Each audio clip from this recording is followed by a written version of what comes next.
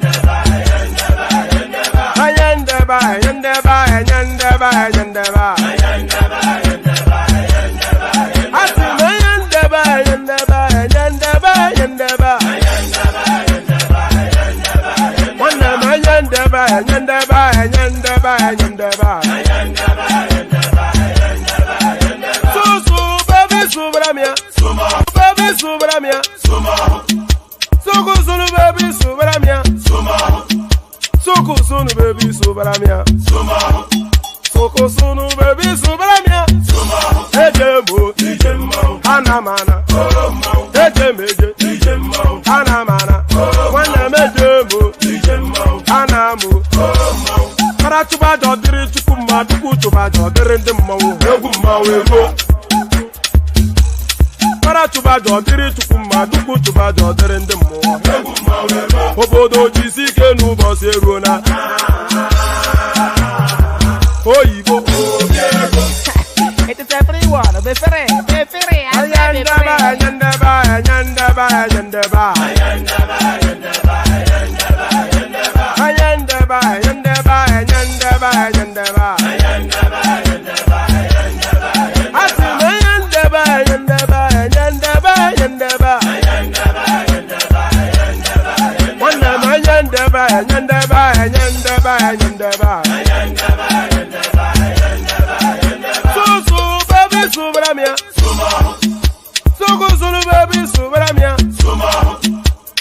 Sunu baby subaramia Soko sunu baby subaramia Ladies and gentlemen, sometimes you just have to act like you are drunk, like you are crazy. Confuse your enemies, confuse them. Oh, but I say yeah, we mo. Yeah, we mo. Oh, but I say yeah, we mo. No basa hega ponto mo. Yeah, dia gugana. Okwitara kara mi nguru ma mi ga kuru mu gwo ya baby mo. Abe Maria. Why feeling? Ayanda ba.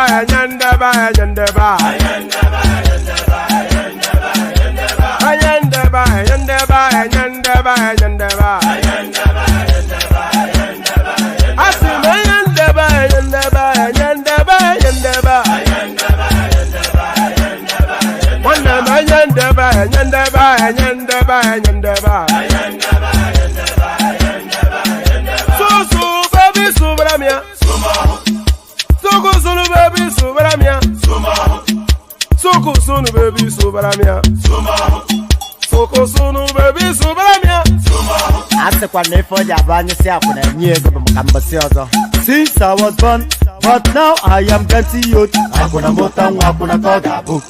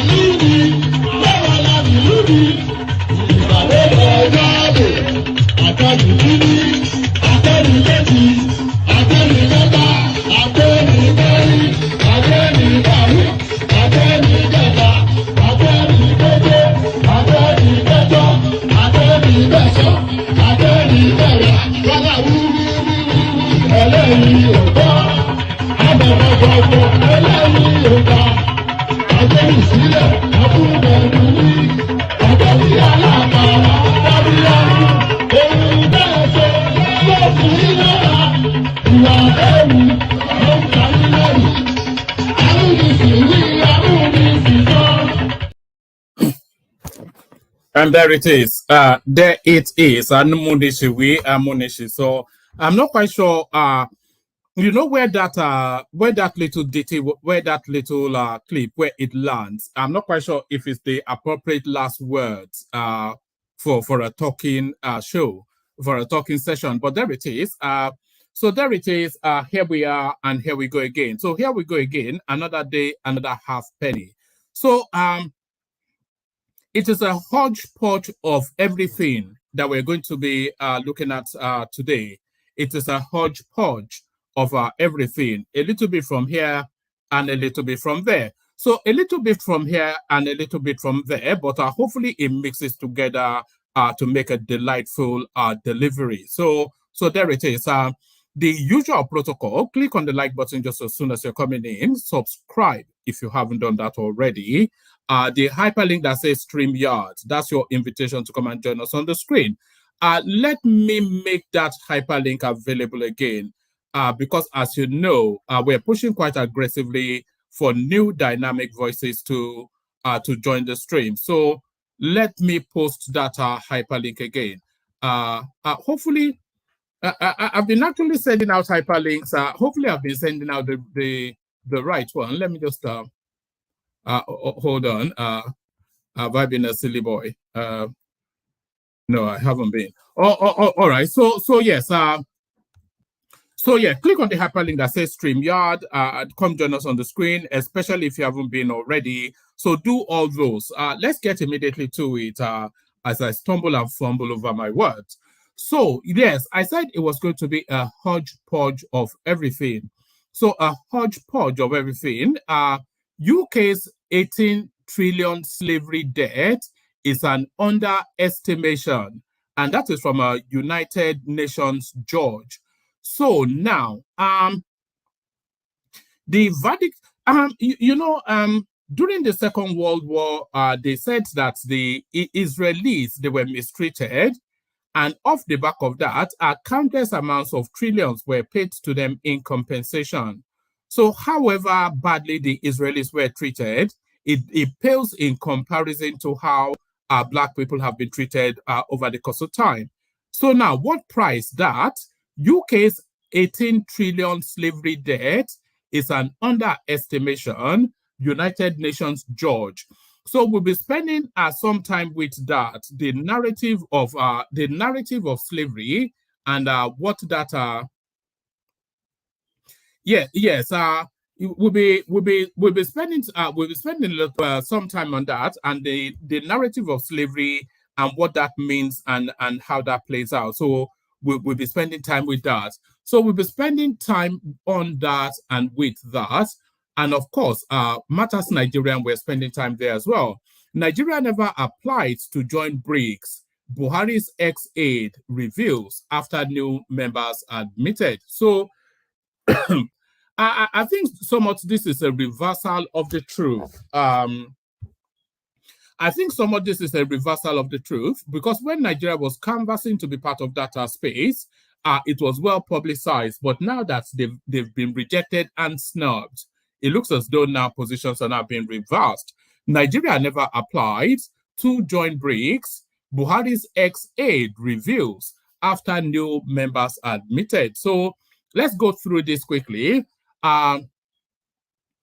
The former Special Assistant on Digital and New Media to ex-President Muhammadu Buhari, Tolu Ogunlesi, on Friday, revealed that Nigeria never applied to join BRICS after the group selected new members. On Thursday, reports emerged that BRICS selected Argentina, Egypt, Ethiopia, Iran, Saudi Arabia, and UAE to join its group in 2024. The group's previous members were limited to Brazil, Russia, India, and China before South Africa joined in 2010, hence the name BRICS. So if we just actually pause there for a moment, I cannot imagine that they can continue under that name BRICS, because of course that would not take recognition of the new membership.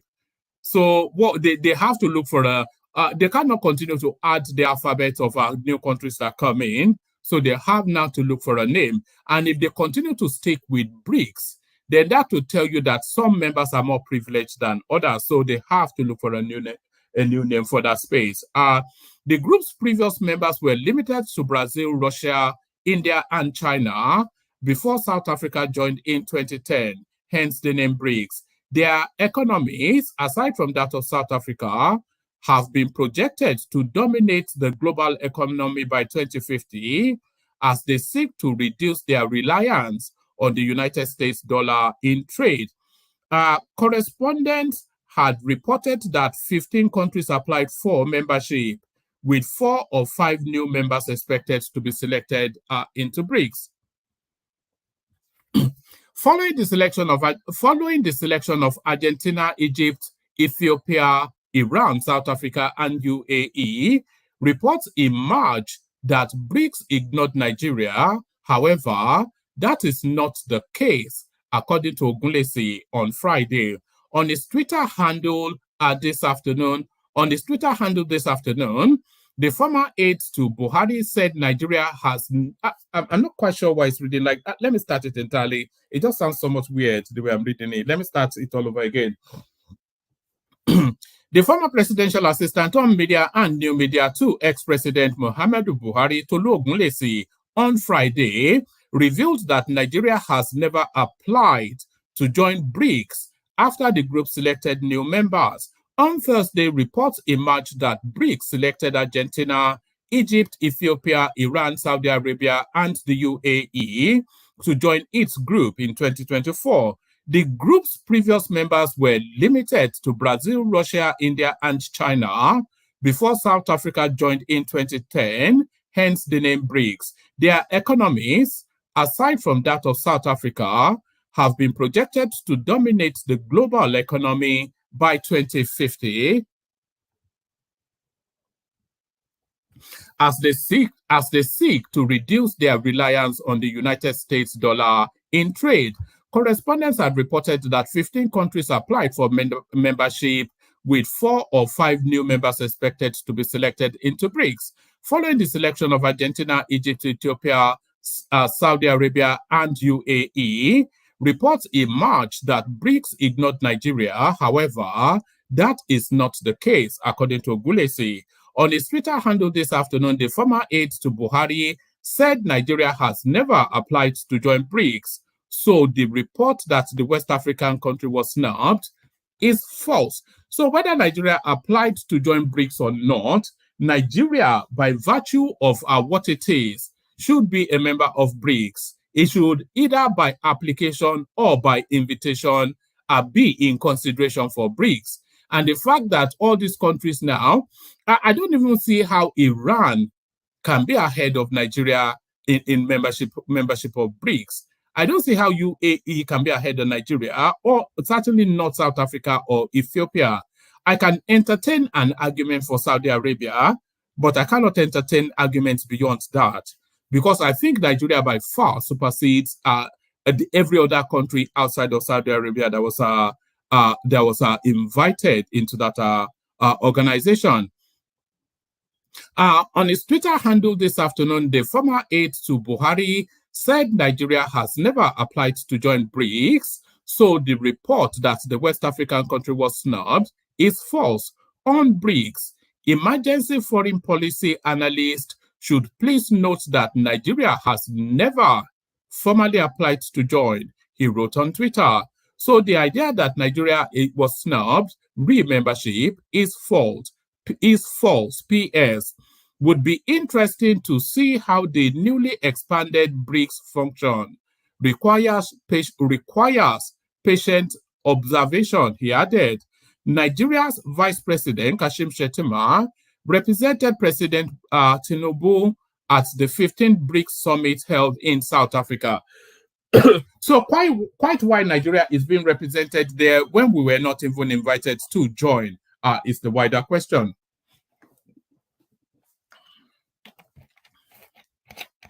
So that's the wider question. So that's that. Let's go on to this one. So we're back to Tinubu and his certificate again. Tinubu admits error in Chicago University certificate, blame CLERK. So you take this on advisement, because anytime you go into this space, it's a tale of two cities. Let's just call it that, a tale of two cities. Nigeria's President Bola Tinubu has blamed the clerk of the Chicago State University for errors in its academic documents and certificates. The president made the disclosure. Okay, it looks as though this was actually in a court filing. So, Nigeria's President Bola Tinubu has blamed the clerk of the Chicago State University for errors in its academic documents and certificates. The president made the disclosure in court filings before the United States District Court for the Northern District of Illinois in response to a legal process initiated by former Nigeria's president and now presidential candidate of the People's Democratic Party, Atiku Abubakar. Atiku, in an application filed at the District Court for the Northern District of Illinois, is asking the Chicago State University to release the academic records of Tinubu. I'm not sure that we're going to labor on this topic quite heavily because, of course, we just spent too much time on this particular topic. The court had given Tinubu up till August the 23rd to make a formal filing on why his records should not be released to the petitioner, Atiku Abubakar. Atiku had subpoenaed the CSU, that's Chicago State University, to make Tinubu's academic records available for his access, believing that such discoveries should shed more light on the controversies surrounding the president's academic records. So, I'm not quite sure if Tinubu wants to prevent this under privacy laws. I'm not quite sure if he's not able to easily prevent it. Because I'm not sure that anybody should have access to his records. They should have access to the verification of his certification, of course. Did he attend? Yes or no? What did he study? XYZ, and how did he graduate at this level? So beyond that, to dig into the minutiae, I think that infringes on fundamental privacy rights. So if Tinubu wants to prevent that, I'm not quite sure if he's not able to, but will he even want to? Atiku had subpoenaed the CSU to make Tinubu's academic records available for his access, believing that such discoveries will shed more light on the controversies surrounding the president's academic records. There have been crises of authenticity about the documents that Tinubu submitted to the Independent National Electoral Commission, INEC, and a viral document that the CSU in the 1970s admitted a female student bearing Bola Tinubu, who was born on March the 29th, 1954. So there it is. And there is, I don't know, man. It's like a Twilight Zone sometimes, a parallel universe. In complying with the directive of the court, Tinubu's lawyer on Wednesday said that an unidentified clerk of the university unfortunately made the errors as to the dates the school started on his recently issued certificate and when he eventually graduated, thereby creating the appearance of differences. Tinubu's new claim was made before the judge hearing the case, Jeffrey Gilbert of the United States District for the Northern District of Illinois in Chicago. Tinubu's response, which was signed by his lawyer, Oluwole Afolabi, and Christopher Carmichael, quoted in part, unfortunately, in responding to the illegal and invalid subpoena, CSU made several errors. CSU issued a new diplomat for Bola A. Tinubu, but incorrectly wrote the date of graduation as June the 27th, 1979. All right. So I'm going to highlight this because we're scraping at the bottom of the barrel. This is where we are now. So I want you to pay attention to this. CSU issued a new diplomat for Bola A. Tinubu, but incorrectly wrote the date of graduation as June the 27th, 1979. So put that date up as a 1, June the 27th, 1979. But the correct date was June the 22nd, 1979. So rather than write June the 27th, whoever wrote it wrote June the, rather than write June the 22nd, the person that actually wrote it, and this came out of the, it's not being disputed that it came out of the university, is the date that is being disputed. But what's the dispute in the date? So, somebody wrote June the 27th instead of June the 22nd. And that is sufficient enough to invalidate the guy's certification. That is where the argument is. So that is where the argument is. So, the graduation day is the graduation day. Everybody knows what the graduation day is in that school. So it lends more to a typographical error than anything else. But there it is. Scraping the bottom of the barrel, as I said.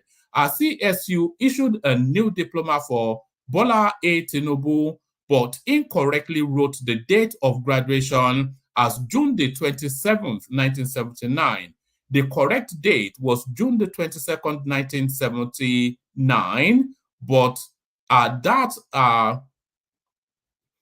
That's a scrivener's error, along with a change in the CSU logo, the font on the diploma, and the leadership at CSU who signed the diploma created the appearance of differences between an earlier issued diploma and the one issued in response to the 2022 subpoena. So let's just I did say I don't want to spend too much time on this, but the ridiculousness of it sometimes so the hub of what article is investigating is that they wrote the 27th of June 1979 instead of the 22nd of June 1979. And by the way, they are saying there's no correlation between his original certification and the newly issued one now that they've had to request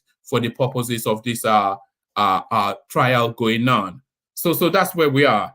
So they're saying that there's a chasm between the dates. So the date will reflect the 22nd of June, but they wrote the 27th of June. So that's one. And then they're saying the logo of the university, it differed from the logo that was on the original certification. They are saying the font that was used on the diploma is different, and the leadership at the CSU that signed the diploma is different.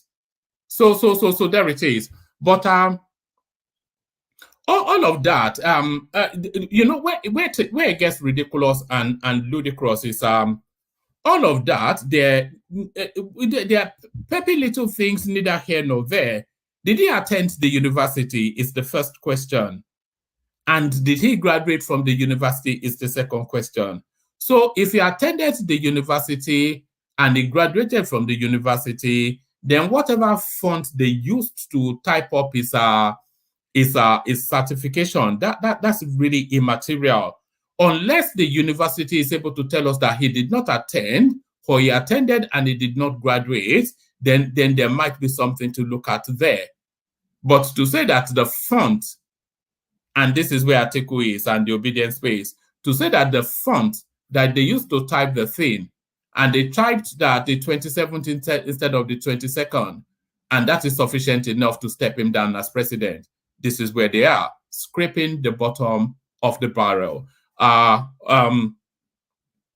Yes, CSU, I think I have like a scratchy throat, by the way, you can hear it. I hope I'm not coming down with something.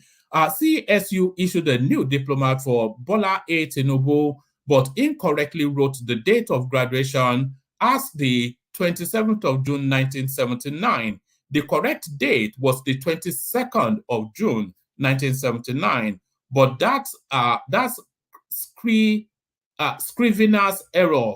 But that scrivener's error, along with the change in the CSU logo. So is the CSU itself telling you that it has or has not changed its logo? That's the other thing. The font on the diploma and the leadership at the CSU who signed the diploma created the appearance of differences between an earlier issued diploma and the one issued in response to the 2022 subpoena. So there it is. So there is, and that is what steps down Tinubu as president. So that's what steps down Tinubu as president. But does this step down Donald Trump from any opportunities of becoming a president? So up next,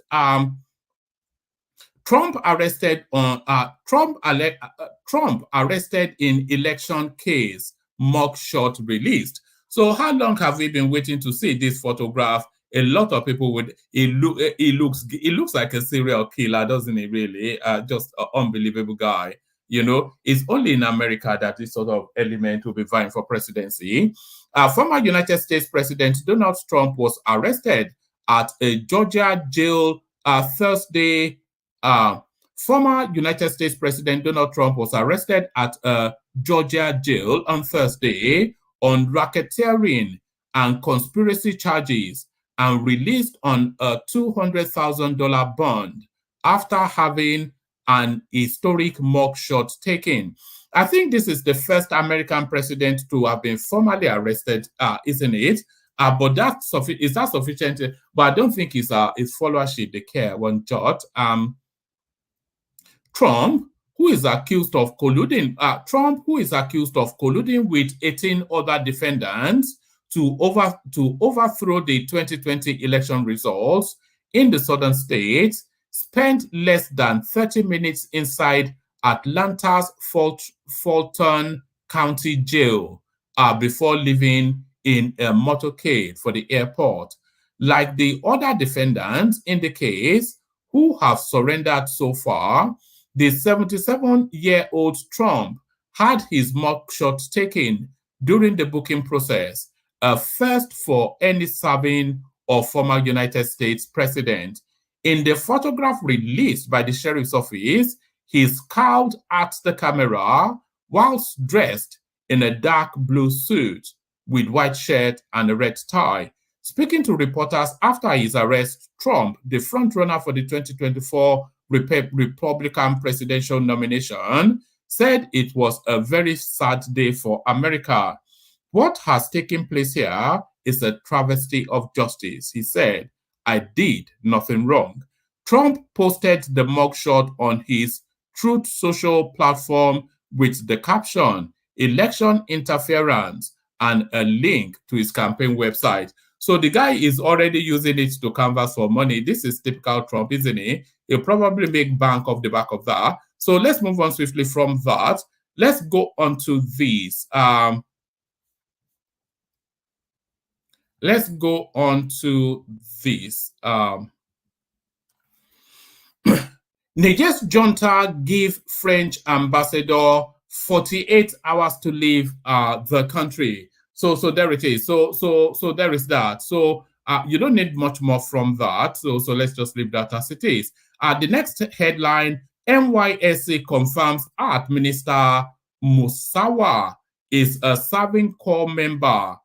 Report. So a youth corps as a senator, as a minister even. But what's the beef in that though? What illegality? What is against the law in that is the question.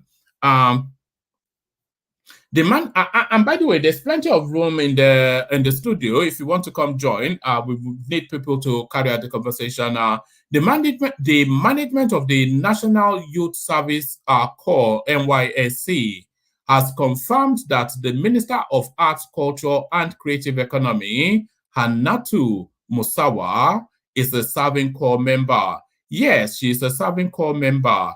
NYSC spokesman Eddie Megwa told correspondents recently. Human Rights Writers Association of Nigeria alleged that Musawa is undertaking a one-year mandatory youth service scheme while she is a cabinet member in the government of President Bola Tinubu. Musawa was part of the 45 ministers sworn in as members of the Federal Executive Council on Monday by President Tinubu. So I guess the contention will be that if you are serving NYSC, then you should be deployed to a place of activity which should engage you, and you cannot then serve as a minister of state. So I'm not quite sure what's in play there.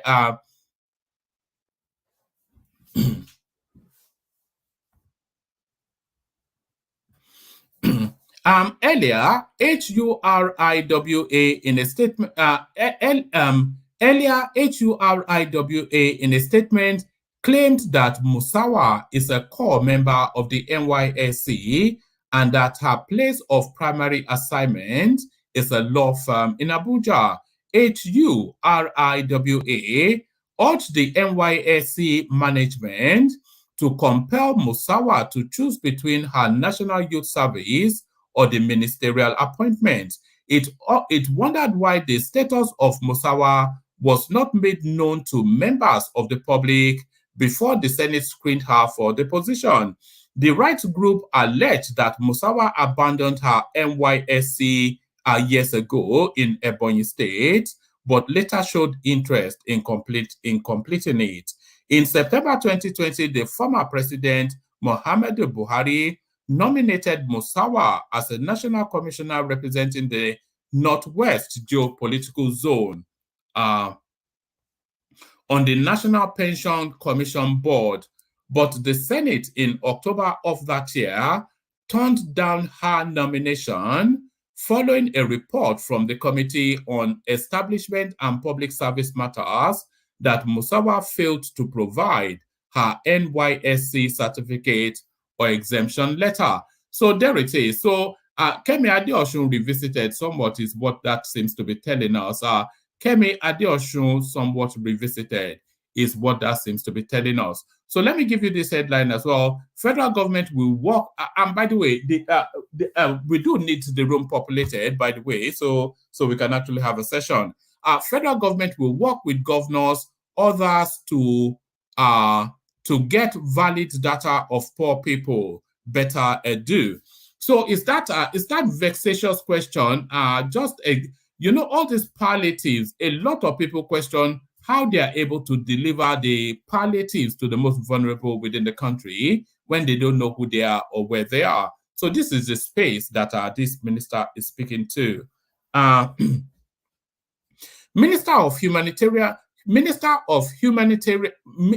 try that again. I can't speak today, Minister of Humanitarian Affairs and Poverty Alleviation, Better Ado, says the federal government intends to work closely with state governors, local governments, and community leaders to verify and update the social register of the country. Edu made this known while speaking to Channels Television on Friday, noting that this is to aid the humanitarian ministry's plan of lifting millions of Nigerians out of poverty. We're going to verify and update, and we're going to work with the governors and local governments so that they can own it, she said.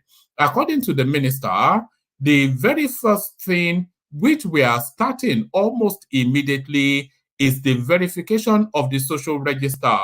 We are going to first carry out a full verification of the social register to ensure that truly it is the poorest of the poor, those who deserve to be on that list. So I'm not quite sure about this narrative of the poorest of the poor, because of course we are hopeful that circumstances does not remain the same and permanent for these people. So it's a fluid and a moving space, isn't it? The poorest of the poor.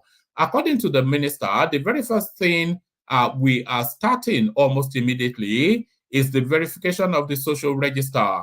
We are going to first carry out full verification of the social register to ensure that truly it is the poorest of the poor, those who deserve to be on that list. She stated that for weeks, there has been back and forth with the Nigerian Governors Forum and several other interested parties are saying the social register is okay, it's not okay. The people who are truly poor are not on the list. There is some political influence to it and the rest of it. The governors at the National Executive Council had previously faulted the existing social register, stating that they lack integrity and were unfit to execute any social intervention. She mentioned that one of the challenges which they raised was that they were not involved in the process of really getting the poorest of the poor. So I'm not sure quite how the government is able to establish who the poorest of the poor is if they bypass the state governors to come up with a list. Edu emphasized that as a country, we have to have ownership of whatever data that we are bringing out from the grassroots. And just to tell you how important this social register is, you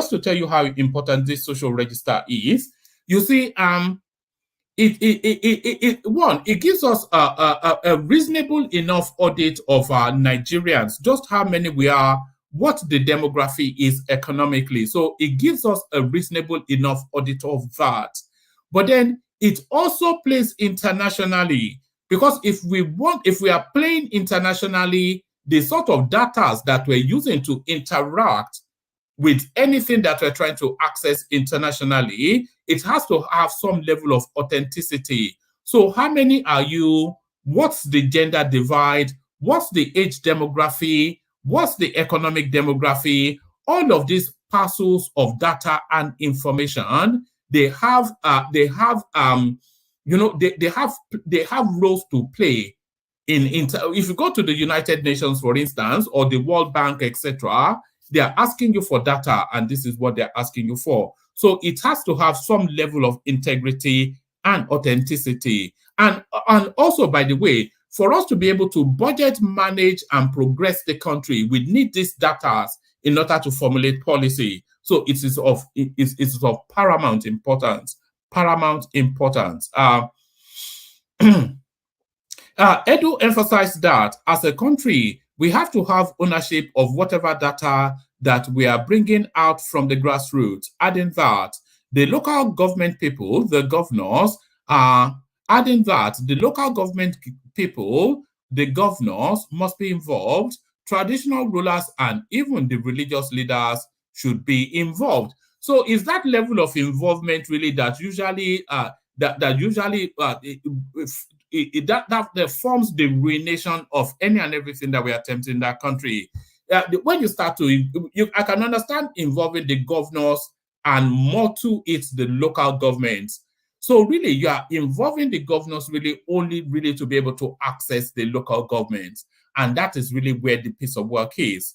But the moment you start to involve the traditional rulers, what has the traditional rulers got to do with who constitutes a poor person or not, or the numbers of people that live in that community? It's a head count, isn't it? Or an economic. They have to have a metric by which they are judging, and that has no involvement of any traditional ruler or a religious leader. So the moment you start to involve those sort of elements, you start to politicize it, and then it skews and waters down, the authenticity or veracity of anything you're looking to put out. She stated that working with this model will help the leaders attest that, yes, indeed, these are poor people in our communities. We know them. These are human beings, not just numbers and names. We can identify them, and this is what we believe. We are comfortable, and this is what we believe we are comfortable working with. She added that once the ministry works with the NEC, they will accept it because it is their own product now. According to Edu, the ministry would thoroughly work with NEC to verify, remove, update, and then bring it back so that the national, state, and local governments can boldly proclaim ownership, easing other social safety net interventions for poor Nigerians. So there it is. We see how that plays out, but really, it's quite... but we do need that data, and we need it to be as credible and as authentic as it possibly can. We don't need it to be like a Nigerian sort of data, because it's just of so much, it's of paramount importance, as I said earlier, of paramount importance. So yes, Niger military rulers give German ambassador 48 hours to leave. I thought they gave the French. Is it now the Germans? Everybody get out. It's yeah. The only person getting out is these people, by the way. They don't know anything yet, but there it is. The only person getting out is these people. Yeah, so that's the German one. Yeah, so yes, I'm not mistaken. It looks like it's everybody get out. So let's do that first. It says let's see. Niger military ruler give German ambassador 48 hours to leave. Niger rulers on Friday gave Germany's ambassador 48 hours to quit the country, according to a foreign ministry letter, a copy which was obtained by correspondence. Faced with the refusal of the German let's do that all over again. Niger's rulers on Friday gave Germany's ambassador there 48 hours to quit the country, according to a foreign ministry letter, a copy of which was obtained by correspondents. Faced with the refusal of the German ambassador in Niamey to respond to an invitation from the ministry for a meeting on Friday and other actions of the German government, contrary to the interest of Niger, the authorities had decided to ask the ambassador to leave, it said. So there it is. They kicked the German ambassador out. But then, of course, I thought I had misread the headline earlier on, but I did not misread it in any way, because it's not just the Germans, it's everybody. It's not just the Germans, it's everybody. Niger's junta gives French ambassador 48 hours to leave the country. So there it is. I suspect the narrative is the same. The military rulers who seized control in Niamey on July the 26th have given the French ambassador 48 hours to leave Niger, the country's Minister of Foreign Affairs said in a statement. It says, faced with the refusal of the French ambassador in Niamey to respond to an invitation from the minister for a meeting on Friday and other actions of the French government, contrary to the interest of Niger, the authorities have decided. So it looks as though a standard template. So I'm not sure. These people they're ultimately taking that country back to the Dark Ages. So let me give you this one as well. So then I would have cleared out all the readouts and then no, actually, let me save this one. I'm going to save this one till after the Kegite music, because there are a couple of videos aligned to this one. So let's yes. Let me leave this one till after the Kegite. So let's come back and play the Kegite music. I'm going to send the link to the studio again because we barely have let's see, click here to come join. Okay, I'm going to send the link to the studio again because we barely have a panel, but then of course, you know, it goes like that sometimes. It's been a while since we just shut down without actually having any interaction, but you know, it can happen. So that's the link to the studio for whoever wants to hop on. So that's the link to the studio for whoever wants to hop on. So let's play the Kegites. Then I'll read you now this slavery beat, and then I'll play you about 2 video clips on it, and then we'll see if a conversation will take place. But let me play you the Kegites first. Apologies for my voice, by the way. It's only now that I started talking that I noticed that my voice has suddenly gone croaky somewhat. But we see how that plays out. Yeah, the Kegites. Only water, only water, where they see my water.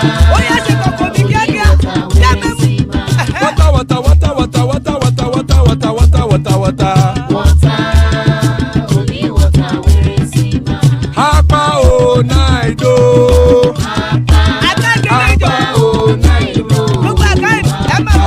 Hapa you don't come o.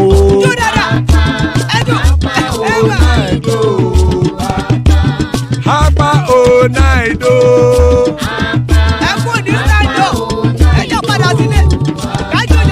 Oro keke elemu ye o. Ide shodi ya keke elemu re o. Hobby master keke elemu re o. Chifu Latif keke elemu re o. Erukulele elemu de. Erukulele egbe elemu dodo jare o. Erukulele Ghana ti de everybody o. Ọmọ ẹlẹ́yẹ ẹ̀yẹ.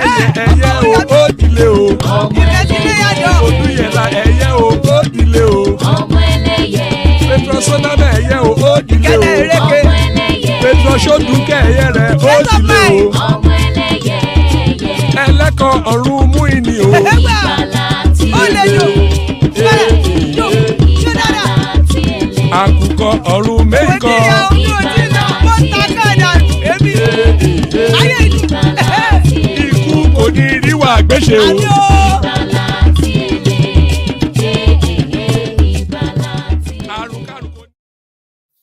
And there it is right there. Ikuko Niru Agbesheme, death have nothing to do with us.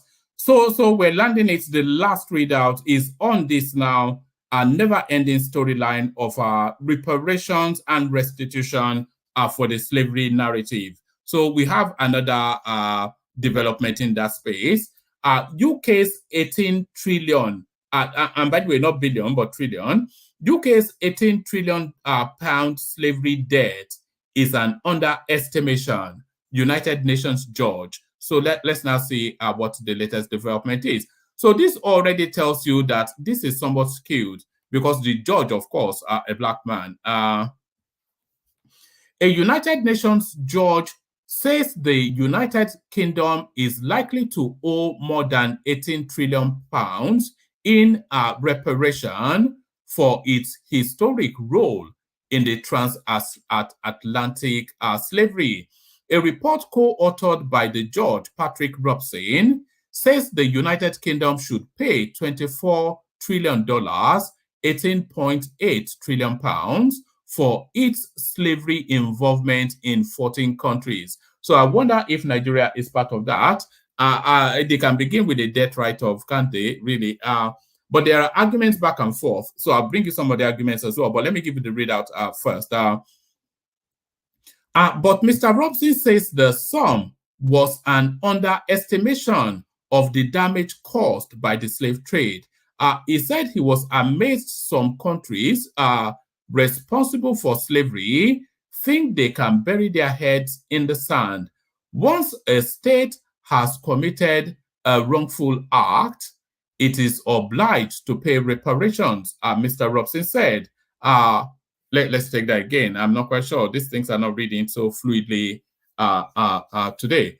A United Nations judge says the United Kingdom is likely to owe more than 18 trillion pounds in reparation for its historic role in the transatlantic slavery. A report co-authored by the judge, Patrick Robson, says the United Kingdom should pay $24 trillion, which is the equivalent of 18.8 trillion pounds, for its slavery involvement in 14 countries. But Mr. Robson said the sum was an underestimation of the damage caused by the slave trade. He said he was amazed some countries responsible for slavery think they can bury their heads in the sand. Once a state has committed a wrongful act, it is obliged to pay reparation, said Mr. Robson, who presided over the trial of Slobodan Milosevic, the former Yugoslav president.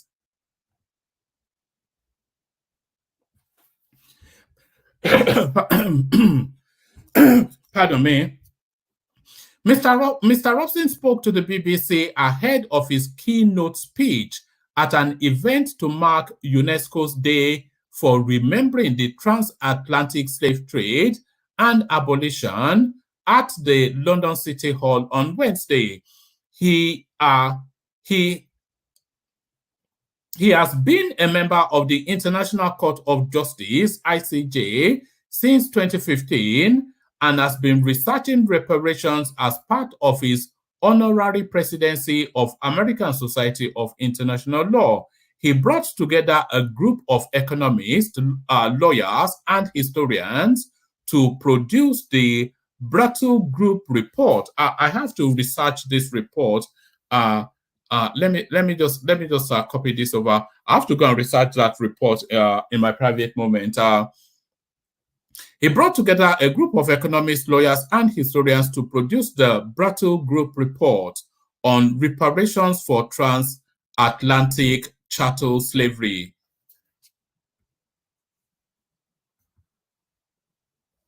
Right. Hold on.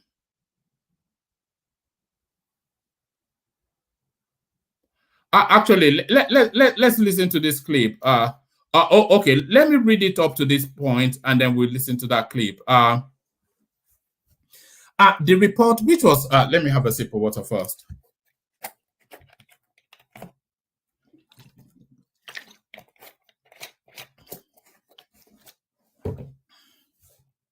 And let's take it from the top again. A United Nations judge says the United Kingdom is likely to owe more than 18 trillion pounds in reparation for its historic role in the transatlantic slavery. A report co-authored by the judge, Patrick Robson, says the United Kingdom should pay $24 trillion, equivalent 18.8 trillion pounds, for its slavery involvement in 14 countries. But Mr. Robson said the sum was an underestimation of the damage caused by the slave trade. He said he was amazed by some countries responsible for slavery who think they can bury their heads in the sand. Once a state has committed a wrongful act, it is obliged to pay reparations, said Mr. Robson, who presided over the trial of Slobodan Milosevic, the former Yugoslav president. Mr. Robson spoke to the BBC ahead of his keynote speech at an event to mark UNESCO's Day for Remembering Transatlantic Slave Trade and Abolition at London City Hall on Wednesday. Right. He has been a member of the International Court of Justice since 2015 and has been researching reparations as part of his honorary presidency of the American Society of International Law. He brought together a group of economists, lawyers, and historians to produce the Brattle Group report on reparations for transatlantic chattel slavery. The report, which was released in June, is seen as one of the most comprehensive attempts yet to put figures on the harms caused by slavery and calculate the reparation due for each country. Let's actually see if, hold on, let me just see something. Let me see if Nigeria gets a mention here. Let me just see, Nigeria. Oh, no.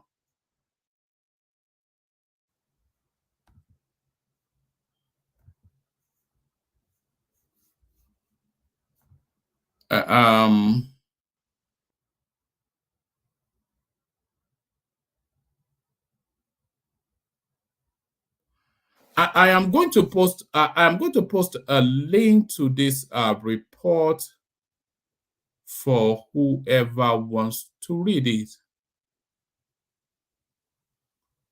Just bear with me 1 second. Let me actually show you the screen that I am looking at. Let me show you the screen I'm looking at.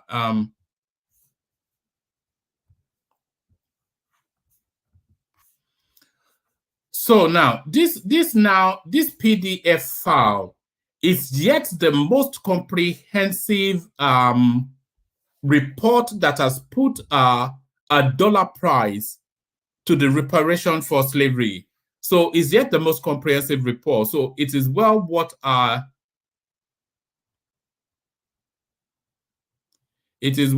looking into. I'm just trying to see if there's anything that pops out that we can. Okay, let's have a look. Okay, hold on.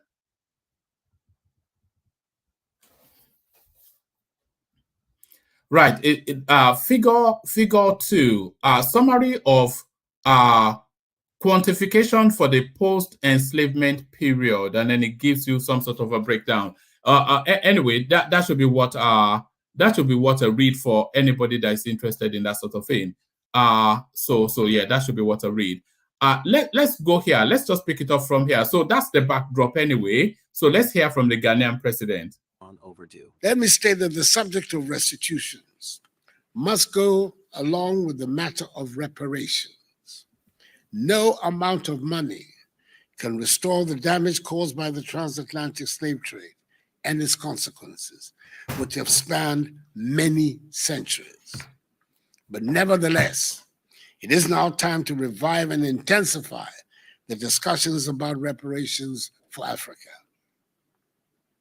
Indeed, the time is long overdue. If reparations can rightfully be paid to victims of the Holocaust, so reparations can be paid to the victims of the slave trade. And even before these discussions on reparations conclude, the entire continent of Africa deserves a formal apology from the European nations involved in the slave trade for the crimes and damage it has caused to the population, psyche, image, and character of Africans the world over. The Caribbean community, CARICOM, has unequivocally announced its demand for the payment of reparations. And I would urge us to engage with our kith and kin from the diaspora and form a united front to advance the cause of reparations. I'm happy to announce that Ghana has been chosen by the African Union to host, in the latter part of this year, a global conference on reparations for Africa, which will seek to bring together Africans and members of the African diaspora and family of all hues and perspectives to set out a concrete strategy for achieving the goal of reparations. I commend the Open Society Foundation for this event, being held under the theme African Heritage Restitution Movement, which is calling for the return of African cultural materials. It is wholly fitting that these deliberations should take place at this center, named after one of the iconic figures of Pan-Africanism, W.E.B. Du Bois, a man who dedicated. All right, so that's the Ghanaian president speaking on behalf of Africa, demanding as we expect him to demand. So now let's now get a response from the United Kingdom. This month marks 23 years since the passing of the late, great Bernie Grant, a former member of this House and the founder of the UK reparations movement in the UK. In his last Prime Minister's questions before his death, he asked for an apology to the people of African descent, living and dead, for our country's role in slavery and colonialism. But since then, Prime Ministers and heads of state have only ever expressed sorrow or deep regret. These are not sentiments that are befitting one of the greatest atrocities in human history.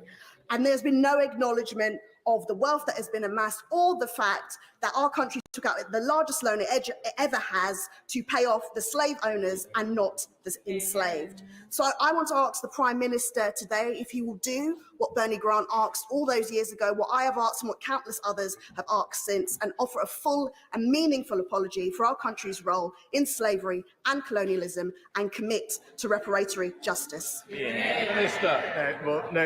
No, Mr. Speaker, that what I think our focus should now be on doing is, of course, understanding our history in all its parts, not running away from it.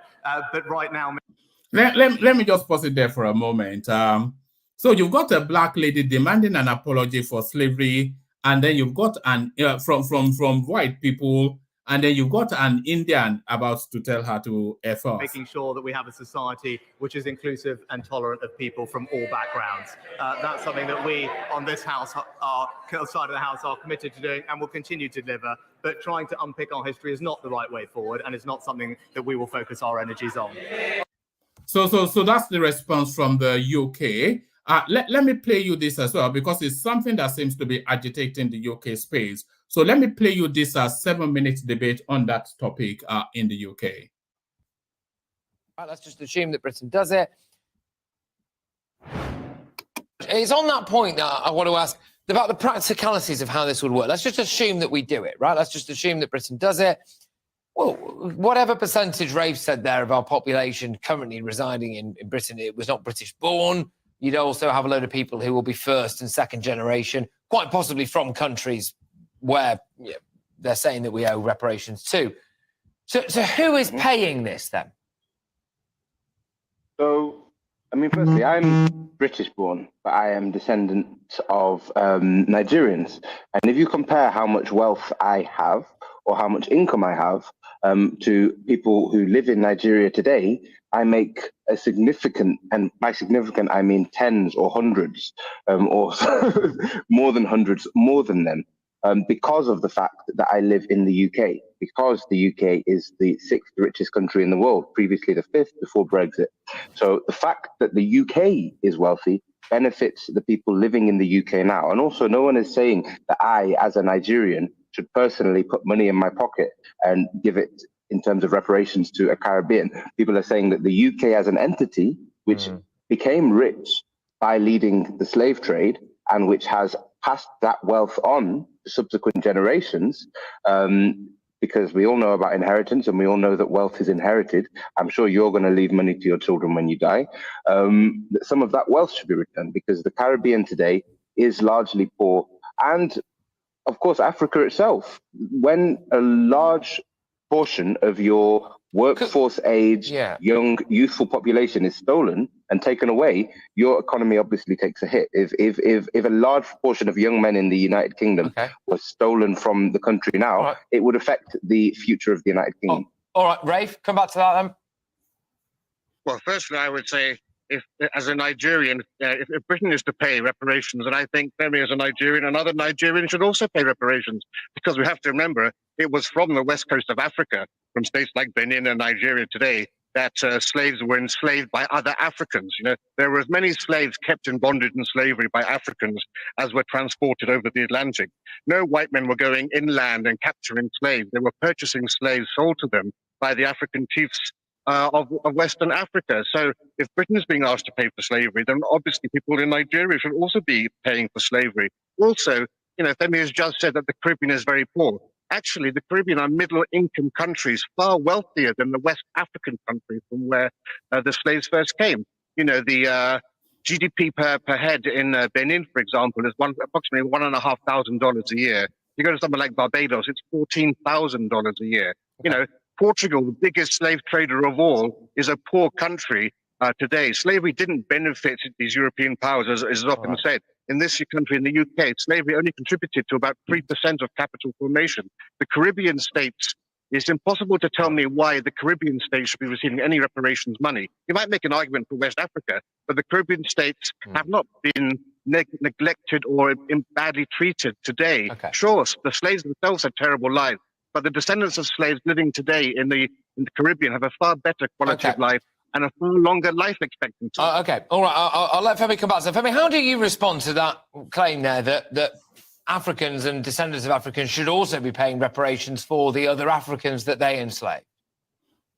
I mean, I don't know how much Rafi knows about Africa, but of course I think that within Nigeria, there's conversations to be had about particular traditional leaders, etc., and parts of the country that have wealth. I mean, any country where one part has exploited another part, there should be some kind of retributory justice going on. And I wouldn't be opposed to certain people who have enriched themselves within Africa of these kind of these actions having to pay something. No one's saying that that's not the thing. The main beneficiary of the slave trade, of course, was can I just finish? The main beneficiary of the slave trade was, of course, the UK and European countries. Also, when you look at the actual economics of countries like the Caribbean, yes, countries in the Caribbean tend to be wealthier than countries in Africa. However, when you talk about $14,000, we have to remember this is one purchase parity adjusted, which means when you talk about $14,000, that isn't $14,000. That's what you could buy. How much money you'd need in the local currency to be able to buy $14,000 worth of bread or of this or of the other. So in terms of actual currency exchange, that isn't $14,000. And also, when you look at Barbados, for example, a lot of the wealth of Barbados is very, very, very concentrated in some of the tax exiles and very wealthy people who have emigrated to Barbados to benefit from the tax scheme there. The actual native population of Barbados are relatively poor compared to Western countries, including Portugal. All right, Rafe, come. Yeah, well, every single country in the Caribbean has a higher GDP than West African nations. Let's use another measure. Every former British colony in the Caribbean has a higher quality of life and ranked higher on the UN's Human Development Index than all of the rest of South America, all of the Spanish and Portuguese colonies. And of course, Femi hasn't addressed life expectancy. Life expectancy is about 15 years higher in the Caribbean compared to West Africa, a direct benefit there. Look, if we were having this discussion about reparations in 1807 or 1833, when we led the world in abolishing slavery, of course I would be in favor of it, because the people then were alive. But as Bayard Rustin, the great socialist in America, said, and this was a man who was given the Presidential Medal of Freedom posthumously by Barack Obama, he said, if my great-grandfather picked cotton for 50 years, he may deserve some reparations. But I didn't pick cotton, and nobody owes me anything. Okay, Femi, look, just final word to you on this. With respect, do you think that some people, this would be a controversial view, which is why I want your take on it, do you think that some people will be right in saying that people need to get over things of the past and instead of maybe blaming things for where their own lives are at now, maybe just, try to improve their own lives now? No, I mean, I think the clearest example that people today might still be poor because of what happened to their ancestors is the fact, as Rafe just mentioned, in 1807, reparations weren't paid, but they were paid. Reparations were paid, but they were paid to the slave owners. A huge amount of taxpayer money has been, up until about 10 years ago, has basically been paying off the debt that was given that was taken out from the public purse in order to pay off slave owners, in order to allow them to free their slaves. And these people today are still wealthy. Huge fortunes are still there based off the fact that that slave owners were bought out. So if you can pay back money to the slave owners and say, well, we're taking your property and giving them their freedom, so we're going to give you billions of pounds in today's money. I get your why point. Can you not? I get your point. I get both of your points.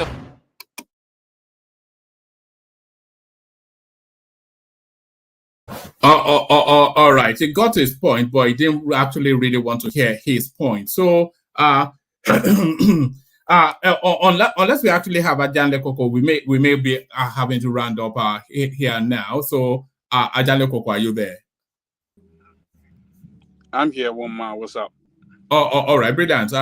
It's back to how we started. It's you and I again. But let me take you to let me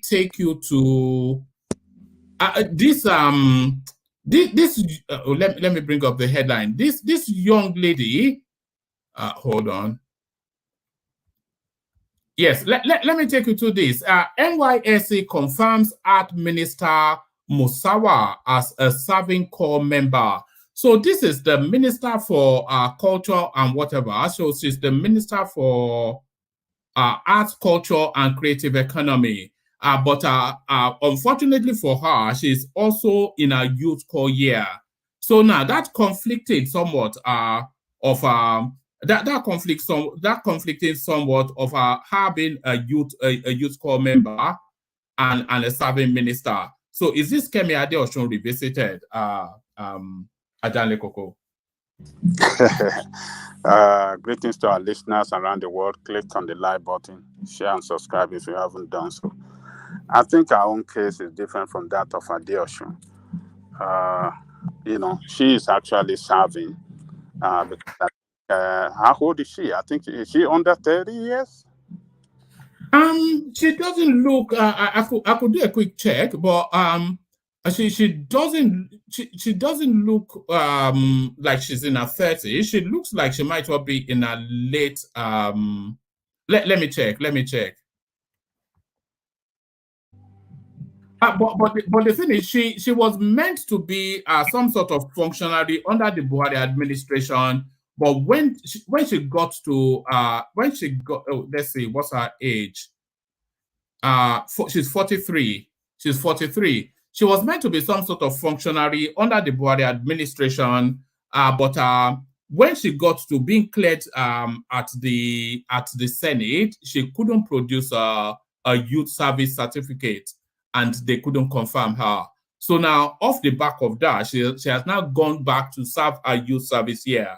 But in the course of serving her youth service year, she has now been appointed a minister by Tinubu.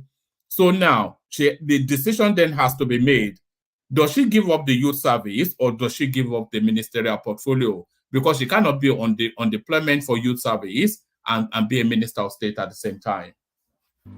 I don't really understand what is going on. I think person over the 40 years cannot serve by that under the law guiding that youth service. I think if you are over 30 years, I think you'll be exempted, you know. It depends on when she graduated, doesn't it? If she graduated, depends on the age yeah, that you graduated. If she yes. graduated below 30 or 32, I don't remember, you have to serve. So most likely she graduated below that age. Okay, I got you. So I don't know what is going on. I don't know what the law says about, you know, I don't know if it's doing what is legal or illegal right now, that she's doing her service year at the same time holding ministerial position. I don't know how the law handled that conflict. The narrative, Ajale Koko, is a narrative of having 2 full-time jobs. So if she's a youth corper, then she has to be in attendance to wherever she's serving that youth service 9 to 5 Monday to Friday. So if she's serving 9 to 5 Monday to Friday, then what time then does she have to serve as a minister of state? You know, and then if she's serving 9 to 5 Monday to Friday as a minister of state, then what time does she have to serve at the youth service? Do you see? Can I introduce option number 2? What's option number 2? Option number 2 is, what if our posting as a youth corper is to be minister? That is our service. Yeah, no, she's been deployed to enough. Can I say something? Hello. Yeah, Princess, good to have you. Yeah, good evening, everyone, or good morning, wherever you are. Yeah, what I don't understand is this. What experience does she have? So you mean, of all the people in the country, she's the most experienced, has more, I mean, she's more capable of doing this that they couldn't offer it to any other person yet? So are they using quota system, or on what basis is she being given this position? Well, she's from Katsina. That's one of the qualifying criteria. And a party member too. So, and a party member too. So she has worked hard for the party. Is she not the one that is always speaking phone on with the British accent? Kulata, she's your cup of tea now. She's your. Is that Kulata like people that speak too much. So, but you know, I don't really know. I believe they might work out something. They might exempt her for being a minister now while serving. They can exempt her. You know, I believe there could be there'll be some way out. I don't think there's going to be any conflict of interest, some kind of way. But does it not somewhat mirror the Kemi Adeosun sort of storyline?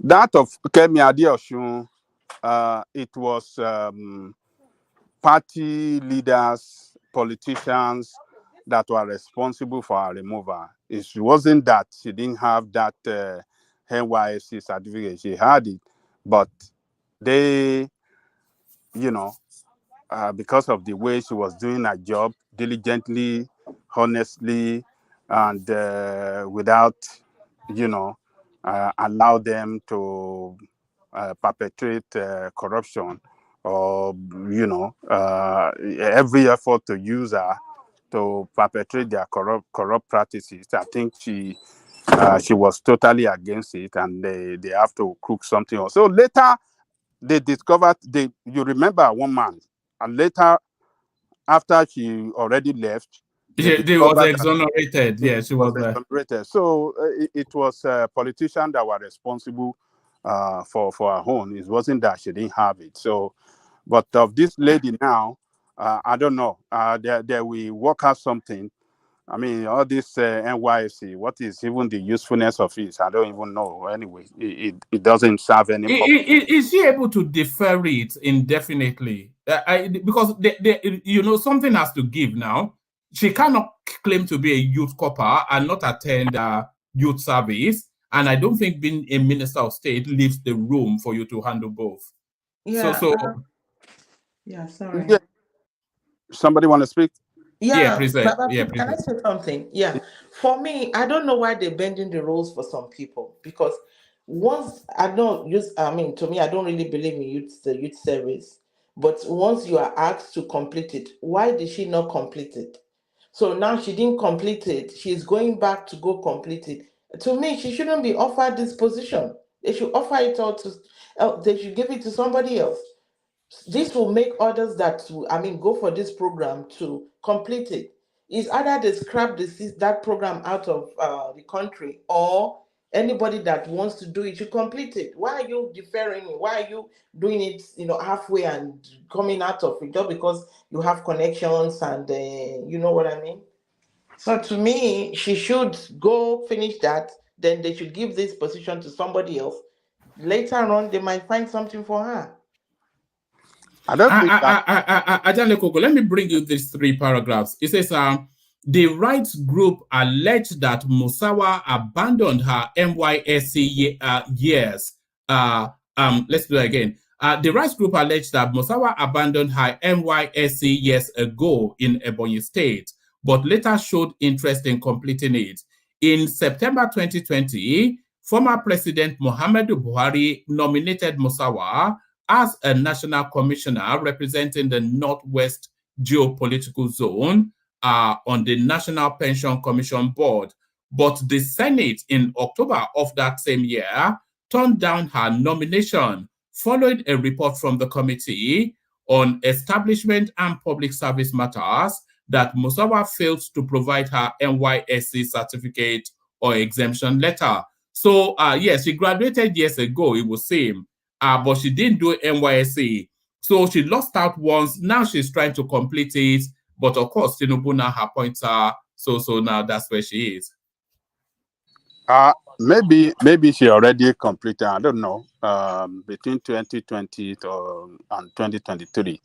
I think she must have done something about it. I think the report I had earlier today, is that NYSC confirmed that she served. So no, they didn't confirm that she served. Though. They confirmed that she's serving. So she's currently serving. Oh, correct. Yeah. Allah. Well, let's see what's going on. That's why I said maybe they posted that to Ministry of what's the name? But how are they going to post her to be a minister? How can she be doing a youth service as a minister? I mean, does that mean they are treating some people more special than others? She should have completed it initially when, it jeopardized her chances of being nominated. Why didn't she go ahead and complete it?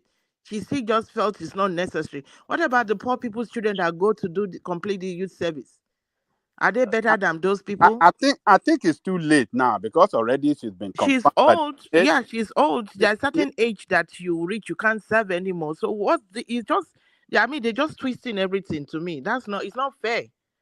I'm even saying that the Senate already confirmed her nomination. They screened her. They confirmed her. She's a sitting this thing. Did they not ask her for her NYSC certificate when she was even screened by the Senate? Forget about that screening. Take a bow and go, Abi. Take a bow and go. Daddy, bow and go. It's all paddy arrangement. Somebody no, that's Darati coming. Okay. Yes, thank you, woman. Please like and share. Darati, as ever, your connection, What I see there's a guy called Mr. Hold on, Darati. There's a guy called Mr. James that goes. You won't even hear me anyway. Can you hear me? I'm hearing you. I'm hearing you. There's a guy called Mr. James that turns up on Rudolph's channel. He's from the Gambia and is crisp and lucid. So how come you are not crisp and lucid? Are you using Bluetooth? Is that what it is? Are you using Bluetooth? No, I'm using an headphone. Headphone. All right. All right. Carry on. It's quite wavy. Yeah. I think our leaders need to be very careful of what they do sometimes. see some of these things that they normally do. This is why it becomes very difficult to what. It becomes very difficult to defend them. Why should you not do your due diligence before you nominate someone? And the Senate also doing their own due diligence before they confirm somebody. You know, if you are doing this, you are bending the rules. So what examples are we setting? Are they setting for the ordinary Nigerians, the followership? You see, and that's the problem we are having. These things you are supposed to finish your NYC. If you have not finished it, finish it. Or better still, get a kind of probably you are able to talk to people. I mean, within the NYC establishment for deferment. I think some people normally do deferment. You know, and even some people when they have abscond, they will ask them to come and redo it again. If it's discovered that you've not been seen, you've not been payrolling for some months, they can ask you to come back and do it. But we all know that it's for power. They knew that they are going to withhold them. You know, the day they are planning to plant their children in places of power, and that's why they always want to do it. And I can remember while I was serving there those years, there are people that are 40 years old. You still see them. They just finished though. Not that it is what you're even saying that she finished before 30. There are some people that they just finished. They are 40. No, hold on. I'm not sure that that's right. If they have just finishing and they are in their 40s, they are not obliged to serve. Maybe they are voluntarily serving, but the law does not require them to serve. I don't think. Over the age of 30, 35, yeah. Oh man, there is a lot of issues on those things. I know what I'm talking about, but not naturally. Naturally, once you are above 30, before you get my own younger sister, once you are above 30, you just get your exemption letter. It's as simple as that. Nobody disturbs you. But for these people, you know, they are politically, they are in the political limelight, so they know they may need it for something or the other, one thing or the other, like this now. I'm not trying to be pedantic or anything, but if you are in your 40s, then you are not obliged. You won't need it for anything now, but by virtue of your age. That's what I'm saying. That's what I'm saying. You won't need it, but I'm saying the reality that I have seen people, I have met people that are in their 40s that actually did NYC. This is Nigeria, you know now. You know how they do their thing now. Please, can I say something about that? Sometimes. So I've seen people do.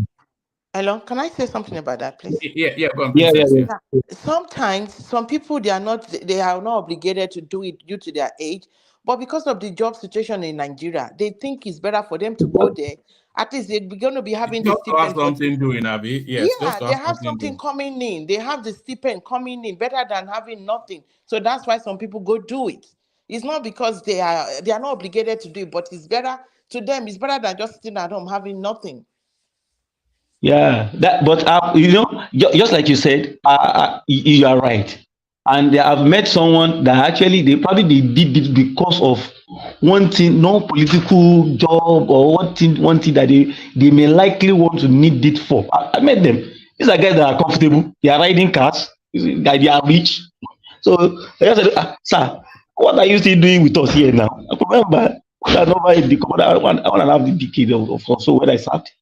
What are you still doing here? They will say, I just needed it. Don't worry. You just don't worry. These are guys that are okay. They don't need government's money, but they don't even collect the money themselves. They don't even do payrolling. Can travel. You see them. They are already that. You know, some of them may even be doing it just for the experience, but certainly not under any obligation. Certainly not. Yeah. Yeah, that's another thing. That's another thing. But I don't like it that our leaders come clean sometimes, so that you know the followership is also looking at them when you maneuver things. But I think she can still defer. She has the capacity. Probably to talk to them. You know, probably let me defer it a bit. You know, probably. No, she can't. No, she can't defer now. I don't think because she's already serving now, and then she's been appointed as a minister. And then it's been flashed up as a controversy in the news. So if she tries to defer now, it will look as though she's trying to game the system. I think I think ultimately she's going to have to step down. That's what will happen. She's going to have serious issues. Because right now she's already in the system. Now, how do you want to say you want to? Assuming before this came out, she was able to kind of maneuver her way through and say, oh, okay, probably I'll defy it before I come on board for the ministerial portfolio that I'll be assigned to. Probably that will still hold water. But now, just like I said, it becomes another scandal that everybody will running with, which is I don't think the Tinubu administration should have done their homework, except they have already perfected their mind that let people say what they want to say. You know, our leadership also, they have that mindset. Let people say what they want to say, Gary. They will just start for some time. No, I'm not quite sure that the Tinubu administration, because they seem to be changing their policies based on public opinion. So I think they are going to make this woman step down. I cannot see any, yeah. But why would they allow why would they allow one too many errors? It's becoming too much. You know, it's like misuse of power. These are one of the things we complain about the Buhari regime, and we expect when Tinubu comes in, we will do better, at least for the optics. Now it's just even getting worse and worse. What are we going to hear tomorrow? It's somebody serving NYC is not a big problem. Now, Tinubu team in that House of Rock. It's not a misuse of power, though. It's a failing in the system.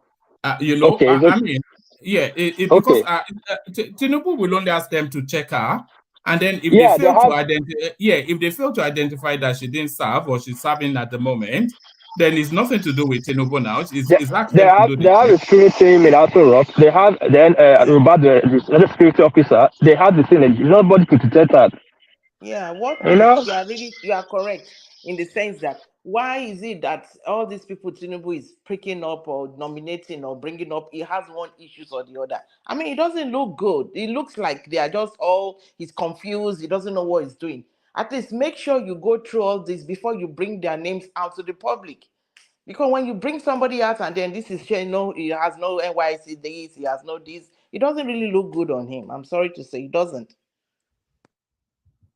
All right. Back to you, Ajanle Koko. But ultimately, that woman will. I cannot see a way out of it other than her being made to step down. Well, let's see what is going to happen. Senate already cleared her. Currently a minister. If the law truly require her to have it before serving as a minister, I think the Senate should act. They should withdraw her nomination and taken out from that place. So, but if they didn't do that, that means there are some section of the law that still give her that, right. Even though she haven't served, what do you call it? Maybe the law allow her to have some kind of deferment or something like that. There must be some element in the law, some provision in the law that will allow her to serve without completing NYSC. So, but let's keep on watching that space. I know that some people will make a very big noise about it if actually that her appointment contravene the law as to not serving or complete her NYFC service. So let me leave it there. All right. Let me take you to the space. Federal government will work with governors, others to get valid data of poor people. So this is Betta Edu, who is coming in, taking on the biggest piece of work within her ministry. So is that social register is really where the narrative is. So they are giving out all of these palliatives, but there's no proper recording of the poorest of the poor within the Nigerian states. So how do you even disburse that monies, etc.? So they're looking to re-authenticate that social register. But what criteria, how is that handled? So to that space, Ajane Koko. You see, one man, the whole program or palliative exercise or major, you want to call it, I think it's not looking good. It's not looking good in the sense that the amount disbursed is not sufficient. The food given to each state is not sufficient. And listening to her during the interview, she said she's going to investigate the record, or rather, is it investigate, or she's going to review or something like that. Yeah, revalidate the record. So it's just giving us that sending us that indication that all these things there's no accountability, no transparency on this thing, So, and this is what we will continue to get in that country as long as we don't have a functioning local government.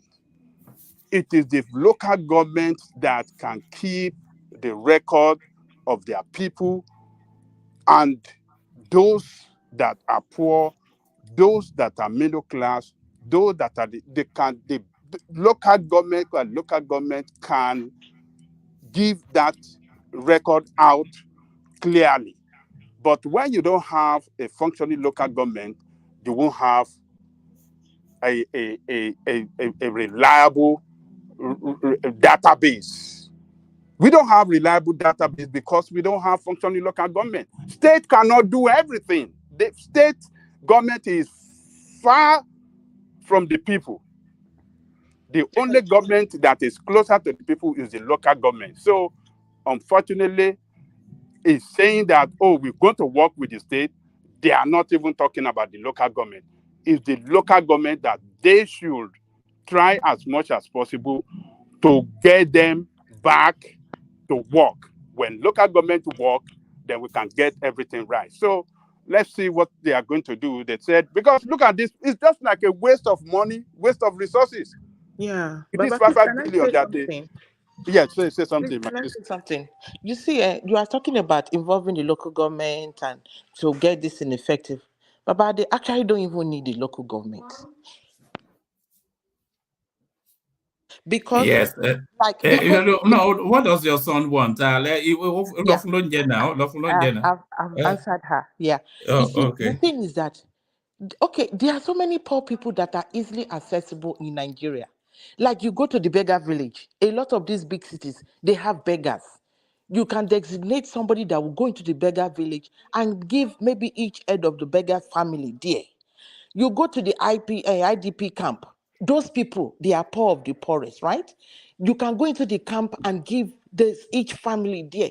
I mean, there are places they can go. No, but those are already captured demographics now, Princess. So those sector of people, they already know where they are and they're already documented, but they don't account for more than 10-15% of the poorest in Nigeria. We're talking about the deep interlands where nobody. The issue is if they involve all these violence and all these obats, I'm telling you, they will start they will not give those poor people. They will share it among themselves. You know how Nigeria is. Everybody's looking for what they want to get, what they want to put in their pocket. They will forget about the poor people. They will get this money and share it among themselves. So eventually it's not going to reach those people that really need it. All right, brilliant. Madam Rosie. You see, all those people that you mentioned, beggars, and all of them reside in local government area. Wherever they live, they are within a particular local government area.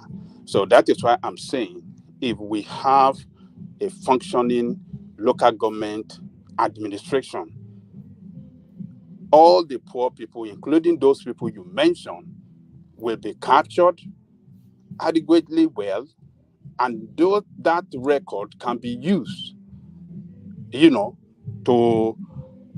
can use the record of the people in that area. They can easily identify people that are poor. people that are not poor, people that needs help, people that doesn't need it. So they are the one on the ground. They know their areas. They know where the beggar lives. They know where the farmer lives. They know where the poorer of the poorer, the what do you call this thing? What do you call this? Ghettos and all these areas. They know there.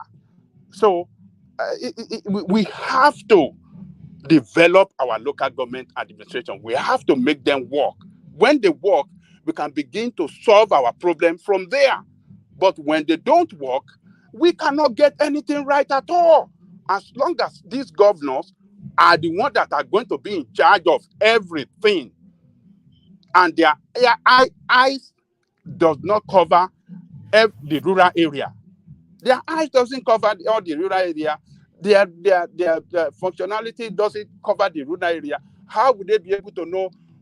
And the rural area constitute the 70 people that live in the rural area constitute about the 70% of our population. And that is where the poor people reside, the poorest of the poor. So they have to do something. This one, they are saying, oh, we're going to liaise with the, what do you call it, state governors to do this. That is not the case. I mean, the state No. They are liaising with everybody. The state chairman, the state governors, the local government area. So all of the chain reaching down to where the poorest are, and then there are community leaders like their obas and whatnot. Yeah. Oh man, can I put a question to you and Babaja? I want to put a question to you and Babaja. It was a kind of deliberation between myself and a friend of mine that does innovation and development work, in the UK. We agreed that is there a way for Nigeria if we do not get our data, I mean the data of the poor among us, and also the data for planning, budgeting, and development plan, and planning our development, our policies. Is there a way out for Nigeria? Will there be a way out for Nigeria if we are not able to get that data? Those data, is there a way? Can Nigeria really get it right if we do not get those data? No, we are not running a country if we don't have numbers and we don't have data. We need to know what our actual real population size is, one. Then we have to know the demography of that population, the gender divide or the gender numbers. We need to know that. We have to know the age demography. We have to know the educational demography. We have to know the ethnic demography. We need all of these data in order to plan. So if the abundance of our population is people aged between 15 and let's say between 13 and 18, then we know that we are budgeting towards education heavily because that's where the need of the country is.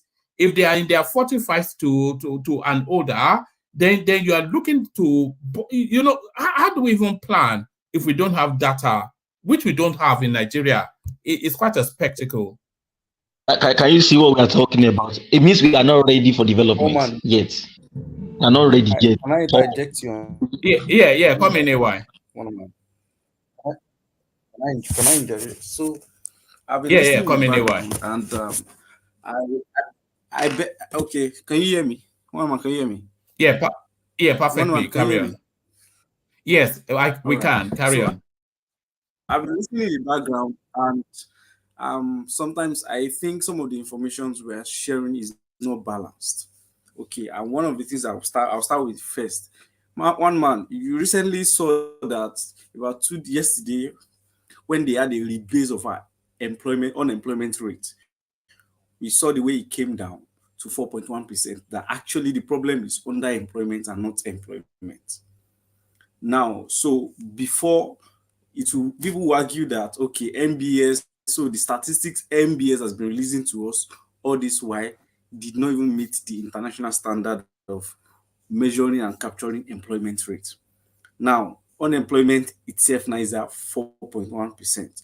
The problem now is underemployment. That means people are not getting value for what they are doing. So people are not really getting rewarded for how they are working. And I can't seem to believe that because almost all Nigerian youth are actually doing something, even if it's small, but they are not getting real value for their effort or their reward. So what the government is actually trying to do is they are trying to make sure capture our data rightly, and then they will plan correctly.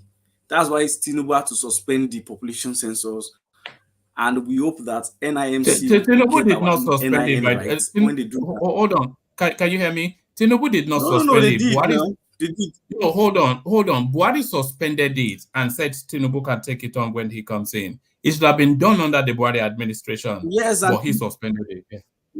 One man, and you know, Tinubu met with the National MPC, National Population Census Chairman, recently when he assumed office, and they are waiting on him to actually give them a go ahead to. That's why I said Tinubu suspended it for now, kept it on hold, because the NPC chairman met him recently after he has assumed office, and he still told them that they should hold on for a while. And that's why I said Tinubu actually suspended it. So I think for our data, the process is still going on. There is a rebasing of the economy that is going on underground when it comes to even down to tax systems, taxing people. All those rebasing of the economy is going on, and we need to acknowledge that there are a lot of reforms going on to rebase our economy and to capture people rightly. So we cannot say something is not happening. What we can only wait for the results, because we know something is happening. There is a rebasing of our statistics, there is a rebasing of our economy, and there is a rebasing of the population size and who we are, how many are we in Nigeria. There actually is an ongoing reforms. And to Babanjale Koko, I will say that the angle of humanitarian aid you are thinking of for Nigeria is beyond that. You are only thinking in terms of money. When I listen to the Minister for Humanitarian Affairs, you can go and listen to her this morning. Did that mention I money? saw that it's beyond money. Did that mention money? No, Baba Jale go. No. You are only thinking of. Let me. How do you know what I'm thinking? How do you know what I'm thinking? You are attacking the poor with finances. How do you know what I'm thinking? I heard you. I heard what you said. Did that mention anything about money? I heard what you said. I heard. No. Answer the question. Did I say anything about money? Did I mention money? Did I say anything related to money? Helping the poor. Finances, or let me use that word, finances. It's not only finances for humanitarian aid. Did that mention money? Baba did not even mention that now. Baba was saying use the local government to do this work, not the government, not the governor, because the local government can go to the roots. He didn't mention money or finances. Baba didn't mention money. What are you hearing? Okay. Can you let me land? Please? Can you just give me some minutes? When I say is looking at, okay, let me rephrase my word. It's coming at it from the angle of possibly finances. I said possibly finances.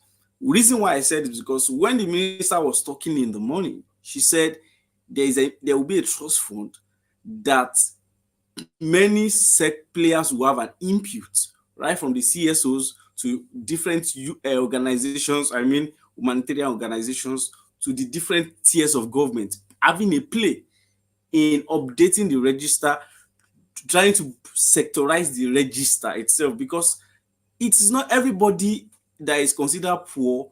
They are not considered poor like generically poor. There are people that are poor in skills, there are people that are poor in education, and there are people that are poor in food and health. So depending, they will sectorize those register continually and update it continually and attach conditions to it, that even though you are getting humanitarian aid, maybe for your family, maybe you need skills, like a family needs skills, they give the mother skills. While the mother is having skills, they give her conditions that a child must go to school. Can I ask you a question? That's the program. It's a robust program. Please, yes, can I ask you a question? Go ahead. Okay. What's the origin of this thing? Is it not when Tinubu came that he wants to help the poor because of the all subsidies that was removed? He wants to give some money to help the poor. That he started with 8,000 naira. Is that not the origin of this? No. Please hold on. Please, sorry, hold on. One man. Woman, can That's you not hear the me? origin. Okay, The, I just the minister I'm said just asking a question. Yeah, the you can minister explain said it. Yeah. Oh, okay. hold on So for a the while, please. Hold Yeah, on. while, the please. minister Hold on. Hold on. Yeah. Yeah, woman, today Yeah, is while, my please. daughter's 1 month ceremony, this Japanese ritual ceremony. I'm actually in the temple, so I'm showing you.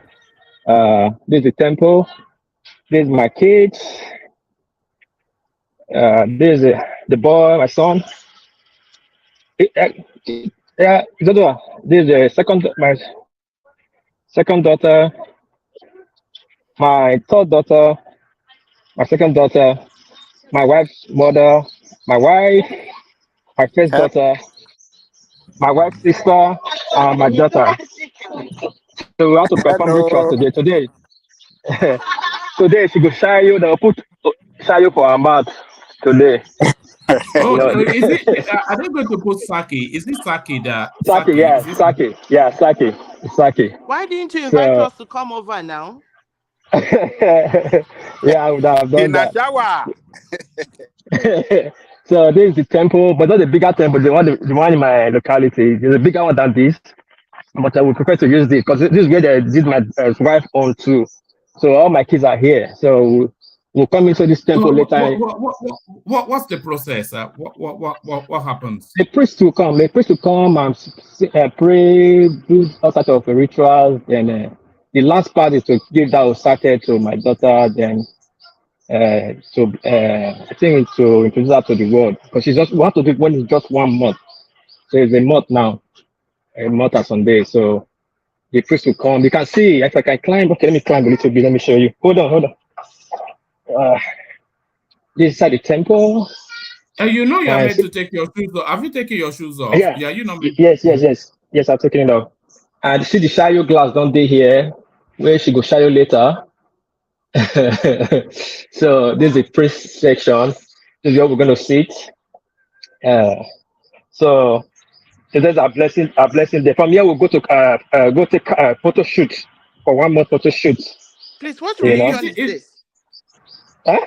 What religion is this? It's a Shinto. Okay, Japanese Shinto. religion. Yeah. So What's the belief system? What do they worship? Is it a Shinto. religion even? It's a religion. It's a tradition. He has a god. Does he have a god? Yeah, all the see things God is there. You see the statues, all these are inside here, there's a Buddha inside, like their own this thing. If you I cannot show this carving, you see the carvings are statues of things, you know. So they have God, they have so many things. But just a small temple, like now, hey, let me show you that one. This is one of the holy water. People come here and pray and take water. I do come sometimes. So it's just the small one. Let me show you. You see this place? Yeah. So this water, you pray, then you take from the water. See the water pours out. Though Japan don't have technology join now. As I put my hand, the water started to flow. But how you pray, there's a place you pray, you throw coin in, you pray, you throw coin inside. Then you pray. You have all that. So anyway, I'm going to the temple now. I will join you guys later. Thanks. Let me go. All right. Good luck with that. I hope it goes well. Yeah, it's me. All right, brilliant. So that's what is a bit of a Japanese culture. Yeah. Back to your wife. Well done now. What is that was nice. Yeah. Congratulations, Lord, please. Yeah. Congratulations. And I would like to learn about more. This is the first time I'm hearing about Sintu. I've never heard anything in a region like that. So, one man, can you hear me? Yeah, we can hear you, but you were saying One in the man. private chat. Yeah, we can hear you. Can you hear me? Okay, we can hear you. So I wanted to answer when the minister was talking in the morning on channels. The minister said there is an SDG goal that by 2030 there has to be poverty alleviation. I think SDG goal, sustainable development goal, and Tinubu is working to achieve that by 2030, and that's what is informing the policies they want to they are developing, to alleviate poverty and to roll out humanitarian interventions. And that is Okay, not thank necessarily you. because of the palliative or the subsidy. So that was Okay. what the minister said, and which went.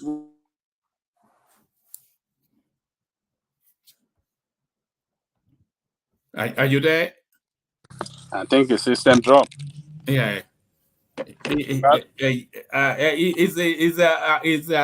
sounds like a Tinubu apologist. Are you a Tinubu Now the apologist? noble people now Agbado. Agbado, No. One man.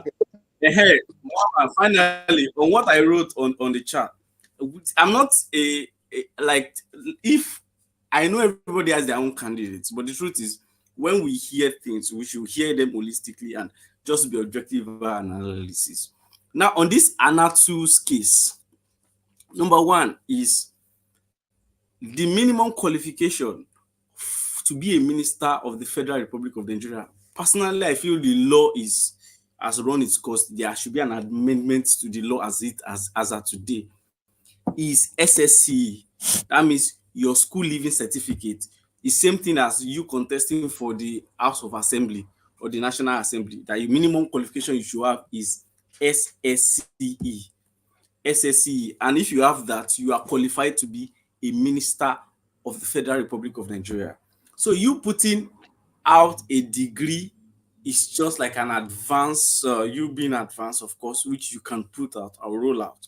And you mean it's just like when an a lawyer advantage? was, yes, now it's just an advantage, just like SSC, Okay. the way Buhari actually released SSC without going for NYSC.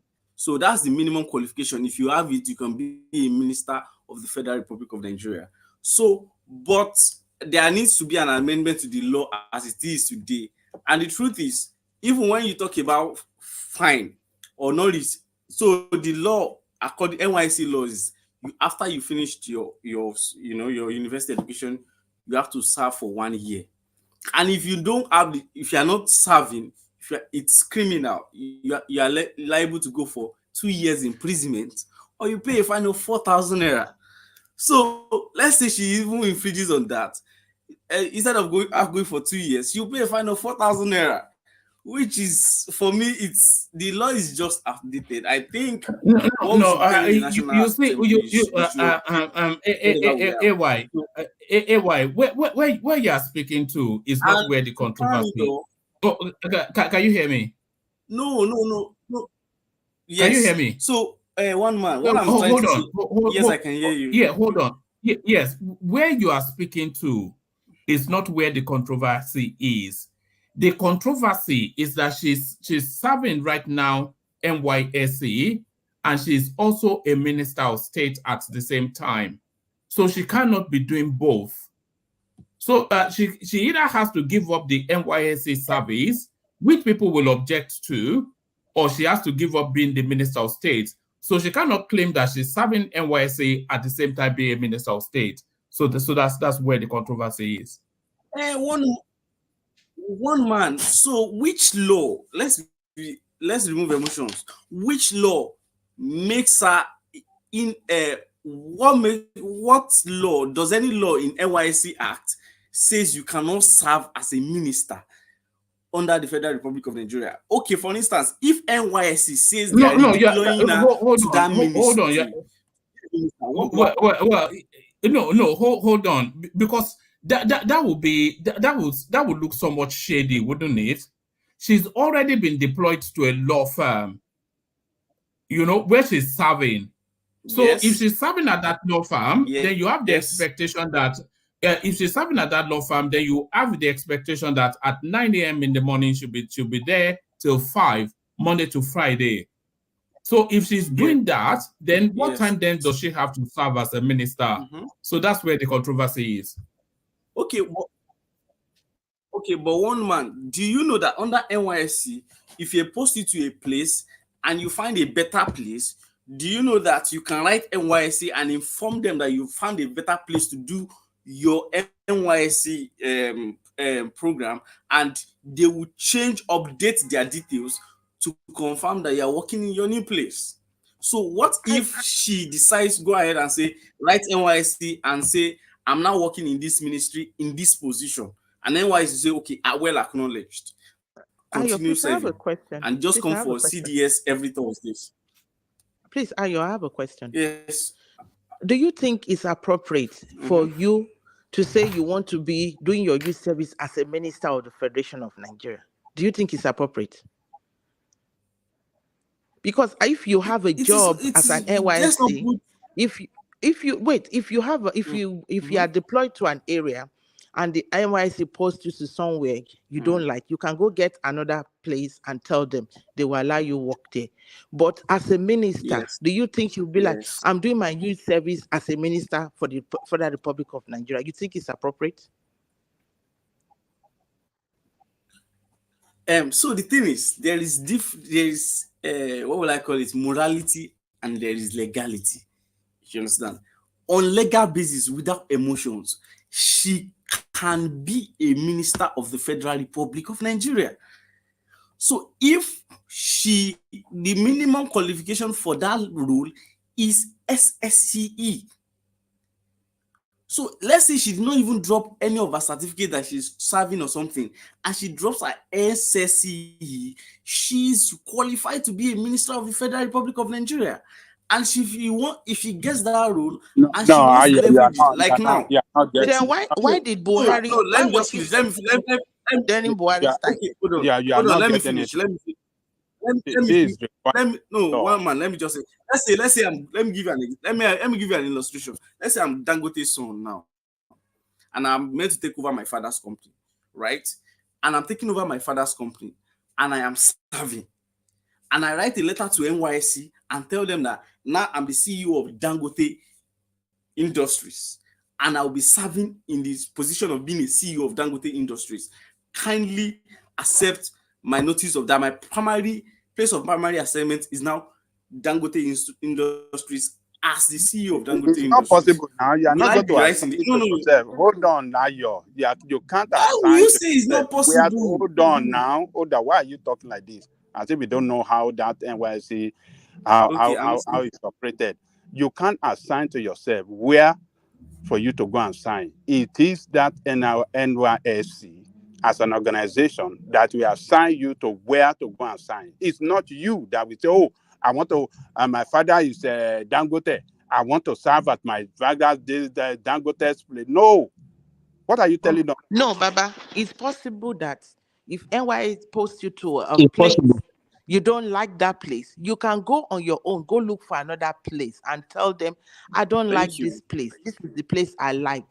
NYC, they can approve it and said, okay, go ahead as long as you work there. It's possible. But I don't know if NYC would say, oh, my father is Dangote, so I want to go work in my father's office. I'm serving my father and I'm serving the government. I don't know if NYC will allow that. They won't allow that. What they normally do, what happened to me? Let me give you an example. When I was serving in Enugu State then, there was this, I was posted to the local government. So there is this company that brought a letter again that they needed a particular people within, that is within this particular profession. So it was a requirement. They brought the letter, to the local government.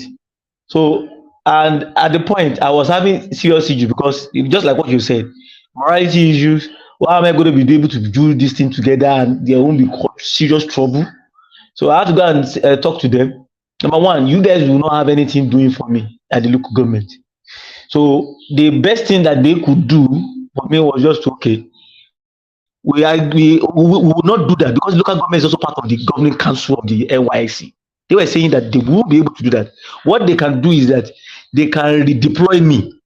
But on the NYSC, what they call it, on the NYSC data, they are seeing me that I'm with this is where they deploy me. But the place that they deploy me will acknowledge that, we redeployed them to a particular place where it will be useful. So, but it still reports to us. I still report to them, to the local government. I still report there. I still do my things there. Yeah, but they deploy me to that company. So if they did not agree, that wasn't your father's office. That wasn't my father's office. Yeah. But this one is a public office. This one is a public office. It carries you can go to two public offices or even two private offices, but you cannot say NYC to deploy it to your father's office. I don't think NYC will not accept that. For No, me, I had the same experience too. When I did my youth service, I was posted to a local government in Numan. That was in the then Gongola state. I was in the local government. I felt underutilized. So I went back to the secretariat. I told them I would prefer to do something else. I found another posting at Yola College. That was in city, in the main city, Yola. And then they accepted me to go and teach at Yola College. So you are serving in difference, but you cannot say, no, I don't like this, but I want to go serve as the CEO of my father's office because I'm Dangote's son or I'm Dan Tatasin. And NYC will say, yes, kudos, go and do that. Please let me interject you on that. Let me put a clarification on it. So let's say, let me put a clarification on it. Number one, according to NYSC, is if so far the organization is recognized within the law, is a recognized organization, whether a legal business or something, it is recognized. Most of the organizations where people deploy to, it's not necessary that your father they don't care about the relationship between the owner and you. What they know, what they want to know is it a legal organization, functioning organization? If it is yes, and if the organization is willing to adopt you to serve there, they will redeploy you. So in this case of me using the example of if Dangote is my father, of course, I am the CEO. It's a legal organization running well within the framework of establishing the legal business in Nigeria. So they will not look at the relationship between me and my father for them to approve. What they will look at is it a legal organization? Yes. And is the organization willing to give a letter to that effect to recognize the fact that I'm working there in this position? Yes. So if those conditions are fulfilled, they will approve. The truth is, sometimes there is morality, it's issue of morality in this case now. The girl that is serving should not be called as a minister because it has not happened before. Because what we are used to coming up, like I don't think anybody at that age has ever been a minister in Nigeria before. No. We don't think anybody as young as that has ever been a minister before. No, she's 43. She's 43. Well, hold on. She's 43. What do you mean that age? She's not a spring chicken. Gowon was younger than that when he became. What do you mean? She's not a little girl. Yeah, even Gowon was older than that when he became the head of state. So that age is not. And even among their younger age than her within those cabinet members, those that are newly appointed, this thing. There's one guy there. What is that guy in charge of digital this? Is it not? Boss, I think it's in his 30s. I think it's in his 30s. Yeah. Then one man. Let's not forget another thing. Why is NYC? Please let me interject you. Let me finish. No. Okay. Let me explain something. Have you forget the issue of exemption letter? That once you are above 30 and you come back for maybe you studied outside the country for a long time and you want to serve, once you're above 30, all you just need to request for an exemption letter. Most of our fathers had it because they finished school above 30 and they could not go and serve again. And all they gave them was NYC exemption letter. And when they were looking for a job, then they will tell you. Yeah, but she's not qualified. No, that doesn't. Hold on, settle down, Ayo. That doesn't apply in this instance because she was posted to Ebonyi State years ago where she was meant to serve, but she abandoned it. And then when Buhari wanted to make her a commissioner for some parastatal, when she got to the Senate at that time under the Buhari space, they couldn't pass her through because she could not present an NYSC certificate. So she has now gone back to the NYSC to serve. But in the course of that, it's still within her service year, she has now been appointed a minister of, a minister within the Tinubu administration. So if she was qualified for the exemption, she would have gotten it. So I don't see how she's able to get around it. I don't see it. One man, I think. I mean, what has she been doing One since man, 2000? please. I I think. sent you one link. From NYC portal Can I ask you a confirming the question, please? conditions to get an exemption letter from NYC, irrespective Can I of ask you a whatever it question? is, whatever the situation is. Yes, you can. Go ahead. All right. Take a question from Kulata, yeah. So I just checked that what's the qualification to be minister. They said it's the same qualification for someone to be elected as House of Rep. And the minimum that they said is to have secondary school leaving certificate. So why is NYSC mandatory if the minimum requirement is secondary school certificate? Because if I only have secondary school certificate, am I supposed to serve for NYSC? Isn't NYSC restricted to those that have tertiary education? I'm confused. That's why I'm asking the question. But one, Kolata, if she presented in her CV that she attended college, so that will require her to surrender her NYSC certificate now. So if she doesn't show the college, she just shows her secondary school. Yes, I think I agree with you. Technically, by law, yeah, she won't be required to submit. Yeah, no, I'm not sure that is right. But let me correct myself before I say what I want to say. People are correcting me that Bosu is not actually in his 30s, it's 46. So I take that correction. But if she presents her, let's say GCSE or whatever, which is the but one of them is around 30. Is in the 30s. Yeah, I think a girl or something. But yeah. if she all right, yeah, that's fine. But if she presented her school cert, which is a minimum requirement, but they know that she has done university, I think they're still compelled to require her to present her NYSC if it's known. Why? Well, what I think is the problem here is that you can't be doing two government work at the same time, even NYSC or not NYSC. But now it's set up an NYSC has been posted as a federal or a government worker. Now you are getting a minister.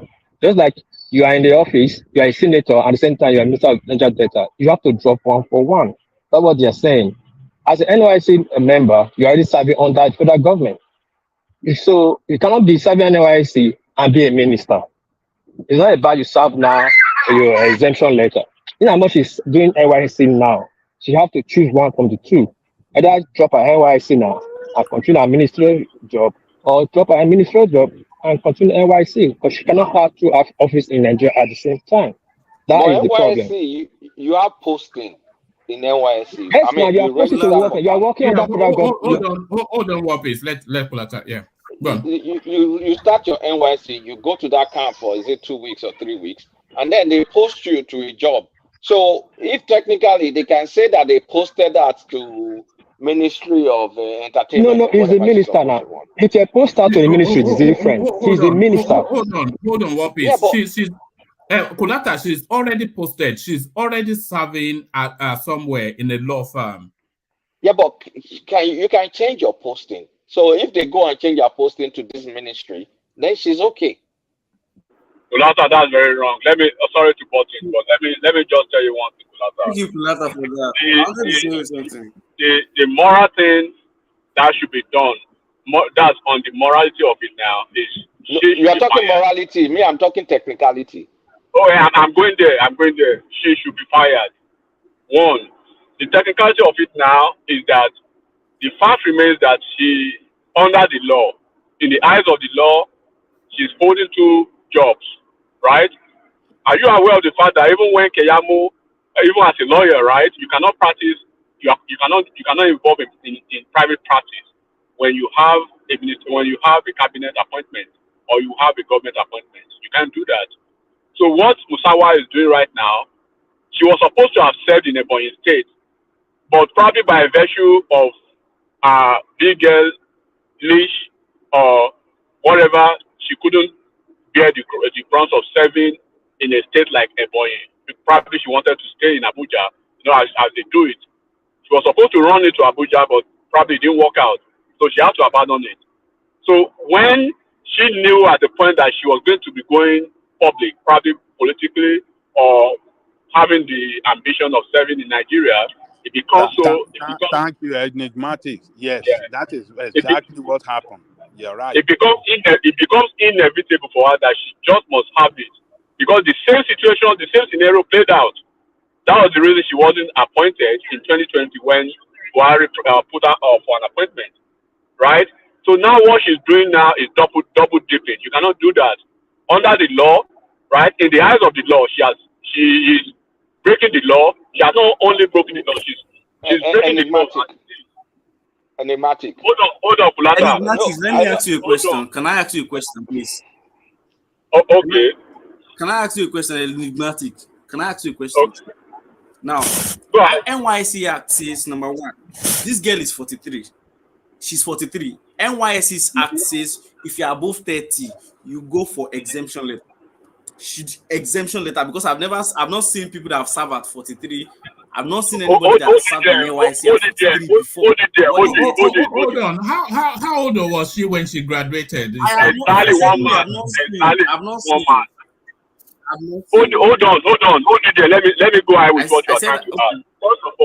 First of all, what you are trying to say, look, go beyond the purview of the exemption now, right?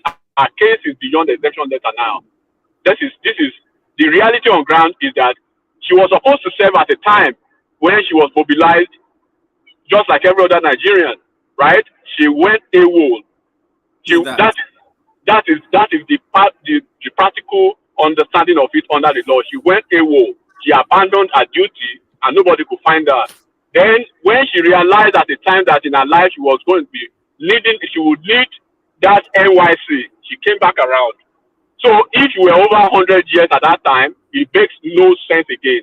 You've broken the law at first, right? Having to try to repair the law the second time now, by virtue of what you've done in the first instance, have been issue. You cannot build something or nothing. That's what she's trying to do. Let me ask you a question. Is it legal? Is it legal to change your posting in the middle of serving? Is it legal? Oh, absolutely. You are. Hold on, Lata. You have the right. I did it. I changed. You change your posting, right? Because I know a lot of people change their posting. I posted from one office to the other, but the fact remains that you cannot claim. I know what you are trying to do. You cannot claim that she's trying to change her posting, having to have been posted. You don't know. Hold on now. She could have. Hold on. Now the claim. What you are trying to say is that okay, probably hypothetically. Now let me put that hypothetically that she has been posted to the ministry where she's a minister. How would you be a minister at the same time? Hold on. Listen to yourself now. How would you be a minister at the same time, right? Serving as a youth corps that you should have done years ago. Yeah, but, do not forget. Hold on. Kulata, do not forget that she had a record. She had a past record of AWOL, of being AWOL. That is still on ground. So if you go to court now, what you are referring to, you are looking at the first record, not this record now. Let's address this. Wait. Let's address it one by one. Enigmatic. Okay, let's say she was AWOL. Is that an irretractable offense? Can it be settled? Can it be settled if you went AWOL and they said, okay, go and re-enroll for NYSC? Is that a possibility? Okay, the possibility of that was she was supposed to have gone either to prison or be fined, right? And then that would have been on her record. That means she went AWOL, right? And she got the right judgment for her misdeed. Gone to prison for not having NYSC. Is that a? I'm not. Is that a thing? We are sticking with the law. I'm trying to explain. Is that the law? Enigmatic is a law.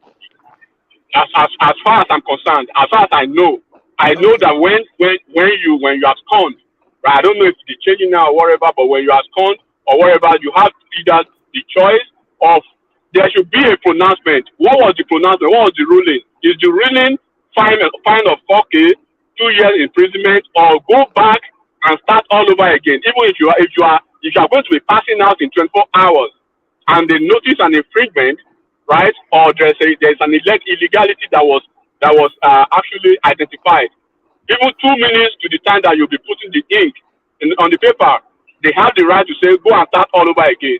There was no pronouncement like that. So you resurface like 15 years after without actually curing the deficiencies of the past. And then you are putting another deficiency on that injury. So you cannot revisit the injury while you've not cured the first injury have an issue. So now what she's doing is that she's building the illegality on another illegality. That was the reason I said she's building something on nothing, basically.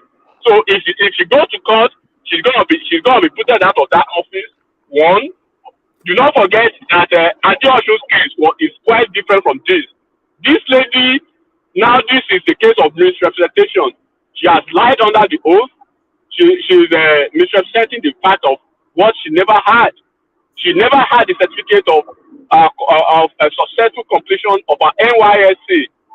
Now she's in office as a minister at the same time serving NYC under the same federal government. Do you know what that means already? Yes, enigmatic. The wider question is, what did she present to the Senate during the screening? What did she present? Are you not here when the Senate confirmed that they were morons? Do you want to ask me again? They said they were morons. They cleared the guy who called them morons. So what can we be? Why are you asking me again? Do you think they do anything there? If they actually now I can't say something.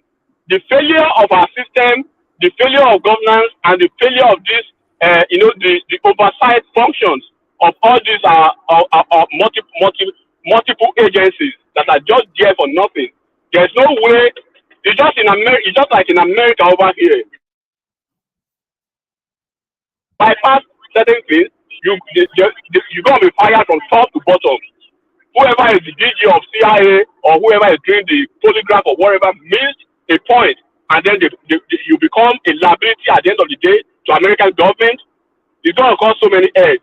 As we are speaking now, we should be looking at somebody who is going to be fired in the DSS, who because this is the dereliction of duty. They had the responsibility to look at everything.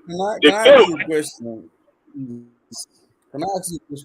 Can I ask you a question? What is the minimum qualification to be a minister? What is the minimum? Forget about the minimum. You say I should forget about the minimum. Hold on, enigmatic. Hold on. AY, that is not where the conversation is now. Nobody is talking about her being qualified for anything or not now. It's not that if she's qualified or not. Okay, AY, let me answer that directly to you. Hannatu Musawa, she's eminently qualified to be anything in Nigeria by virtue of her qualification, by virtue of her academic, background, by virtue of professional understanding. I mean, she's schooled in one of the best schools in the world, right? But her case is gone beyond the threshold of the minimum, requirement to serve in an office. Do not forget that. We are looking at the illegality that has been perpetrated. And then she's actually, perpetrated. And then she's perpetuating that illegality now by building more illegality on another illegality. That's what she's doing. So this is what we need to understand. Okay. So ab initio, hold on. Ab initio.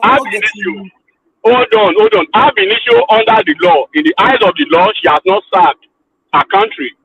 Then if she has come around to say she wants to serve, even as it is now, she's not qualified for an exemption letter.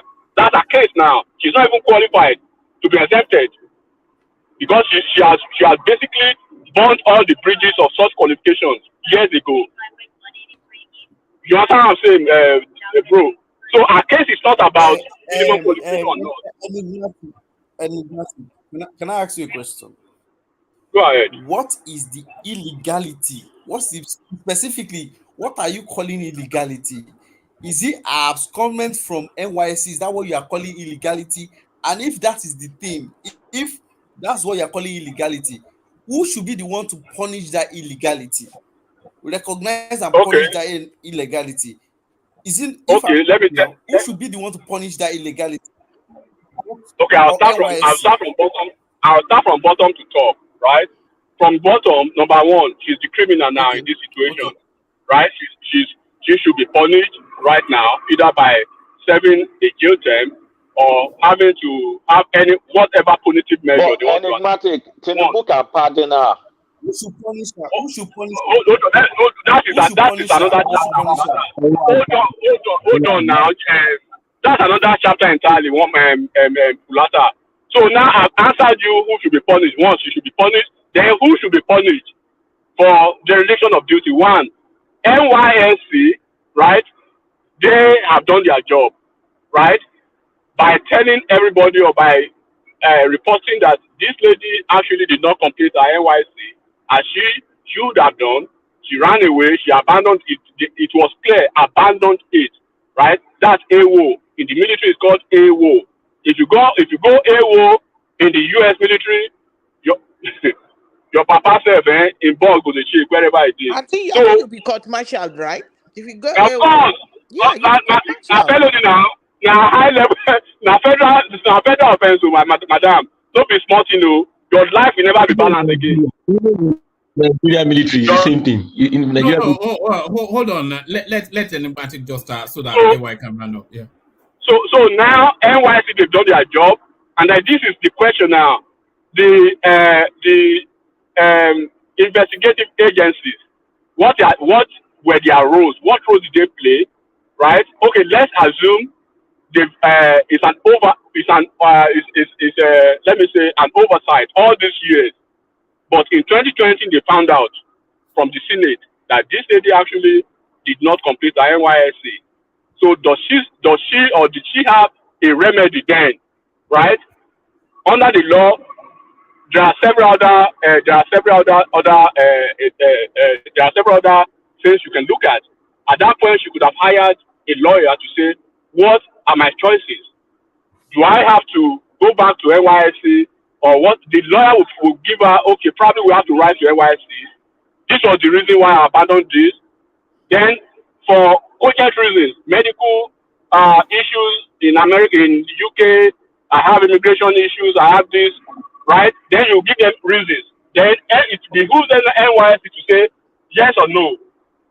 We're going to give you an exemption letter by virtue of your explanation, or we are not giving you anything.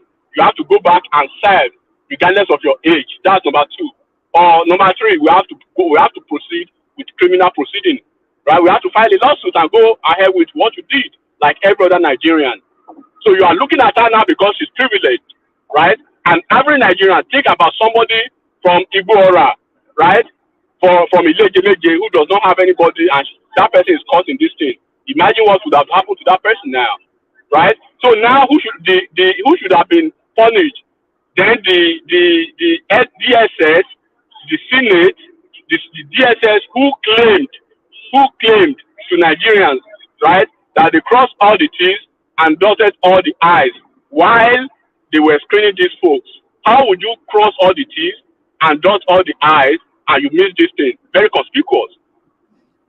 Very, very conspicuous. If you could get anything on El-Rufai, you couldn't get something as conspicuous as missing NYSC, because until NYSC changes in Nigeria, it's still a sine qua non. It's still a sine qua non, a requirement, right, to public office service in Nigeria, either you like it or not. Everybody who is on this platform, we all did it. It wasn't easy, but we had to do it. We found a way to do it. Kulata did his own. One man, I don't know if he did. Everybody almost, and then because tomorrow, if you say you want to be this, you want to be that. We've seen public officers in Nigeria who have been fired by virtue of things, by virtue of irregularities of their NYSC. Why is she different? Is it because of our closeness to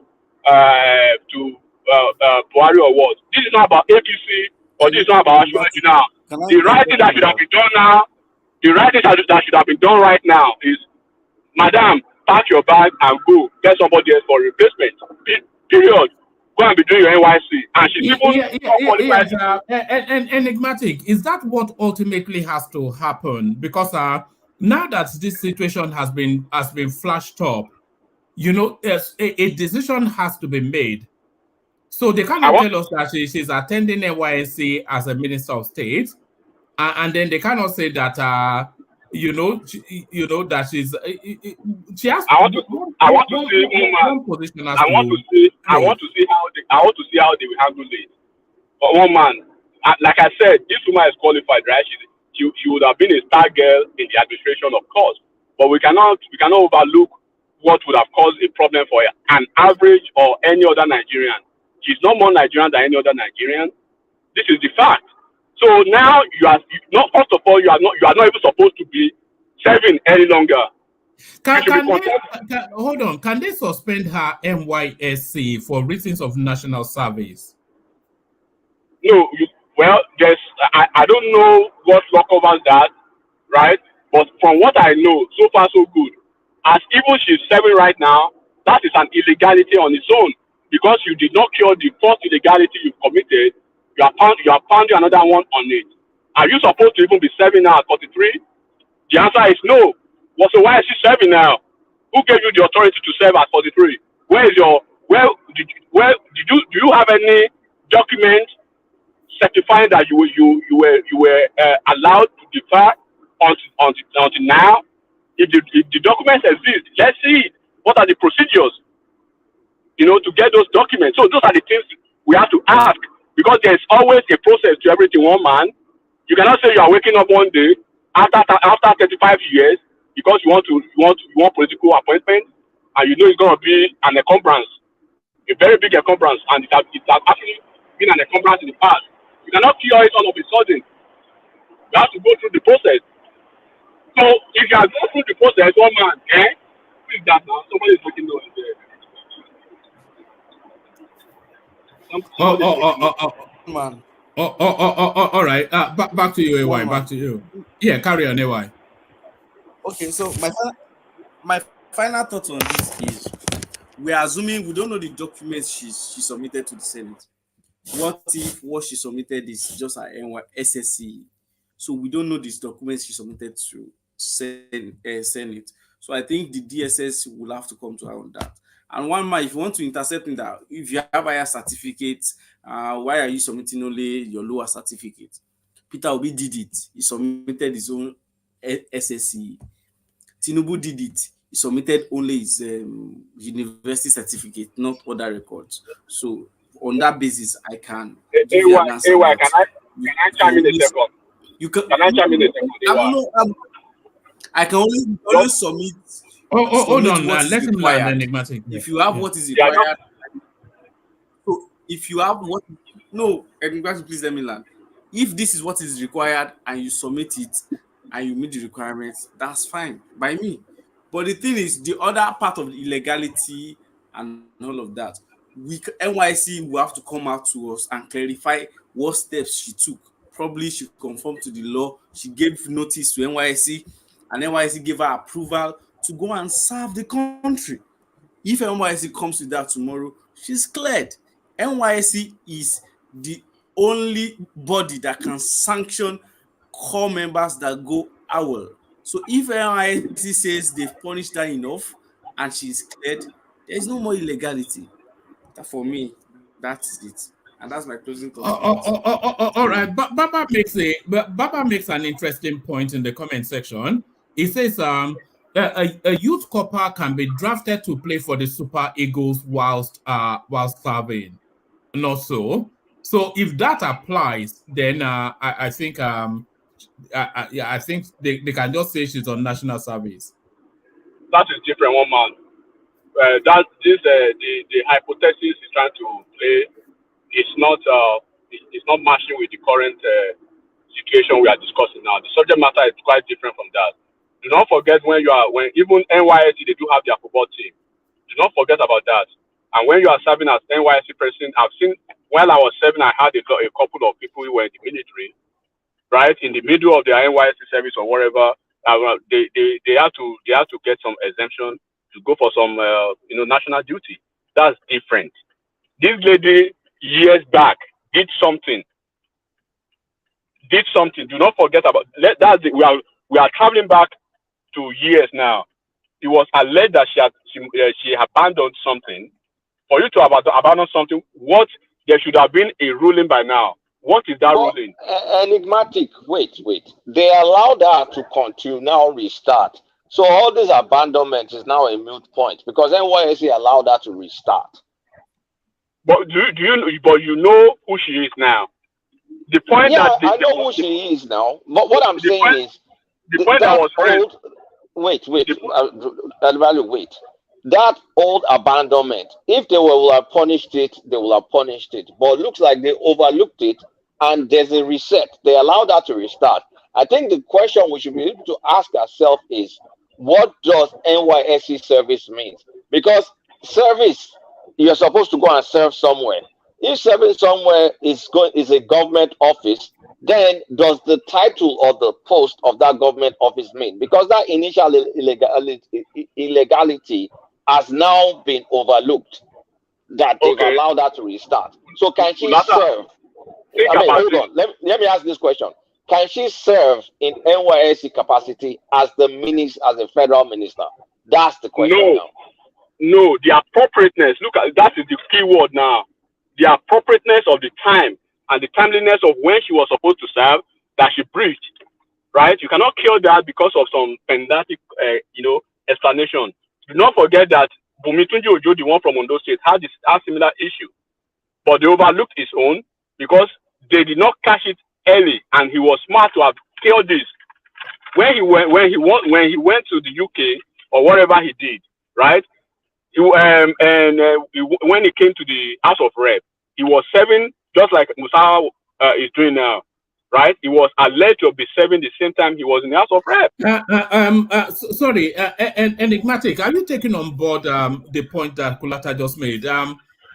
The fact that NYC has let her restart, that negates the AWOL that you were saying.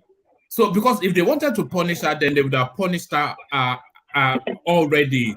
But now them letting her restart, that going AWOL is no longer applicable because for whatever they've bypassed that.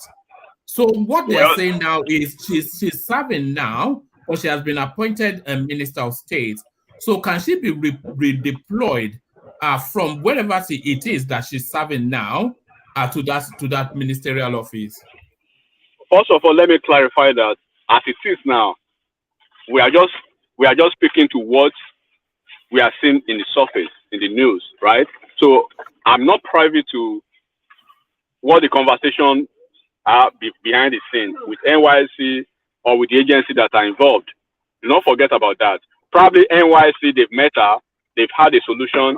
Look, with whatever happened in the past, because of our position now, our political connection, and the whatever they want to bring aboard, right? That an average Nigerian will not have such a privilege. Let's assume because of her privilege, she has used her quote and unquote long leg, right, to overrule what happened in the past, and then they've given her the privilege to go and serve or to start afresh. Now it is assumed that our current status is being serving as a copper, youth copper in Nigeria. So what could have happened is then we had some youth coppers that were deployed to work in banks, to have their services in any company, right? That is their major job. And that is where they will be for the next 1 year. When they are done, they could be retained permanently on that job, or they move somewhere else. In this situation now, let's assume again, hypothetically, that they've covered the track behind the scene, right? NYSC, they've given her maybe a document, a legal document, a legal thing that will say, okay, this is what we've agreed. Go back and serve. Now she's serving. And then she's holding another public office as a minister. To me, that is basic illegality upon illegality again, all over again. So she wants to make a choice. And the choice is so easy. So the choice is so easy now, right? The precedence is you must complete your NYC as a requirement for a public office. So under the law, she hasn't completed that. Now she's not qualified as a minister. It's as easy as that. All right, brilliant. Let's move on from there. I think we've exhausted that. Let's go to this space. Trump arrested in election case, a mugshot released. So a travesty of justice, a bad day for democracy. This was Trump's response. A travesty of justice is how he's describing it. But this photograph that you're looking at, he actually released it himself on his social media space. So what are you then making then? And by the way, this is the first time in history that this has happened, that an American president has been arrested and charged. So what are you making then of Trump's rather tortuous journey to the White House? Yeah, one man. What we are seeing playing out in American political landscape is wonderful, and Trump, whether we like it or not, is making history. That's the first president that will be put on a public trial or charge, or how do I say it, indicted, and at the same time running for election for the position of president, and is wasting strong in opinion poll, beating other contestants within the party, having a distance of 32 points above the next person to him in opinion poll of all of them contesting that position within the party, and refusing to join them in the debate on the basis that he's the leading candidate and there is no point for him to join them in the debate, that there is no point at all. So this guy, whether we like it or not, on the good side, is making history. On the bad side, is making history. On the good side, that is performing well. People are behind him within his party. They are strong. They are supporting him strongly. His political base is the strongest in that party, and is making more money in terms of fundraising, making more money than other people. And he deliberately posted this thing to show that, hey, American, this is not a big deal. This is a political witch hunt. This is, how did he describe it in his... a travesty of justice. Yeah, travesty of justice and election interference. Or what did he say there? He call it election what? I think yes, interference. Yes. Election interference. So, Trump. Is this guy going to be the next American president? Is that what we're looking at? Look, one man, if they can't get him jailed before he secured the nomination of the party, official nomination of the party, this guy might be our next president. It might be our next president. And the reason is because during his time, we have the best of the best economy. During his time, we are buying gas, petrol, at the cheapest of the cheapest that I've seen in the recent time. We were buying gas like $1.30, $1.50. I think the highest you could get down there, back then was $1. It's under $2. It's under $2 wherever you go around America. I don't know in California, because their price there is kind of crazy sometimes. You can pay double of what other people pay in other parts of America, per gallon. But in most places, it was under $2. And employment rate was at its the best. Inflation was low. I mean, it was job surplus. People can get job easily, and economy was running well until the COVID hit. So if care is not taken because of the situation, economic situation, the inflation, and Do you think irrespective of whoever the Republicans put up, Joe Biden's time is up? Can you see him getting a second term? Look, the only person, other than Trump,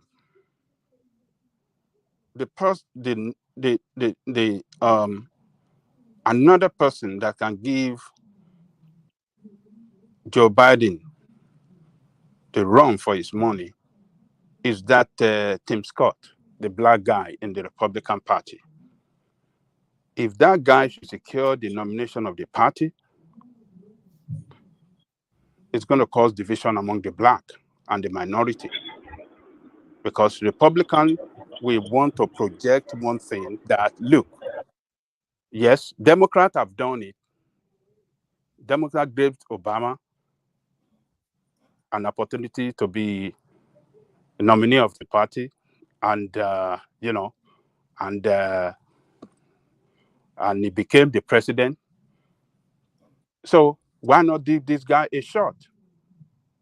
And if Trump give his support behind him, he'll be the next president. That's another person I'm looking at. Because of the color of his skin, the black will look at it. What is it? What are we waiting for? This is one of our own. Baba, can I chime in a second, Baba? Oh yeah, come in. Yeah. Yes. Okay. On the part of Trump, you are very right. The only Republican alive who can give not only Biden, the whole of Democrats their biggest headache, if he's cleared to run for the election, is Trump. But he's not going to win him. The only person who can win Trump in the as of life is Biden, and that was the reason they brought him back. It took a coordinated effort of so many top dogs in the political arena in Democrats to bring Biden back. So then, after Trump, I was looking forward to DeSantis, but obviously he's so lazy. So crazy with his ideas. So now, Tim Scott that you're talking about, black people don't care a hoot about Tim Scott. They don't even want to hear him speak. So all I want is, regardless of what Trump has been going through or whatever, I wish I know, his chances of surviving these legal challenges. And enigmatic, that was the way Obama started too. Nobody cares about Obama at the beginning. It was after the primary that he defeated the Hillary in New Hampshire. That is when people start to have the black people that look, this might Baba, if you look at Obama's trajectory, right? The difference between Obama and Tim Scott is Obama is more or less like a young dude that they've been grooming, quote and unquote. He has the gravitas, he has the political fecundity, and he has the political reach. And he connected, right, with the reach of the blacks.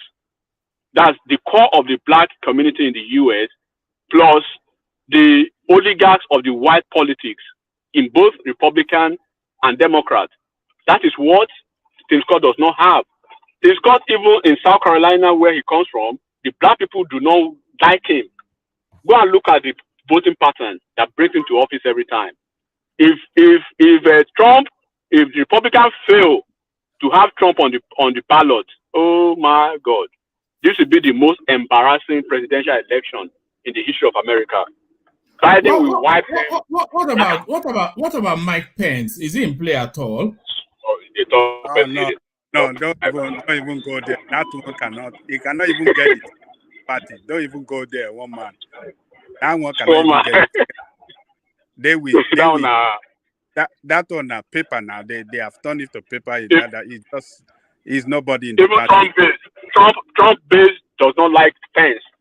You know, Trump base, the Trump base, they are so fanatic, right? And this is the reason why the problem is that enigmatic. Please don't insult us.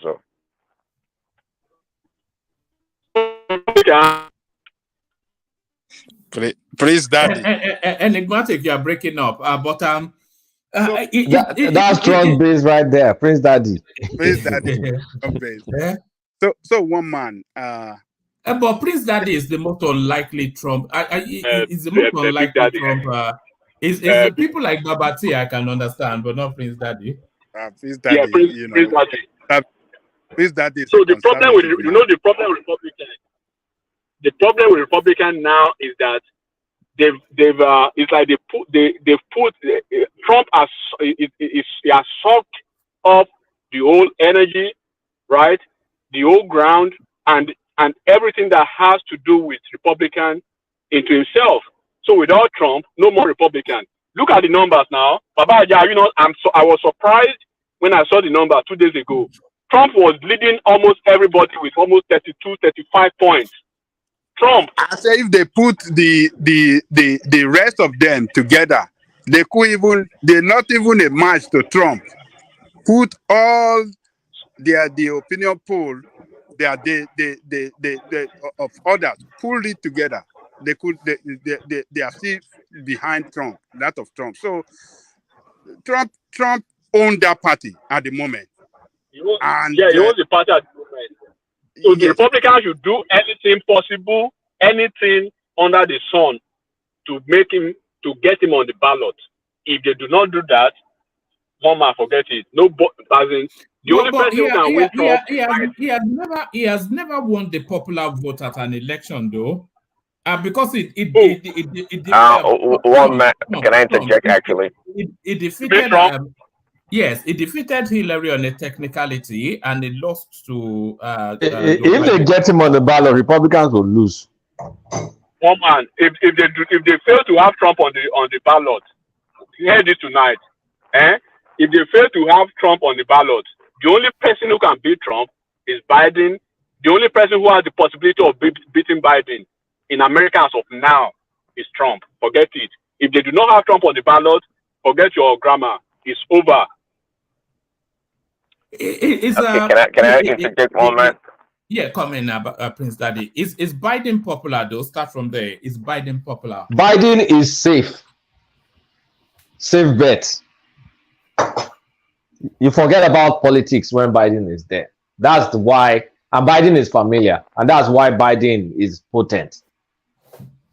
You know the problem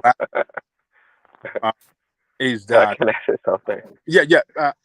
Okay, Prince Daddy. Yeah, come on. Thanks. Yeah, there's nothing potent about Biden. Biden is a joke when it comes to that, you know. And by the way, to Woman's question, that Trump never won by popular votes. That is, this past election, 2020, he won with the largest margin ever in American politics.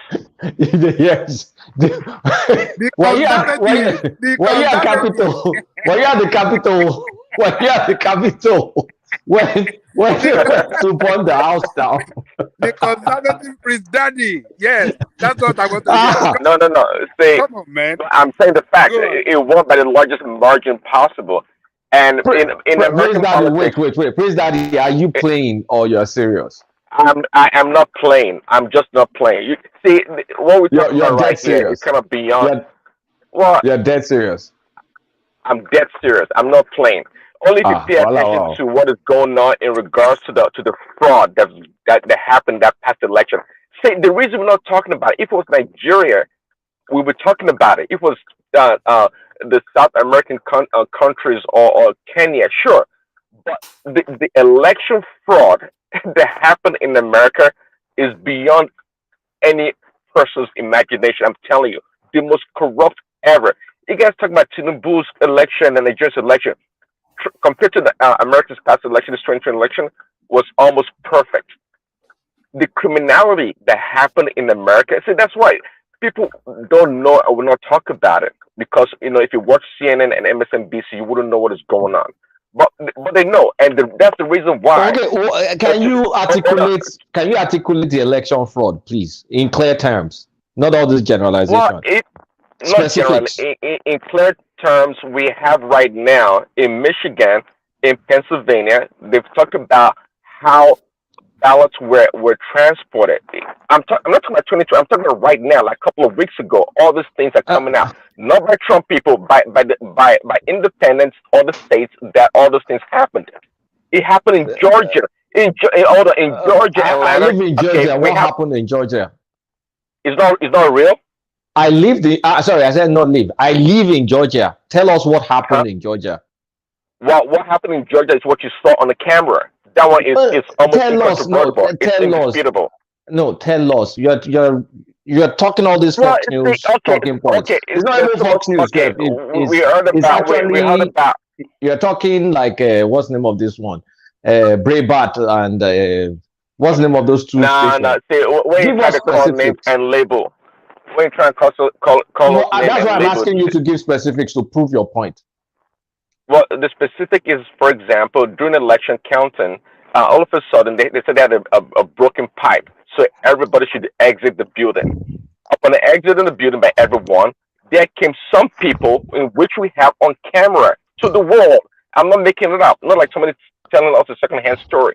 They came back, and under the chairs, or rather under the tables, they pulled out a bunch of boxes that had ballots. And those boxes were counted and recounted. It's documented. We have documentation. And it's investigated, and it was bogus BS. Well, you can call it bogus BS. That is fine. But we're not here to argue about what you believe or not. So people like you are easily manipulated. You have to prove your point. No, Prince Daddy, you can't. Told you. This is not the platform where you just say, there was election. You have to prove it. I just told you, and he said it's bogus. That is fine. Because it's been investigated. I mean, am I wrong for saying it's investigated and it was found unfounded? It is. The links, anybody can Google that. Okay, actually, when you say investigated, we investigated it based on what? We told you it was unfair. That's another wasn't it? We told you what's the name of this county? It was never investigated. It was never investigated. This black county. What's the name of this county? That perpetrated the crime investigated it. Exactly. Obedience, no be. This is obedience. Anyway, let's concentrate on Trump real quickly. Another Texans. On Trump real quickly. Please, they are conservative. He's going to make America great again. Our lady in the house of President, they are conservative. You can't win them, Kulata. Well, yeah. See, I'm conservative, we don't but talk I'm not American a Trump. politics on I'm one show, but I'm not a Trumpist. Well, okay. You're one of us. You just don't know. But say we don't talk a lot about American politics on the one man show, and we don't investigate it enough. Will you hear one side of the story, but not everything? Okay, so that's the problem. And there's no way. Everything you said. By the way, Trump can be arrested in jail and still win the election. It's happened before. It's happened before in American history. But what is today? If Trump says, okay, he's not running again, guess what? All those charges will be dismissed. The only reason they're going after Trump is because of election interference, just like you said. And what they're doing is absolutely illegal. Because even legal scholars, they've come out to say, as the president of the United States, they have this immunity against all these charges against him, because a lot of people don't know, and because the media can blow the trumpet and lie to people. People are confused and people don't know any better, and that's why we have all the shenanigans going on. What they're doing is listen, regardless, I'm not a Biden supporter, but in America we don't insult our leaders. This is not about we know where it is shot in Milocon. We don't do that stuff. If you don't, it's all politics and policies, really. Biden is that president today. I don't care for Biden, but I'm not going to go around insulting Biden. We don't do that. But the fact is that Trump is leading in the polls. And I'm glad he's leading, because a lot of people are seeing through all the shenanigans. Not only Trump is leading. Hold on, Prince. For the benefit of us non-Americans, Is it leading in the polls for the Republican ticket or for the presidency? Well, on the presidency, there's a margin of error about 3%. On some polls, it's tied with Biden. Biden is leading by 2 points. But at the same time, in the previous election, Biden was actually leading by high single numbers or double digits at the same time in comparison. And not only that, this time around, Trump did not have a lot of support from some constituencies or categories of people or voters. Now is actually doing much better and getting more support. So I'm glad that a lot of Americans are seeing through the shenanigans. Let me ask you this, Prince Daddy. If all of the data is showing that Trump is unlikely to defeat Biden, if the data is showing that, should the Republican not just use this window to get rid of Trump as sort of like a cleansing process? Get rid of Trump. Well, obviously you don't know American politics one man. See, let me tell you, I'm conservative, not a Republican. I like to distinguish between the two. When it comes to the Republican Party, those politicians are weasels. They are the worst kinds of human beings. They are the worst. That's the reason why I could not be a Republican, because of their representation. I was more like a Democrat. But if you know and pay attention to what is going on in today's politics in America, the Democrats are like the party of call it whatever, evil, anything goes. That's not life. We don't do that. And I'm not a supporter of Republican politicians, because guess what? They're equally as bad. And that's why we call them uniparty, meaning there's no distinguishable differences between the two of them. Really. And that is true to a larger degree. They're really both the same. Trump is an outsider. It's totally different. And that's why many people like myself support Trump. It's not like your typical politician. He's not really. Do you know Trump's background? Trump is actually a Democrat, just like I was. Yes. For many years, until he decided to run and became quote unquote a Republican, because he had to be on the ballot. And his ideology or what he believes in we're almost dichotomous when it comes to the Democrats, and that's why he went with the Republican Party. So I'm not a big time Republican Party supporter. Those guys are almost useless for the most part. They are weak. I prefer the Democrats, actually. I prefer the Democrat politicians like Tinubu. They're ruthless and brutal. I like those people. I like such people. But Republicans, they're just weak. All these things happen to Trump. If they were strong politicians or good people, it would not be happening. None at all. The Democrat would not allow such shenanigans to happen. And that's why I like them. That's why I like the Democrats. Is that policy that's the worst. And the worst of them all, of course, is Barack Hussein Obama. Is the worst president America ever had. Absolutely useless. Is the worst president America? He rescued that country after the mess made. No, don't say that. You don't know about the American politics. I'm sorry. I follow American politics quite a bit. No, I watch the young Turks. I watch the young Turks. Even black people, black Americans, African Americans will not accept Trump. Okay, I'm sorry, will not accept Barack Obama. Guess what? It did nothing for them. And they know. Someone tell us Barack Obama saved. He didn't save anybody. Or perhaps he saved the LGBTQ Barack Obama people. came in. The blacks supported him. When he came in, he turned his back against them. What did Exactly. Barack Obama do for Africa? Who did that? They were just packaging. Huh? Sorry, this is not. George Bush actually did a whole lot for Africa than Barack Obama did. Prince Daddy, this is not about Obama. Prince Daddy, this is not about Obama. It's about Trump. Can you get back to Trump, please? You don't want to expose you. You don't want to expose me. I don't care about Obama, but because but it's not about Obama. That's the point. Obama is not running for election. We have an indicted. We have a 4-time. Let me make a point quick. Let me just make a quick point. We have a 4-time indicted person that, if he becomes the president, it's already broken so many norms. And that's why the American Constitution needs more guardrails against people as unscrupulous as Donald Trump. Please. Oh man, hold on. It's just like Can I ask watering a mouth. question, please? I'm Hold on, sorry. please. Please. Let Princess come in. Can I ask Please a let question? Princess come Okay, in.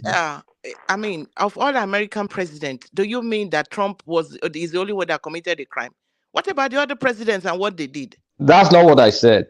No, but that's what you I are didn't say that. I said he's unscrupulous. His character is flawed. You And know when you that's say widely known. That's why he's four time indicted. The only reason you would say that because is not go ahead, a sorry. politician, because politicians lie to you. They tell you what you want to hear. Trump will tell you as it is. He said he's going to drain the swamp, and if he comes in, he will drain the swamp. This guy is Princess Rosie, those are talking points. He's not talking This point. guy almost every single day. I've never seen a president that employed his daughter and his son-in-law in the White House. We talk about nepotism. You mean like Kennedy? Now. Let me you mean like Kennedy? Wait now. Hold on. Calm down. Let me talk now. Kolata, I've always thought that Trump would have been an excellent president for an African country. Excellent African president. Is an African president in America. That's what he is. The only difference between him and Idi Amin Dada is Idi Amin Dada is black. They're both tall, fat fucks. You bring your daughter into the White House and your son-in-law, and they're cutting deals with the Saudis and co. And nothing is wrong with that. That is norms. That's fine and dandy. Because what? Is a personality I like. He was on Apprentice TV. He's boisterous and he talks a lot of game. Meanwhile, you could literally see the corruption going under his government. But no, you close your eyes to it because no, I like him. He's sticking it to the Democrats. It's not about sticking it to the Dems or whatever. Like, if a country is based on trust, like, are you supposed to now create all sorts of laws to protect? Because if this guy goes there, he's going to go destroy NATO. You know that. To whose benefit? It's just like, it's too destructive of a personality. And I'm going to finish. His character flaws, innumerable.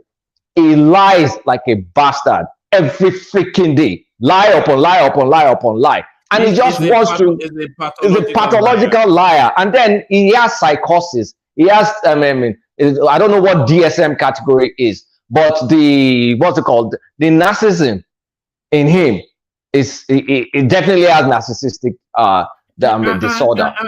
And if he's able to get away with all of these things and becomes the American president, it validates that narcissism. Because he has a God complex anyway, doesn't he? That guy is just terrible. And the only thing is, he's lucky because the economy under Obama, if you look at the trajectory, is a straight line. It wasn't like the steep of the curve rose under Trump. It was a straight progression from the Obama time. No changes, no nothing. And at that same time, that was the time he cut taxes. So it's not like just giving a lot of folks money that did not deserve it. And then the debt. Obama was very terrible with debt. Obama was horrible with debt. Trump now took that on steroids. Then COVID happened, and then they unleashed money on top of everybody. And of course, now we're still reeling in the effect of the not hyperinflation. Let me not exaggerate. Inflation that happened. Please don't tell me about Trump. I can cut through the BS. But Prince and Princess Rosie, let me ask you 3 questions, and anybody else that wants to take it on. But you are the Republicans that we know. So the first question is Trump indictable of all of these charges that has been levied against him? The sexual assaults, the misuse of classified documents, the run on the Capitol, all of these things. Is he indictable of them? And if he is it unconscionably so that he should not be the next American president? That's one. That's the first question.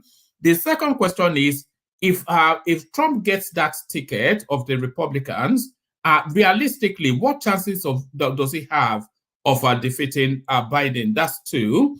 And just in fantasy land, Trump versus Obama, who wins?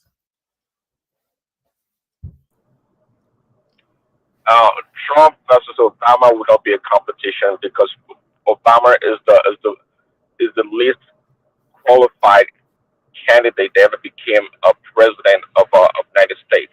The guy's resume shows he was a community organizer. I'm not sure what exactly that meant. The guy is of no value, and it showed when he became the president.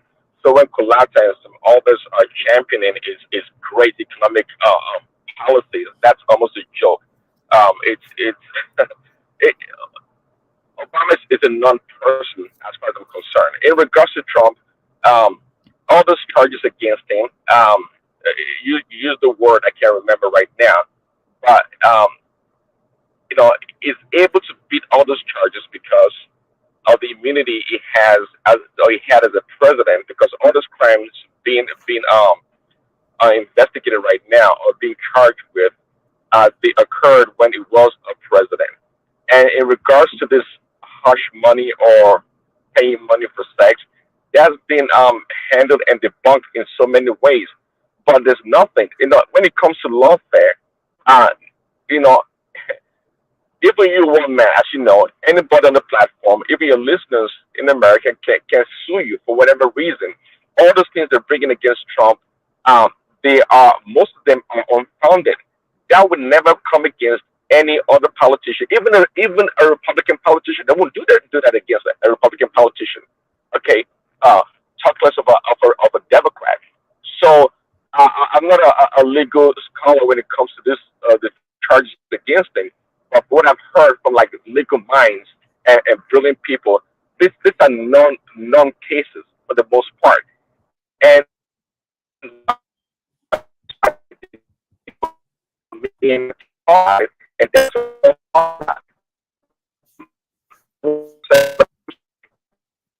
Yeah, breaking up, Prince.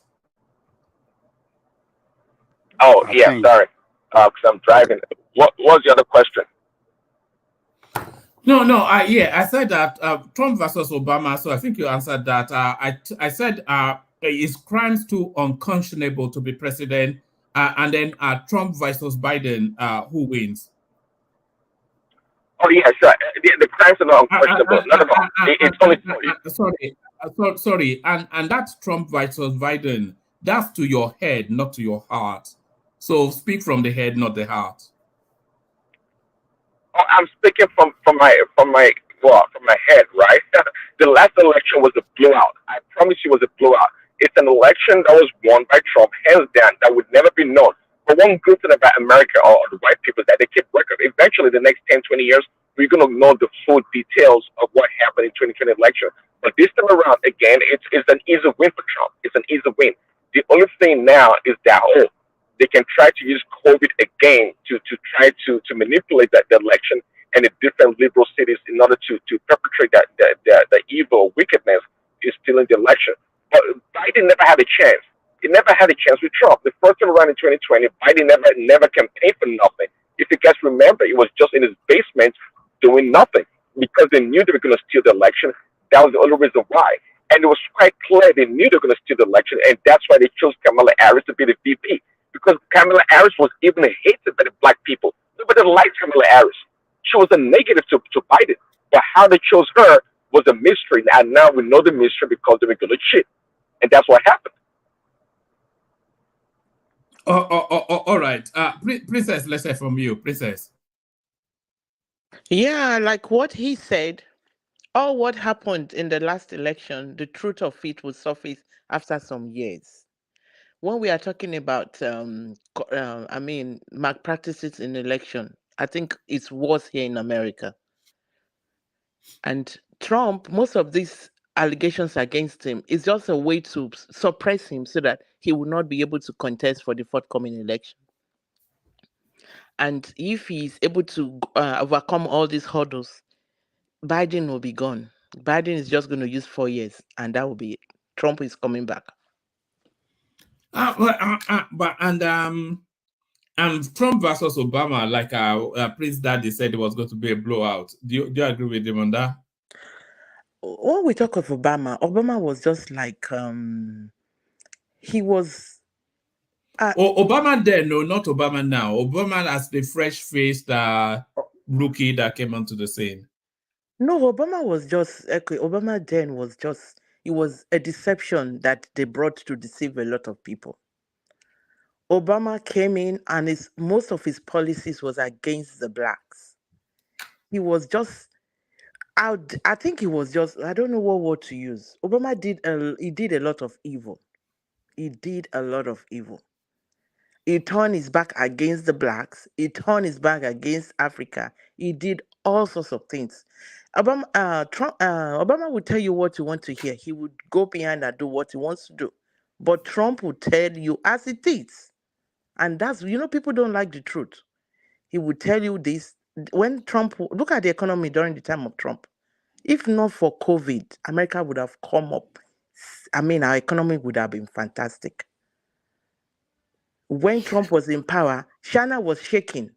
Trump tried to bring up look at all the companies that were going to China to be doing all sorts of stuff and messing up. Princess Rosie, the data for China's GDP growth does not show that. It is now that China is slowing down. When Trump was in power doing all those, those regressive tariff, they passed the tariff to us. China just, they devalued their currency and they passed the cost to us. Yeah, but American economy came up. American economy was already on the ascendancy. I'm just going to bring the graph so people can look at the graph. Like I said, there was no bump up during Trump. It was a straight line of recovery from Obama time to Trump. A president doesn't determine the economy. A president is just lucky when it comes to the economy. Even the unemployment rate that was the lowest. Unemployment hold on, let me explain something. Unemployment to the same thing. It was a trend. And the trend started at some point and it kept going down. Right now, technically under Biden, most of the records have been broken. Biden has blown all sorts of records. Same thing happened under Trump. It's just a trend that keeps going. You just thank God that let me land my point. It's not true. Let me just land my point. You just thank, as a president, you should thank God you don't fall under unlucky times. Maybe there's a recession, because there's the extent that the president can control the economy. The American president, for example, doesn't control the economy. Yeah, you can put in some policies that will germinate some things, but American economy is largely on autopilot. No, actually, not true. I would never take that. Not true.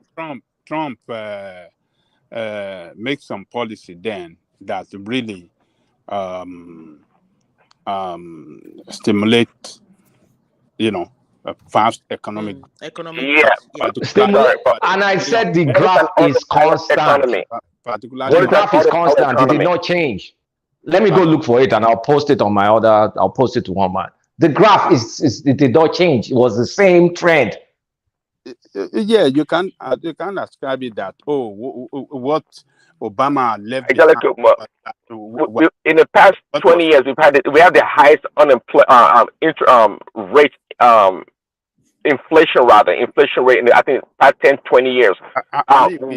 When Biden came, we had the highest fuel price from 139 of Trump. And now people are not working, so what? We're pumping money into the welfare system because there are so many positions that are not being filled. Because guess what?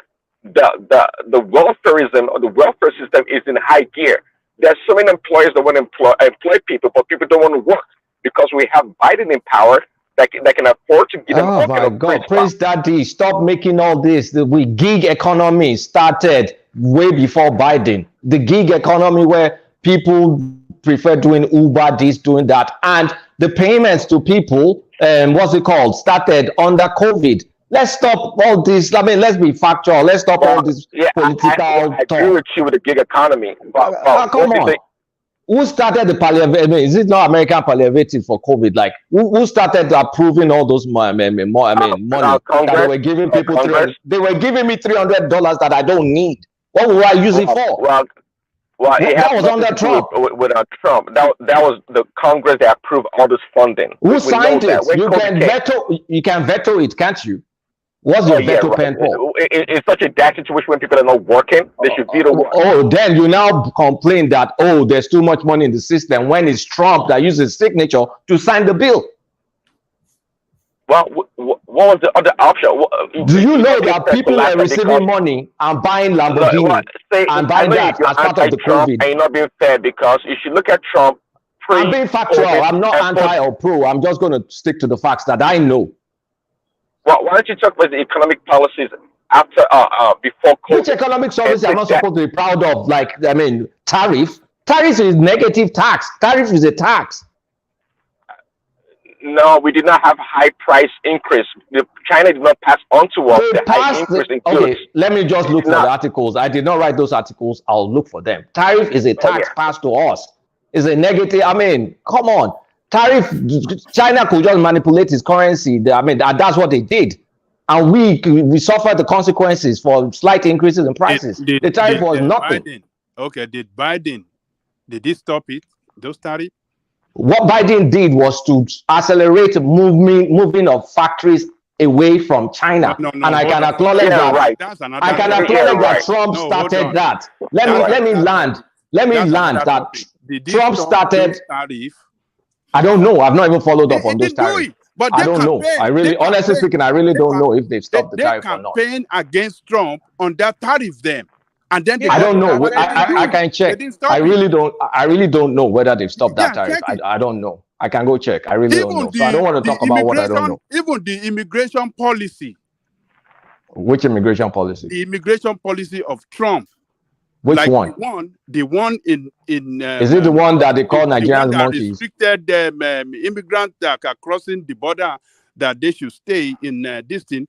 They against it before the election. That is what they went back to. Oh, wait. So are you telling me that they're separating kids from their mothers till now? That is not the immigration. Because that was what Trump was doing. No, it's not separating kids from. No. Trump was doing that. No, Obama did that. Are they still separate? Is Biden still separating kids from their parents like Trump was doing and he was very proud of? Is Biden still doing that? Obama did that. Let's get the record straight. Obama did that. We have the record. So that's why I say which immigration policy, because Trump did that. The immigration policy that whoever that is coming from the neighboring country, they have to stop at Mexico. And stay in Mexico policy. Yes. Who started that? Yes. Trump did not start that. No, it's Trump that Obama started it. No, it's not Obama. No, he did not. Obama started something similar, and Obama deported the most people. We don't know the similar thing that Obama did, but Trump Obama had his own. It's just because it's the Democrats. That's why people did not call him out on all that shenanigans. It did similar stuff. Yeah, it's just because he's black, then they won't call him out. It's not as clear as Trump did it. That look, you cannot come in, stay in Mexico, apply. If you are granted, then you can come in. You understand? And but Trump started separating children from their parents. The one of separation of that one was evil. That one was bad. I'm not supporting that. No. Actually, that started with Trump. But with Obama. They started with Obama. We have the record of it. Oh yes, Obama started. Obama did it too. They didn't make a cry about it. So, but this one they criticized it that why must they stop at Mexico? That is. They got there, they didn't change it. They still remain it today. So what is this hypocrisy that this politician play on people? And it's just hypocrisy. What about the DACA policy? What about the DACA policy? Princess, let me ask you a question. At 77, do you think Trump is too old to be the American president? Trump is not too old. Okay, look at Trump. Look at Biden. Who is healthier? Who is stronger? No. I mean, both of them really, but really, but Trump is stronger. How many times did Trump fall as a president? Look at Biden; he's always falling around. They are picking him up. What of mental alertness? Yeah, mental alertness. He's not mentally alert. He's talking. He's forgetting himself. That question of yours, if you were paying attention, you would not ask that question. Actually, between the two of them, if you were paying attention, you would not. What Biden is doing. No. I wasn't saying between the two of them. I'm just saying, just as a standalone. you know, at 77, that means he's going to be 81, 82 by the time he finishes his. Is that But not the too guy close? is still alert mentally. Okay, you look, sometimes you might be 40 years or 50 Are, years old and are you saying that in comparison to Biden, which is a low bar? in comparison to any young man, look, some people are 40 years, they have dementia. They are not mentally alert. And Trump, as old as he is, he's very smart. He's mentally alert. He's very agile. He still play Yeah, golf. He still play golf. I tell you quickly, actually. So He's still in running around with Nigeria right now, women. people care less about what Tinubu is doing because people are paying so much for fuel and food and all this inflation going on. So at the end of the day, it doesn't matter what kind of a fancy name, economic policy or economics, you know, things you put in place. People care about what they pay at the stores and how much they pay for fuel. Now, so I'm not sure when collect and people talk about, Obama did this or Biden do that. We live here, so we know what we paid. So when Angelica said we paid $1.30 something for fuel, that's reality. But now we're paying almost $5, and some places $6. So what kind of justification or magic or policy we're talking about? Do you know that sometimes when I travel out of the state, in some state in the south here, I bought gas $1.28 under 150. Most of the southern states. Yeah, here in Texas, it was like 120, 150, 120 in Texas. It was that low. How much are we buying gas now? $3 plus. $3.50. Ajande Coco, what's the price of crude now and the price of crude then? It didn't matter because we're energy independent. Hold on. Let me answer you. Let me answer you. What was Trump policy on energy compared to Biden policy on energy? Drill baby drill. I said drill baby drill. You get the answer. Who is drill baby drill again? Sarah Palin. Well, literally. Compare both now and then get the I'm answer answering your question now. Drill baby drill wherever possible. But okay, yes. Which I mean, the drill baby drill. But remember that shale collapse happened 2015. I think that was when shale collapse happened. And that was the year before Trump entered. Okay, now shale collapse happened in 2015. And the reason why Nigeria's economy went into recession, because I'm going to tie both of them together, was the Saudis were determined to push American shale industry to the ground by driving the price of oil so low that any competition coming out of America, all those Texas, all those Oklahoma people, drive them out of the market. That was when Houston economy collapsed because they drove the OPEC price benchmark down to the extent, and they maintained it. So it just killed a lot of competition from America. So for a long time, crude was so dead cheap. And of course, if crude is cheap, that's the raw commodity used for petrol, and petrol will be cheap. So 2015 was the start of that. I mean, of when the OPEC decided to drive that industry to the ground, and that industry was driven to the ground. A lot of people lost jobs in Houston. Houston economy tanked. Many economy in America tanked because all those shale drilling. I think it was if you could not produce your oil. I have forgotten. I used to follow this thing. I think was it $24 or $30 something. That was kind of like if your cost was lower than that, then you'll be bankrupt. You'll be bankrupt because it costs a lot of money for the shale oil. And the Saudis decided they ganged up and they drove those people away and they maintained low prices for so long. But now that things are settled, they're jacking up, they're playing the OPEC mafia again. So it was just a matter of timing and luck because it started in 2015 before Trump got in 2016. Okay, fine. So are you going to say that Trump's energy policy on American attaining energy independence did not occur or had nothing to do with it? When did America achieve energy independence? They achieved energy independence actually under Barack Obama, not even under Trump. Okay. Well, let's just That's give the truth. all the credit to Barack Obama. He's the No, best in the it's world, not according to about. you. Okay, what did I just explain now? I just explained shale collapse. What was I heard happening what you before said. the shale? Well, listen, Prince Daddy, let's use logic. What was happening before shale collapse? That was the shale oil boom. Who was the president before 2015? I mean, before 2016? It was Obama. The shale oil boom happened under Obama. I'm not lying. There's no point. I don't care about Obama. I don't care about Trump. But I'm just telling you the facts as I understand it. So let's not talk about it. I agree what you said. Obama was lying and acting like I was acting like I'm a green guy. I'm a green guy. But he allowed a lot of drilling to happen. There was a client of mine that I was working with.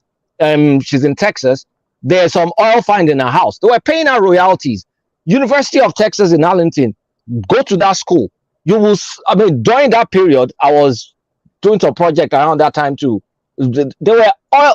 That campus, they have oil rigs throughout the campus, in parking lots, in everything. It started in that 2014, 20.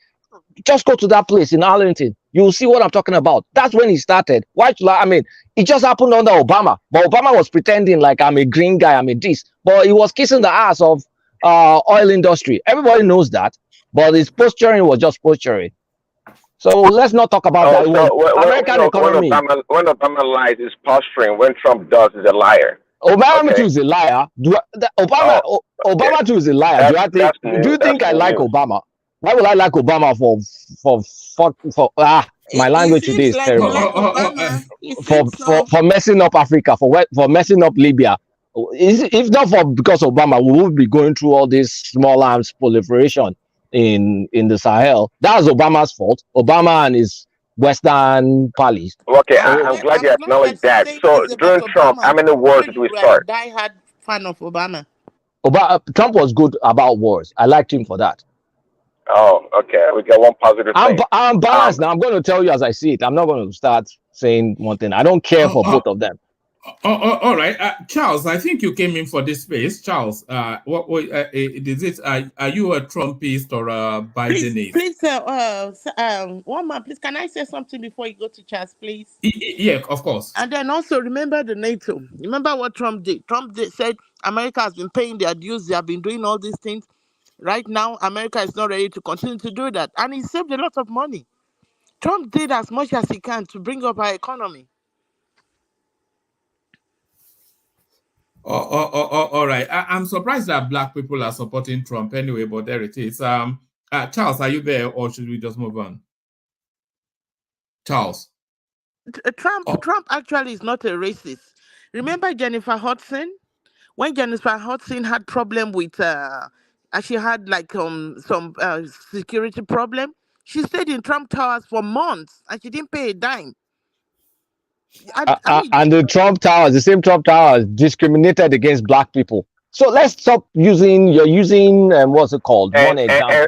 And Biden that wants to put them in chains. It don't matter. But Biden too is racist. That's a racist past. Look, the fact that Trump. Mention Biden also. No, the fact that Trump is racist doesn't mean Biden too is not racist. Trump is not racist. That's your opinion. It's not racist. Trump is not racist. It's not. Trump Tower and even his golf course, that place in Florida, they discriminated against Blacks. It's public knowledge. No, it's not true. Trump was the only one that allowed Jewish people to play golf when they were being discriminated against in Florida. It's on record. Jewish people have money. Jewish people have money. Trump loves money more than. It don't matter. The Jews were being discriminated against. His grandchildren are half Jewish. Anyway, they are Jewish anyway, but he loves money more than anything. If Jewish carry their money, he's gonna get destroyed. One man. This was before his grandchildren. I'm talking about many years ago when Jews in Florida were being discriminated upon because they were Jews. We have to acknowledge this thing. This is real. Okay, don't tell me because he has Jewish grandchildren. That's not true. That's not the point here. Okay, and by the way, there are did you see what Trump did to those 4 innocent kids that were accused of murder and spent time in prison? Did you see what he posted in New York? In New York Post, did you see it? They did not put out a bounty on them. Did he? Yeah, he posted some nasty articles on kids that did not do anything just because they were Black. Well, that had nothing to do with Trump. It had to do with the district attorney that convicted those children and the crime was horrendous, and you can't blame You can't somebody blame Trump for jumping the gun Well, and okay, going you can to. say jump the gun. I can agree with you that he jumped the gun, but in the reality, he did not jump the gun because those kids were What already do you mean in convicted and wanted to reality? make sure Posted that. nasty things about those kids. Those kids are innocent. They're black. Was They're it the one innocent. that it was They it the don't- one that created those charges against the kids? Okay, so why did Was they it have the to one? go and publish something in the news? Why not? They do that all the New York time. Post? Open head No, or advertisement is no. nothing new. Show me where he did it to white folks, like a white criminal. Show me. Give me one example. Well, it's not an issue of black and white. It's an issue No, of I asked a specific. Give me one example where a crime happened by white kids or a white person, and Trump went to the newspaper before he was president and went to write nasty stuff about that crime. Show me one. I'm not asking for two. One. I don't have any record of such. Okay, there you go. There you go. But because I don't doesn't mean he never did. Okay. By the way, Prince Daddy, let me ask you a question. Do you own a gun?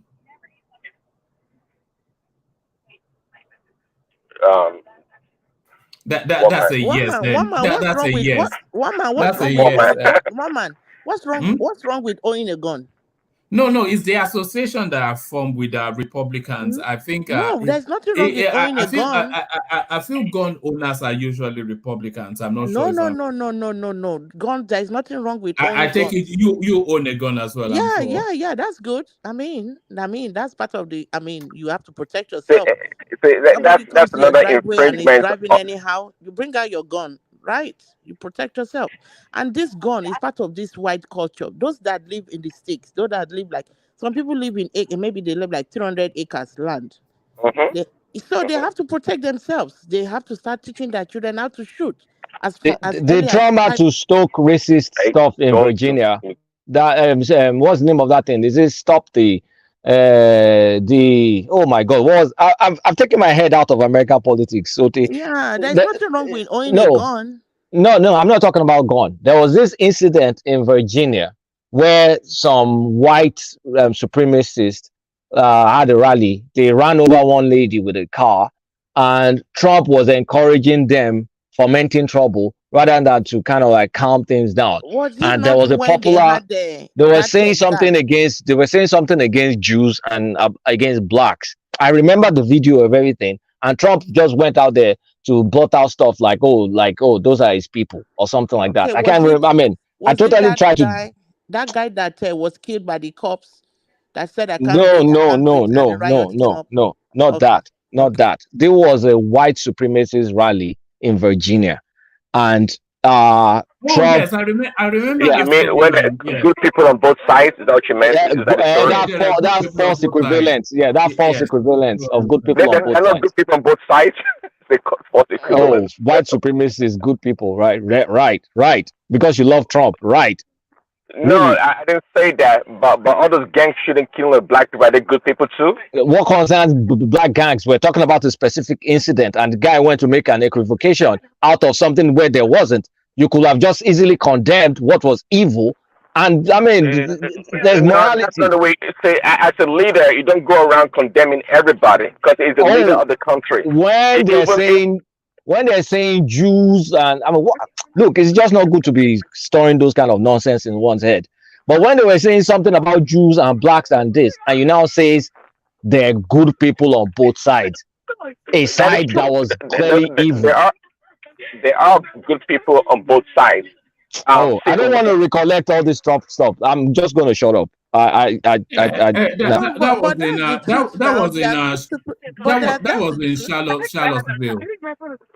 That's the truth. They are good people. Thank you, Charlottesville, Virginia. Thank you. Yeah. That Charlottesville incident. Okay. Actually, let me play it. I think I've got it here. We want to fact check the president's statement that both sides are responsible for the violence in Charlottesville. Video and photos from the scene show protesters and counter demonstrators fighting with each other. The white supremacist side appeared to be more prepared for the unrest. Paula Reed covered the protests in Charlottesville and witnessed much of the violence. Paula, good morning. Good morning. The rally hadn't even officially started before clashes broke out in the park. We don't know exactly what kicked off that violence, but it's clear elements of both sides showed up for a fight. Not all of those people were neo-Nazis, believe me. Saturday's rally in Charlottesville was one of the largest gatherings of white supremacists in more than a decade. Hundreds came. The majority of them were armed with guns and batons, protected by shields emblazoned with racist symbols. The counter-protesters were overwhelmingly unarmed, but there were a number of Antifa or anti-fascist demonstrators who also used shields and sticks and clashed with white supremacists, but they were largely outnumbered. You had a group on the other side that came charging in without a permit, and they were very, very violent. It appears the worst violence came at the hands of white supremacists. James Fields Jr., who traveled from Ohio to join the neo-Nazis, was behind the wheel when counter-protester Heather Heyer was hit and killed. Yesterday, the president insisted the pictures didn't tell the whole story. It looked like they had some rough, bad people, neo-Nazis, white nationalists, whatever you want to call them. But you had a lot of people in that group that were there to innocently protest. So I only tell you this, there are two sides to a story. We've reached out to law enforcement for official estimates of the crowd size, but for comparison, the so there it is. Picture says it all. You guys can see it, so nothing to say. But when he said there are two sides to a story, he's right. I mean, those people that there were good guys in both sides and bad guys in both They're sides. good guys in white supremacy, right? No, it didn't say that. It said that there were good people on both sides, and that was true. Because see, this is what I was saying. One man brought a video. One man brought a video from MSNBC as the validity I for just randomly typed it, and the first one that well, popped up, exactly, that was and to the point of Collateral narrative and many other people, because these people they spin the story like Rational Mind. They spin the story. That's ad No, that's it's not ad hominem. It is. Okay, I apologize. It is. No, Because but- you're taking MSN. What did MSNBC presented facts, and you're now attacking No, the they source. did not present facts. They showed a video and they gave you a narrative that was false. There Oh, were really? good people on both sides. Yes, there were good people on both sides. Absolutely So were. how can there be good people saying racial stuff? Where's Like the what? goodness? Is something What good racial about stuff? what were they saying about Jews? I keep forgetting that thing. God. Yeah, don't say it if it's too extreme. No, I but, don't want to say it because it's. I like your platform. I don't want anybody to block it. So yes, you know, this guy, I'm not quite sure. You are saying is very fortuitous because it's a bit like a Tinubu actually, who might well inherit the chocolate end of Buhari's policies, and he'll get the credit. So you are saying he got the credit for Obama's work, which came to fruition under him. But in terms of his judgment, the way he handled COVID, the way he handles race relations, you have to say that a lot of his judgment is poor. wasn't it the guy that talked about drinking bleach? You are bringing my memory back. It's like this is insane. This is the guy that said people should. I mean, but let's not mention COVID too much because somebody just goes. You know, Kaizo. There was a guy that was hosting a session earlier on my platform. Kaizo. He got struck just because he was talking about COVID on his. Oh, okay. Let's not talk about that. Let's not talk about that. But those Trump periods. I don't get why people would like Trump. And does he wear a wig? By the way, is he wearing a wig? No, woman. People like him because he's against the establishment, and he's more like because America. There's this war culture in America where everybody's saying like the government have been deceiving them and all those things. So he's coming in as this guy that's not part of them. You understand? And then he's kind of like speaking what the people want to say to the government, like the elite. He's kind of saying that, being that voice. You understand? And also, you see how he always attack the media, calling them fake news. He's the one that created the word fake news now. You know, because people are waking up like, so this media, they've been deceiving us all these years. You know, it's like everybody's waking up to the deception of the government over the years. So he's coming in as that voice. I'm not one of them. So you guys vote for me.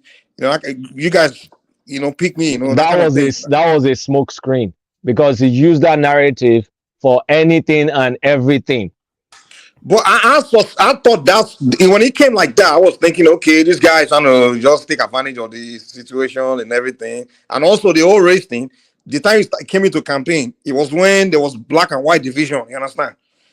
Where they are saying, oh, police, blacks are, black, white division all over the media. So he came in and kind of capitalized on that situation. Like, okay, since it's black versus white, let me act like I'm with the whites, since they are the majority of the voters. So he played that game of I'm with the white. And someone like me didn't believe it. I don't even believe he's racist because I've knew Trump before he came into politics. He was more of a celebrity. And most of his celebrity friends were black back then. The guy was a Hollywood guy. Most of his closest friends were people like Thank you Shaquille for O'Neal. saying that. Thank you. Yeah, he was even Mike, when you Mike, hold on. Wait, let me land. Most of his friends. Who is that basketball player with all the earrings? That a friend with the North Korean guy? That's Rodman. Dennis Rodman. Dennis Rodman. Yeah, Trump was a close friend. He was a celebrity before he came. So I knew him as this guy, and he's a cool friend with Mike Tyson. Shaquille O'Neal, all of them. Those are his guys. When he did his wedding, he invited all those black guys. When you have money, your race is green. Now, Colata, those people. Your race is green when you have money. Wait. Those people. Almighty dollar. Everybody is a little bit of racist to some extent. But if you're saying this hardcore racist like KKK, I hate black people, I don't think it's not. It's far from that. No, it's not hardcore racist. Wait. All those rhetoric is politics. That's why his black friends were the first to come and start defending him. Like, no, it's not. It's just politics. They were the first to come out because they knew him very well. Everybody knew him. I mean, even it was so funny that even those white people that believe, those white racists that started jumping behind him, they were so foolish not to even picture like he's deceiving them, because during his campaign, he was doing a lot for blacks. It was even some black people that were having, he was raising some blacks from, he was doing a lot for the blacks. The HBCU, historical black universities, where all these politicians have been kicking them away. Even Obama, where they be requesting for permanent funding so they can really elevate their institution. All the presidents in the past, they've all been denying them because they don't want those schools to advance. When Trump came in, he gave them, he signed in for them. $100 billion. Yeah, for he was even asking blacks, what do you want me to do for you? I'm here for you. I'm your friend. Are you a Republican as well? No, one man. No, it's not about, I don't like any of the Republican guys. Trump is probably the only one I'll say I like among them. I'll be honest. The guy literally was inviting African American leaders, even as like, come to the White, come and tell me what I can do for the black community. He wanted to help them.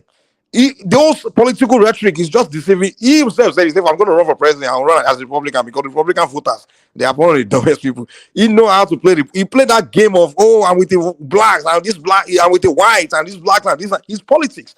But his actual policies spoke otherwise. Even Africa, Africa, don't go. We are saying Obama and they were doing racist things to Africa now. When Trump, they refused to sell weapons to Niger, Trump gave the weapon to this guy now. Buhari, I don't see anything he did against black as a president. You can say things against blacks, but he didn't do anything against blacks. He did things for blacks. So Mike, wait, so it's okay to divide the country on race because it's politics? The country is already divided, my friend. Is it okay? That's the question I asked you. Whether it's not the one dividing anybody, man. No, I'm asking you, Mike, I'm asking you a specific question. I'm asking a question. Is it okay is my question, not whether it's been divided or not. The fact of the matter is, politics is a dirty game.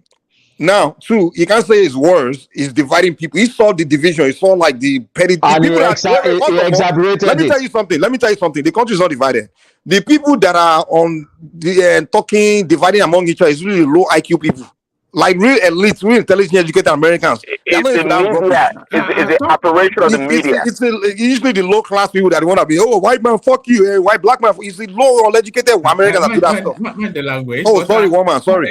It's the uneducated population, the ignorant population. But those are the voting class. Exactly, they are the voters, exactly. So he saw the way they were thinking and the way they were reasoning, and he realized that, okay, let me trick these people to vote for me. Okay, so Trump is hyper-transactional. Igbo people. Does Tinubu hate Igbo people? What did Tinubu say against Igbo people? Is this not similar to exactly nothing? Because the same point, because Trump knows where the votes were, because black people were like what 30% of the population, and Okay, naturally they is that vote for why he called the Democrats. Mexican journalist? What did he call the Mexican journalist again? Oh my God, I keep forgetting all this Trump thing. Like so many scandals. He called the Mexican No. journalist You're something picking and choosing, right? Trump is an equal because he did so opportunity many. offender. He did so Colata, have you many ever of lived in New them. York City? Is it I Pocahontas? lived in the East Coast, not I didn't. I lived in In New York Jersey. City, that's humorous to them. That's the way they talk. Trump lives in New York. In New York City, that's the way people talk. They have real humorous people. They entertain you, like they talk Yeah, trash. but That's he the never that's what uses he was bringing, and people they understood that, like, okay, this New Yorker, he's coming here with his New York attitude. That's what it is. It never makes racist or acerbic remarks towards the white people, though. That's the Never. thing. No, he did. No, he did. Never. He did. One man, the man needs No, he votes. did, one White man. are the majority of the voters. He needs to vote for him. So that's why he's playing that game. I explained it to you. Hold on. The disabled is Mark. He's a white guy now. That guy was a white guy. The disabled, he said, I can't, hey, what did he say? Oh Lord. Was he not even mocking him? He was doing his hand like that. Something. And he was doing his hand gesticulating like he insulted all the white politicians. Well, that He was makes giving him them an equal opportunity offender. It makes him Crooked an equal Hillary, he opportunity was calling offender. Hillary Crooked Hillary, Little Marco. He was giving all of them names. He was insulting everybody. You know why Exactly. Hold on. Sorry, Princess. Mike, check your email. Sorry, carry on, Princess. Yeah, I mean, look at the way he insulted Ted Cruz. Too. Ted Cruz is pure Texan. Those are his competitors. That's different. That's what I'm saying. So this guy is just not a politician. He's just very rash. What about media Stop people making like Megyn Kelly? And that's why, that's why it's better to get the real news from this alternate media. All this other media. That's why Trump kept saying that it's fake news, because It's fake news. So is what's it called? Rape and grabbing VJJs without consent. Being charged. So those are allowed, right? What about Clinton getting fellatio in the White House? What do you call that? Those are allowed. What about Clinton getting fellatio in the White House? What do you call that? Trump never claimed that he was this only man, only guy. He made it clear. The guy was a celebrity. He was a Hollywood guy. He was dating young girls. Look at his wife. She's a very young lady. The guy is a Hollywood guy. We all know him to be like that. So he never claimed to be this holy man. And when he came into politics, he made it clear. Yeah, I'm from New York City. I'm a New Yorker. This is my attitude. So he never claimed to be holy man. So somebody recorded his private conversation, which is it's not just that. Now there's rape too. There's allegation of rape. The civil case is rape. It's not grabbing. So is he found guilty of rape? I mean, come on now. We all know that. That's what he lost the civil case. There are more black landlords that would not rent to black people. That there are many black landlords in America that would not rent to black people. I was going to talk about that. That one Colata is talking about they discriminate against black. I'm sorry, let me make this very important. No, so sorry. Okay. Baba said it yesterday, actually, that he's a landlord and he doesn't like renting out to blacks. Exactly. Papa's a racist. Hey, Papa's a racist then. He's a racist then. Wait, right? Exactly. One man in the real estate industry in America. He gave reasons which were quite cool. No, the fact of the matter is, one man, your property value will drop once blacks start moving into that thing, or they start in and out. What are you talking about, man? It's a fact. It's changing now. Wait, especially the 80s. I'm sorry. 80s, 90s. Here. I didn't want to join this conversation. Is it all these Niger guys with American accents? All of them are Republicans. It's a difficult thing to accept. Let me give you any black population area, the property value drops. It's true. It's uncomfortable to hear, but it's the fact. See, it's not a fact. It's not a fact. It's your own fact. Let me give you two examples. Hold on, Noriola. It's a global fact. It's a global. Don't mind them. They're too emotional. What's the global fact? What's the global fact? It's a fact in America. Any black population neighborhood, the property value drop quick. See, let me give you an example. Go learn about history. Go learn about the Central Park 5. That's one. About I'm definitely sure you have Netflix. Go watch the video. Is out there for you. What you saying that to prove what? That's number one. Let me land. What's the name? What's the name of the movie again? Central Park 5. You just Google it. It's not even just the movie only. You will see a lot of newspaper about this issue. We just talked about it earlier. The 5 kids. We talked about it earlier. What's the point you're trying to make? I'm trying to understand. Wait. You just claiming that this guy is not racist. I'm trying to tell you, is embedded in this guy. That's one. Number two, the thing with the not into black, it's not just even that.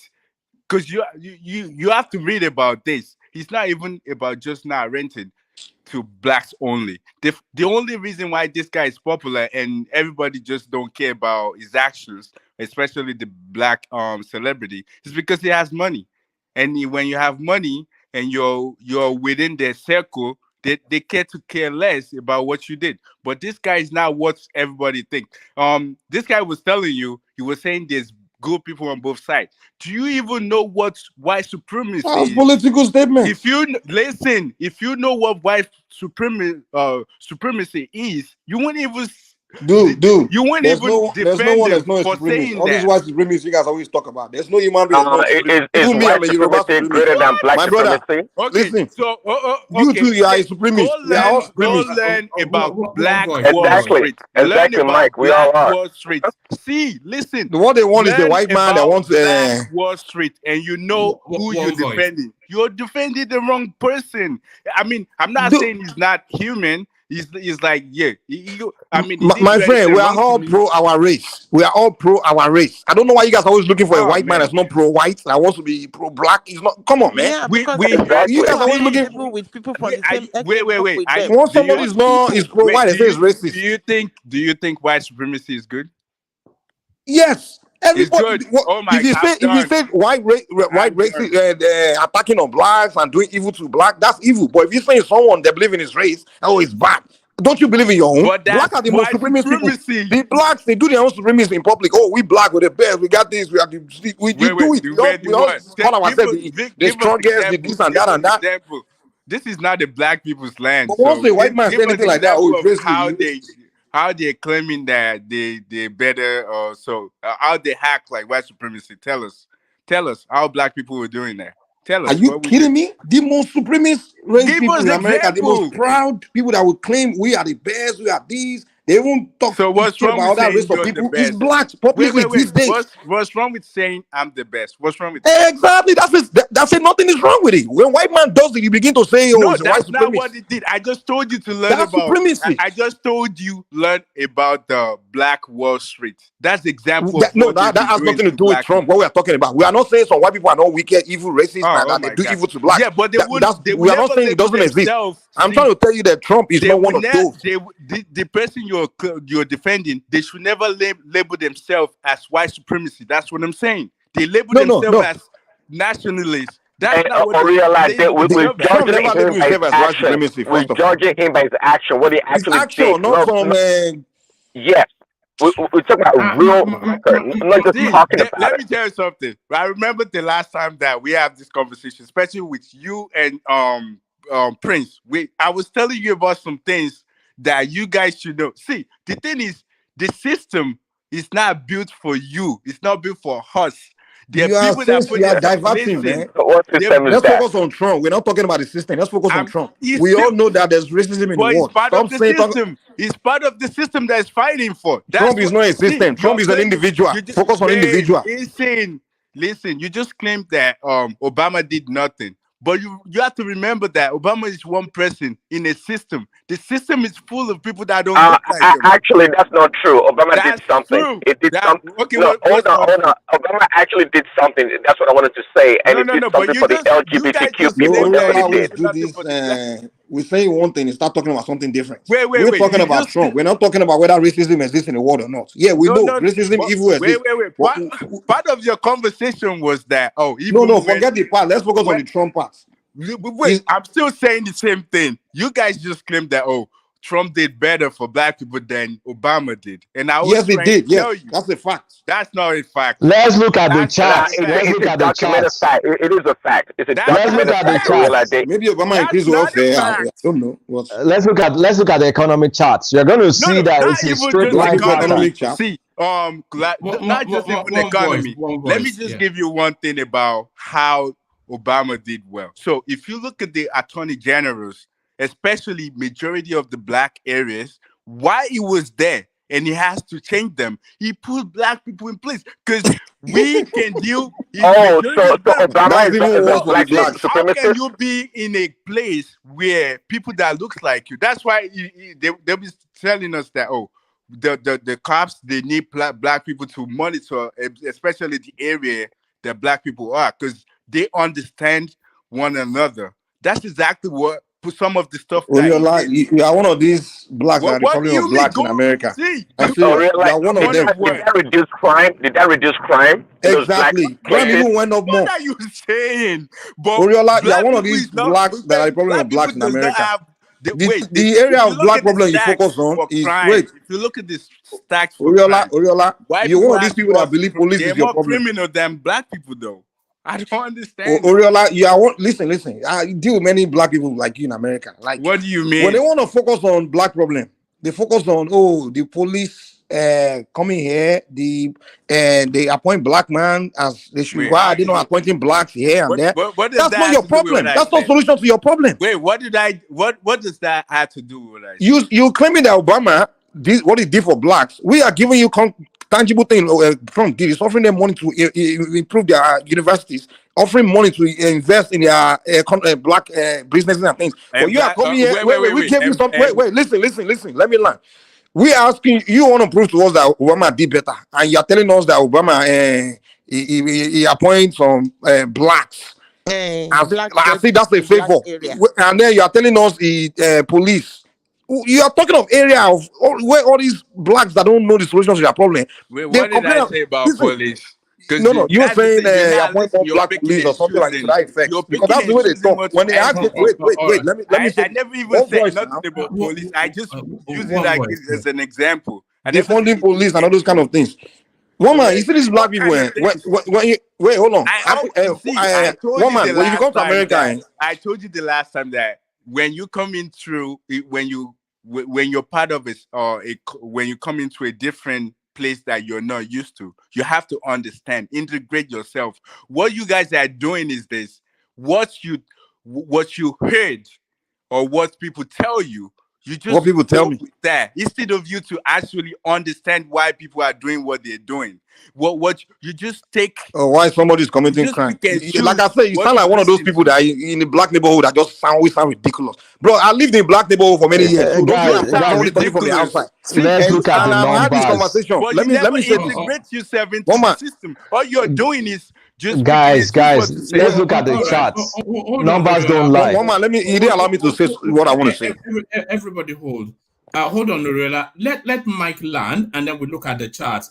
Okay. Mike, Kaiser was hosting earlier. I thought you would come and support him. You did not, but I didn't even see. No, I was busy today.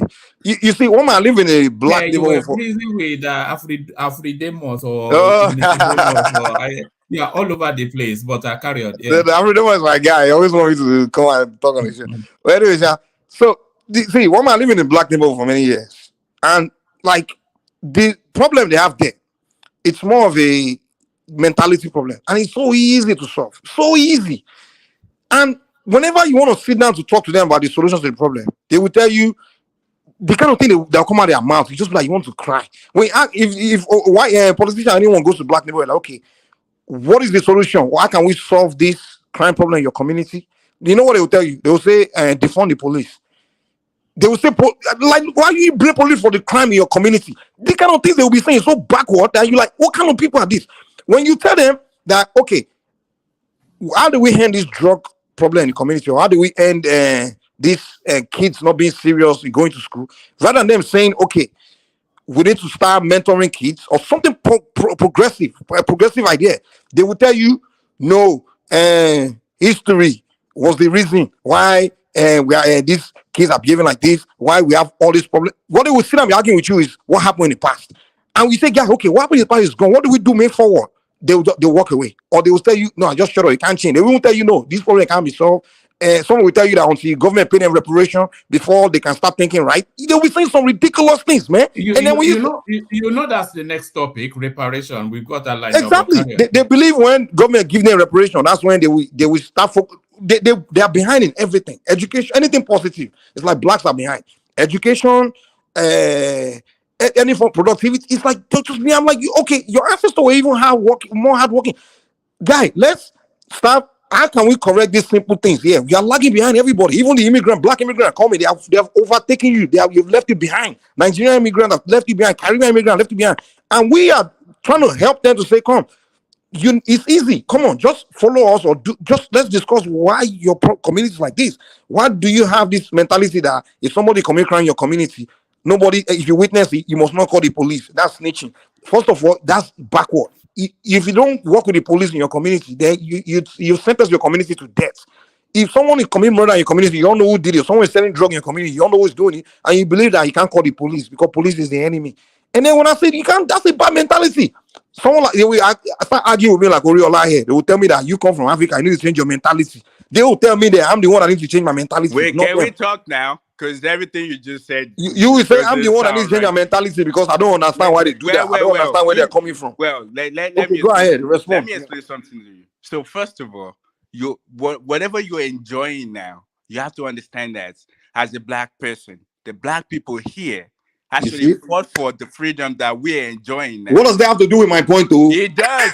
Listen, when you come to a place that you don't belong to and they welcome you, you need to you don't need to talk bad about them. You need to actually understand what's going on. That's the thing about us. We come from Africa. We didn't understand. No. Tackle my point. Here.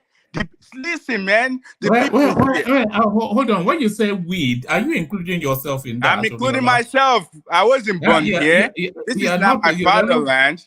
This is not my fatherland. These are my people. What does that do with problem solving? I'm talking about problem solving. They will start telling me that I'm problem solving. Listen, you already talked yours. Let me talk my own.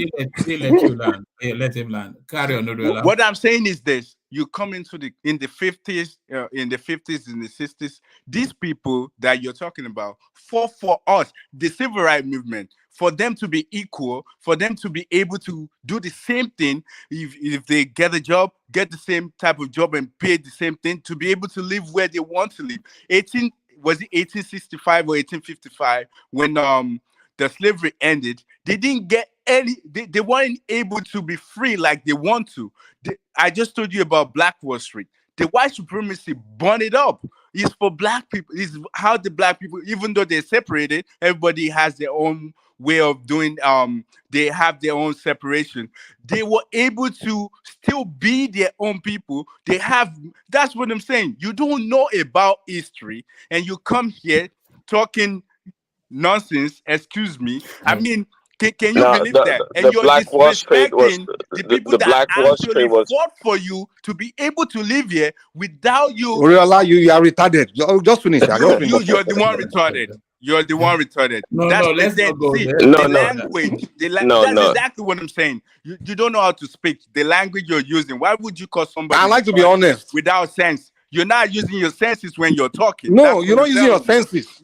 The thing is, you live in a country, you don't respect them. They don't respect you. The thing is, you come from Africa. Every one of us, you can do whatever job you want. You can pick the toilet. You can do all this just because from where you're coming from, the advantage you don't have. And these people are fighting for equality, and you're here disrespecting them. Explain to me how it's disrespectful to tell somebody, hey, let's solve problem. That's what you're doing. It's disrespectful to try to help people to solve problem, right? What problem are you solving? Have you even solved your own problem? You're in a country where they allow you to stay in the country. They don't. The fact that they fight for civil rights. Where would you be? Would you be able to even talk?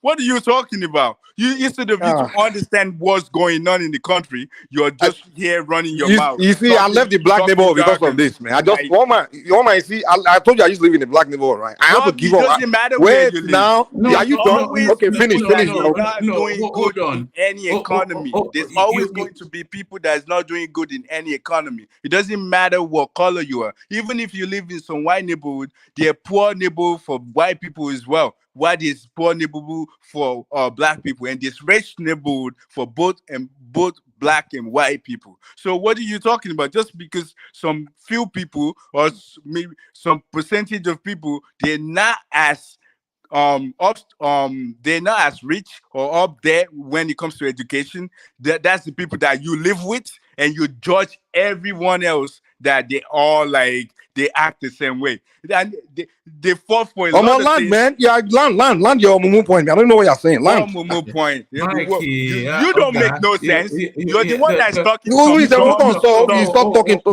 See, you don't use you're not using your brain. Okay, land, just land, man, land. You just talk. Because you're saying things. You're doing strongman argument. You are talking about things that didn't even talk. You say I'm judging people. What's strongman argument? Okay, land, so I can respond. Okay, go ahead and land. If I can respond. All senseless. All the arguments you made today, thank all you. senseless. They make no senseless. Sense. Thank you. They make Are no you done? sense. All right. You're enjoying people's artwork. Are you done? The 60s, the 50s, and you can't No, respect them. you've made the point, Oriola. But let's just let it not overspill. Let it be conversational, not confrontational. Okay. But you left the black neighborhood because you leveled up economically. That's why. No, I have to give up. No, when I say I left, I mean I gave up. I don't even go there again. Let me tell you why, woman. Okay, there was a time when I was still in college, man. My professor, the man is a Spanish man. Because most of the students you find in the schools are Africans in universities.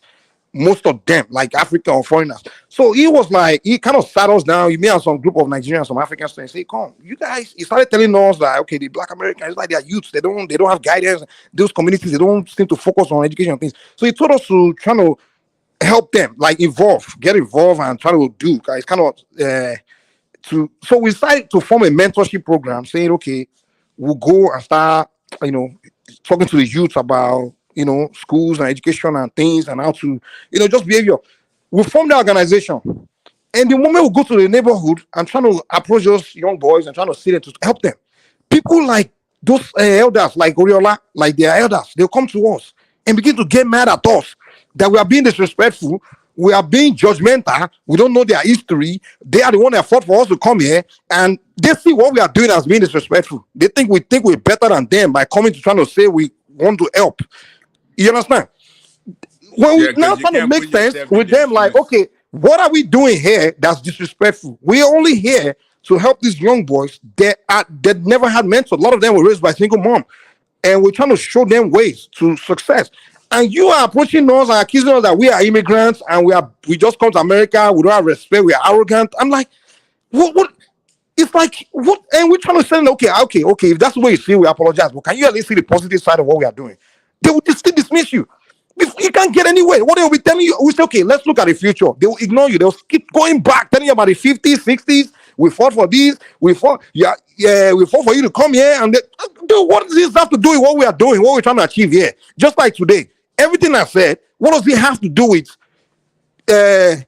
everything he said now, like, I don't know the history, they fought for me to come here. What does he have to do with the point I made? Mike, is it this same tone that you're talking that you're using to go talk to African Americans? Thank you. You said you say what? I was This tone. I was thinking that just before you said Nicolata. You said the same what? Is it the same tone that you're using to speak now? No. Me, I don't even talk there. It's not like literally me. I know myself. I don't have patience. Like the guys that are even doing the talking, I'm more like the moderate, like calm people. Me, I don't. First of all, I was just there with them, but I wasn't really involved. I was just there. But then when I saw it, I'm like, these people here, I won't forget these guys, man. Like, no one was talking to them loud. Like, literally, guys, we just come dress now. Just go dress now already. They think we are sell out. We don't flag our pants. They already man. And like Oriola, this point about somebody fought for people to come here. That's a freaking damn lie. That's a freaking lie. Let me tell you what happened in the 60s. How are you able let me tell you. I have to wait. Let me tell you what happened. Let me tell you what happened in the 60s. Let me tell you what happened. That civil rights bullshit is not because anybody went and march and protest. What? Let me educate you. I'm done with this. Can you listen? Get lost there. Can you listen? Don't say get lost now, Mike. Nisuru now. But Nisuru now. One man, let me tell you what. Because what you're saying does not make sense. You're even trying to. Okay, let me land then. Can I land before you know if I make sense or not? I haven't even said anything. Say what I'm saying is not making sense. Let me tell you, it's the same thing. One man is the same thing I always tell those Africans that say somebody fought for independence. Let me tell you what was going on in the 60s during that time. There was a Cold War going on between the Soviets and the US. Wait, let me land. Talking about what does Cold War have to do with the fact that can I you land? want to liberate yourself?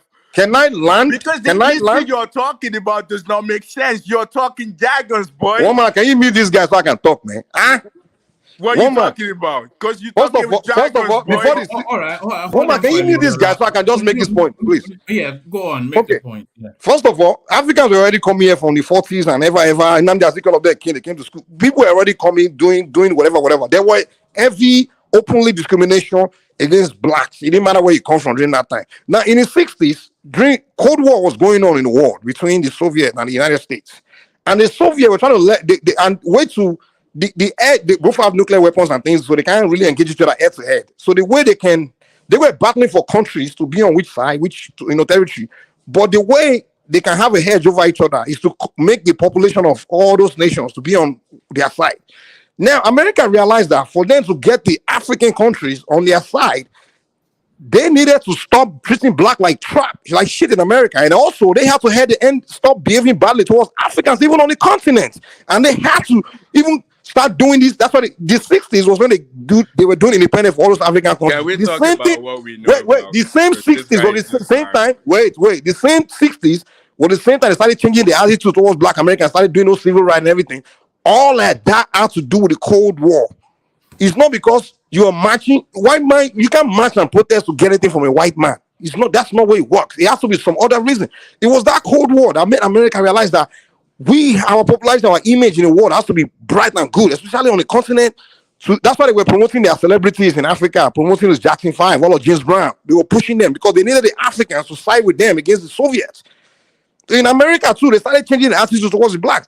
But these people will come here and say somebody fought, they fought the Emmanuel match. It's a lie. And today, the reason America is even bringing immigrants from Africa, anything like that, it's not because they love Africans or they care. What they're doing, they're looking for human resources everywhere, and they go everywhere. The time of only bringing Europeans is over, because you can't go to Europe and start bringing your immigrants now, because Europe is a society that's progressive now. They're now interested in coming to America like back then when Italians, Irish used to all rush here.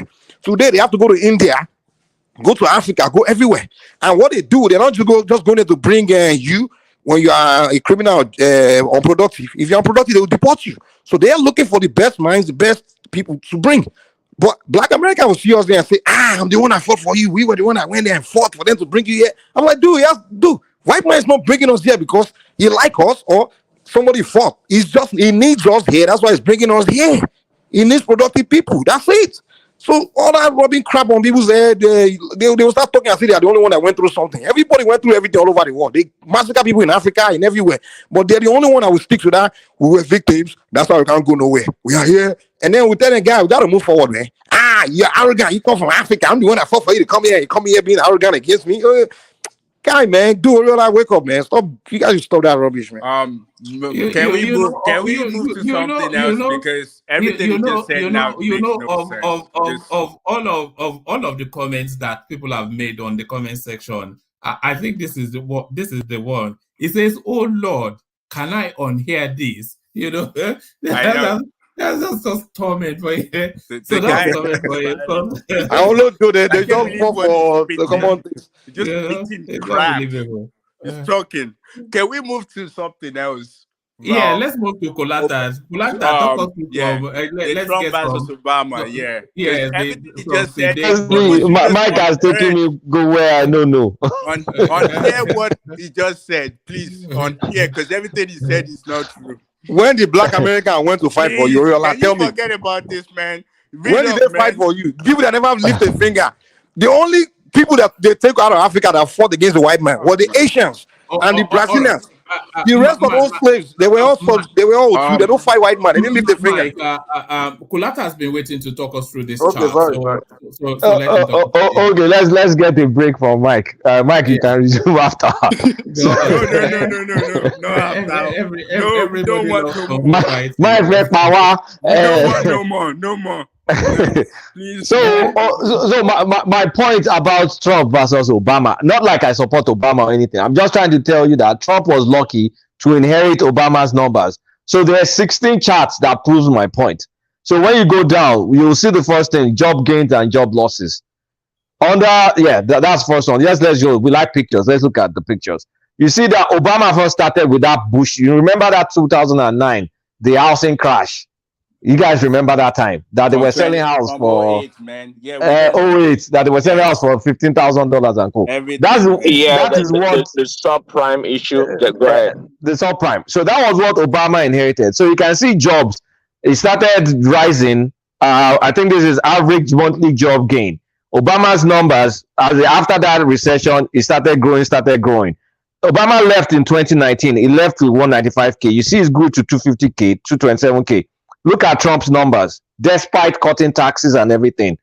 Average 176K, 193K, 178K. I'm going to skip COVID because that's not Trump's fault. That's a natural disaster. Can we interject right there at that number? Yeah, you can interject, but you can see the numbers don't lie. That is true. The numbers don't lie, but they don't tell the whole story. You're right. The numbers don't lie, but they don't tell the whole story. There are more charts. Before you skip the COVID, that's how you know if you're actually the right leader. Obama took the economy when it was bad. So when the COVID hit, we need to emphasize on that. How was his leadership during that time? Terrible. Excellent. Yeah, exactly. So he told us to drink bleach.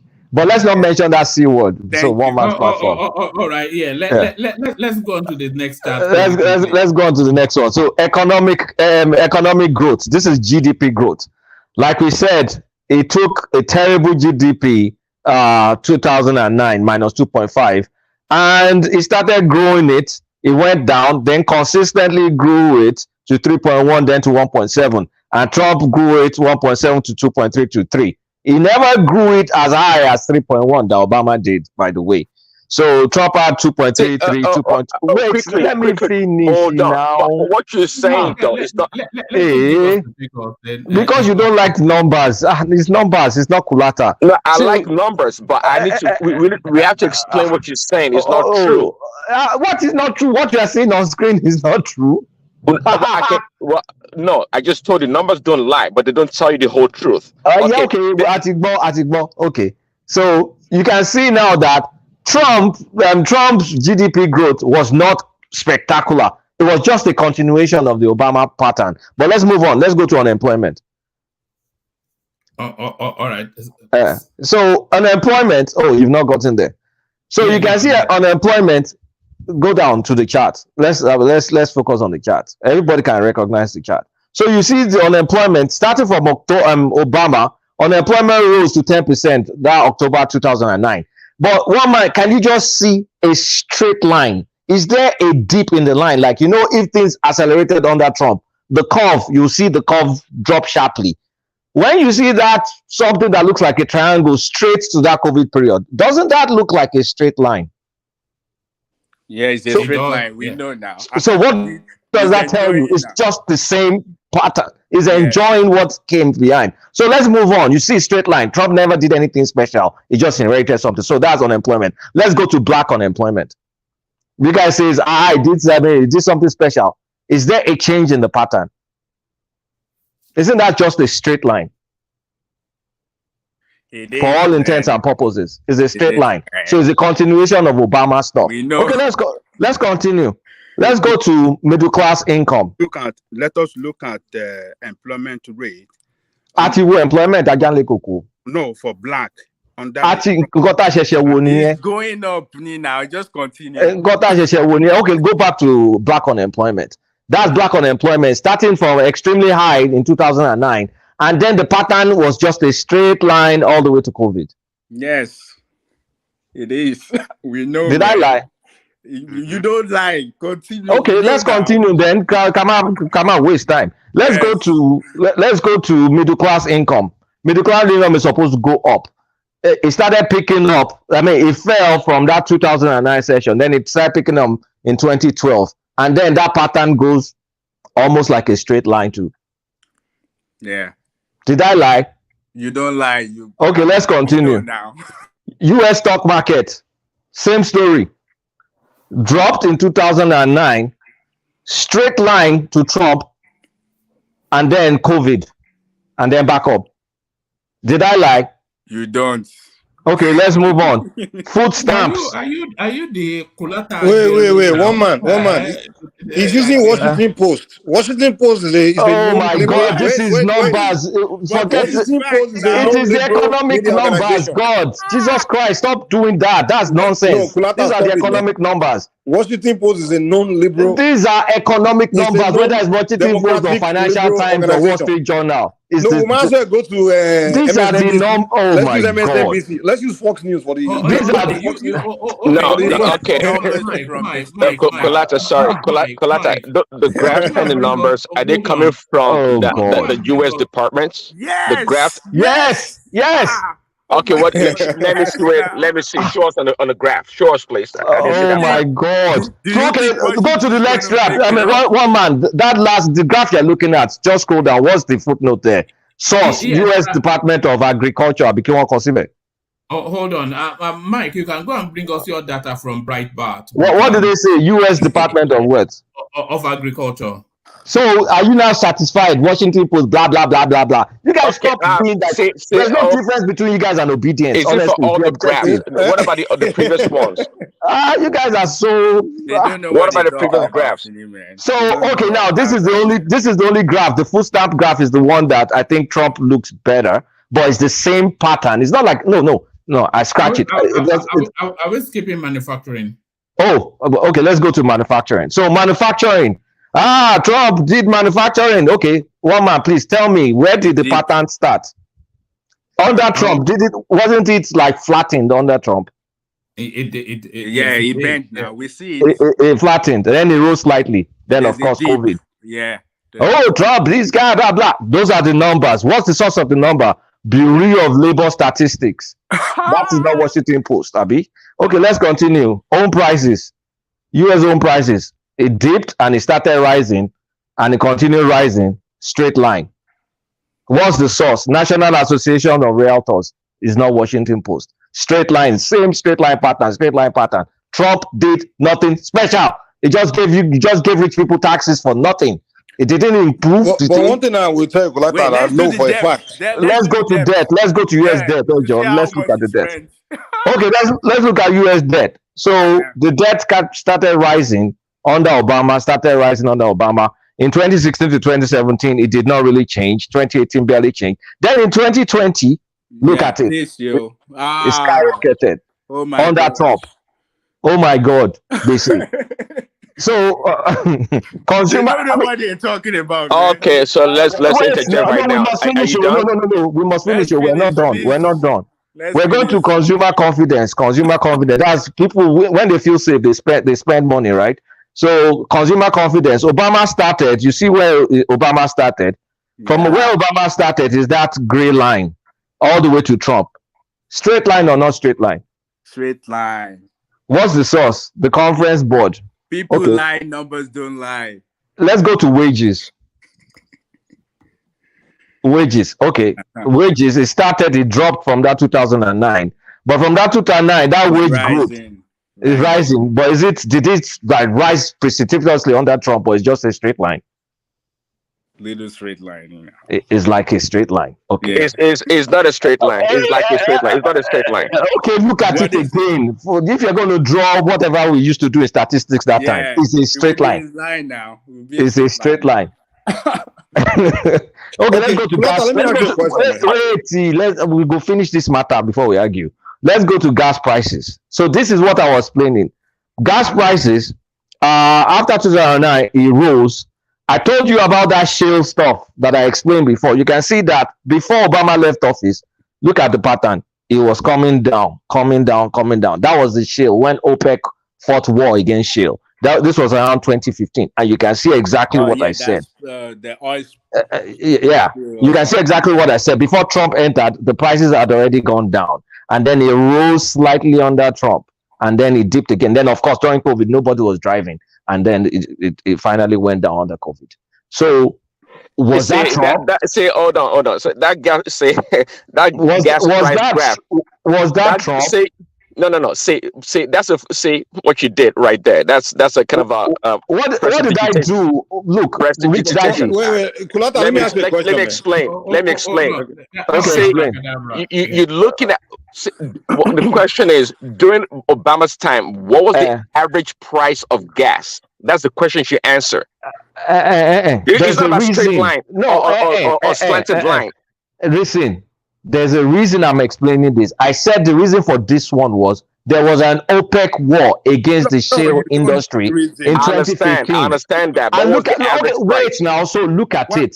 Why don't you find reason for others? Wait. If the price of gas dropped before Trump, so is it because of Trump that the price dropped before he came to office? So they knew Trump was going to come to office. Then they decided to do war because Trump was coming to office. Guys. The point is that throughout Obama's time, the gas prices were relatively high. Okay, wait.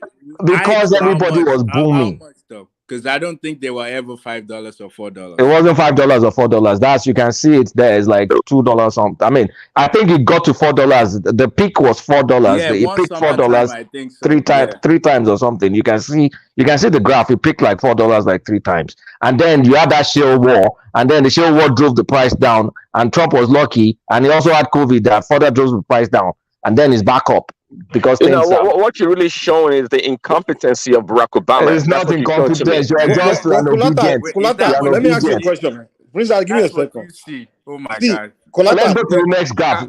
Let me ask you a question real quick now before you go. Let me say. No, I won't finish before one man leave. Wait. No, there are about 2 more. I think it's. There's just 2 more now. We're going to finish. So this is the amount of people that are uninsured. So I think this one, Americans with health insurance. So under Obama, America with health insurance. No. Americans lacking health insurance. That's what it was. Americans lacking health insurance. So Obama started Obamacare, right? And then the high people without health insurance, it started dropping. In 2019, it dropped real hard. It dropped. Then 2015, it was stable. Under Trump, it started rising again. Good for Obama. I mean, Obama dropped it down, then it started rising slightly, started taking back up. This data stopped in 2018. Well, on the health insurance, the only thing Barack Obama did was to mess up American healthcare system. That's all he did. That's all he did. Because hold on, I can see. There's health disparity. Hold on. There's health insurance disparity across the country. Yes, Atigbo. So business investments. No, this is where Obama beats Trump in business investments. You see, now. You see the number of investment. I don't want to believe this thing again, man. Please, business investments. One man, please. What's the source of the data? Please tell everybody. But if you tell me business investment, Mike Jagboro. Mike, please, what's the source of the data? Bureau of Economic Analysis. Okay, she won't power Mike. Wait, can we? Okay, let me ask you this. What me I know for a fact. Hold on. What me I know for a fact. Even the business community, the corporation, they will tell you. Okay, now you and I know because they were able to make more money. The CEO. No. Here's the fact. What fact? You're not talking facts. Okay, whatever. Okay. Anyway. No, you won't go.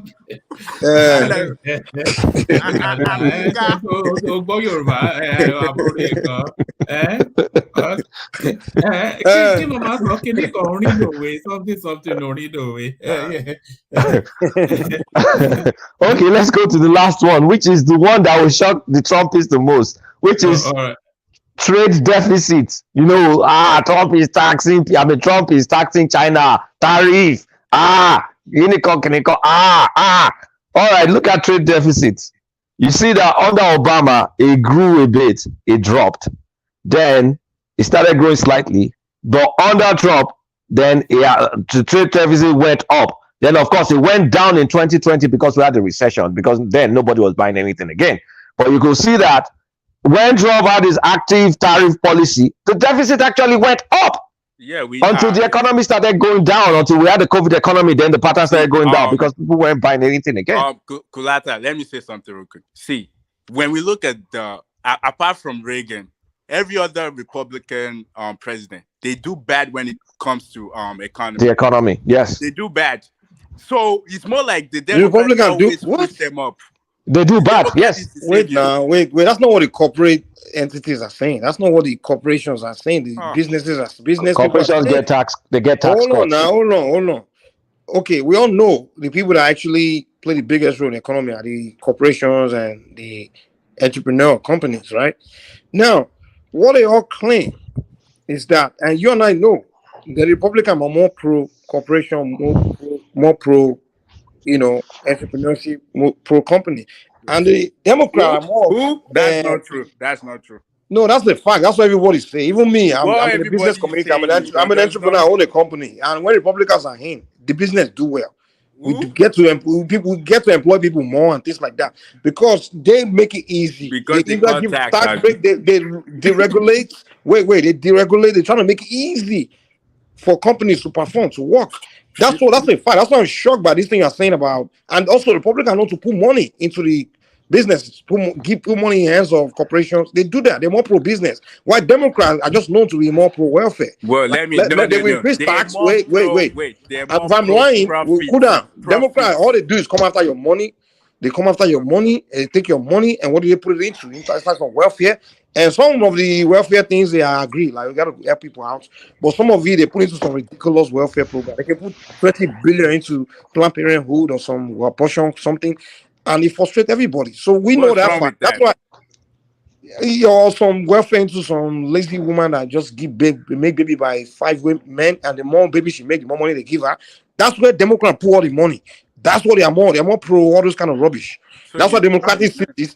The Democratic cities are the most unemployed. I didn't want to go. They have the highest unemployment. And pro. What do you Democratic states, they are the most useless states. We all know that for a fact. So when you present all these things, just shock me. Like, what's this guy talking about? Now, another thing we have to know is this. Your choice of words. Another thing I know is the fact Democratic states, man, everybody's running away from there. That's why Nigeria we all run to Texas because it's Republican states. My mom still went to Maryland, all those places. She ran away. Like, they are conditioned there. Any state run by Democrat or city run by Democrat. Well, it's a fact. It's a fact. It's not I'm making it. I'm not insulting. We all know that. It's a very unproductive environment. The most country or state in America. What state is it? You always say California. California doesn't belong to Democrats.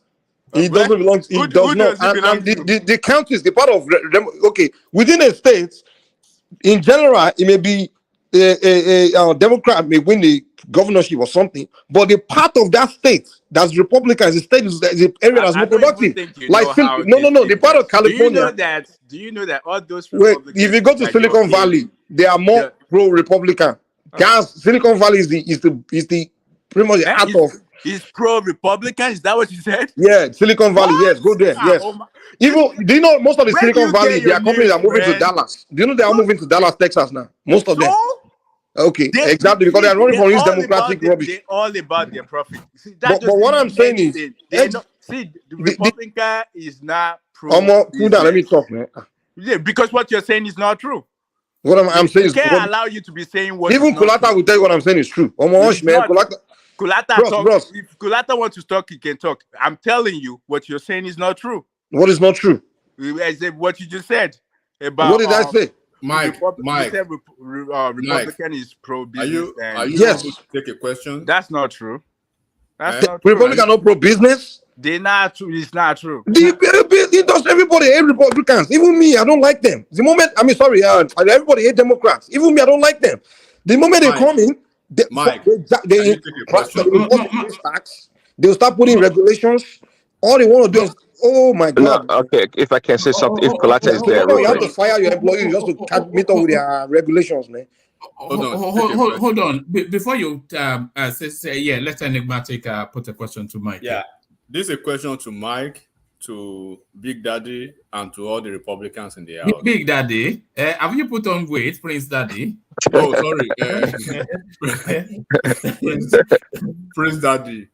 Yeah, but you know, Mama, this is so funny, right?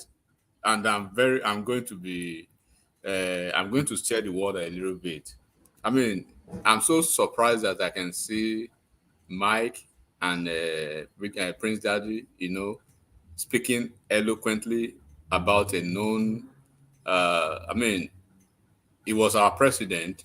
We respected the fact that he won the election, but Prince Daddy here justifying still after 3 years of Trump losing the election, claiming that there was a electoral malfeasance, and then trying to claim that the election was stolen. They have to get their mandate back. And then on the flip side, Mike viciously attacking everything that has to do with with blacks and Democrats. My question to them is, why don't you just be an obedient? Because you are basically the two of you viciously attack obedience on this platform, and you hate everything about them. But you are doing the same thing in America. You can't compare. Okay, finish. I mean, if you look at it, this is what exactly you guys are doing. And average obedience is a Republican in the US. We know that. But I'm so surprised that you guys can be progressive in one breath, and then on the other side you are conservative. How are you managing the conflict? No, you can't compare obedience with Yes, it's right. So there's an ideological inconsistency. No, that's not true. There's no ideological inconsistency. Especially with Prince Daddy, there's an ideological inconsistency. No, you can't compare obedience with obedience view, or we may be similar in the fact that we believe that this election on their side they believe election wasn't fair. On our side, I believe election wasn't fair. But the facts they will present compared to the facts we will present are completely different. You understand? Obedience are not presenting any facts.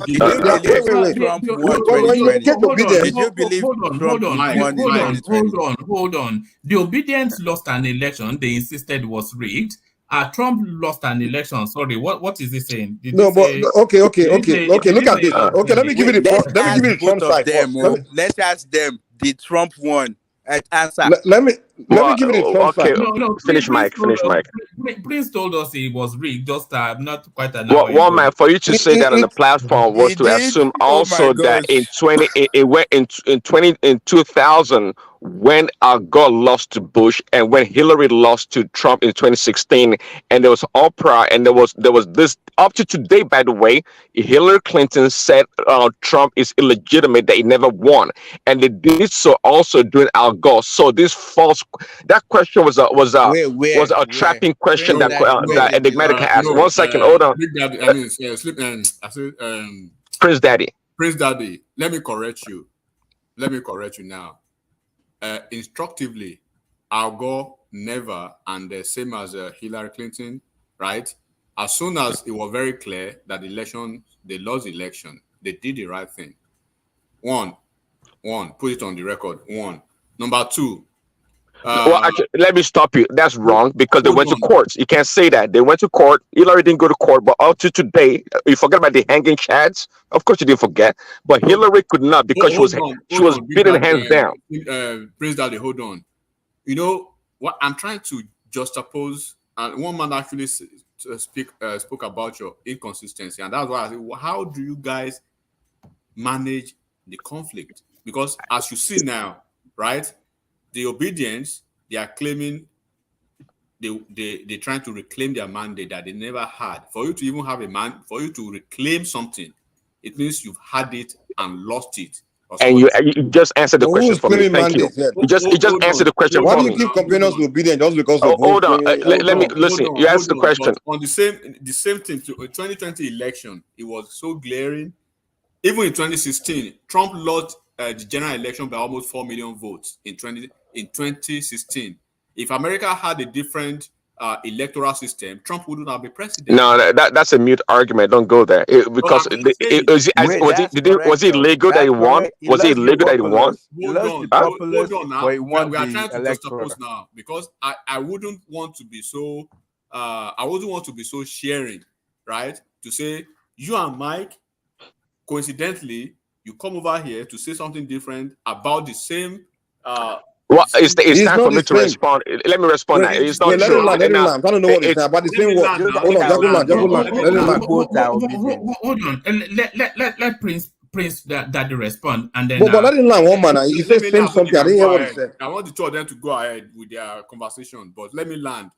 The same trajectory that we saw in the US is what is happening in Nigeria. Trump has been claiming that he won the election. He riled up his base to the point that they basically not even basically committed mutiny against the American government in the insurrectionists, right? The fascists. Now we have a version of that in Nigeria now. They are claiming that an election that they lost clearly, they are not even number 2. They are number 3. I'm glad you say clearly. So they said they won the election, and they are trying to burn down the country, and they are denigrating. Well, okay, quickly. Let me say this real quick. Now, and they have a leader. Hold on, and they have a leader who is quiet and leading them on. Just like I think we get your question, but here's the thing. I think you answered the question in your explanation or in your submission. Number one, the obedience, whatever they are doing is based on nothing. It has no substance. That's my point. They are the one in third place, claiming they've won election, even though we may be exhibiting perhaps the same kind of sentiments in regards to. Let me finish. I said we may be exhibiting the same kind of sentiments when it comes to Trump and Obi, but the reality of the matter is that ours is based on substance, is based on reality, not just fiction like Obi going around claiming to be a winner, whereas we all know the possibility of that is far from reality. Is that why Trump is indicted for the same fallacy? Well, his opposition is indicting him now. Really? We all know the injustices that's going on right now. Because again, if you want to go there, the legal scholars and I think Enigmatic can help us. The system in place. Hold on. One thing that's paramount in America is the need for freedom of speech. In fact, you're allowed to lie. It's not a big deal. You should not be indicted because you're lying. Killing people say we can do this in America. Yes. So he lied about. Why did not arrest him? I didn't say that. I know you were going to go there. I was just trying to give you the extreme. No. I was just trying to give you the extreme. Hold on. I was trying to explain to you the extreme. I was trying to explain. Oh, okay. Land that point at Prince Daddy, and then let Pansat come in. He wants to put a question to Kolata before he. Yeah, I was simply trying to explain. Take this to us, so you continue with it. Do you believe that Trump is a pathological liar? No. Oh man. And to continue. Don't worry. Don't worry. So politicians don't. Your question was almost a trick question and duplicitous at the same time. No. Your question was duplicitous at the same time, being a false question.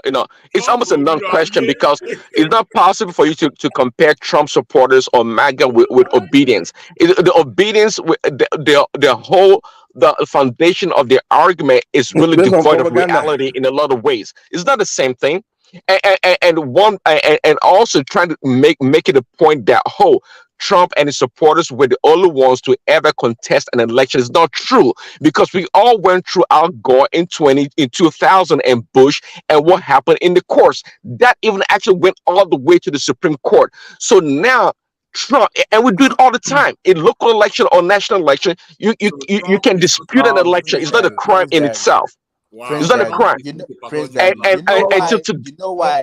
Can I just ask something real quick before someone else? Let me say something. You know why? No.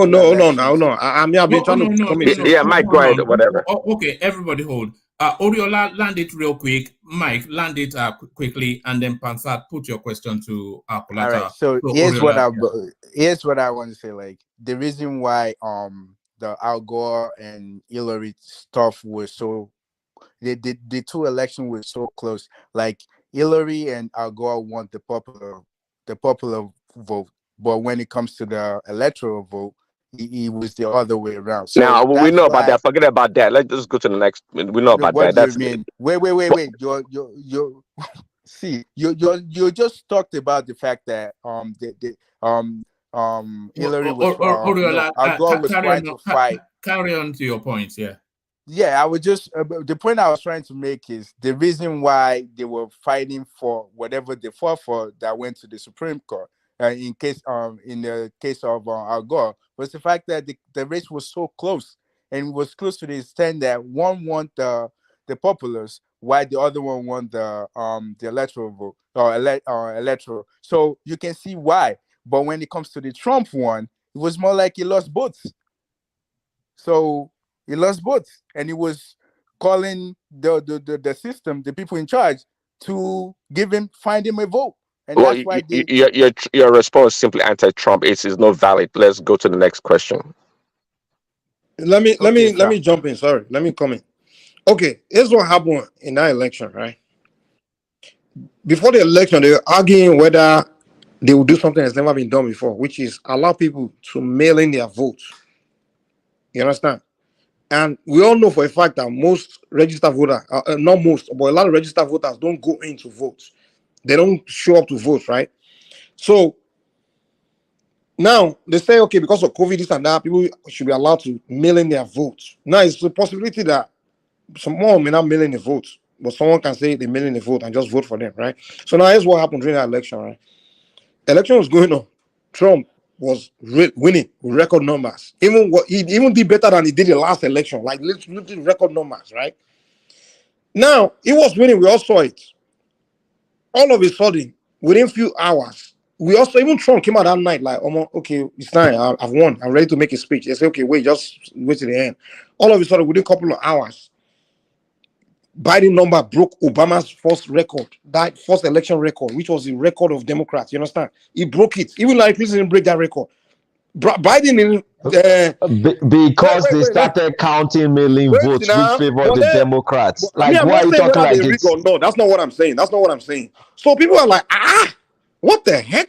Like Trump broke his own record from the first election, and Biden now breaks record of Hillary and Obama. We're like, what the heck? And then what they explained, I don't know if it's, I can't say whether they rig or not, whether the election, but this is my own position why I question it. And then the answer was that a lot of people mailing their votes. So the vote they mailed in is what gave Biden all that number. I'm like, they mailing that millions of votes and you're able to count it within a couple of hours like that? So that's why people are like questioning. It was so, everybody was like, Mike, do you know how they count mail-in votes? Do you know how they count it? Those people that went to Washington, Mike, do you know how they count mail-in votes? How they tally? And first of all, some people may not, some people may not have mailed in anything, but they can say, okay, this person mailed in it, and then they will say they count it. So it was something that just can't, even that's Trump. Not true what you just said. Wait, that's what happened. The only vote we can actually confirm that someone voted is the one that they showed up and point in the computer in the system. But when someone mailing the votes, they don't have to point anything to a computer and put in a system. All they have to do is just count how many mail that comes in. That's it. So there's no way anybody can prove whether it's true or not. So it was something impossible to prove. Even the Democrat cannot come and show us all the vote they mailed in. So it's not something anyone can prove. So that's why people are like, okay, there's no way we can prove whether votes were mailed in or not. There's no way to prove it. Can I ask you a question real quick? So that's why many people suspected that this one now Joe. No, I'm sorry. Can I just ask him quickly? So it's not the same with obedience. Obedience zone is completely different. It would then respond and then it would look around for another 20 minutes. No, it wouldn't be. Just why don't you let me talk, and then when I leave, you can do that, okay? Thank you. What do you mean? Uncle Passat. Yeah. Hello, everybody. By the way, the word that Mike was looking for right there is called absentee ballot. That's what should be counted. So I don't know if it's by instinct or by intelligence that he got that one right. I don't believe in mail-in ballots, okay? Absentee ballot is one that's legal, but that's not why I'm here. Let me go to Kulata. Kulata, why I've come in is that on this platform, you bring a lot of data through the elections, and that's good. There's nothing wrong with profiling data. The only problem I have with you, I've always had that problem, it's with data analysis, which is the more important thing. That you bring the data so we can then analyze it.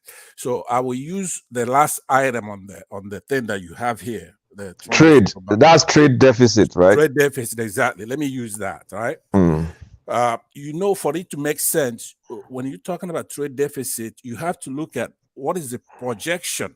Let's say, let's look back and say from 2006, it was the trade deficit was just going up, right? Every year, the U.S. trade deficit went steadily. It was increasing. 2009. But the pattern doesn't show that, though. Look at it. Yeah, hold on. Well, what are you looking at? What do you mean? That's the trade deficit. The gray line is Obama. No, but that's right. The shaded area, the shaded region is Obama. So if it was growing out of control the way you claimed it, it won't go up and then maintain like a straight line. No, it has always been. I mean, if you look at the data itself, right, not the representation by those lines. Yeah, but just hold on. Let me land. The point I want to eliminate argument by just sticking to the facts. Okay. Since 2009, 2006, it's always been increasing, and it was projected to increase, right, by I think it was $763 billion. It started from 711 billion. Look at that graph. 711 billion 2007, and that economic, of course, when there's an economic crash, people are not buying anything. So in 2009 it crashed. Then it started growing. No, just hold on, because that's not actually, that's tangential to the point I'm making. The point I'm trying to make, it's about data and data analysis. Like when you bring this. So let's specify which data. We're looking at your trade deficit right now, okay? Okay. So in order for what you're saying to be correct, if you just look at Obama's numbers and you look at Trump's numbers, right? You are discounting what was it projected to be under Obama for the years after Obama. Do you follow me? Let's say in 2000 and what is Obama? Yeah, but 2015. Hold on. So if it's projected to be, say, 800 billion in 2020 or 900 billion in 2019, but Trump comes in and then the trade deficit remains the same as Obama's or even slightly higher than Obama's. The way to read data, when you do the data analysis, do you have the 2019 projection? No, hold on, because the actual numbers is not the point. The point I'm making is that no. That's why I asked a specific question. Do you have the projection that if Obama was there, what will be the 2019 projection? I want to stay away from COVID years because we can't use that. I understand. So hold on, you actually asking the question I should be asking you. The point I'm making is that just because I'm faster, No, hold on. What I'm saying to you is that you have to have that projection. It doesn't matter who is the president, right? So, like right now, the projection for 2030 is out there for trade deficit, right? It doesn't matter who's president. In order for this data to make sense, that's what you have to be looking at in order for you to analyze it. It's not just going to bring raw data and then have a shaded area. You have to look at what did this administration do to ameliorate that projection. Now, okay, for us to be able to get to a point, you have to give us something actionable. That means you have to give me what the trade deficit was projected for 2019 under Obama, and then we compare with the actuals. So you don't have that now until I give it to you. Yeah, that's why I'm asking you for it. Hold on. That's what I'm saying. You don't have that. I don't have it. You give me. So that's why you have to go and redo the work. In essence, no, you sent me a message. You came to push back, so you should push back with data, not send me to do homework. listen to me. I am pushing back with data analysis. I'm not pushing back with data. Okay, that's it. Hold on. For now, I will run away with the actuals until you give me the projection. I know, but once you understand what I'm saying, I know what you are saying perfectly well, Pansat. Okay. So use that in almost every time you bring data here on any issue. It has to be the data analysis that is more important than the actual data that you have. You have to be able to. Let me tell you why, and I'll conclude with this. Right, when you're doing data analytics, right? In this case, there's predictive data analytics, prescriptive, diagnostic, and then descriptive. What you're doing is descriptive data. Yes. That doesn't help us. For you to help provide that projection, and then we compare with the actuals. No. That's called you're cramming something. I don't have to. I'm not cramming. I'm looking at it. This is not my data. This is Washington Post posting data from Bureau of Statistics. I mean, whatever bureau they're posting from. I didn't want to be argumentative. I want you to pay attention to that. In this case, with this trade deficit, what's important is how much did Trump ameliorate that projection, because the damage were done before he comes in. So if it's projected to go out of the roof and he comes in and says, look, for North Atlantic, for Mexico, Canada, look, I'm going to cancel this. I think it's a raw deal for us. And he's able to bring back factories back from Mexico, and there's job creation here, and then start producing here. And then it reduces that projection, right? You're not gonna just be going by the number. Yeah, then he did a good job. I get what you're saying, Pansat. I know what you're talking about. Wait, which factory does it bring back, though? No, but that was also an example. He did bring back the auto factory industry back to Detroit. Car manufacturer. Yeah, who did that? Who did that? Trump did, okay? But Obama was one that bailed out the automobile industry during 2009 recession. All right. Sorry, give me 1 microsecond. Just give me 1 microsecond. Gentlemen, I'll bail out to hand over to Mike, acknowledging your super chat. Prince Daddy joins in, and then curiously, Chioma joins in as well. So thank you for the super chat, everyone. How could you leave when Chioma comes in? I thought you want Chioma to come in. No. Hold on. Thank you for the super chats, Chioma. But it wasn't really the super chats that we're after. We want you to come on the screen because you've been boasting to us that you are the prettiest woman in America, and you're coming to show that off. So you've said that for a week now. So Chioma, the window is still open. We want to see you. So thank you. So did you say she's coming on? She's not coming on today. She said some other day. Oh, okay. So let me hand I'm over living to with Mike. you. I'm living with you too. Bye-bye. No, you can carry on with Kulata. No, Mike, you can leave Pansat. You can get lost, man. Who cares? Hold on. Let me actually just say this before I leave. So Mike, try and accommodate. You know, free speech is not actually for. No, you can talk as long as it doesn't come after me. He will come in after me. That's what I have problem. I told him I don't talk to him. What kind of host is it that you can't? You can be here and talk to others, but don't come to me you after your provocations. You are completely a whack Nigerian in diaspora. We have to come. You're a piece of shit, man. You're a good idiot. Mike. Mike. Don't do that now. I will punish you for this. Okay, bye. Kulata. Thank you for that. Okay, but Pansat, before you leave, Pansat, before you leave, I think in the absence of having that, I get what you're saying from projection data, because if it's projected to be higher and then the actuals is actually lower, even though it continued to grow, it's a good thing. I know, I get it, but I don't have that data, number one. But the reason I brought this out was the legendary status that I think Prince Daddy was just too excited about Trump. So I just wanted to poke the bear. Trump, look, here's a fact, right? Nobody can over exaggerate Trump. Trump has been the best president any country has. No, I don't agree. Let me just land on this. There is no doubt about that. Now, does he have some excesses? Does he have some excesses here and there, right? Things that I wouldn't Do do. you think Obi would have outperformed Trump if he had been the president?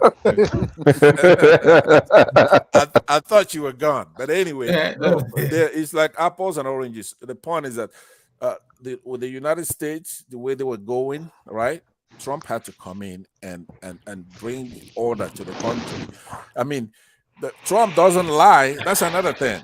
They say, oh, Trump lies. No, one of Trump's bigger problems is that he cannot tell a lie. Since he came down from that escalator, right, in 2000, and I believe it was 16, he came down the escalator and he says, look, I used to be for the Clintons. I used to be for the Bushes. I've done it all. I'm better than all of them in playing the game. But from today, I'm going to be working for the American people, right? So as a Christian, when somebody does a confession like that, I have to judge them from that day. It doesn't matter what they did prior to that day. Now, biblically, you can analogize that. Let me just land by saying that Saul was very effective at buying Christians, right? He used to be one of the worst nightmares of Christians. But the Lord interjected and changed his name from Saul to Paul, right?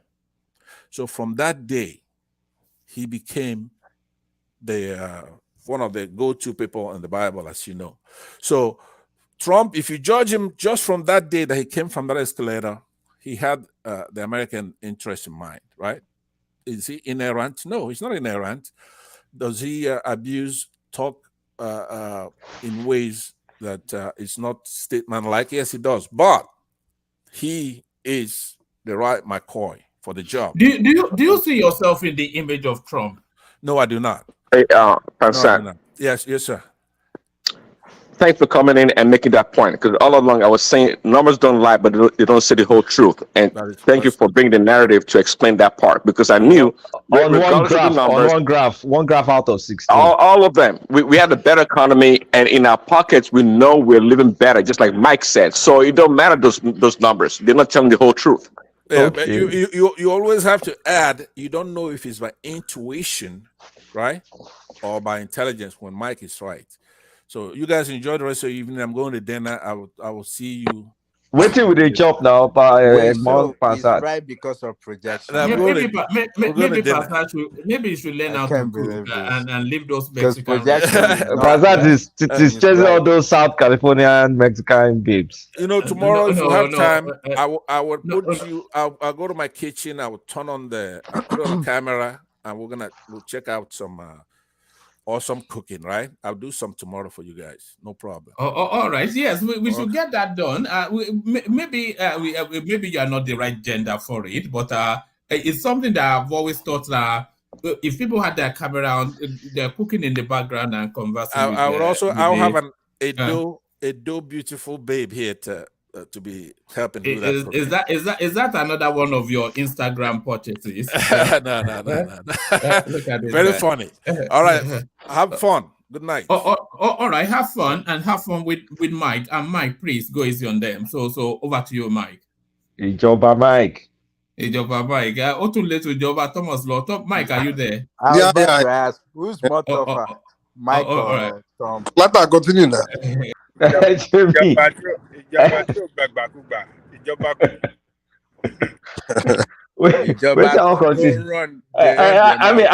just wanted to poke a hole in the excessive Trump narrative that the reality is it was a continuation of Obama's economy, and it wasn't anything particularly spectacular. So all that hype, it's not that. I mean, it's not all that. That's what I'm trying to say. All right. Well, me, I just thought that election was questionable. I don't know. I mean, I'm not someone coming to claim that Trump won or not, but I mean, it was kind of like, what the hell happened here? Hello, Mike. Can you hear me? Yeah, I can hear you. Yeah, go ahead. What Kulata is saying that the little sources that Trump achieved was as a result of what Obama has left behind. But the reality is that government is a continuum, and we cannot say that some of the policy that did not work. When we are talking about, this graphic, like he showed it to us, shows, really tell us what really happened in the, comparing both of them in the running of the economy. But the reality, the practicality of it, the way we felt it, the people. What does the people want to care about this, graph? Yeah, well, Ajanleko, Trump is a salesman. He's a salesman. That's why. Hold on. The ordinary American on the street that was buying the cheapest of the cheapest gas that time, that apply for job and can get job at ease, that was well paid, better paid than ever before. You can't tell them, you can't show them all this graph. What concerns them with the graph? The reality, the way they felt the impact of the government in their life is what really matters. So we cannot say. What I was saying. I never bought gas as that cheap before. Gas at $1. All the reason you are saying that, it was because of this happening, both of Saudi Arabia. Yeah, but what concerns the poor man on the street about that? Presidents and economy, oh my God, especially America, it is by luck. Honestly speaking, it's by luck at times because American economy runs itself. Their presidential policy helps here and there, but you can see that even with all the tax returns that Trump gave, like the trend continues. It's just the same trend. So well, you could say that maybe the trend could have gotten worse. It did not give the tax returns and all. But at the end of the day, the actuals are the actuals. If you compare the Trump economic performance with that of Biden now, and you see some improvement of Biden, would you say that, it was as a result of what Trump left behind that is responsible for that? There's a difference. Now, let me explain the difference.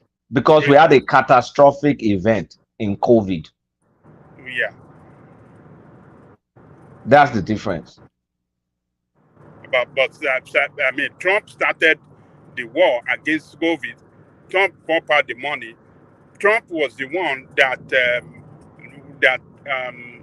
invested so much in the vaccine that that helped us to get healthy and get back. Did you mean the vaccine it doesn't believe in? Huh? The vaccine it doesn't believe in? What do you mean by it doesn't believe in? He took the vaccine now. We know, but that's not what he's telling his people. What I'm saying is that hold on. We have to look at it both ways.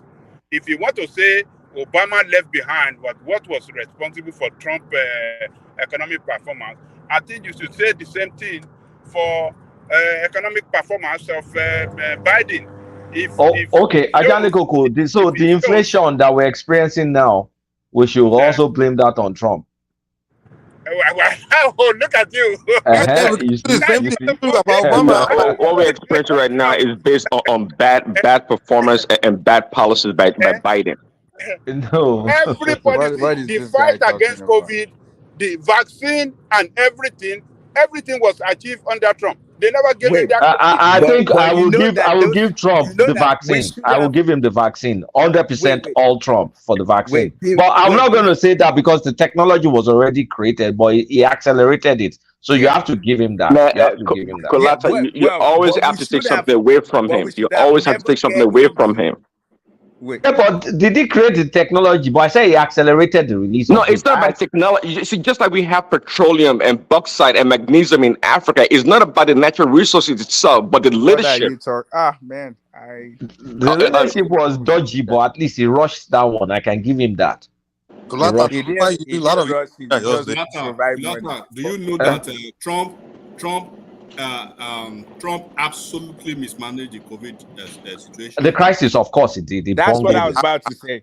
That's what I was about to say. You We know, should have never how get they into gag, that and you crisis know how they at try all. to gag Dr. Fauci because of his, and then Trump created. At least Americans, we've lost more than almost 200,000 or 300,000 before when Trump actually came out to say you should inject bleach. And the question enigmatic would be: where did they lose them? In what cities? Is it in where did they lose those people? High population cities.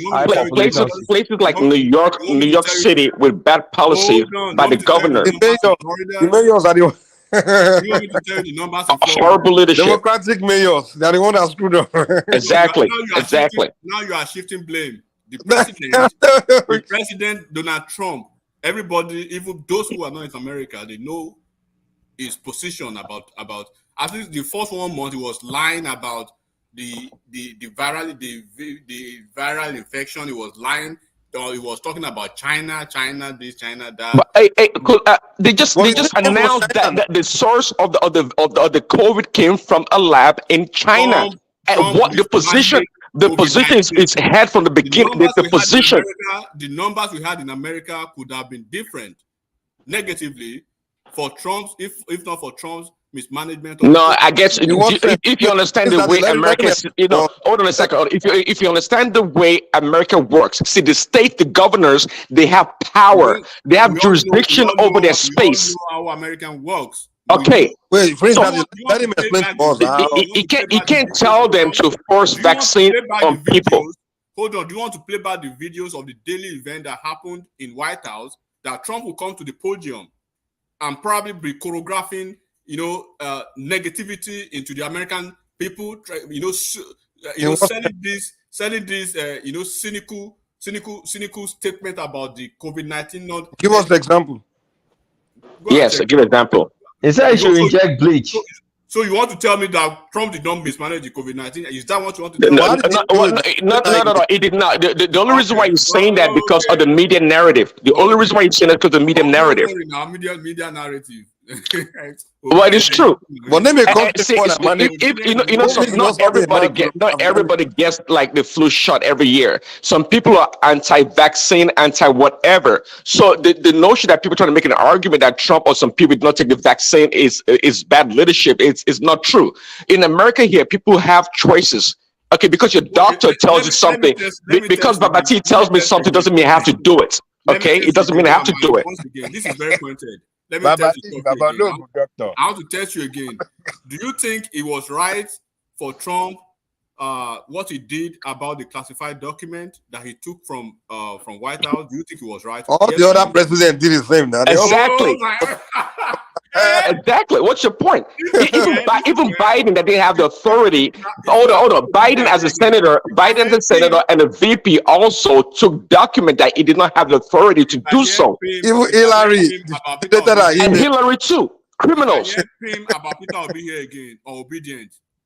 No. You and I, we've agreed that the obedience, they lack substance. The obedience, they lack substance. And obedient is the one that will come 5th and 6th that want to claim to be number 1. That's a stark difference. You can't use us as a comparison to obedience. That's not true, and that's unfair. I think you know that. You can't put us and I think you know that. Obedience on the same. See, but here we are allowed to dispute and argue about whatever we want. But this was a competition rather between two people, and one lost and one claimed that hey, he didn't lose. There's nothing wrong with that. It's not against the law. As they are trying to make it be right now, and spreading this propaganda like Trump did something. It's not uncommon. They do it all the time. I mean, what's the big deal about losing an election and claiming that you didn't lose? Which is mathematically or sociological or philosophically impossible. How can you say you won it not? That's what obedience are saying. Exactly. So we're not obedient. We're not obedient. You can't say that. We're not. I mean, because we exhibit in the same kind of traits, it doesn't mean we are. Yes, you are obedient. Yes, I am. I'm unobedient. Okay. Obedient, we say they won. Say Nigerian youth. They all not. You guys are obedient.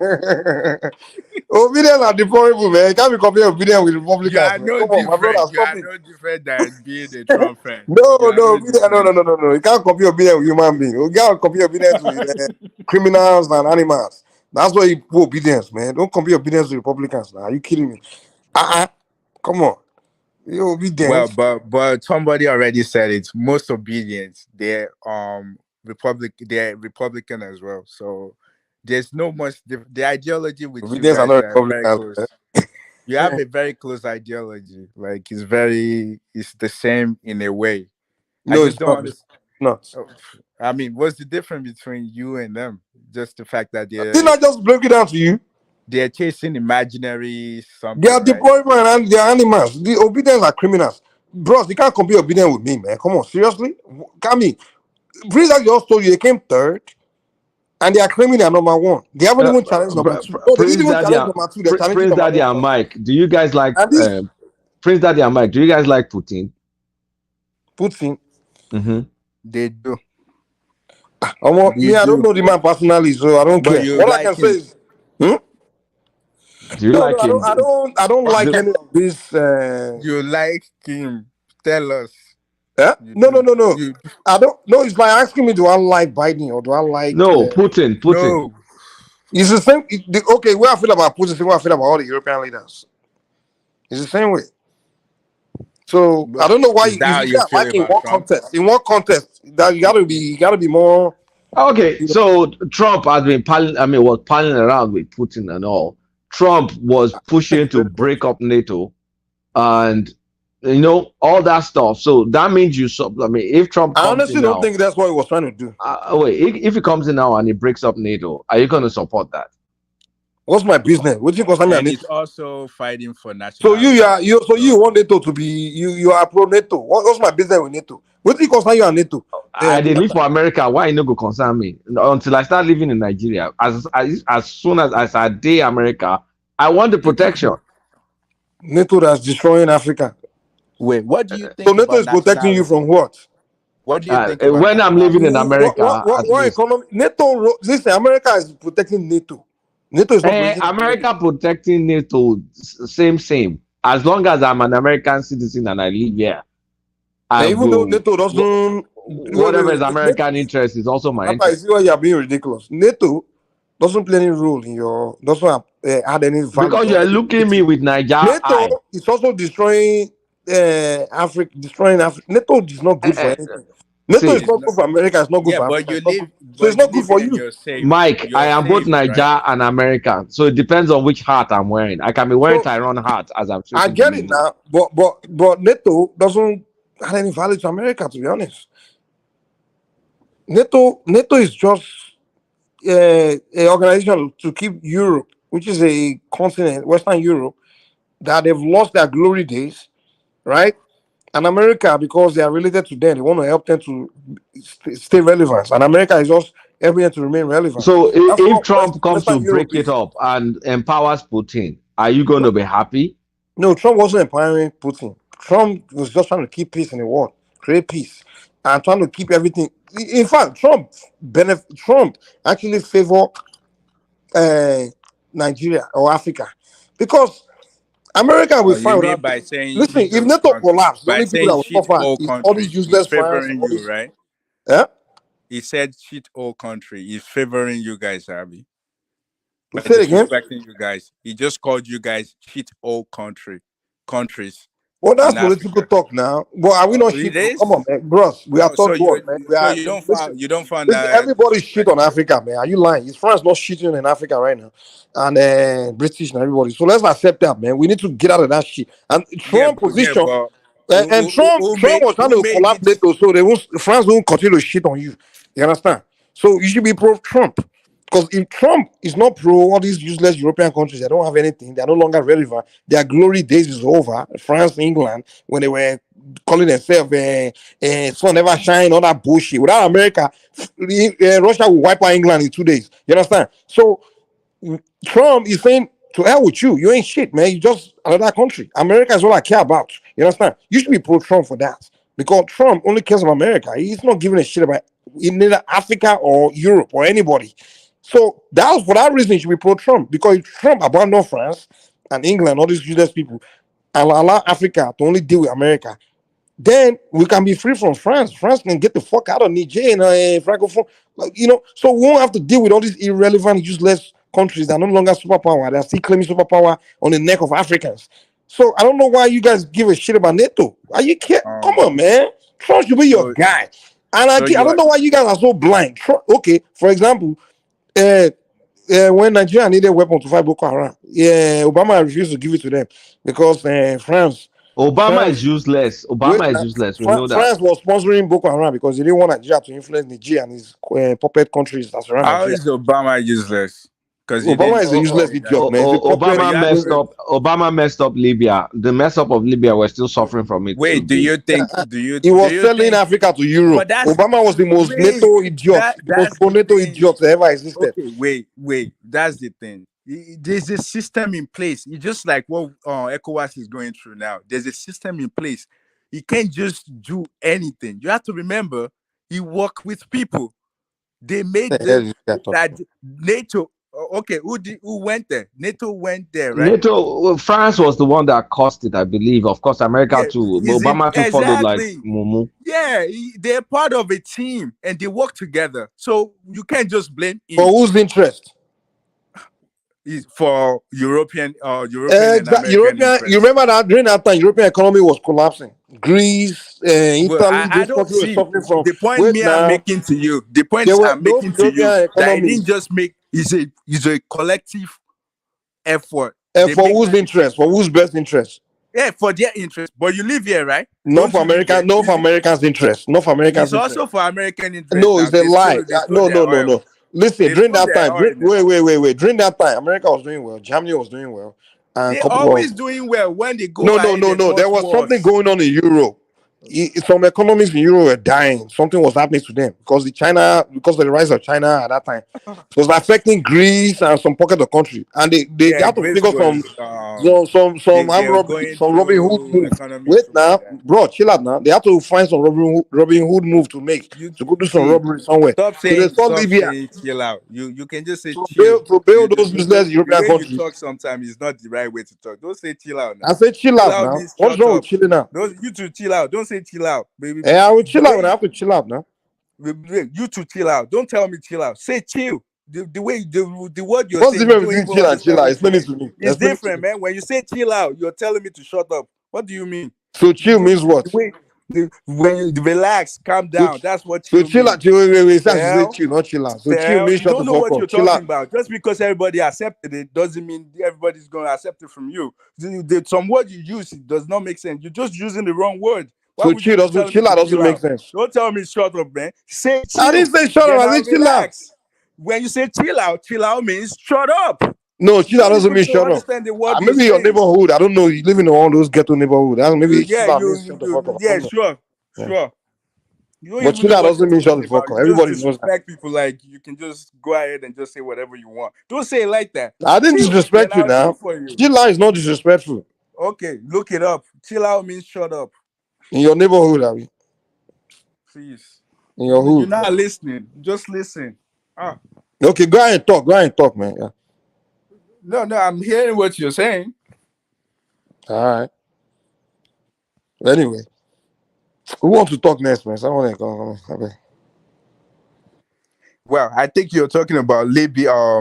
Libya, you're saying United States is the fault of United States won nothing from Libya, and I was trying to tell you that they actually want something. And what I live here, I mean, a lot of people that live here, you can't just disregard United States. I mean, if anything happened to them, it's gonna happen to me. So I understand that Greece was going through economic turmoil.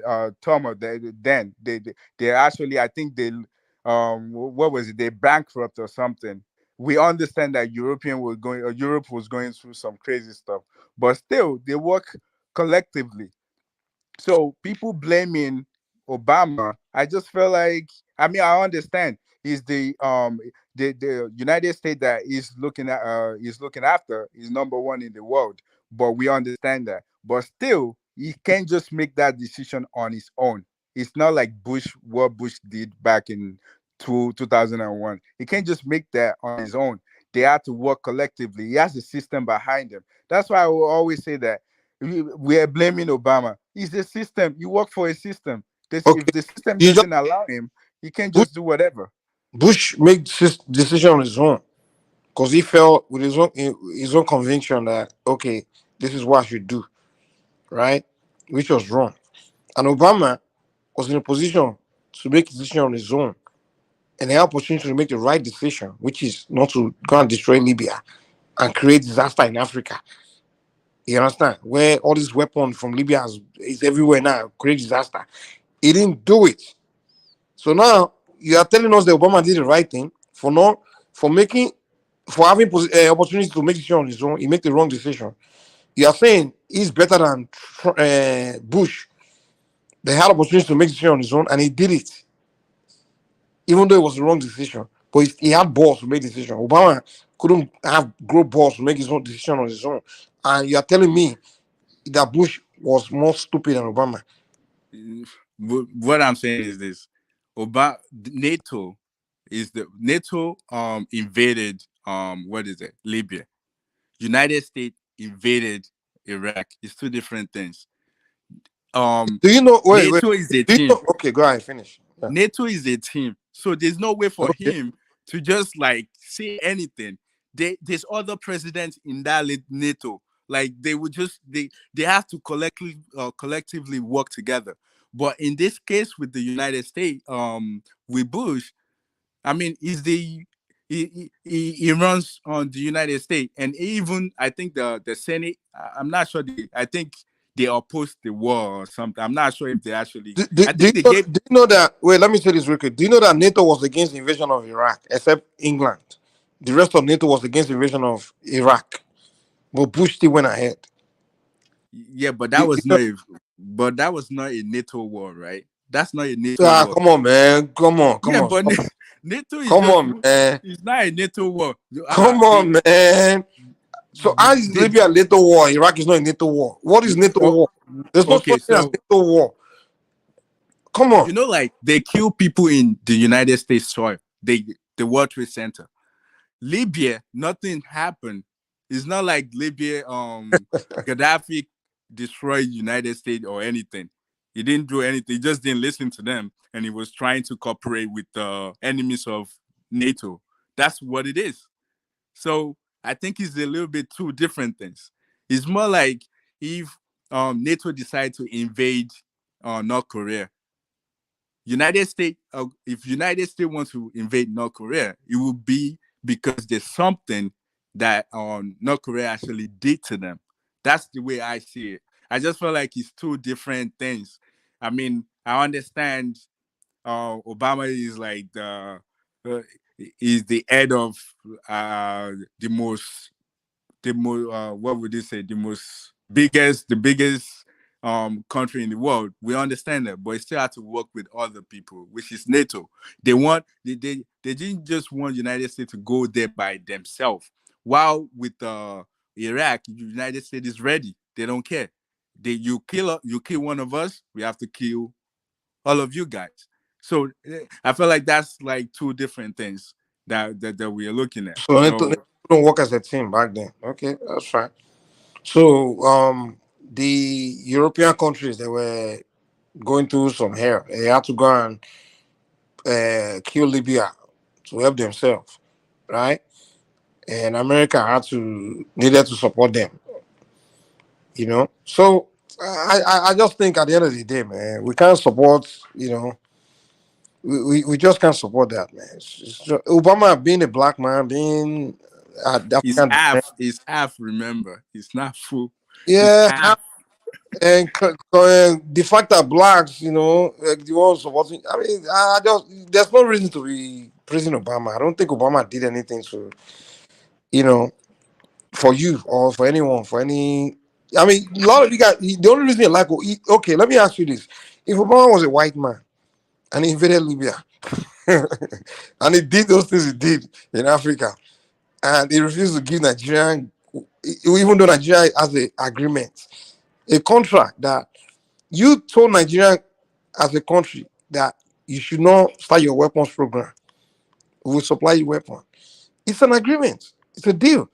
And when they're going through the worst moment where we have terrorists in the country with sophisticated weapons, and then we say we need weapons from you, and you denied us. That was Obama. If that was a white man that did that, come on, you be calling him racist all day. I know you be calling him racist. You be calling him white supremacist. Same way you be accusing Trump of being all that shit. What Obama did was worse than what Trump has done. He's more racist. Okay, you say Obama is mixed, so we can't call him white, we can't call him black. Okay, we can either call it, we can say, okay, he's half white, half black. Okay, maybe his racist white side is what played out. This guy was evil to the continent. The worst American president towards the African continent was Barack Obama. And you still Wait, love can you blame the United States? Because in that view, I kind of blame us, because here's the thing. If to say we're like Russia, for example, where we have companies that can develop all the necessary war stuff that we needed, do we have to be begging America for weapons? We don't have to. I mean, we're not even begging them. We're buying it from them. Did you hear what I said? In the 70s, I think I can't remember when, I think it's 70s. Yeah, I think sometime in the 70s. Nigeria wanted to go into weapons program because during the Biafran War, on the Biafran side, there were some professors that Ojukwu brought together to say, we don't have weapons. What do we do? Their back was against the wall. And then they started like, okay, we have to find a way to make weapons. And they started making weapons. The Biafrans, the Igbos, they were making weapons. And then after the war, that's when everybody woke up like, wow, so we black men, the white man is saying we are monkeys. So we realized we can actually think when our back is against the wall. Just like I've been saying, like when black Americans were in slavery, they were more creative. So we realized we can actually do, that's when the awakening came to us that we can make weapons. And then the Nigerian government wanted to start a weapons program. That was the same time Brazil wanted to start a weapons program too. The American government, because during that time the Cold War was going on, they don't want situation of this nuclear proliferation. So they convinced the Nigerian government that, hey, don't get into this thing, don't get into weapon creation. And when I guess the government, Nigeria, we don't know what's going on in Africa back then. Whenever America or European tell you what to do, you say no, they will kill you, they assassinate the leader. So they were putting fear in the mind because for the fear of assassination, I guess the president back then was like, okay, we agree with you that we're not going to start a weapons program. We'll just agree that you supply us weapon we need. So that was the agreement. But Brazil, on the other hand, say fuck you. They started their weapons program. You Yeah, understand? but Today, Brazil is making all their weapons, right? Which Nigeria Nigeria is making weapons now because we realized that which was a blessing, after the Obama denied us supply of weapons and also denied us from buying weapons from South Africa, all these other countries. They put embargo on us, on weapons embargo. So we just started our weapons program. Now we are making ammo tanks. We are even trying to make helicopter now. Good thing it happened. But what I'm telling you is, you make an agreement that we will always supply weapon, but don't start weapons program. And then we are in our worst position where we have terrorists with sophisticated weapon being provided by France. And we not go to you, America, give us weapon. You're not saying no, you won't give us. Obama was the president. But when Trump came in, Trump said to hell with France. He didn't give a shit about France. He gave us that weapon, man. He gave us the Tucano helicopter. And you are telling me Trump is the racist, Obama is not the racist. Are you kidding me? He gave or he sold it? He sold it, which Obama didn't want to sell it. He said no, because Obama was a puppet of the European countries. That's what I'm tell you. Obama was being puppet to France and all these useless European countries. France was one. Obama didn't have any interest in Boko Haram in Nigeria. France was the only one, because France want to have their hold on West Africa. So they are the one doing that shit. And Nigeria didn't weapon from the US. So France now just had to call Obama a puppet. Mike, and say, Obama, don't give them weapons. Mike, let me interject you on the point you made about 5 minutes ago. That's about Obama's activity with Libya. I believe your conclusion is correct, but your premises are wrong. One of the best things Obama did was to neutralize Muammar Gaddafi. But Obama was also the worst president that we've had. Now, let me tell you why. Wait, please, who's talking, please? That's me, Pansat. I'm in Okay. my car now. I'm going All to right, go dinner. ahead. So, but I had to come in. I was listening in. Look, Libya, what Muammar Gaddafi was doing, unbeknownst to us, Nigerians, especially Christians, was preparing for an Islamic takeover of Africa, and then to use that to go and fight the Europeans and the Americans. He didn't start to... And you believe that, right? Yeah, let me land so you can understand. I do believe that, because once he was killed, we saw the aftermath in our country, where the Boko Haram and all kinds of people were trained and they had weapons, and they pointed those weapons at us, the Christians, not the white man. Now, he had a big idea of bringing a counter force to Europeans and Americans. And there's nothing wrong with that if you're doing it to unify Africa for real. But he was doing it was an Islamic thing, because there's two traditions going on: the Western tradition and the Islamic tradition. That's it. There's no other. So we were lucky that the Americans dealt with him, because in his own country, he didn't even unify. He had rebels. He didn't spend time. He kept killing all those people who just had a different faith and nemesis to his own particular religion. Because, you know, Islam is not a monotheistic religion. You have the Shia, and you have...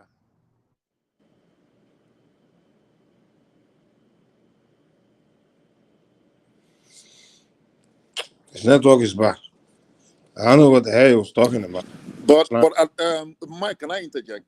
Right. Yeah, go ahead. Go ahead. I just landed. You see, I don't think Pansat is really right on that. You know, the reason why they invaded Gaddafi was about the currency. About Gaddafi wanted, you know, he was ready to sell oil to the West, to Europe, on like with not with dollars, but with euro. So America got mad. This is not about because these people really don't care about us as the people. They just care about their interest. So you telling me that because of its jihad, they don't care about your jihad, they don't care about your crusade, they don't care about all this stuff. Okay, they just care about their economic interest. Hold on. That's their economic interest. That's the reason. I understand, but I don't disagree that there's a subsection there. You know, like Saddam Hussein in Iraq wanted to do the same thing, and that's why America dealt with him, right? But the you have to look at the big picture. What is actually envisaged? What is the big agenda? And I submit to you, it's a big topic. You have to go and do a research. You have to follow Muammar Gaddafi's activities. What is his idea, right? So he could have more than one interest. What's that noise? So to conclude, what I'm suggesting, just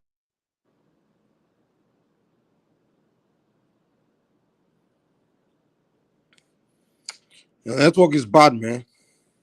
they didn't try to eliminate him so that he doesn't wipe out Christians. They did it also for their own interest, right? Because if he's able to galvanize and have an Islamic state in Africa, join with others from other parts of the world to be... Yeah, he has a bad network, and I don't agree with majority of what he's saying either. I don't know why people from Southeast Nigeria are so stuck with this Fulani Islamization. Yeah, I know. I mean, Egypt is a Muslim country now. Algeria is a Muslim country. What is the Gaddafi trying to give for Islamizing the whole country? Yeah, I know. So Gaddafi's interest was to turn every country in Africa to a Muslim country, both South Africa, Namibia, Zimbabwe, Nigeria, like everybody. everybody else don't have So mouth. a blessing to Doesn't even Africa. make sense, man. Yeah, but Gaddafi no, was a you have blessing to Africa. there's something to understand. There's something called a paradox, right? One thing I noticed in the way you look at things, there are some things that are it doesn't make sense, but that's the way it is. We're down the whole entire Africa. You know, Gaddafi was having issue with Saudi Arabia. He dumped the Arab League to join the African Union because he couldn't get along with the Arabs, the Arab Union. He couldn't get along there, so he decided, no, I'm going to deal with the Africans. And then he was more focused on, We'll the have progress a of better debate Africa. when I'm on a desktop, so I could be heard properly. But anyway, thank you very much. Good night.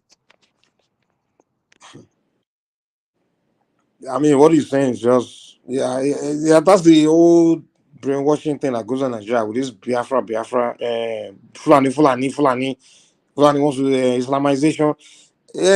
Nigeria, we got to stop. Mike, that's the only thing.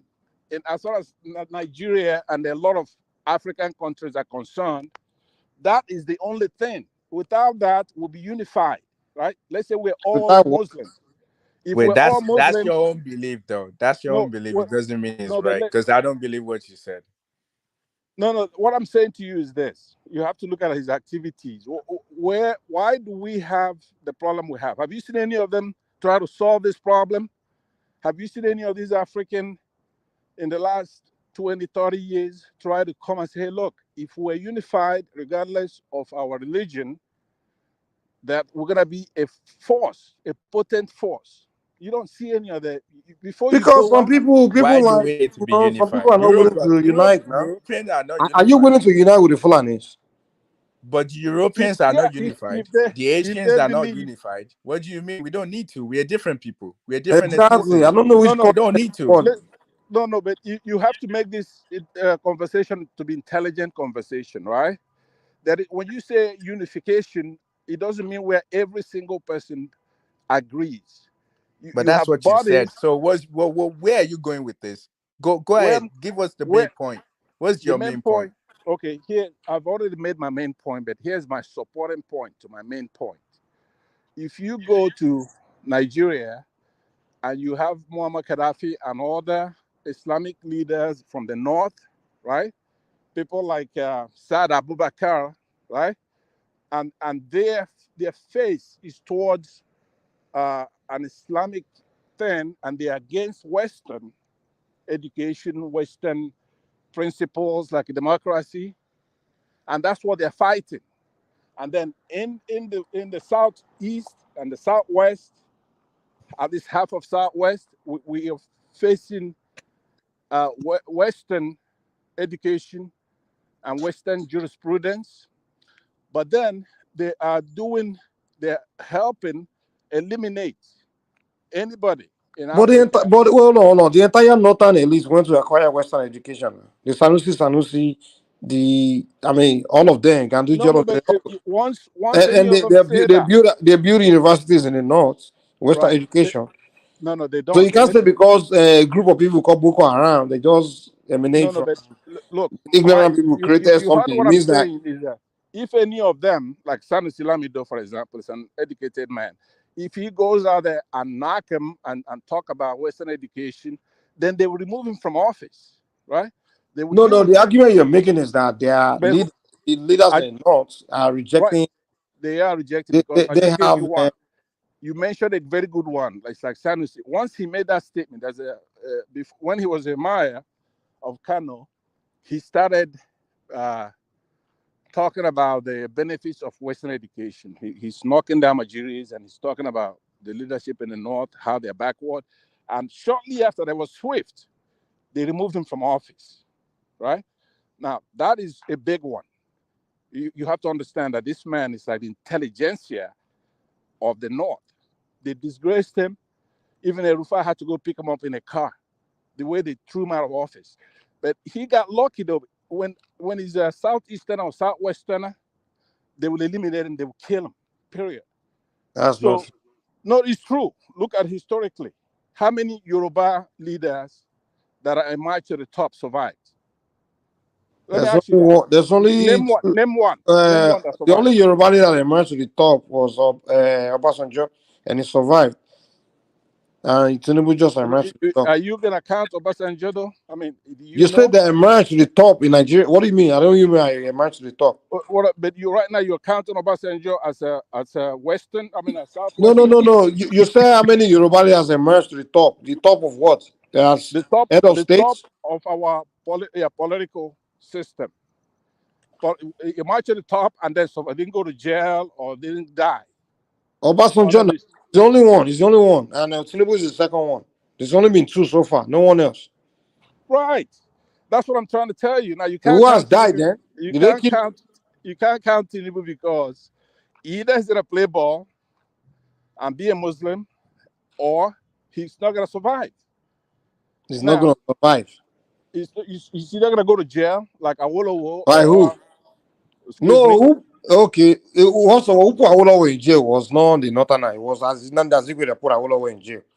Yeah, but it doesn't matter how it's done. What I'm saying, the finality, all right, the conclusion would be what I just told you. It doesn't matter who did it, because when these people work, you can't trust any of these people. You don't know who they are. No. You can't tell me I can't trust them. If you want to talk about the only Yoruba man that went to prison, if you want to talk about Abiola, that was Sani Abacha, and most of the people that fought against Sani Abacha for putting Abiola in prison were Northerners.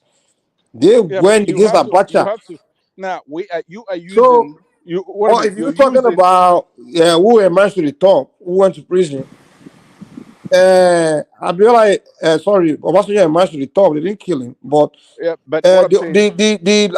main leader we had in the South was Awolowo. The only person, his only enemy was Nnamdi Azikiwe, and Nnamdi Azikiwe was one that put him in prison.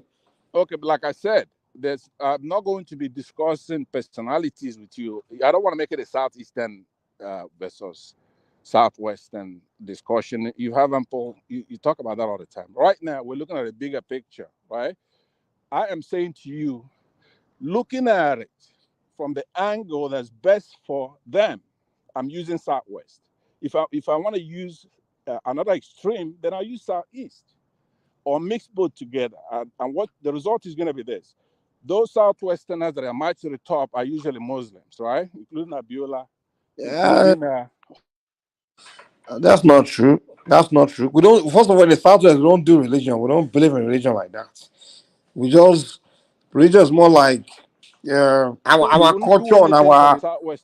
We don't do religion in Southwest like that. We don't fanatically. We don't religious fanatics. That's what you say only because you're not able to do that. If you could, you're not able to. But Obasanjo was a Christian. He's a Christian now. Obasanjo was a Christian. Awolowo was a Christian. Yeah, Awolowo was. You can call him a Christian. Can I interject, please? Right. Yeah, go ahead. I don't like the way he's thinking about this things. When we are talking about all those things, we should know the reason why this guy Gaddafi was removed from power. Okay, now they've removed Gaddafi, and they were preventing, according to Pansa, they were preventing a jihad. Are we not seeing it now? It's still the same thing. If that dude was there, we wouldn't have all this escalation here and there. The thing is that they knew why they killed the man.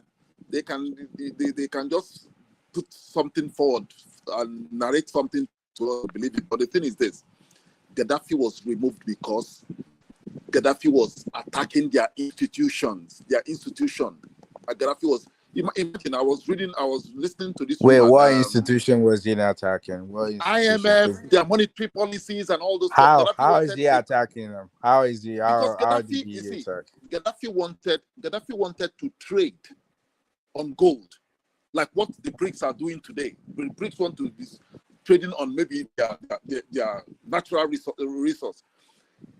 America doesn't want it. America wants everything to be done in dollars. Just look at what is happening in Africa. That is what we should be talking about, not talking about jihad or not. Look at what we have today. in BRICS in South Africa, Nigeria, Tinubu is not there. And this is where we've been trying. What?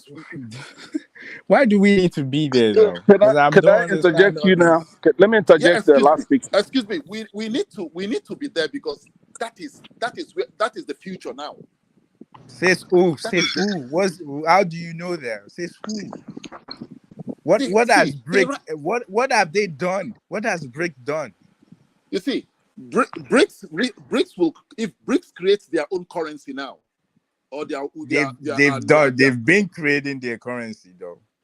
Yeah, if they do that now, the dollar will go down. Says who?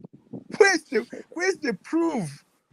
Okay, let's just watch and see. I know you guys don't believe it, but let's just watch and see. So we Nigeria need to be there. Nigeria need to shift. We need to shift. We shouldn't just shift. Let me There's interject you for a minute. Hold on. Let me interject you because there are two errors that you made. One of them is very blatant. The BRICS are not creating their own currency. They want to settle their debts in local currency, in their own local currency, right? Now, when you talked about Muammar Gaddafi's, fighting the interests of the Europeans and Americans, yeah, in a way, he was trying to have some kind of legitimacy as a force, trying to consolidate power. And yeah, so what's wrong with that? Attacking. There's nothing wrong with that. Like I said, I would go with what he's doing if it didn't have religious connotations. If you have me choose between an Islamic state and what we have now, or even a pure European state, I would choose the European state, right? I am so far away. Isn't European state based on Christianity? No. It's based on the tenets of Christianity, but it's not a religious thing. So wait. It's secular. So it's based on Christianity, right? So what's wrong with Libya being based on Muslim Islam? Well, you're pretending not to hear what I just said. It's secular, and I prefer where's secular? Where's secular? Where is secular? Europe is secular? No, yeah, Europe, America, Western.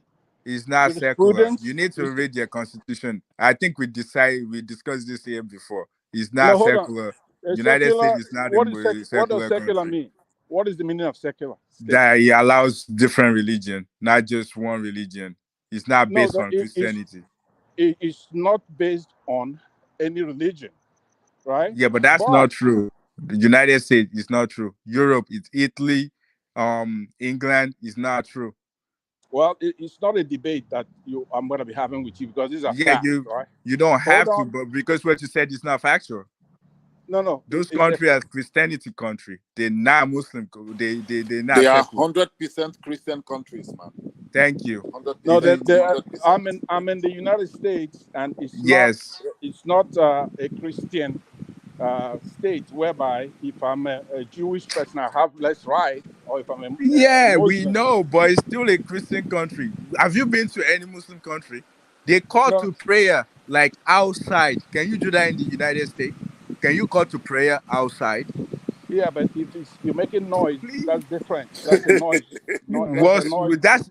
Don't disrespect other people's religion. Be respectful of it. Just because you don't understand it, the way they do it does not mean they're saying it is a noise. It might be a noise to you, but at least respect it.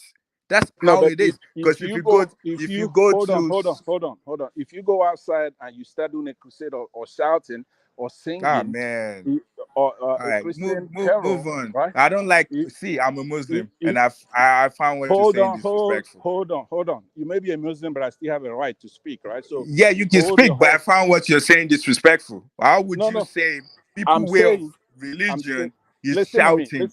Listen. What you're saying is wrong, and you're trying to capitalize on it as if it's right. It's not right. You're being disrespectful. If a Muslim says something else about Christianity, you raise your voice. I'm saying something about Christianity now. I'm saying if I go outside and I'm singing a Christian carol, my neighbors can also call the cops on me and say, hey, look, you're making noise.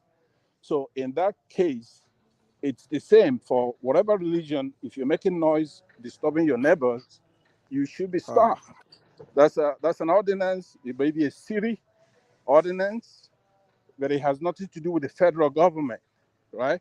So what you're not going to debate is that even in our country, when you go to Kano, you have Hizbah grabbing youngsters and give them a haircut, for example, under a religious tenet. That is unacceptable to me. The individual is the highest order. Now, having said that, that's the point I was making earlier. I'm closer as an individual to the Western ways than I am to the Muslims. Now, with the thing that you don't like about the Western people, what they did 400 years ago, the Islamic people, the Arabs, did the same thing. Slavery, brutality, and all kinds of things. And they're still doing it up to today. They're doing it up to They have not gone through that transformation that the Christians have. And Christians were equally as guilty in those days. Okay, Pansat, can I interject? Pansat, can we now say that religion is the problem of Africa? No. Islam is the problem of Africa. You're right. Islam is the problem of Africa. Oh not my religion. God. No. Pansat, religion itself is the problem of Africa. Both Christianity and Islam, they are the problem of Africa. No, because that is a politically correct thing to say. I understand, and I'm sensitive as well. I like people to practice their religion. I have no qualms with that. But what I'm not going to do. That's not what they're saying. What we're saying is those two religions, they're foreign to Africa. They're the problem we're having. That's what he's saying. That's not what he's saying. That's not what he's saying. What he's saying is that you have to allot equal moral equivalence to both religions, and I'm against that. That's not true. We don't care. They're foreign to us. It's not. They are foreign to us. They are not our religion. They are foreign to us. They are foreign to us. Foreign how? Foreign how? You see, Pansat, we said some things here yesterday. I was here yesterday on this platform, and we did a lot on religion. You see, Pansat, just look at what is happening. Look at what is happening to Africa. Just look at how Africa has been structured and how Africa has been. Don't you think if we didn't have religion in Africa, there was no religion in Africa, do you think will be all these divisions here and there will be there? We'll be working as a unit. And see, when the colonialists came to Africa, they didn't come alone. If they came alone, it would have been much better for us. They came with the religion. And this religion is just to brainwash you and tell you of things that never happened. Our ancestors never told us about any religion. They didn't tell us about anything like that. See, everywhere the European captured. See, everywhere the European captured, they used religion, even included where I am today, the United States of America. They used religion. The Native American was killed, and they used religion. So to stop saying that religion that doesn't belong to us is what we should carry on our head, we can't do that. They are foreign to Africa. Let me respond to what he just said. Right, both of you, as a matter of fact. You see, the thing you have to understand is not a two-religion world. You just don't have Muslims and Christians. You also have Hindi. You have traditionalists. You have all kinds of religion. See, you're not listening. Nobody, my friend. You're not Hold listening. on. You stop picking and choosing. What we're saying one at a time. Let each other learn before we interject. Like you guys don't allow each other to learn. That's why you keep going back and forth. But it's like you misunderstand each other's position. Allow one person to learn completely, so that way you get the whole point, and then you respond fully. Okay, so that way we won't be stuck. I don't mind going second. If you want to go now, based on what Mike said, I'll let you go. But at least when I'm talking, I want you to listen too. So go ahead, and after you, then I'll talk. Go ahead. All right. So what we're saying, we're not. We know that there's so many religions. So there's Hindu, there's Jewish, there's so many. That's not what we're talking about. We're talking about the fact that the foreign religion to Africa, they are the problem for us. So we don't care about other religion because Hindu, Jewish, they're not a problem to us right now. The two other religions, that's what we're saying, that they're foreign to us, and they're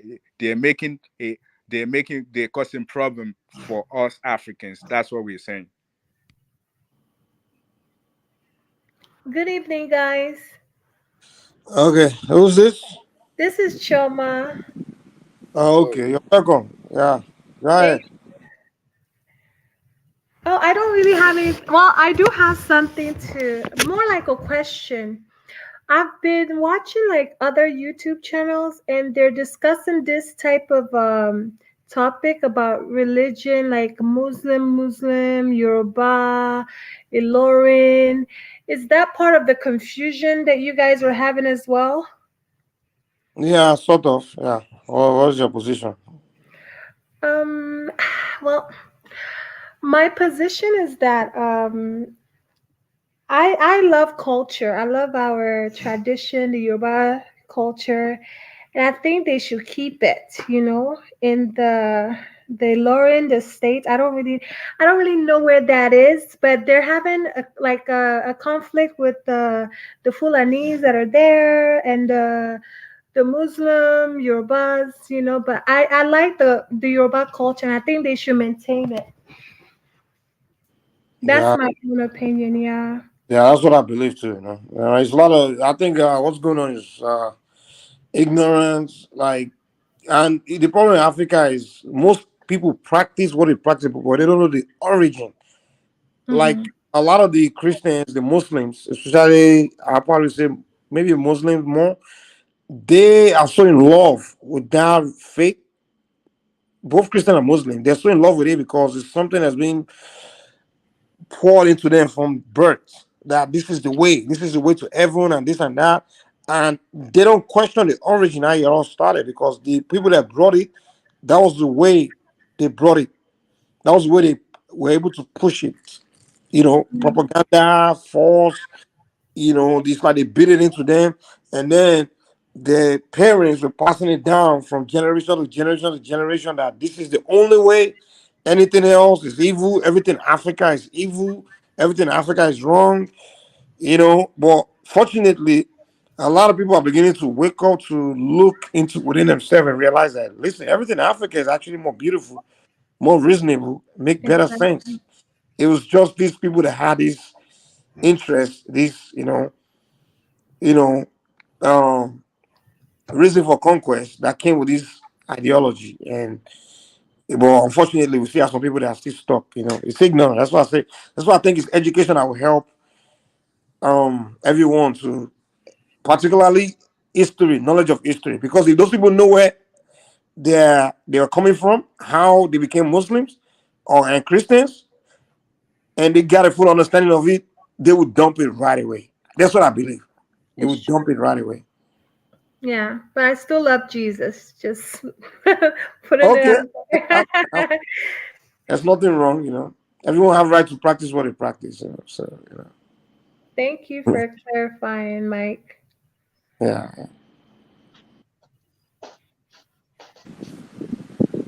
Good evening, folks. Hey, sure. How you doing, man? Very well. How are you guys? Oh, we're good, man. We're good.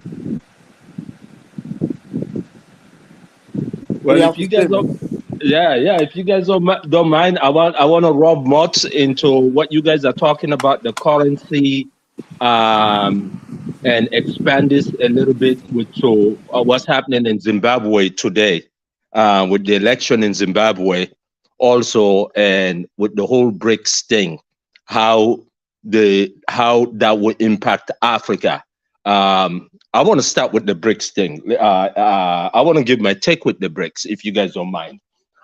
To me, I am very sad the way Africans are looking at BRICS or looking at any other institutions, especially the financial institutions, the way we view them and look at them as if these people are going to come in and change everything and change our lives. We have the president of South Africa pull out the biggest red carpet in the planet for South Africa for this BRICS summit that just happened. Can you imagine if we have Africans leadership using that same kind of zeal and effort for the African Development Bank or the African Union? Why worry about BRICS? China have its own interest and own reason why it want BRICS, why they're funding BRICS. They have their own interest, and their interest is not so much African interest. And so is India. India has its own interest. India and China don't get along. India and China have literally military at each other, pointing gun at each other at their border. This has been going on for years. India sees China as a strategic competitor, both militarily and economically. They have their own issues there. Russia has its own issue about this whole BRICS thing. Can South Africa tell me what their own issue, how that will benefit Africa, or why African leadership are running into BRICS instead of using that resources and time into the African Development Bank or the African Union? Today, we can change the whole game with the currency, with our goal that we have in Africa. Just one or two countries in Africa can change the whole currency game. Whereby you don't need BRICS, you don't need the IMF, you don't need so much the monetary financial system, especially when it comes to currency, because we know how that game is played. It's played against us in every aspect of it. You know, South Africa doesn't really get much from BRICS. They're just more like a tag along, you know. So they, yeah. I mean, they don't bring anything to the table. Mike, they don't bring They're very heavily more in Western countries, you know. So it's just more like a tag along. Mike, I want to say something. You see, my brother that just spoke now. You're right, you know. But the thing is this: Nigeria is supposed to be the lead, like a kind of a leader. You understand? When it comes, because ECOWAS has the biggest market in Africa. ECOWAS has the biggest market in Africa. Yes. So why can't Nigeria push for an ECOWAS currency? That is the there problem. You go. Nigeria there you go. Well, they've done it already now. They've done it already now. No, we don't have an African currency. Well, they push for ECOWAS currency is what I'm saying. They push for but France didn't allow it. France wouldn't allow it. That's the problem. Exactly. But who cares? Who cares about France? We need to stop. We need to stop this. We need to stop this. We need to stop about what the America or the China or anyone else think. Wait. We need to speak for hell with them. Sure. Understand that the all the how do you say it? Those people that are on the Francophone countries. Francophone. They're still under France. That's the problem we have. And if you remember, majority of the country around Nigeria, the ECOWAS, they're mostly under France. So that's the problem. If they can get themselves my brother, not to cut you off, but what Nigeria can do, Nigeria can pick apart the English part of it. Get Sierra Leone, get Liberia, get Ghana. You know, start with those little countries. Exactly. Start with them. Open your trade with them and come up with one currency with them. Okay, what you said is good, but you have to understand from Nigeria to Ghana, they have to pass through maybe like 3 or 4 Francophone countries. They have to pass through Benin, all of those other ones. So it's going to be tough. I know what you're saying, that we can just, all the English countries can start, but leave those on the France currency-wise. Yeah, my brother, it's going to be tough because it's not. It's not. The problem with this in Africa, my brother, since the beginning, since our founding fathers in the beginning of the revolution, they spoke about this strongly, but we didn't have strong leaders then, and we don't have them up to today to follow up on this. Because if we do, my brother, just Guinea alone in the ECOWAS section, Guinea and Mali. Mali have so much gold. Mali can fill all our coffins with gold. Our currency will overnight will compete with the United States dollars. Overnight, it will compete with the biggest currencies in the world.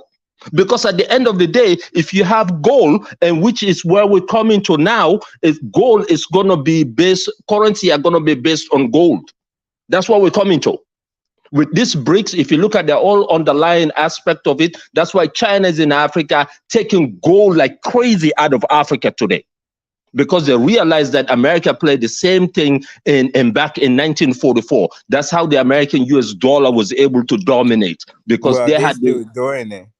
They're still doing it. They're all stealing from us. And the fact that we can't put ourselves together is making them Because actually do what the they're reason doing. is that we have weak leaders in Africa. We have leaders that are not thinking out of the box. That's the thing. No. Like when you look at that currency in ECOWAS, you see, ECOWAS currency can actually swallow the whole of Africa, bring them into one basket. Because Nigeria has the biggest market and the biggest population.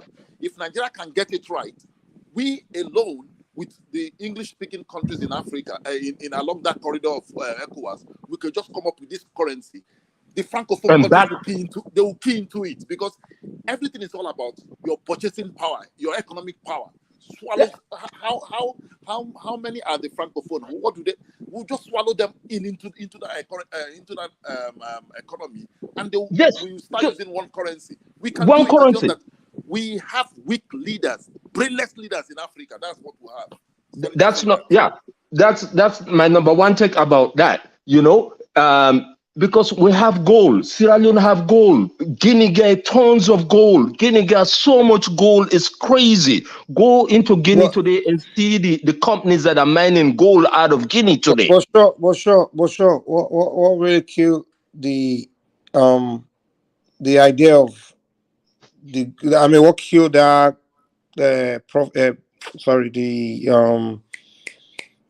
gold, like what's the word I'm trying to look for? The value of the gold. The value of that gold is that when they no longer use gold to back currency, they're using a US dollar. Wait, hold on, listen. They're using the global trading current right now. The US dollar is what they're using to back everything now, to back money now. Not the gold. But you know that change. It's unfortunate. But if they go back to the era where they're using the gold to back every currency, then it'll be very relevant. And if Africa can figure a way to stop it without using our natural resources to back money, to back currencies, then we can be a very powerful force. But right now, the way the world works, it's production that determines values. You understand? But we are not productive. We don't make finished products. We don't make finished goods. We just export raw materials. You know. Yeah, gold is still very valuable, though. I understand your point, but gold is still very valuable. Can you use it to back your currency? Yes, well, that's what the United States use. People demand the dollar more than they demand your good. Trust me. Well, hold on, my brother. The United States used that since after the Cold War. Since after World War II, in the 60s, all the way to 1974, I believe. It was 1974, Richard Nixon, whatever the dollar, by using the dollar to buy oil. You know, he made all those other countries, especially the OPEC countries of the world that produce oil, for them to use dollar in the transactions. And of course, Saudi Arabia was one of the biggest then, and Saudi Arabia was under the protection of the United States. So they signed up on that and then went with that all the way to 2011 and all the way today. That is happening today. So the gold thing can come back. It's just countries are afraid to go that route and use that. Wait. Let me say something. So whenever the stock market crashes or something is going on, watch it. The gold market will go up because everybody will save their money. They will buy gold because gold would never go. Like, gold is still very valuable. So I understand the point. What can you do with gold? What can you do with gold? You can sell it. Wait. What finished product can you make with gold? Tons. Tons. Like what? Give me an example. Tell me anything you're consuming today that is made with gold. I believe in the technology. Your jewelry. Tell me what part of your iPhone. Your jewelry. Some of the iPhone, we get that. iPhone as well. But most people consumption today, most commodities that people consume today, gold is really not part of it. It's only maybe a rich person that buy gold. Exactly. You know, it's more valuable. That's why they call it black gold. My brother, gold is very valuable though. I know your point, but no. Back in the days when they decided to use gold to back money, no, it's still valuable. I'm not denying that, but I'm just saying, like to go back to using gold to back currency, it's kind of like but I don't think we don't need that at this point. Yeah, because you guys don't understand what money is. Money is like what the real money is not it's nothing. It's values. You understand? Values, production, like what you have, what people need, demand. That's what determines money. That's what backs money. And then the money, currency is just a legal tender for exchange means. You understand? But your economy also makes your money exactly. powerful. Let's say Africa today. Let's say we become these people that produce so much things that the whole world wants. And then we can now determine that, okay, for you to buy this, you need this currency. Now the whole world will start demanding for that currency to exchange for that thing. They will depend on you.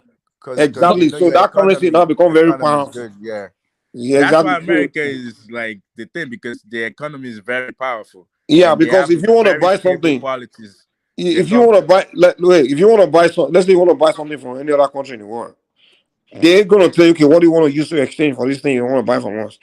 It's got to be dollar. Everybody's demanding dollar. That's why the dollar is very.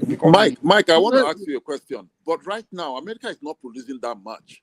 As in production, they are not. They are buying, a lot of things are coming in from outside America. Yeah, America is not productive anymore. American currency is still not. Wait, that's not true. That's. They have to use their military to make things go their way.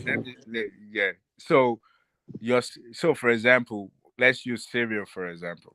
Majority of the manufacturer of all your cereal that you eat, they're American. But if you look at it, maybe some of them are actually produced outside America, but they still own the company. So if you look at your iPhone, for example, they only design it in the US, but when it comes to manufacturing of it is outside. When you look your technology today, the transistors, the chip that goes into it, which country owned it and which country designed it? It's the United States, and they just give out manufacturing job to the outside world to do it. So they're still powerful in that way. So for example, let's say Nigeria, we create stuff like, let's say the machine that does gari, the machine that does different things. We create that, we design it. The company in Nigeria design it and just give it to outsource it. That, okay, South Africa, you manufacture it. China manufacture it for us. When you look at that, let's say that the company I just mentioned is like $1 trillion, $2 trillion company. It still belongs to Nigeria. That's what will make us powerful. So what you guys are looking at is just the outsource. The outsource means nothing. The brain is what it is. Nike, they don't make no shoes in United States, but Nike is owned by the US. Every design is made here. When you look at Adidas is design is just done in Germany. Germany does not manufacture them. They own the company, but who is doing it? Indonesia and China. So that's what we have to look at. Like, we don't have to literally, and they look at those other countries as slave to them. They're just doing their job that their people doesn't want to do. That's how we should look at it. That's how they're powerful. But my brother, right now, are you telling me right now, if Nigeria had a tons of gold reserve, what would that do for their currency today? Nothing much, to be honest. Nigeria can't have a ton of gold reserve because if they do, we can't live on if. We can't live on if. We know exactly what is on the ground. What's on the ground is that we can't dig up the sand necessary enough to process gold. and, you know, have it molded and shipped out safely. We can't do that in the next 100 years because other people are already there and they have corrupted all our leaders already. Military men, DSS, governors, even the president, you know, they can bribe them and go and collect your natural resources. So the if part is unnecessary. We can't live on if. You know, we can't imagine a better tomorrow. Well, my brother, I have hope. I have hope that we can change this. I believe that we can. I don't believe that we cannot. Hope means that you've already failed. No, hope means we haven't tried. Failed. We haven't tried yet. Hope meaning you haven't even received it yet. That's why you're hoping for it. That is the problem of Africa. The same thing I came in from the religious aspect. Our problem in Africa is that we have bastardized religion. Religion has nothing to do with our problem in Africa. No, it does not. That is wrong. That is 100% wrong. Listen, Islam, it has, Christianity, my brother. It has. Hinduism, and Buddhism. The religion is not telling you not to think now. It's not telling you what is cool, huh? Let me get to a point. Please allow me. Please allow me. Okay? All religions stem from Africa. Each and every one of them, from the voodoo to Hinduism to Buddhism to Christianity to Islam, all have roots in Africa. If not Northern Africa. That's not true. I'm sorry. Excuse me? That's not true. Yes. So which one? Where did Islam start from? From Saudi Arabia? And when Muhammad was chased out, where did he go first? Africa. He did not go to Africa. So what's that? Muhammad did not go to Africa. He sent people to Africa. Divert real quick, man. So you I mean, what was this thing about the economy saying? So you guys don't have any you guys don't understand any history of the world. So I have to come and teach you about your own religion. You're saying that when Muhammad was chased out from the Arabians during the war, where did he end up? Muhammad never went to Africa. Muhammad sent people to Africa. He sent delegation. He sent Nigeria. He sent delegation to Addis Ababa. He never did. Muhammad never left Saudi Arabia. The Prophet Muhammad sallallahu alaihi wasallam. Huh? Addis Ababa is not Africa. He never went there. He sent a delegation. Sir, was Muhammad alive? Was he alive when he sent emissaries to Africa? Yes or no? Yes. Yes, he did. Bona boy, what you told us was that Muhammad went to Africa. You said he went to Africa. That's what I'm correcting. That's what he said. Islam's beginning had roots in Africa. Yes, it does. It does. Then I was correct. Yes, it does. Islam have. So let's not say religion. So Hindu is from Niger. So Hindu is from Africa, right? Corruption of religion is our problem. Corruption of religion, my brother. Religion is a Nigeria problem. It's not an Africa problem. It's you guys. We in Sierra Leone don't have any problem with religion. So this is a specific places in specific land, not us. You think Sierra Leone is special than No, I'm not saying we're special. There's a lot of countries in Africa that does not have a problem with religion. They have all other problems, but not religion. It's you guys and a couple other places that do. Not all of Africa. Wait. Which country in Africa doesn't have a religion problem? Which country? Name one. Sierra Leone, we don't have a religion problem. Liberia don't have a religion. What is our religion problem? Your pastors are not performing miracles. What? Your pastors are not performing miracles. That is a religious problem? No, it's not. What is it? No, is that a religious problem? Yes, it is. They're corrupting your mind. They're corrupting the religion. It's corrupted. You corrupted it. If you practice the religion as it should be practiced, your society will be a viable society. My brothers, majority of us are much more have an intellect that the Lord gave us. You don't have an intellect because you just say that Muhammad did not go to Africa. So I can't believe you're sure. He did not go to Africa. Yes, he did. How? If you prove it, hey, my brother. Okay, hold on, my brother, hold on. If you today can prove to me that Muhammad went to Africa, go to your comment section right now. You see people saying it. He sent a delegation. He sent a delegation to Africa. Wait, He they're did not making go fun to of Africa. you. That's why they say he came to Africa. They're making fun of you if you don't know. I know. Muhammad never went to Africa. He never went to Africa. Hello? Please, can I interject? Can I interject? Sure. Okay, you see, when you talk about religion, I will not say anything about Islam because I've not studied it that much. But if you look at religion itself, most of this religion started in Africa. Or Africans were the ones that most of it. Let me All look at religions if you, on earth started in Africa. All of if it. you go to if you come to Asia, you know the Buddha head, the head of the Buddha, or this thing. Everything is African. The original Buddhism one are African. is a They are all product Africans. of an Egyptian It is ancient now. religion. Buddhism is. It is now that they are changing it to suit the texture of the. But in ancient time, everything was African. Everything was African. So the thing is that our history. If you come to Asia and go to all those temples like in Indonesia, in this, you just go to the Buddha, whatever, all these temples. You see your ancestors there. The face of your ancestors are there. That is what they pray to. You understand? So everything started. I don't know about Islam, but everything else, all other religions started in Africa. Even the first Bible, it was African Christians that came out from Kemet that wrote that Bible before the Europeans hijacked it. You understand? And that Bible was written not based on all these characters you see. There was no characters there. It was based on spirituality. It was after this thing in Asia that they started changing all these things.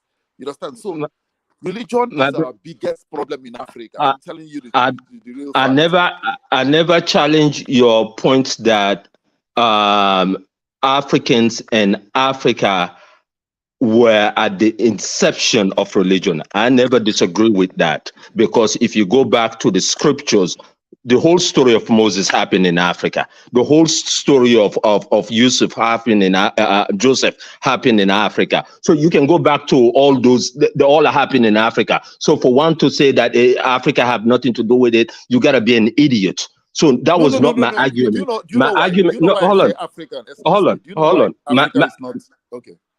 My argument with him was when he stated that Muhammad went to Africa. That's why I disagree to just correct the whatever. But that's it. The all other part that he said, I agree with him, but I disagree that our problem in Africa is religion. Our problem in Africa is governance. Is governance. It's governance. It's part of do you know why our major problem in Africa is religion? See, a religion that is built on hope, it's very dangerous for the people. A religion that is built on hope, like now, there's always hope that tomorrow will be good. But my brother, you should just check it. Your today is not good. How can your tomorrow be good? You have to fix your today to make your tomorrow good. And that is what religion has done to our people. They've given our people this false hope, and they painted all this place. And do you know the danger of religion? The danger of religion is heaven and hell. That is the danger of religion. So Africans have been programmed that here is not their heaven. Their heaven is somewhere in the sky. So they are working towards it. That is the problem with an African man. If an African believes that here is his heaven, he will build here. The Chinese are building their heaven. The Arabs are building their heaven. The Americans have built their heaven. Europeans have built theirs. Only Africa. But again, my problem with all that is, if you go to, for example, the Quran, let me go there since I'm a Muslim. Let me talk about the scripture in this sense about justice. What Islam spoke about justice. There is no country in my land that I know practicing that. Religion is what man made out of it. We know men have used religion in every way possible to destroy another human being and do whatever they want to do. You can use anything for that. Okay, my brother, I want to ask you something. I want to tell you something now. Let's just hold on a minute. Hold on a minute. You see, our leaders, when we elect our leaders, they want to take their oath of office. They go and take their oath of office with the Quran or with the Bible. You understand? It doesn't hold them accountable because they know those books cannot do them anything because it's man-made book. let's look at our culture and tradition. Imagine a leader in Nigeria going to his deities, the deities that are very effective, his deities, and taking an oath of office with his deities. Don't you think the deity, if he does something wrong, the deity will strike him dead? Because we do not believe our spirituality, our tradition, our culture, our deities have power. We because they've demonized them, that these things are evil, these things are this, and we are looking up to a foreign religion, which is not good for us. That's the thing.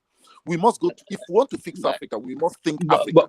We must go back to our I cannot make the connection from there to governance. I cannot make the connection from there to corruption. I cannot make the connection from there of what's happening in Sudan, because our Muslim killing each other in Sudan. I cannot make the connection with Ethiopia, where Christians, brothers that speak the same language, eat the same food, have the same history, killing each other, over 600,000 of them in the last year, dead. I cannot make that connection. I don't see where religion say they could do that. It's us that are doing that. We don't have governance. Our problem is governance. The Bible that you talk about that the politicians swore upon, that is something we copy from our masters. We copied it from the United States and the British and all of them. Why should you even swear on a Quran or the Bible? Why not just take your oath to the Constitution? Because that's why that is what you're defending. It's not the Bible you're defending or the Quran you're defending.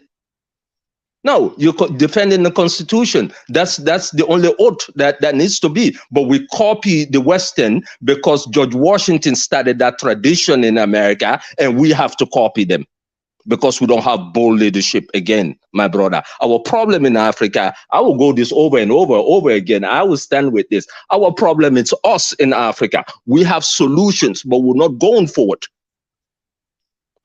My brother is telling me, the other brother was telling me it cannot be done. Why not? Why can it be done? Why can't we have so much gold? Why can't we have that in reserve? Let's just have that in reserve and see what that can do. The United States, you know how many tons of gold they have in reserve? That's what support the dollar.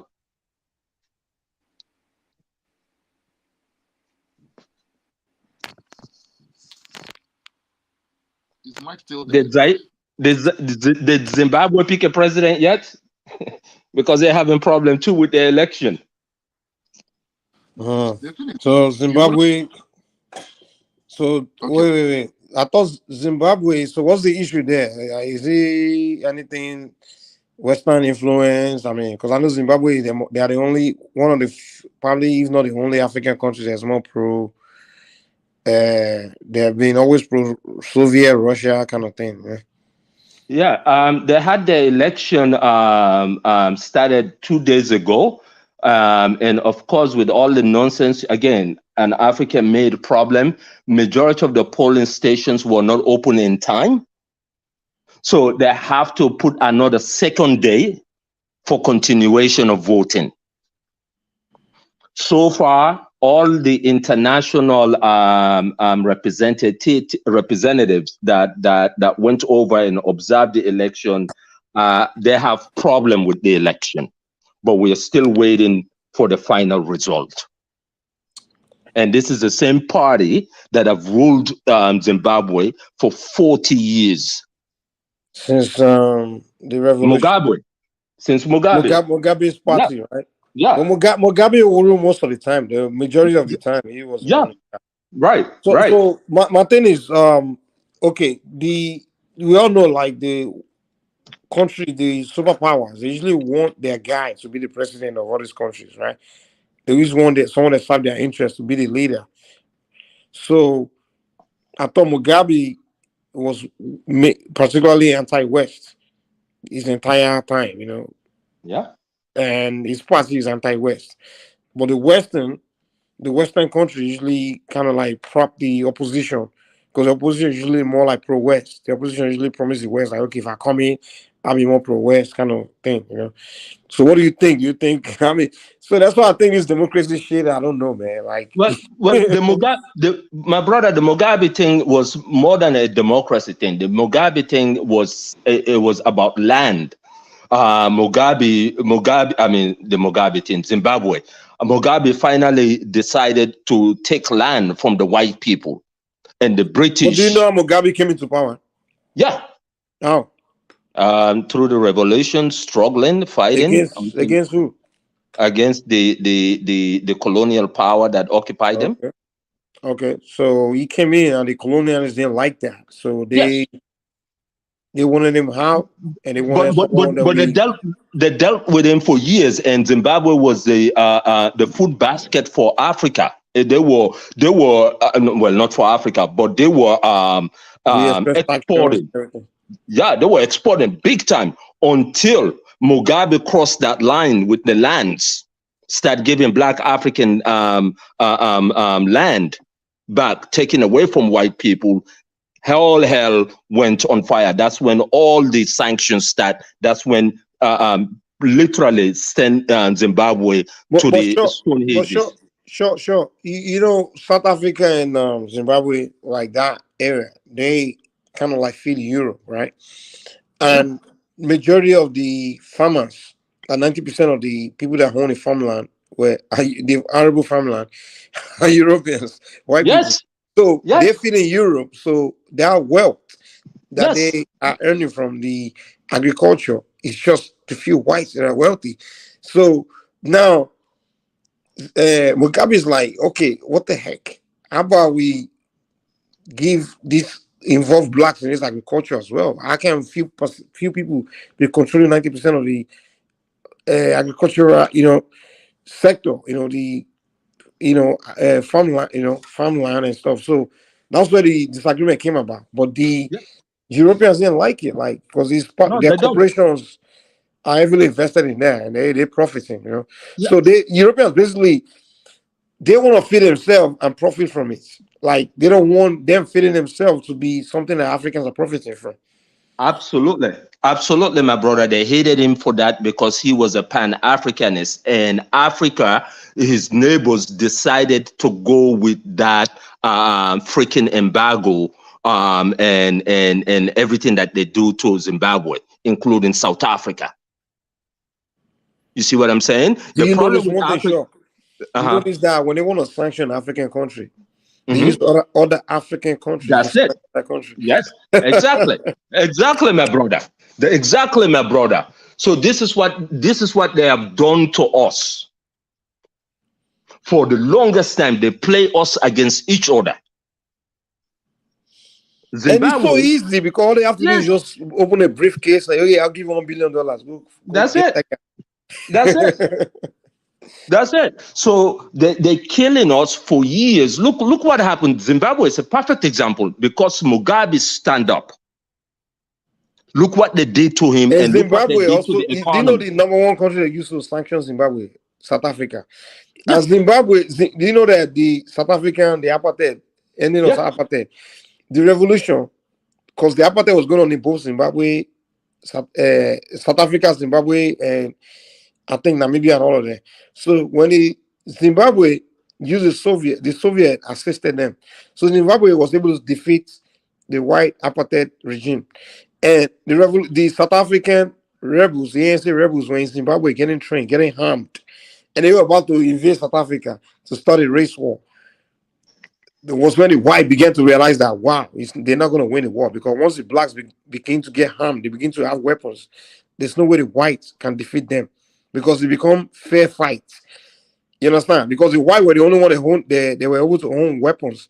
So that's why they were able to subjugate the black population. But now that the Soviets were sending weapons to Zimbabwe to harm the blacks, the South African blacks, that's when they went out and released Mandela from prison to squash the whole thing. And then they ended up ending apartheid, right?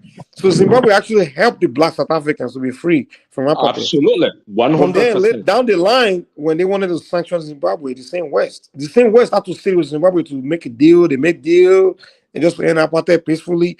But down the line, they wanted to now get Zimbabwe. They now use the black South Africans to sanction Zimbabwe. Mike, You see how foolish black people are?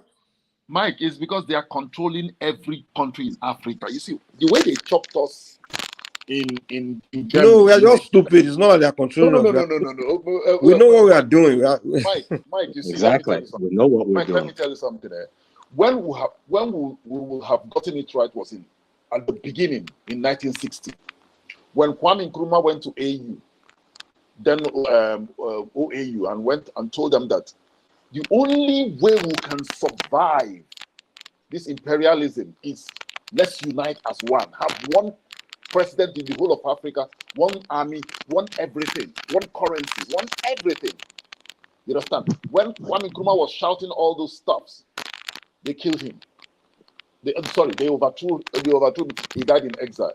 So Patrice Lumumba did this. Thomas Sankara did this. A lot of people have been doing it, and they eliminate our best of the best. Then their stooges are there. You understand? So that's the problem. We have to see the only solution to our problem now is bringing in. I'm happy our youth, the Africans of today are waking up. Let's get them in power. They can wake up all they want. If they don't change their greedy mindset, nothing is changing. Brother, let me tell you something. Hold on. Let me tell you something. Okay, go ahead. Finish. That's what I'm saying. The mindset, you see, just like what you're saying now, the mindset of the current Africans. If you go to social media now and look at people that are against this war in Niger, most of them are the youth talking from all over the continent. You understand? So you could see that this awareness of this imperialism has to stop. Is there? You understand? So what we need now is let's start bringing, because the leaders today ruling Africa are analog leaders. Let's bring in leaders that now will think Africa. Now they are saying that Africa needs to lift herself from that position where it is today. We have to lift ourselves up. We have to do a lot of things. Let's start putting those people in place. When we put those people in place. Don't you? Let me ask you a question. Don't you look though at this youth? Because what I am saying from YouTube and protests is like they're going from one master to another master. They're not looking at Pan-Africanism. They're not looking. Excuse me, my brother. I understand what you're saying, but as it is now, there must be a pushback. We must belong to a side to push back a lot of things. If turning to the BRICS is going to make us push back, because if you look at it in the real sense, the West are exploiting Africa the most. What since 1960 or since colonialism, what have we gained from these people? But what's the BRICS going to offer you, though?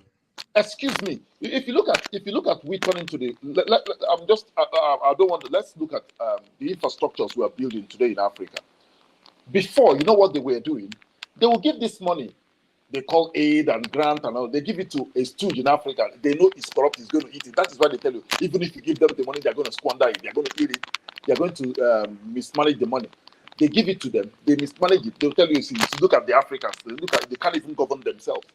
But what China is doing now is China asks you, what do you need? And you say, you need this, you need it. They come and build it for you. At least that is a fair play. It's better than when they give you. My brother, let me tell you something that'll break your heart. Do you know that what China is doing as they're coming right now, telling you, what do you need? I'll build it for you. Just give me access to your territory. Do you know that's the way Europeans did it too when they first came? No, they didn't do that way. Wait. Look at your colonial infrastructure. Go to your country. A lot of those roads that were built from region to region, rail line, all those things, and many of those infrastructure. The Europeans, that was the way they built it. They say, hey, just allow me in. I'm going to build road for you. I'm going to build this rail line for you. Just allow me in. It's the same approach. No, Mike, it's not. There's no difference. That's the same approach Chinese want to do. They want to access you. So they come first with, hey, I want to do this for you. Just, hey, they come simple. They need to access. It's like a fisherman who wants to catch a fish. You have to put a fish on a hook, feed a fish with food. You're fishing. It's the same thing. There's no difference. So what I'm telling you is, we get it. We need to side with. Yeah, I get what you're saying. Yeah, we need to side with the Chinese right now because the West already get their deal done. They've got a deal done on us, so they're in us in our belly. The Chinese are trying to come in, so we can utilize them, use them as a tool to, get rid of the West or whatever. Yeah, But we have to be now you're careful. Is the talking. point I'm saying, because they are Yes, we coming in have to to be do the careful, same thing. definitely. Yeah, But they're definitely. We already have to doing be this. careful. They're See, already doing the same thing. my brother, let me say something here. You see, do you know what the West were doing when they came? They built all those rail lines. They built was rail lines because then it was coal. They built the rail line. If you look at it, it was connected to all this raw material, all these natural resources that they needed to power their economy. That is where the rails went to. They never built airports for us. They never built. No, all they this build airports too. They build airports. They build more than they won't build cities. A lot of listen, a lot of capitals in African countries were built by the Europeans. No. A lot of capital Mike, cities. see, They I agree did with it. what I'm telling, bro, my brother. Trust me. Anything Chinese is coming to do in Africa today, the West did it too in the beginning. For them to, that's why our people submitted to them because they were building these things. That's why when people say colonialism was done by force, I say no, it's a lie. It was done by trick. When they came up, our forefathers were not stupid. Listen. They were not as cheap as they described them. These white people figure out to build things. And the way they got our forefathers was they figured out to build things we couldn't build. And they came in and say, look, I can build this for you, build that for you, build that for you for free. They built a lot of those African cities for free. No. Listen. Mike, no, Listen, my they didn't build it brother, for free, my brother. listen. Wait now, I will let you talk. I will let you have all the floor. I'm trying to explain to you why you have to be careful with the Chinese and the Russians and everybody. I'm not saying you shouldn't welcome them and whatever. I'm just trying to tell you, like, what they are doing is not new. The Europeans, when they came as well, even South Africa themselves, they came, okay, let's work together and build this country together. They didn't start apartheid until it was fully built and they had control. They had the upper edge before they started apartheid. Apartheid didn't start from when they came in. They were all organic, black and white were kumbayaring, hugging each other in the beginning when the black finally say, okay, let's work together. Apartheid just started after the whites realized they took over completely. So I'm trying to tell you that the same way in other part of Africa, when they came, this whole colonial thing people were talking about, the white man came and shoot us and start forcing us to be colonized. It's a lie. Africans colluded with them. We welcome them in because they have some knowledge that we didn't have. Knowledge of how to make something, build things, build cities. So we welcomed them, allowed them, and they were like, until they gained upper air and tricked us. And then the moment they got their way, and then they started just maltreating you and start colonizing you forever. But unfortunately, Mike, I slightly disagree with you. Do you know why I say? Let's use Nigeria as a case study. When they amalgamated Nigeria in 1914, and the north and the south. If you look at all the cities, what are the cities they built? They built Ebutemeta, and if you go to Ebutemeta, they built a place for them to stay. And under them, Africans, especially Nigerians, were under colonialism. They were all governed by the British. The British are everything there. You are just there to serve them. With the approval of the African leaders, your traditional rulers. Okay, when they came, Africans said, "Come and rule us. We cannot rule ourselves." Your African leaders agreed. Go and look at. Wait, okay. Let me tell you something. Go and look at the Berlin Conference. The agreement in Berlin Conference. The agreement was that whoever get to convince the African chiefs to accept them first own that territory. That was the agreement of the European powers. They say whoever get the kings, the traditional chiefs or kings of a territory to sign on this thing that you are accepted here is the owner of that territory. And these kings were killed. They were forced to sign. No. They were not forced. No, they were not forced. Some of them were, but majority of them were not forced. All they did, wait. Let's call it scramble for Africa. All they did were started running to Africa. They went in Berlin in Germany. Say, okay, how can we take this continent without fighting each other? And they came to the agreement like, okay, whoever gets to the territory first And the people there, the nations, because Africa, those people, they call us tribes, but it's a lie. We're not tribes, we are nations. We are just like nations, like European nations. This ethnic group were nations on their own. They control, they know their boundaries, their borders from the next tribe and everything. And Europeans knew that because they spent 300 years. They spent I don't know how long, studying Africa first before they start their invasion. Now they agree among themselves, okay, now we'll figure these people, we'll figure their territory, we'll map everything.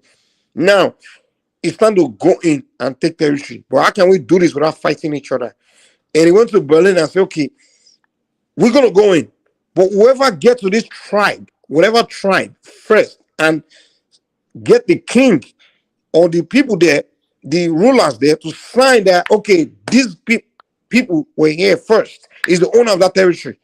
That's what he did. And the French and the British, the French and the British they outsmarted the Germans because they already had their back deals on those things. And they were doing some fake deal. They already had a back deal. Already had people already planted in many of those territories. But when the Germans realized that the French and the British played them, and even the Italians and all of them, that's when the World War started, because they realized the French and the British also them. That's why Germany was trying to conquer England and France, so they can go to Africa and take their territory from them, because they realized that if they wasn't fair. Because when they went to Africa, Germany was getting to most of these tribes, and they realized that most of them they realized that the French and the British were already there, even way before Berlin Conference. So they were playing each other. That's why they had to fight World War I and World War II. But Mike, let me come in here just slightly, and I'll give way for you to speak. You see, actually, the Berlin. Do you know why they had this Berlin conference? They had the Berlin conference because of Congo. There was this rush in Congo. Everybody was. Do you know why they went to Germany, to Berlin? Because I know that story about because of Congo. They were fighting each other. They were at each other's throat. A war wanted to break out in Africa, so they had to wait. Why are we fighting? Let's go back. They went to Berlin. Maybe the king there or whatever called them. They had a meeting, or the emperor there called them. They had a meeting and they said, okay, now they chopped up Africa. When they chopped up Africa, you have this, you have that, you have this, after. When they came to Africa, they killed our kings. No, they didn't kill our kings, man. Stop making this shit up, man. Okay. Name a king and kill in Nigeria. Name a king and kill in Nigeria. You from Nigeria, right? Excuse me. Yeah, I'm from Nigeria. See, the Benin kingdom resisted them. The Benin invasion, is that what you're saying? Yeah, Benin invasion was the Benin invasion has to do with Berlin Conference. It has to do with urban environment, beheading a bunch of Europeans that came to talk to him. And they came for revenge. On what? The Benin invasion has to do with some Europeans wanted to come in. They've been coming, talking, training and everything. So the time those white men came in, they were desperate to quickly get to urban environment. But the Benin people were doing the Oku festival. And during that festival, they can't allow strangers to come in. I know the story. Wait. Okay. So the Europeans trying to force their way in. And the Benin people massacre all of them. So the British came back for revenge. That's what the Benin invasion was all about. It wasn't about Berlin, the killing king to take over territory. And at the end of the day, they didn't even kill any king. But environment was not killed.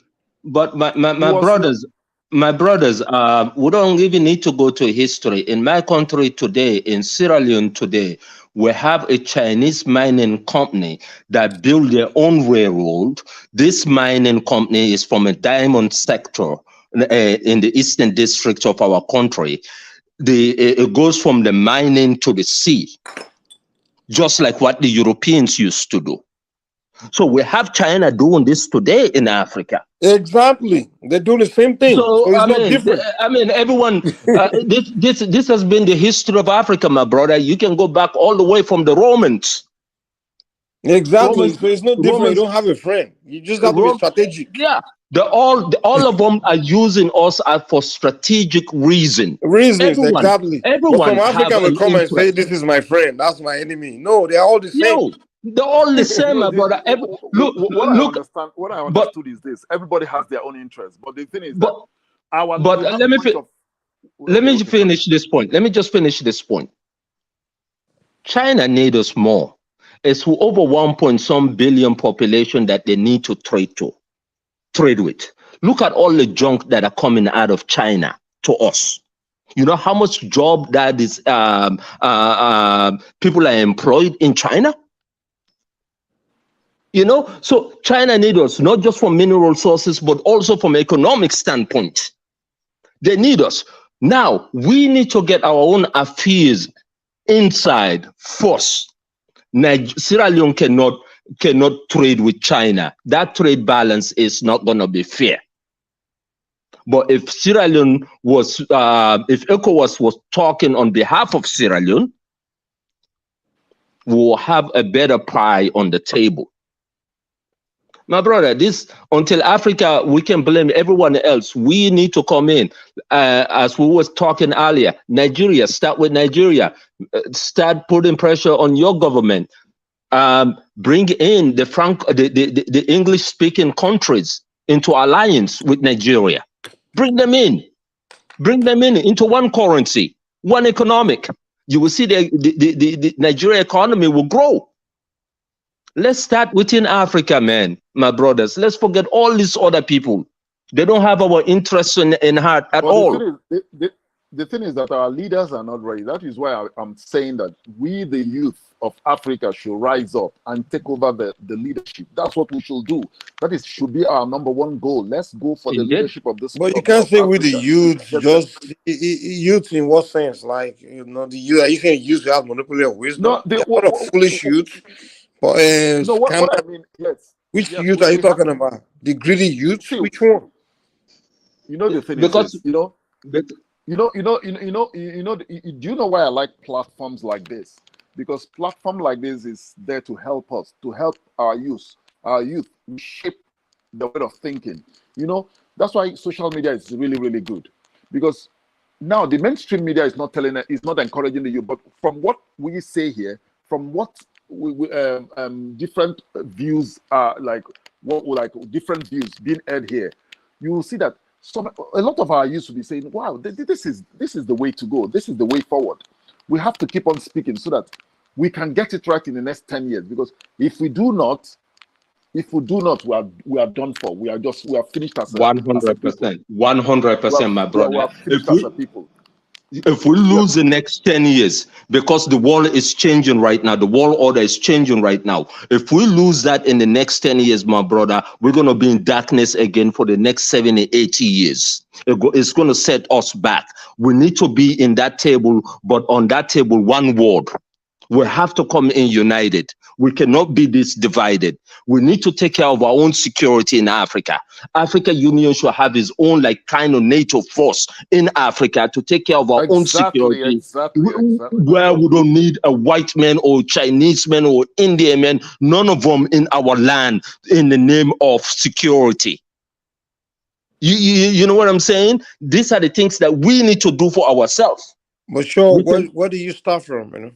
Where I start from like this with Nigeria. Let's start with Nigeria. Nigeria are co-opting the English-speaking countries in ECOWAS. You see, when there was problem in Liberia and Sierra Leone, Nigeria used to have those very good force they called ECOMOG. I don't know why ECOMOG just fizzled out. Because they never funded, my brother. They never funded. They never funded, my brother. That's the problem. But if Nigeria can take a leadership here, Nigeria can lead the English-speaking countries in ECOWAS, and they could be a force because they have a lot of resources and they have a lot of population, and educated population, and very creative population too. Yeah, you got to remember. I think I met a Ugandan guy here in China, and we're having a conversation. There were like two of them. We're having a conversation because when we meet to talk about Africa, the guy said Nigeria has really disappointed them.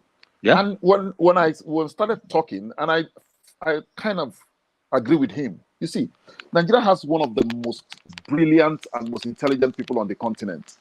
Nigeria has one of the richest people on the continent. Nigerian economy is so massive. We have the number. You understand? Why can't we turn that country into a manufacturing hub so that all Africans will come there to be a melting point? Yep. for all Africans to come to Nigeria and work. But you're Especially working ECOWAS. on it. I mean, we all. It's not only Nigeria. I mean, everyone is working on trying to figure it out and become manufacturers and things. But it take time, you know. But I don't think many Africans that are becoming educated, becoming intellectual. I mean, it's a matter of time. You don't understand? So it's not just Nigeria. You go to top university in the world, you see Sierra Leoneans there, you see Yeah. Liberians, No, Ethiopians, yeah. you see, so everyone is doing it. Maybe because you see, more Nigerians because we have more population, but it doesn't mean we are the only one My brother, moving. as the But Sierra Leonean, let me speak of you people. From in the 80s when we were growing up, literature is Nigerian literature we read. Nigeria cinema, Nigeria music. You hear me? Especially the English speaking part of it. And even to our war, is in Nigeria that come in. You know, we have, when I was growing up, we have like from the soccer ball that we play with and the plastics that we use for shoes and different things, all that used to come from Nigeria. Today, now, all that is replaced from China. You see what I'm saying? Nigeria need to put in the effort. They cannot just say no more this, that. They need to put in the effort. ECOWAS, I hope Timbo, this president will put in that effort and bring in, forget the French side. They're too confused. That I agree. The French side, they're not in one word because Abidjan will go down with France. I don't think the present president of Nigeria can do it. I don't think so. I'm seriously. It's not like I don't think that currency thing. I don't think so because one, he's actually in bed with the French, and let's who's in bed with the French? I'm telling you, Tinubu, from his attitude and all the stuff, I feel he's in bed with the French. No, it's not. But maybe okay, for what reason would he be in bed with the French? I hope I'm wrong.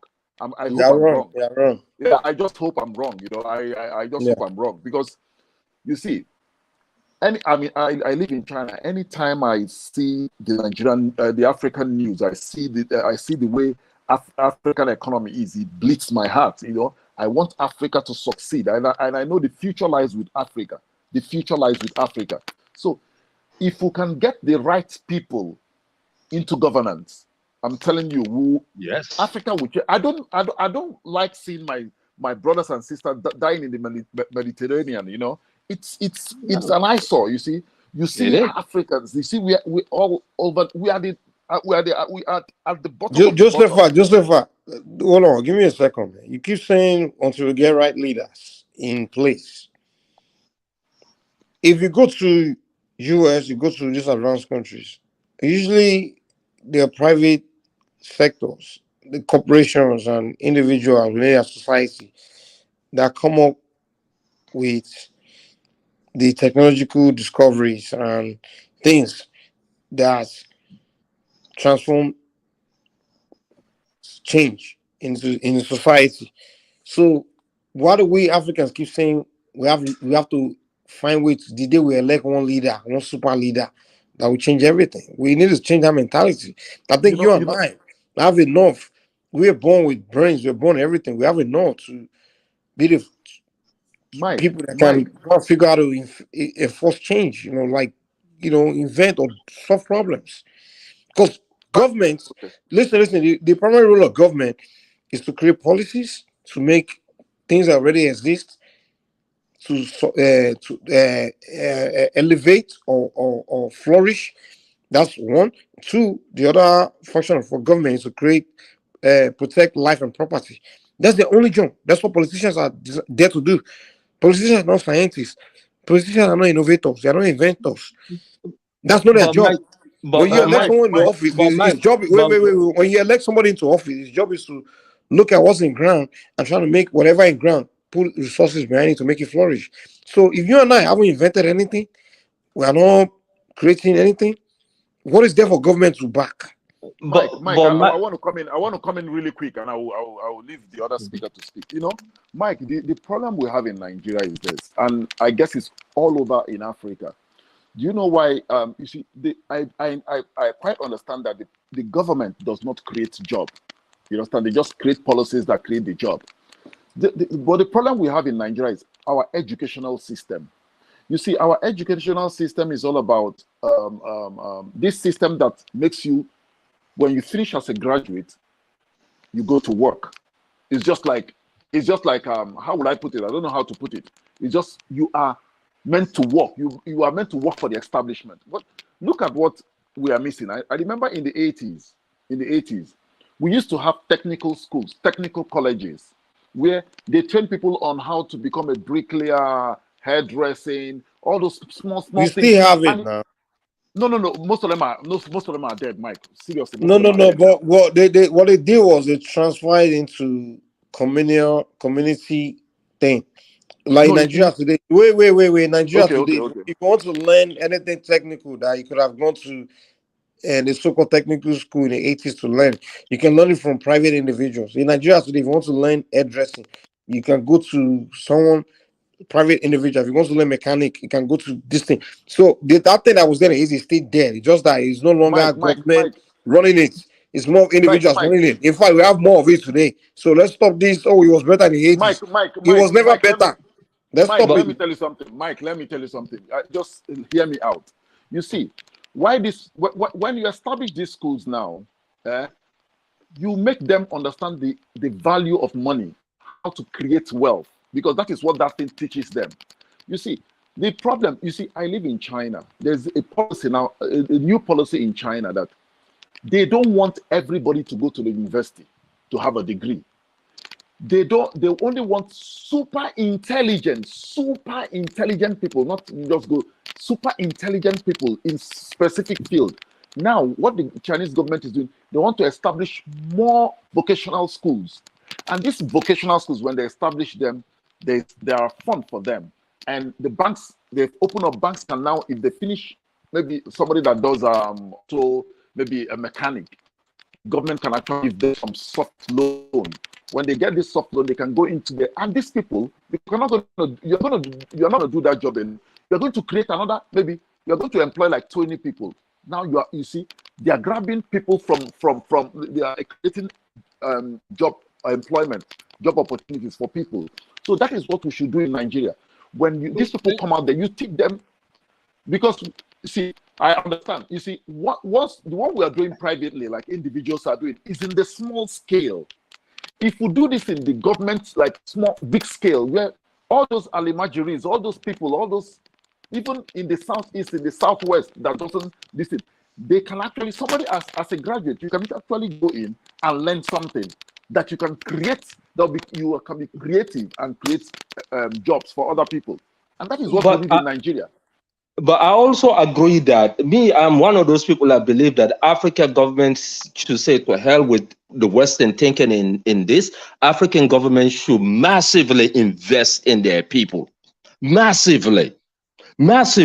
Because if you look at our competition in the West, they massively subsidize every aspect of their economy. We here in the United States know that. From the agriculture industry, we know how much billions of dollars the United States government give. We subsidize every aspect of our economy in the United States. Why can't we do the same thing in Africa? Especially since we are being so much behind. The government should take the lead in massively investing in our people and in our land, and that will create innovation and entrepreneurship.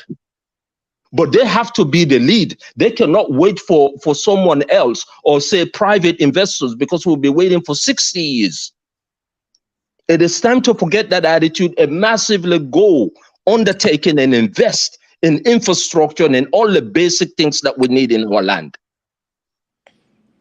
Let me ask, I think Josefa, all right? Is it? Yeah.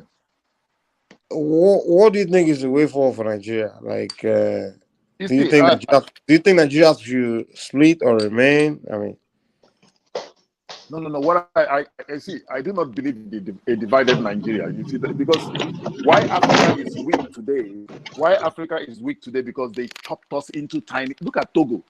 You know, there was a time Togo was begging to join Nigeria.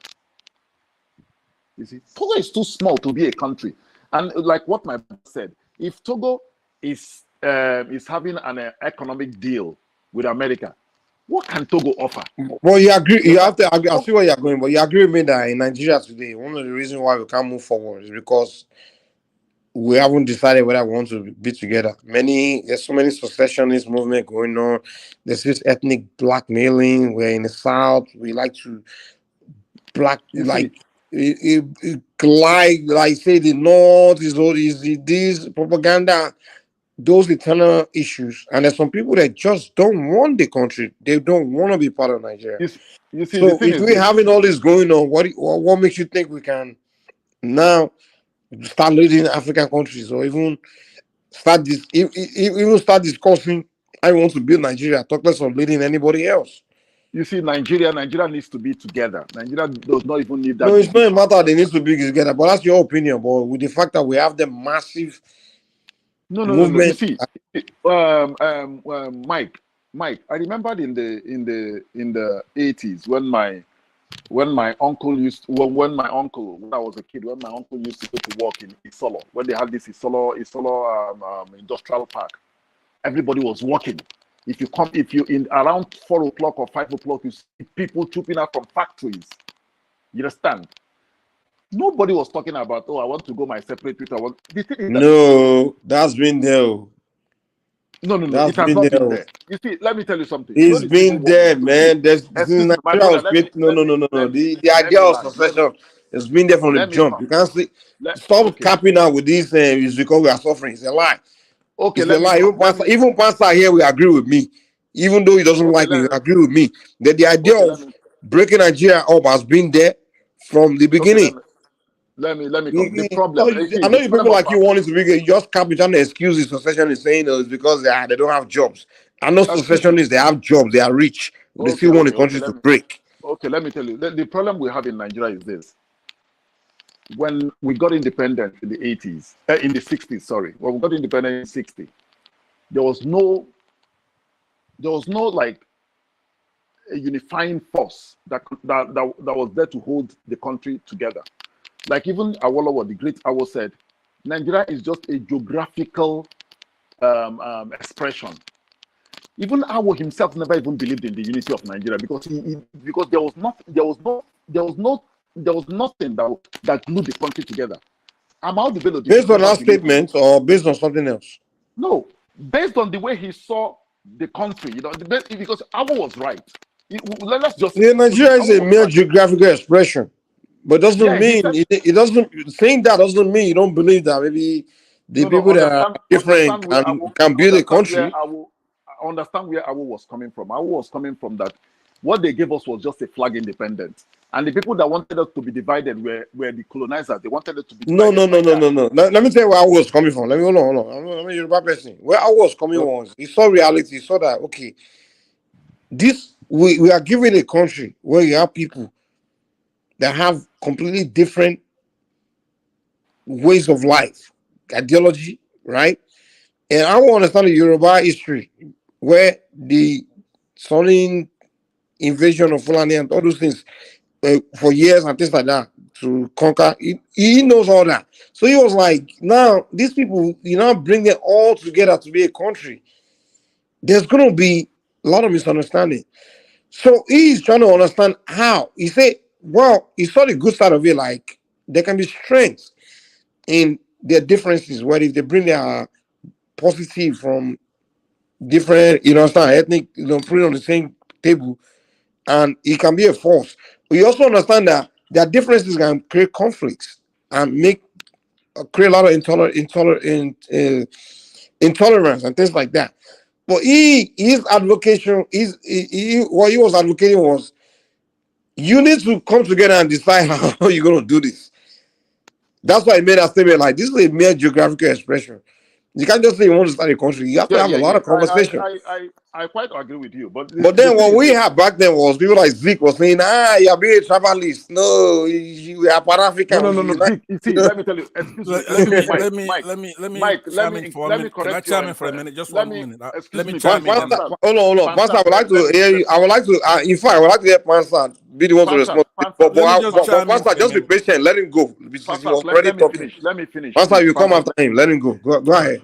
All right. Pansat, please. You see, the thing is that you see, like I was looking at Nigerian history or Nigerian structure recently, and I said, if Awolowo, Zik, and Ahmadu Bello has come from the same school of thought, like for example, the movement of independent state of Africa started from America.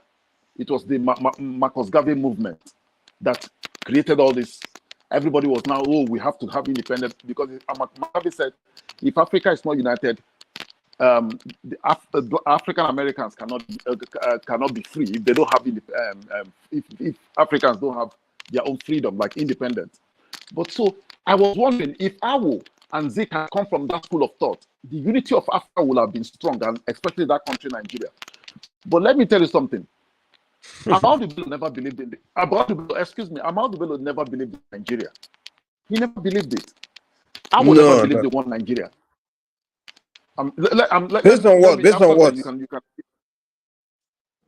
these people, if you look at their utterances and what they said, and they never believed in this Nigeria. But they are being realistic now. That's why they came, excuse me. But what's going on today prove that they are right. They were right. What they are saying was real. They're trying to express reality of the ground. It's not their own personal. Wait, listen. Pastor, you come in next. My brother, listen.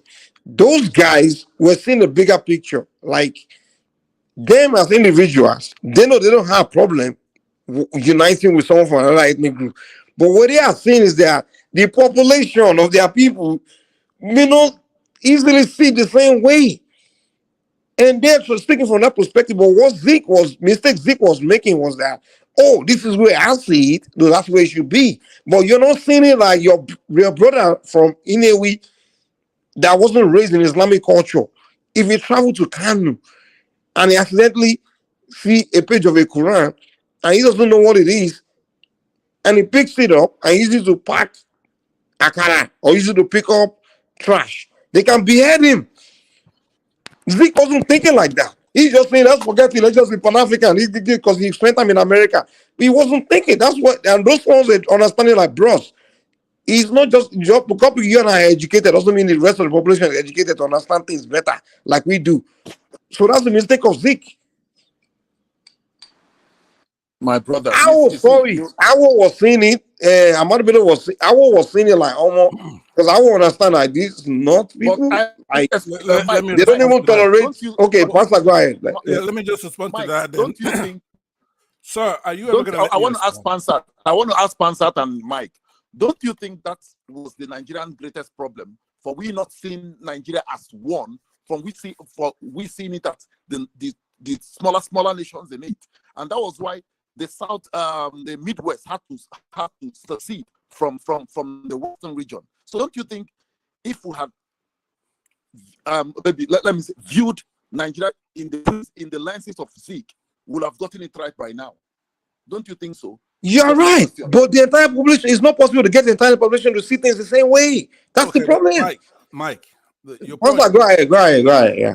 What I want to do is to start from the beginning, okay? Because you make these points a lot, and you are ubiquitous on the internet. So it's very, very important for you to buy into what I'm saying.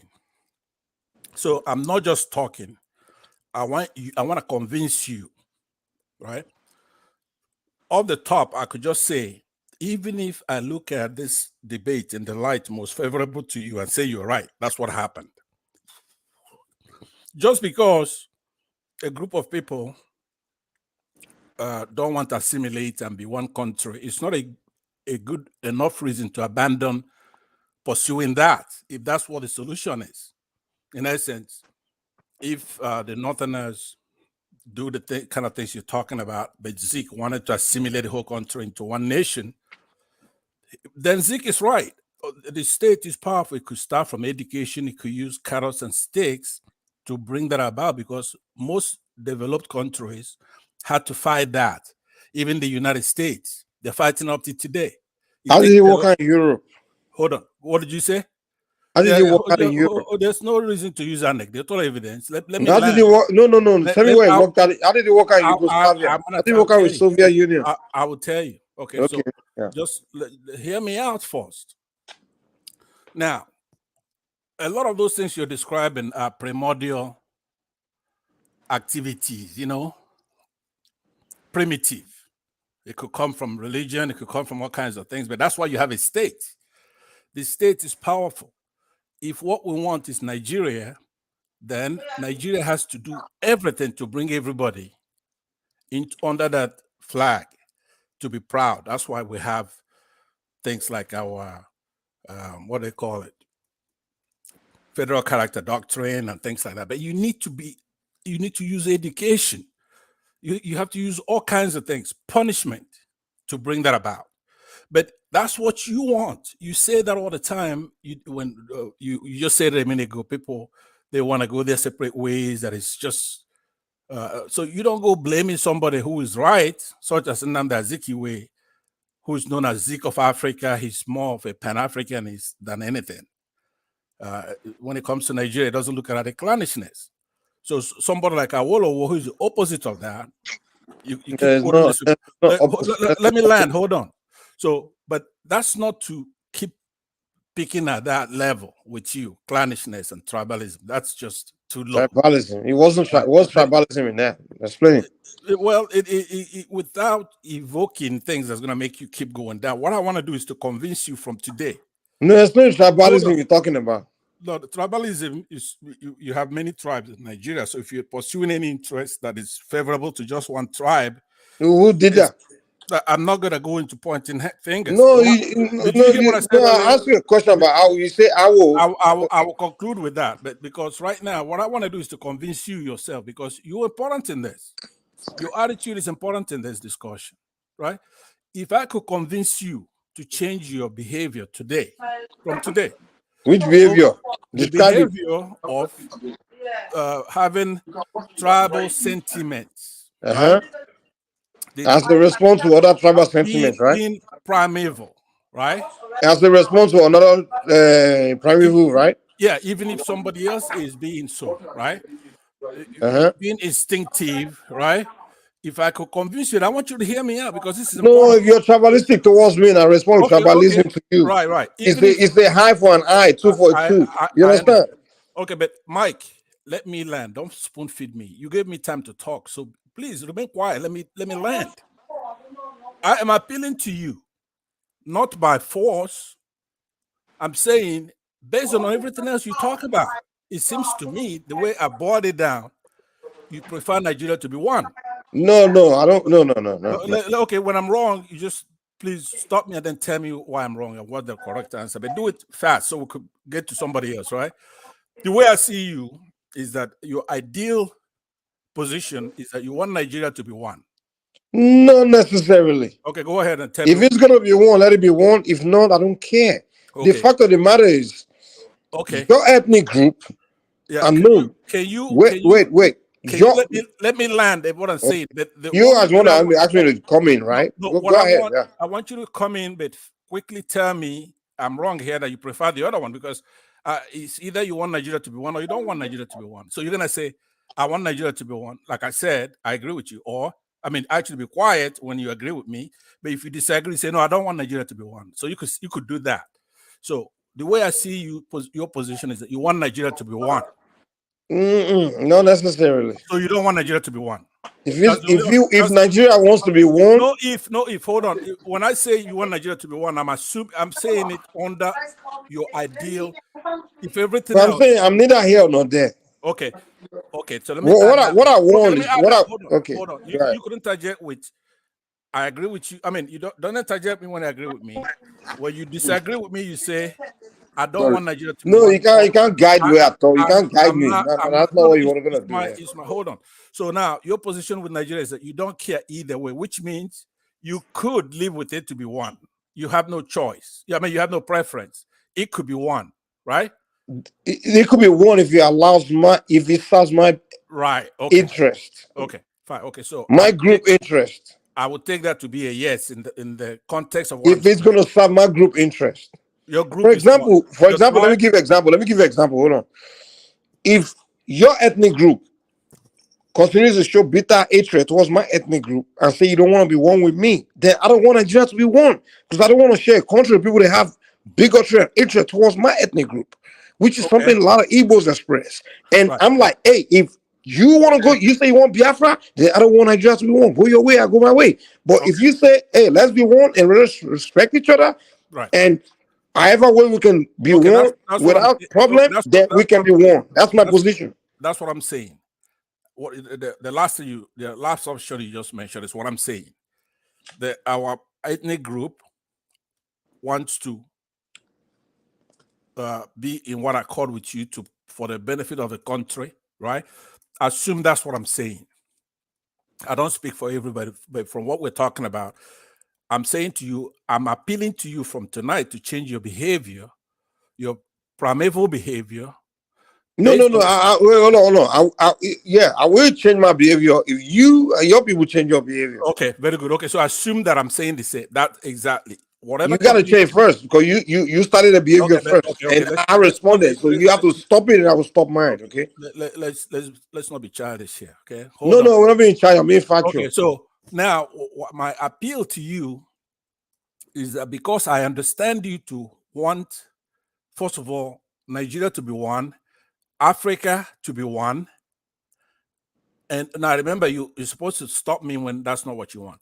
Okay, I believe that you want Africa to be one enough to then compete against, say, the Europeans or Americans and the white people and other outsiders who have interest in doing us harm. All that, I'm assuming that's what you want. So I believe that peace, unity is modular. It has to start from the family and then go to the clan, go to the tribes. By the time you get to a national cohesion, it has to be a fair society. Now, I would recommend for you to check out a guy called Dahl, D-A-H-L, okay, talking about how a society can be ideal and fair, and because that's actually what it comes down to. But in your case, you are quite an extreme tribalist, right? Against who? Oh, hold on. I'm assuming they must have done something to you. So I'm not judging. No. Mike, wait, please let me land. No, I can't let you get. No. When you told me to interject, I don't agree. Please, guys, let's leave this. No. Wait, hold on. Nigerian cause, you know. Hold on, bro. Hold on. Wait, chill out. You told me where I don't disagree as you can't. That point you're making, saying I'm this extreme tribalist against a tribalist, someone that hates other tribe, or I'm issue everyone except his own ethnic group. No. If I'm only having an issue with your ethnic group, there's something wrong with your ethnic group. Your ethnic group have been on the internet being extremist, insulting my ethnic group. Okay. Right? And I'm giving you the law of physics, say action equals opposite reaction. Okay. And that's what I believe in. So I'm giving you the same energy back. Like, yo, Mike, yeah, it's online. It's not something on real life. It's on the internet. Hold on. You guys have been all over the internet spilling bigotry and everything. And I give you the same energy back. So if you want to stop it, you tell your people to stop it first. Call on Radio Biafra. Call on Edo Watch. Call on Dr. Damages and tell them to stop that bigotry against Yoruba people. And I will stop mine against your people. Will you be simple as that? Be civil in this discussion, all right? No, I'm just telling you facts. Okay, so don't call me a bigot. Call yourself a bigot first. Be civil and sincere. But most importantly, listen to what I'm saying. When I just told you before, just respond to me when I'm done. You could respond item by item on what I'm saying, right? But don't keep interjecting and being, objectionable, right? So here's what I'm saying to you. Whether another tribe provoke you into being an extreme tribalist or not, you are an extreme tribalist. But you're saying, I'm an extreme tribalist. I'm not. Here's what you're saying. You just said I'm not. You just accused me of being an extreme tribalist. Wait. Somebody made me do it. Calm down. Wait. I got to stop you every time you make this. A tribal is someone that hates other tribe and only love his own. You can't tell me I hate other tribes. I don't have issue with tribes. Hold on. I only respond to a group of people from a tribe. Listen, you made your point. Hold on. I'm saying exactly. So that's not a tribalist. You have a law against no, in fact, you're more extreme tribalist than me because you hate more than one tribe. You hate Hausas, you hate Fulanis, you hate Yorubas, you hate so many tribes. Okay, go ahead. Finish your point. Okay, first of all, if there's a law against tribalism, let's say you do something out of bigotry and there's a law against it, and you do something to a Southeasterner, an Igbo person, and you go to court, you can't say, hey, look, I didn't do it to the Efik. I don't hate the Efik. It's just the Igbos that I hate. So you've got to go with at least simple logic, right? In this conversation, else you're going to be... The law says self-defense law. Self-defense rule applies, right? Self-defense is legal. Right? So just assume also that other people are listening to this conversation. But call it self-defense. That's what I'm saying. You have a lot of people listening to what you do online. So let me be respectful in the way I address you on this, because I told you my goal here is to convince you to start afresh today and be a normal Nigerian. It doesn't mean... How about you start with yourself and start with your people, your group, your IPOB. Are you not a member of IPOB? Start with them. Start with yourself and start with IPOB before you come start with me. So it's no talking to you is what you're saying, right? No. If you want to stop bigotry on the internet, go start with IPOB and yourself. Excuse me. Because that's what IPOB does on the internet. They see bigotry and hatred towards everybody. Let's drop this. You understand? Look, my so friend, if you want to hand that, you start with IPOB. You go and preach to them before you come and preach to me. The guy that's interjecting, right? Hello, you are here discussing. Let's drop this, my brother. But you can't drop it and then talk about how to be a cohesive, strong country. We cannot see. You have to. The thing is that we are just going back and forth. We're not going back and forth. Believe it or not, it's not helping us at all. No, it's helping.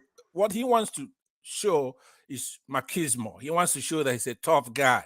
He wants to show that he's going toe to toe with somebody. I'm a very tough guy. In real life, make you shit on yourself. Trust me. In real life, you just let him get all that out, animus out, right? So, Mike, the only thing I have to say to you is that whatever I'm appealing to you to do, when it's your turn, then you appeal to me to do the same, right? And that's fine. Somehow we have to start this conversation. You have to understand. Pansat, please. Yeah. What's the way forward? What's the way forward from all this? The way forward starts, unfortunately, from this conversation, believe it or not, as small as it is. As small as he is, it's one individual. I'm one individual. But when we want Nigeria to be strong, Nigeria has to be a fair society. Mike, one of the bigger theme of what I'm trying to say to him is that Nigeria itself has to be a fair country. When you have people struggling to cut away, disintegrate the country, there's a reason for it. Nigeria is not a fair society. It's not a fair country. It's not. Now, I agree with you that Nigeria is not a fair country. There's no question. Absolutely. Okay, so I will tell you where you and I agree. Let me tell you where we agree. We both agree. You let me land though first. Let me land. Yeah, but you will land. But you have to give me a chance to sometimes interject a little bit. I'm interjecting where we agree. But I haven't. But wait now, when you finish, then I'm gonna say let me something. tell you, discussion is good between you and Pansat. You and Pansat is very, very. No, you come in. Wait. Pansat, hold on. Let me tell you where we agree. We both agree that Nigeria is not fair. You came earlier to talk about how Nigeria put Abiola in prison. I think Nigeria has not been fair as a country. Yeah. Now, for you to express your grievance and think you have to start attacking other people that Nigeria has not been fair to, like my people. When someone like them, they kind of go on a radio Biafra, I mean, something calling all Yorubas bastards and saying Yorubas are cowards. The Yoruba Alafia for you is as an idiot. He insulting my ethnic group, and his followers are doing the same thing. Is it Yorubas that make Nigeria unfair to you? I feel Nigeria is not unfair to, and Nigeria has been fair to me as a Yoruba person. Like Abiola won an election, they arrested him and they killed him in prison. I will not want to be president. Wait, hold on. Hush, my brother. Cool down. Wait. I will not want to be president. They went against him, everything. Yorubas felt the same thing. But I didn't go online. I didn't start saying, because I have issue with Nigeria as a country being unfair to my people. Now I go on the internet and start calling Igbos bastards, saying Igbos are cowards, attacking Igbo tribe. Igbos are not responsible for the oppression of Yorubas by Nigeria. You understand? So why do you have your Igbo brothers attacking Yorubas because of the oppression by Nigeria? Nigeria is your problem, not Yorubas. So when you're doing that, is what provoke Yorubas like me to respond to you, like fuck you too. You understand? Hold on right there on that very point that you continue. Hold on. Now, I've heard people like Kene and Jewel of Nashville and so many others. I forgot the other guy's name that used to be here a lot. What's his name now? Some of your regulars here who are people who are Igbos, they've come here and they say, we don't agree with Nnamdi Kanu. We're not. No. They don't do that. They come here to support Nnamdi Kanu. No. Hold on. It's either you're gonna lie or you're gonna have to agree with me. Those people. What do you support? Did you come here to support Nnamdi Kanu? Hold on. Forget about me for right now. What I'm saying is that no, you speak for yourself. The point they can come here and speak for themselves. Will you be civil, please? Be civil. So I'm interjecting. I'm gonna pass it back to you so you could then bring it back to me so I could continue. I'm trying to tell you that when somebody says something who is from Igbo, or even say myself, I say something, yeah, it can upset you, but you can't place that on all Igbos. That would be ridiculous, right? That would be stupid, actually. No, it's not. So you have to understand, listen to what I'm saying. Igbos, they're not a monolith. Igbos are as individual as they come. There are people who would not even want to talk to you. Do you preach the same thing to Kanu? Do you tell Kanu the same thing? Like, it's not all Yorubas that are your enemy. Do you tell them the same thing? If I talk to Kanu, do you do that? Would you hold on? Why should I do that? Exactly. So why are you doing it with me then? I'm trying to talk to you first. So no. You don't do it with your people. Don't come and do it with me. If if your own brother you don't like say all Yorubas are bastards, and you don't tell him that it's not all Yorubas that are bastards, don't like all then if I say all Igbos are bastards, then don't come and be telling me all Igbos are not bastards. Charity begins at home. You don't like answer. Right? Charity begins at home. Fine, if your brother is throwing stone at people's glass house, if you can't caution your brother, I think nothing is wrong with that. If I throw stone at your glass house, they don't come and be cautioning me. Okay. If your brother is saying all Yorubas are bastards, and I come and say all Igbos are fucking bastards, don't correct me. Go and correct your brother first. A debate, right? You can't. No. I don't give a shit what you think. I'm just telling you that's where I'm wrong. When war starts, no one give a shit who's good or bad. If you start killing Yorubas, I start killing Igbos. That's all. That's how it goes. That's war, you my are friend. Expanding the debate. What we're talking about, what I said, my mission to you is I want to call you to order. And you can't call me to order. I don't need you, man. And I don't need you. That you want Nigeria to be one.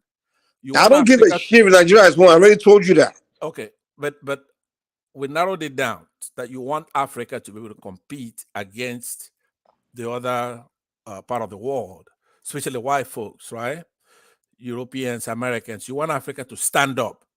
So if that's what you want, I am then appealing to you to say, in order for you to have that, we have to have the entire Africa come together as a unit by integration or other means. And it has to start from families to clan to village to regions and tribes. We have to do that in order to for Igbos, for example, South is where I'm from. In order for them to say, you know what, yeah, it's better for us to be with this country and build it out into Africa. You have to be fair. You have to be fair to them. You should be indistinguishable whether you are Yoruba or Igbo when it comes to national affairs. That's just the bottom line. You cannot, for example, muscle the Igbos down. You know you're wasting your breath doing that. A lot of Igbos don't respond to you because you're like a little mosquito. You don't. You think I give a shit about? Bro, I don't give a. Nobody does. Nobody gives a shit about you. Your pastor, this preaching you're preaching to me. So why are you belligerent and making noise as if there's the same reason you are belligerent and making noise? Once you know there's nothing you can do. Pastor, didn't you go on Niger Watch and talking about Yorubas that you won't go against Yorubas? Didn't you do that? Because some few Yorubas kill Igbos during I guess election. So why don't you focus on the few Yorubas that kill Igbos? But why do you go after? Why do you want to go to war against all? Can I answer you? You said you wanted war with Yorubas, didn't you? Exactly. Can I answer you? Okay, yeah, you want war with Yorubas. Answer that. Tell me why you want war with Yorubas. Yes, I do. If like I'm appealing to you now, if you're not gonna listen, and your people. No, tell me why you want war I'm Yoruba. telling you. I'm answering you. If your ideas went out, and the Southwesterners keep doing what they've been doing. Oh, all of us, right? Okay. Yeah, right. So then the only solution, All Southwesterners, the only everybody, solution is that we have to deal with you guys, right? all of us, right? Okay. All of you, including by All war, of us, right? Especially by war. all of us were guilty of whatever it is. Okay. Yes, it is. Yes, you are, because you're All not of listening. I'm talking to you now. I said it's gonna have to start from family. I'm approaching you, right? No, no, I'm finished answering that question. Why you want to go to war with all Yorubas? You said, just listen to me, right? I could just be as foolish as you are, right? So okay, I'm appealing to you to reason, but if you don't want to listen, then the next thing is to just be like you, right? So, but if you do listen, then we're gonna have one country. But we can't waste the rest of our lives having your people come in, bringing people like Buhari, bringing people like Tinubu, because you're trying to put the Igbos down and being foolish and making noise. Because I know one thing, we can defeat you in a very, very short period of time. I know defeat that. us in what? In a war. No. In a couple of weeks, we can. Really? So Yes, why did you do it in 1967 to 1970? Can I answer you? I'll tell you. Yeah, okay. tell me. Number one, we're actually fighting the BRICS. If it were just the rest of Nigeria, Really? Biafrans would have overrun that place. Wasn't it? So when Benjamin Adekunle overran half of Igbo land within few hours? No. All those are silly history. So was it the British? Capacity. Do you manufacture any guns? Do you manufacture any vehicles? Bros. Do you manufacture airplane? Do you do? Yes, we do. Yes, we do. Stop capping. We Okay. have always done that. So. You doing it right? You made that point tonight. Wait, Master. You just say within 3 weeks you will overrun Yorubas. How can you do it right now? You made that point. No. You said right now you can overrun in 3 weeks. That's right. Explain how you can do that in 3 weeks. Right now. Let me tell you what's happening. Okay, tell me how you do in 3 weeks. Tell me. Let me tell you. See, before the war and during the war and shortly after the war, the Yorubas came across, for example, to the Edos and to Northern Muslims as sound, right, on their side. Right now, the anthropology has separated you from all these people, right? Master, you're not making sense. No, because you're not listening. So the point I'm making to you is that those artificial allies you had, they're gone, especially what you're doing with this election. There's no part of the country, you've been isolated completely. And as a matter of fact, the House of Fulani will want us to do it. Okay. Pastor, let me explain to you how you lose a war. When you're done, I will tell you how Igbos lose a war. Overrun you in no time. Just with what? With what? With your you eat akpu and then start beating your chest and overrun us. Right? That's what you do. You sing double and you overrun us. I've watched 30 fights and I've been in 3 myself against Yoruba, and each time the Igbo is able to beat the shit out of the Yoruba guys. What kind of fight? What kind of fight are you talking about? Fist fight. Fist fight. So, exactly. You beat Anthony Joshua, right? So you, Pastor, you can face Anthony Joshua in a boxing Absolutely. match. I'm 6'4". I'm 6'4", 200 and okay. You will knock Anthony Joshua out, right? Yoruba man, right? I beat the hell out of him. You know what I mean? He's great at this point. Okay, so modern war is fist fight. Wait, first of all, you want to be stupid. Modern warfare is fist fight. That's either way. You use fist fight. I'm strapped too. So okay, no. You use fist fight to defeat Yorubas in war. That's what you're talking about. Too, like I said. In 2023.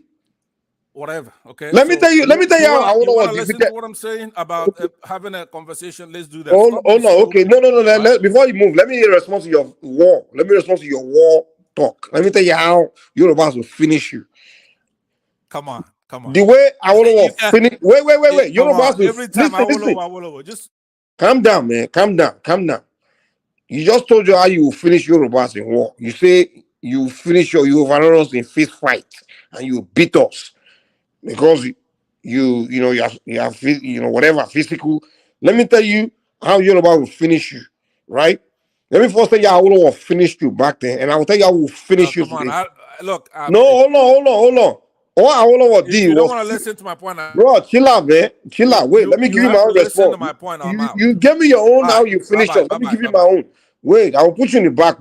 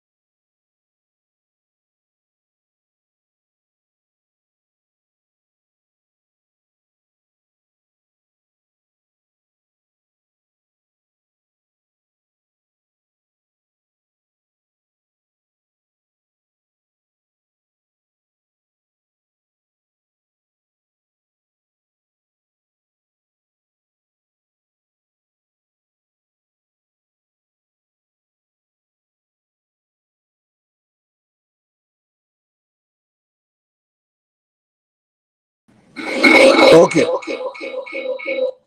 Yeah, I think I had a back. My stuff kind of went out. So Pansa, let me finish what Pansa was saying. Pansa is saying his ethnic group overrun us within 2 days or whatever, for 2 hours or whatever, 3 weeks or whatever the hell he said. Now, my response to him is, and I asked him how he's going to do it. He said we'll face fights. And that's the mentality these morons have. People like Pansa, CM, and all those dumb morons that goes on the internet trying to start war in Nigeria, pumping Igbos, Nnamdi Kanu, Samuel Ekpa, all these Oludo that didn't learn from their mistake of their forefathers like Ojukwu. War is not fought with muscle. War is fought with intelligence. Use brain. You don't say zobu and because you eat akbu and you start running. That's not where war is fought. Use brain to fight war. You understand?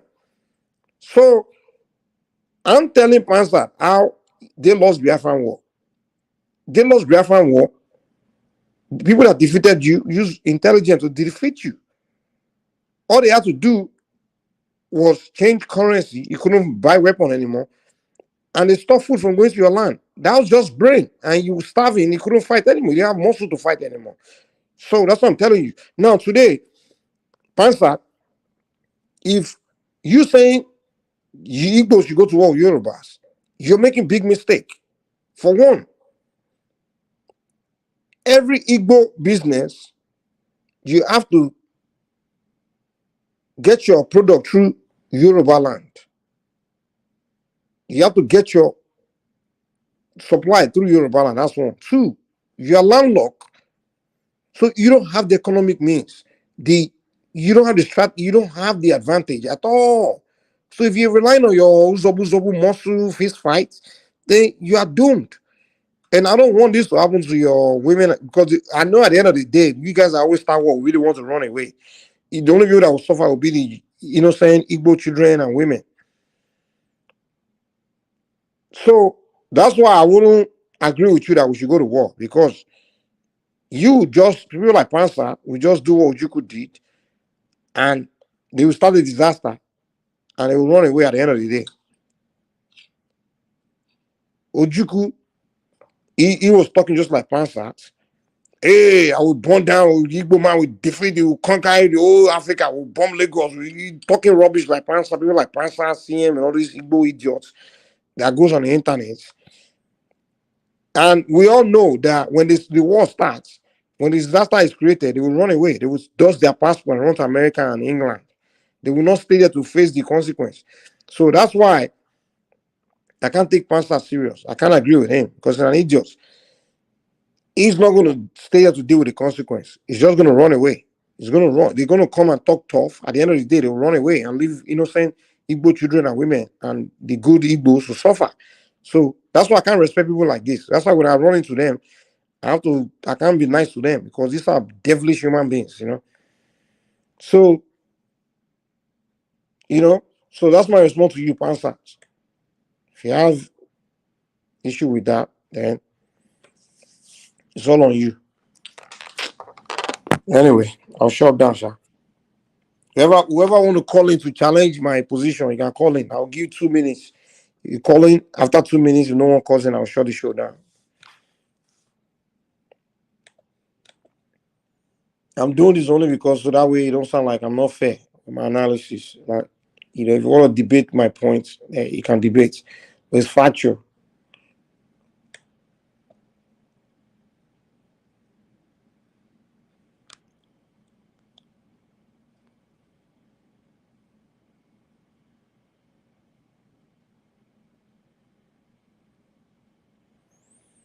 Chama, you call in again.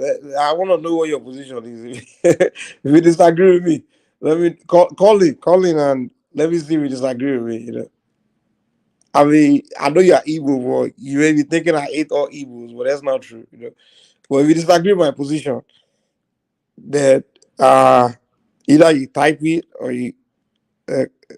Okay, don't call it. All right. So okay, let me shut it down there. I guess Adewale is there. Good morning. Is it morning already? How far, man? You see me on Paslan?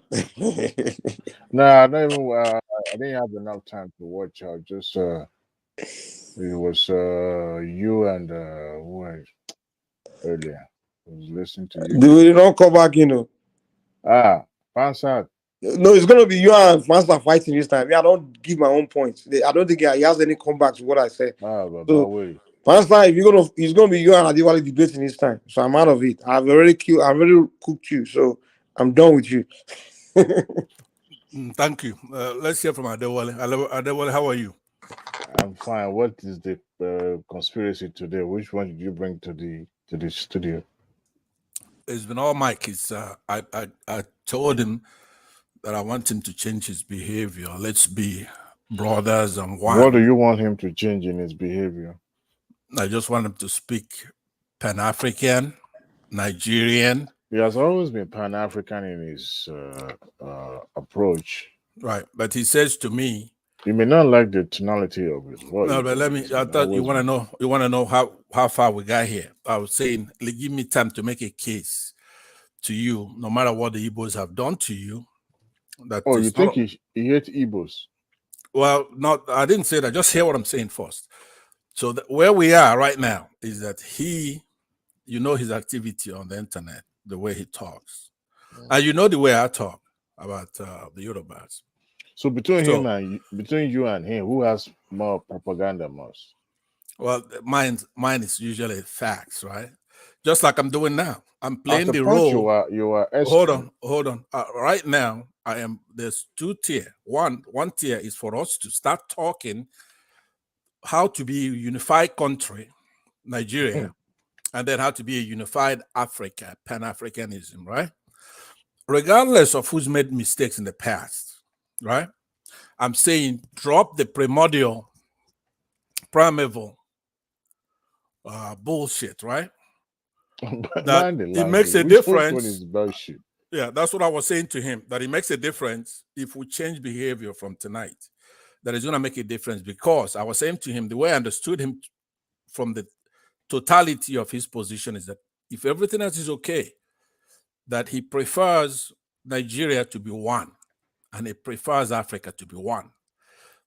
If that's the goal, then it's okay for brothers to make up, no matter what Awolowo. For example, Awolowo was not privy to the internet. He doesn't know what the internet is, right? Doesn't know a lot of things. Zik doesn't know what internet is at his time.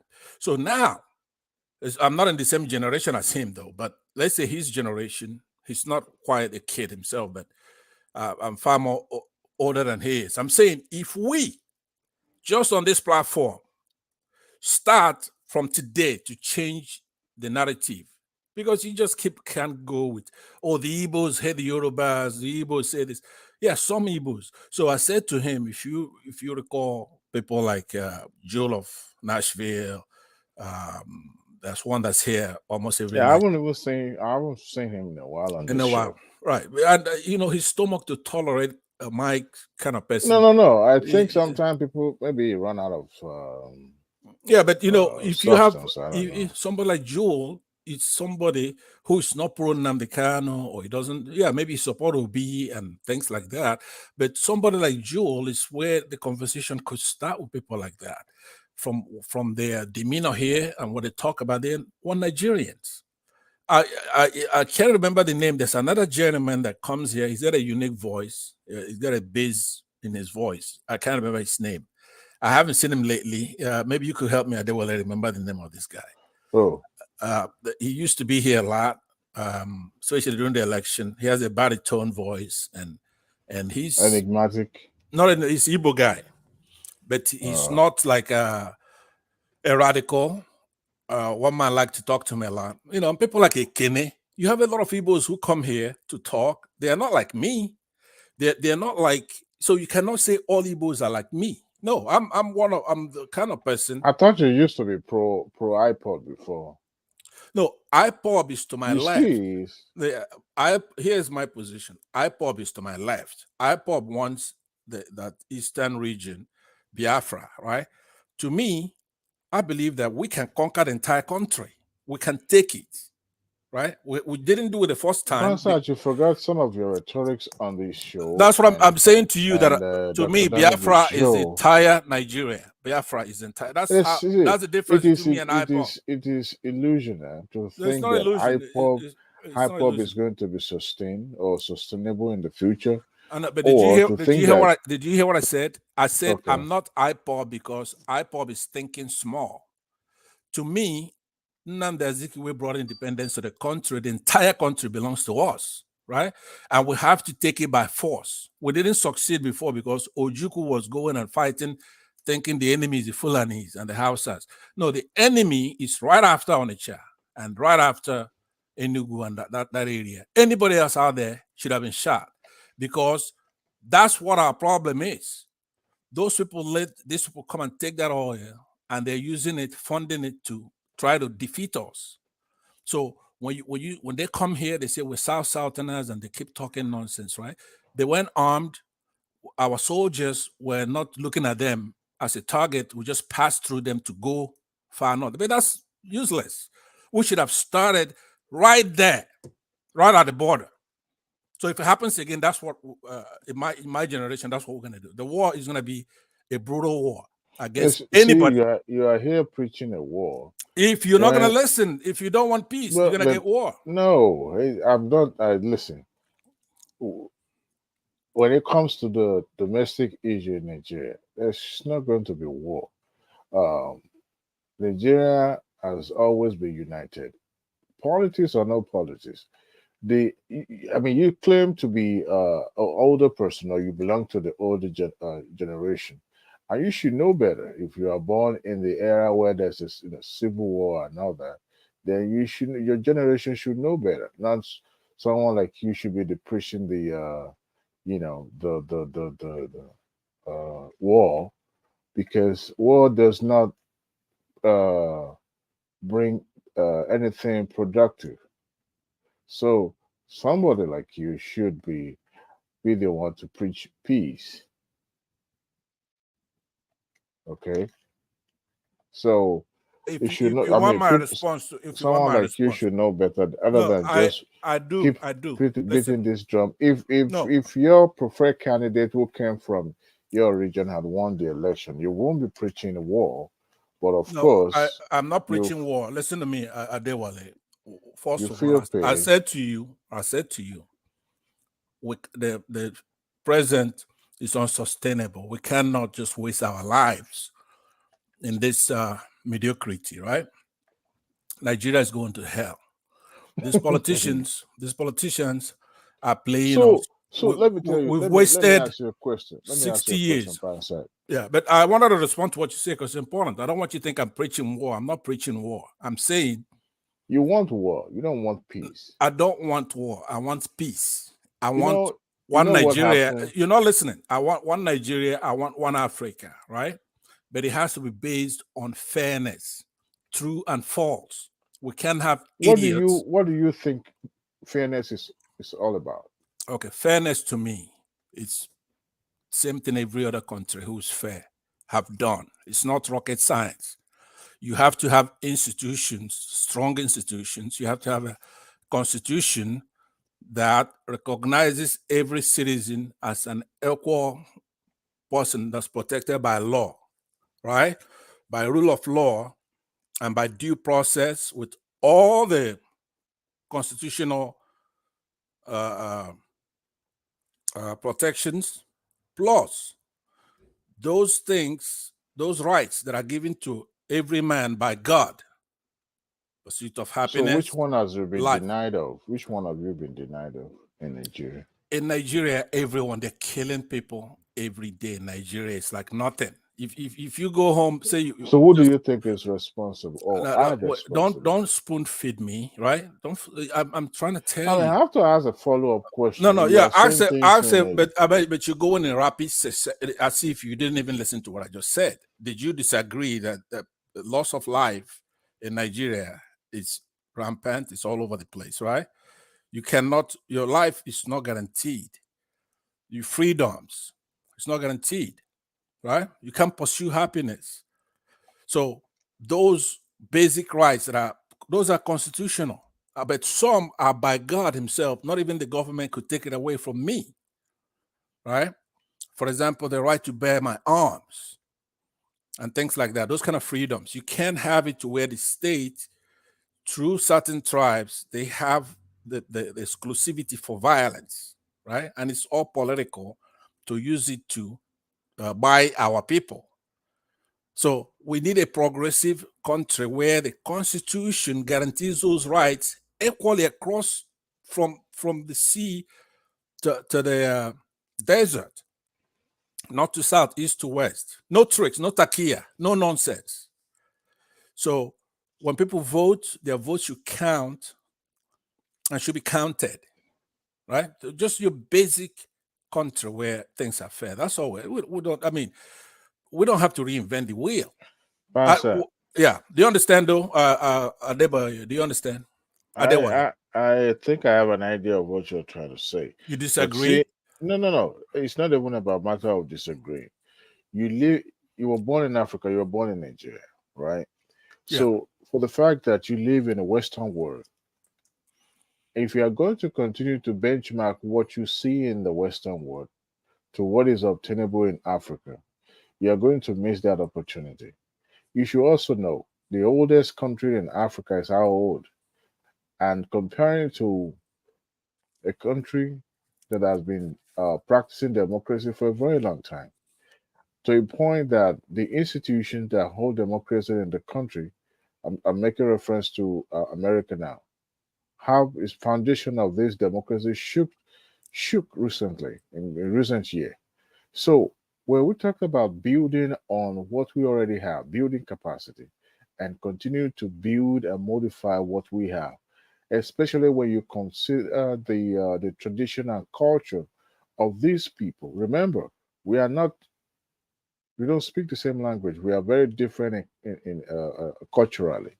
So now to bring democracy into a society that have differences, among themselves, it's going to be tough, and that is what we've been trying to find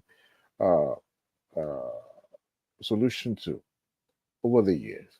Thank God that democracy is continuing to sustain, and we are building, and it will continue to change. It will continue to modify.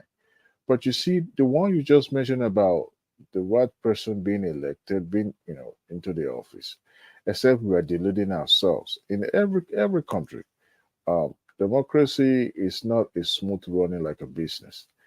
It's a process that if care is not taken, could easily be destroyed. But you have to believe in it first. Is it possible that at the point or at the beginning, probably not, we're not going to, or the people not going to get it right? Absolutely. What we have is a very young democracy that is still growing, and we want it to grow overnight. I'm not saying it's not possible. It is possible. We are now living in a digital age. And I believe with consistency from the civil movement and all these changes, I mean, between you and I, who would have thought that we'll be using the digital equipment to register and to screen out fake electorates? I'm talking about beavers now, but it was reintroduced and it did its job, right? Is it possible that during the election process, things were not the way it's supposed to be? Absolutely, but with time, we are going to get it right. But because now it's like a double whammy, you didn't get what you wanted, and at the same time, the system didn't work the way you expected, and it's like crying over the spilled milk. The milk is already spilled. Mop what you have and move on. Strategize for future. You are building, remember. So that is where I see it. But if you continue to exactly. talk No, all day you're long, right. You are right on because practically the everything world you will said. move past you, and you'll be neglected. And Right, at the end of but the day, you'll not be able to catch up. Adewale, hold on. Let me. First of all, you are right on the money. If there's any criticism of what you're saying, that will be in the consequences, right? You are agreeing that okay, there's a possibility the beavers worked, but just live with it. No, that's where I disagree with you. But I do agree with the premises. In this case now, I disagree with your conclusion, right? You are apparently practicing what most people in Africa, especially in Nigeria, do with northern Nigerians, right? Which is the soft bigotry of low expectation. I don't participate in that. I look at them as smart as anybody else. They are smart as Igbos. Igbos are smart as they are. They're just like the Yorubas, the Jaws, whatever. We're all the same thing. We're Africans. We've been bequeathed with all kinds of poor leadership, but the citizens themselves are not spared in this foolishness, right? So if the beavers were introduced, and it took a long time to pass that with a lot of money, over 400 billion naira was spent in that electoral act of 2022. Buhari didn't want to sign it because he had a re-election, but he finally signed it, right, in December or something like that of last year.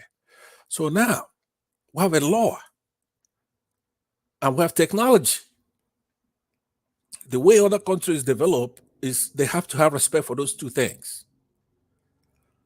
Law, you have to embrace technology. You have to be able to differentiate between true and false. You have to have that in the system, true, false, right? Now, when it comes to good or bad, you could be flexible with that. When it comes to wrong or right, you could be flexible on that. But true and false is sacrosanct. You have to embrace technology, because if they succeed in what they're doing, our young people, it's like, oh, technology is no good, but it is good. Law, rule of law is sacrosanct. Even if somebody did something 10 years ago, let's say Tinubu and Buhari rigged this election with Mahmoud 10 years ago, they should still be, as far as there's no statute of limitation, in this case, it has, even if they're aware, it hasn't run out yet, they have to be held accountable for that. It's nothing you could just say, okay, let's move on. Because it's the law. This particular act is one of the most important acts that took so many people a lot of hours. A lot of good Nigerians worked very hard for that law. And it was eventually passed and acceded to by the president at the time, that was Buhari. So you can't have this geriatric drug baron, right? With a cabal. It's not even like it's him doing it. Come into a great country such as Nigeria, rig an election, right? Had the chairman of INEC make just a pronouncement. Remember, Mahmoud could have said that he himself won that election. How do you stop him? It's the same way you're going to, because he could have made that pronouncement that night. You know what? Everybody participated in this election, but I, Mahmoud, won it. What are you going to say? Because INEC made that pronouncement that Mahmoud should be the president of the country? Of course not. He didn't contest. He didn't run. So you will go into a tribunal. That's what you would have done if he announced himself as the winner. So the action hasn't come down to a head yet. I believe that even you would be involved in what's going to come after this tribunal render their verdict, because it's going to be a slap on the face of one side or the other. Now, if Nigerians are not mature enough, like other countries, to say, you know what, enough's enough. We, the people, were sovereign, we're taking this country back, then so be it. Then wait for whenever they're ready for that, because at some point, that has to be what has to be done. Nobody gives up power voluntarily. You have to take him out of that office. So I believe that when that tribunal rule, if the youth and the old people and everybody else in that country want to be docile and let this go on, then they're not ready. So then you'll be right. But if I could push a button, we shouldn't wait for this tribunal. There's not up to 1,000 people who are perpetrating this nonsense. And they will actually run to other countries where they have their treasures. They can't stand the heat. If Nigerians want to take their country back, all this talk, like Mike here, who's always thinking that we have more evil people in that country than good people, because that's what it is. Most good people keep quiet. They don't talk. They don't do anything. So you have a boisterous, evil noisemakers all over the country, right? So I say I agree with most things you said, but what I disagree with you on are the consequences on the things you've already agreed happened or possibly happened. Or if they do happen, what should we do? We should not wait until we're mature. There's no date certain, right? There's no date certain for maturity. We are bequeathed with other people's experiments. So it's true that we started in 1960, but we don't have to wait 200 years like the Americans who had to begin it. So we know how they did it. We can learn from history. Shortcuts. You follow me, Adewale, right? I'm with you. Right. So it's like me going and watching a movie, and let's say I want to watch Enter the Dragon movie. I went to Amy Theaters, I watched it with my friends who want to save money. I just tell them what happened, how Bruce Lee did it, right? So we don't have to learn from beginning. There are many countries such as Saudi Arabia, the United Arab Emirates, Dubai, all those people, 30, 40, 50 years ago, they were deserts. There was nothing there. Granted, they're still dictatorial in nature and ecclesiastic in nature in their governments, right? But they managed to do something.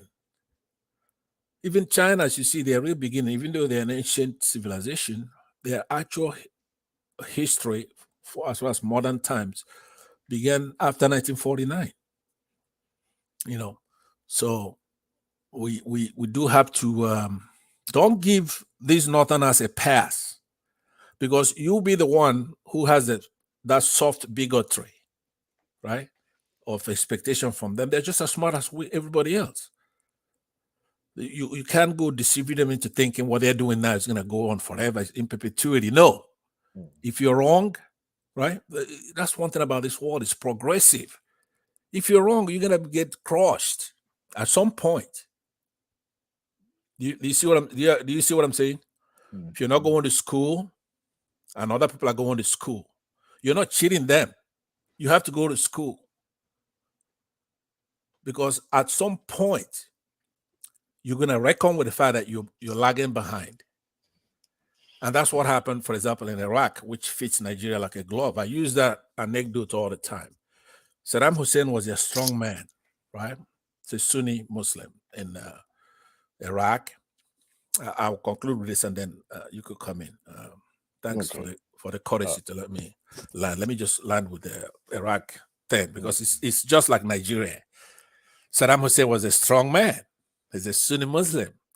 He had the army and the apparatus of state to hold down the Shia majority for decades with his Republican guard, and it's oil producing like we are. So he's propped up by other countries such as Britain, merchants, oil merchants, and all kinds of things.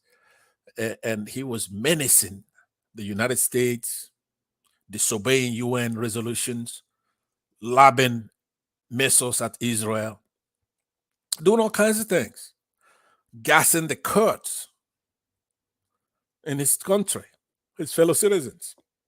And it worked for so long. But the significant Shia diaspora from his country were in the United States. So when Osama bin Laden went and knocked down the Twin Towers in New York, the president at the time was in the United States was George W. Bush, and he's malleable, and he's not into talking all this bullshit with anybody using takia and all that stuff. He's not like an intellectual. So these one particular guy from Iraq, his name is Mr. Shalabi. He's dead now, but he was here in the United States. So he joined who they call the neoconservatives in America and convinced George Bush to escort them home to be with the Shia and to fight Saddam Hussein. That's all it took. That was their clear jaw. That war lasted for 2 days. And Saddam Hussein was on the playing cards with his henchmen. America made 54 playing cards, and each one of those people menacing that country were in those cards. Within a couple of weeks, remember the war in 48 hours, America was in the mop-up operation, which means the Republican Guard been decimated or they're on the run. 2 weeks later, they pulled out Saddam Hussein from the ground, handed over to the Shia to try. And Saddam Hussein and Iraq is more powerful country than Nigeria, militarily, technologically, and otherwise. So I'm saying that it fits Nigeria like a glove because that's just how easy it is to demolish Nigeria if we don't come together and build a strong country, not based on artificial bullshit that Muslims are smarter than Christians. It's not true. They're not. They're not. You could be cheating all these people because it's very, very hard to provoke any group or a nation to war. War has a bad rap out there. I don't think it's all that bad. When they say war, young people get a lot of girlfriends when they join the army. When they start training, you get a lot of girls. You could be online during the war. You could have fun during the weekends. It's not all that bad like people make it out to be. Especially if your cause is just. So you can't keep doing what you're doing to Southeasterners who you know can defeat you in a war anyway if nobody else interferes. There are a lot of Igbos all over the world, very educated, they have technology, and they're all over the place. But do they want to go to war? They don't. But you just can't keep doing what you're doing in perpetuity, where you don't go to school. There are a lot of Yorubas all over the world as well. That's right, but you see, but Mike, those people you're calling Yorubas that you think are with you are gonna be with the truth. That's one thing you don't understand. When we say that the Igbos are gonna go to war with anybody, it's not. It's like, for example, in Lagos, right? Tinubu lost Lagos because a lot of Yorubas voted for the right candidate.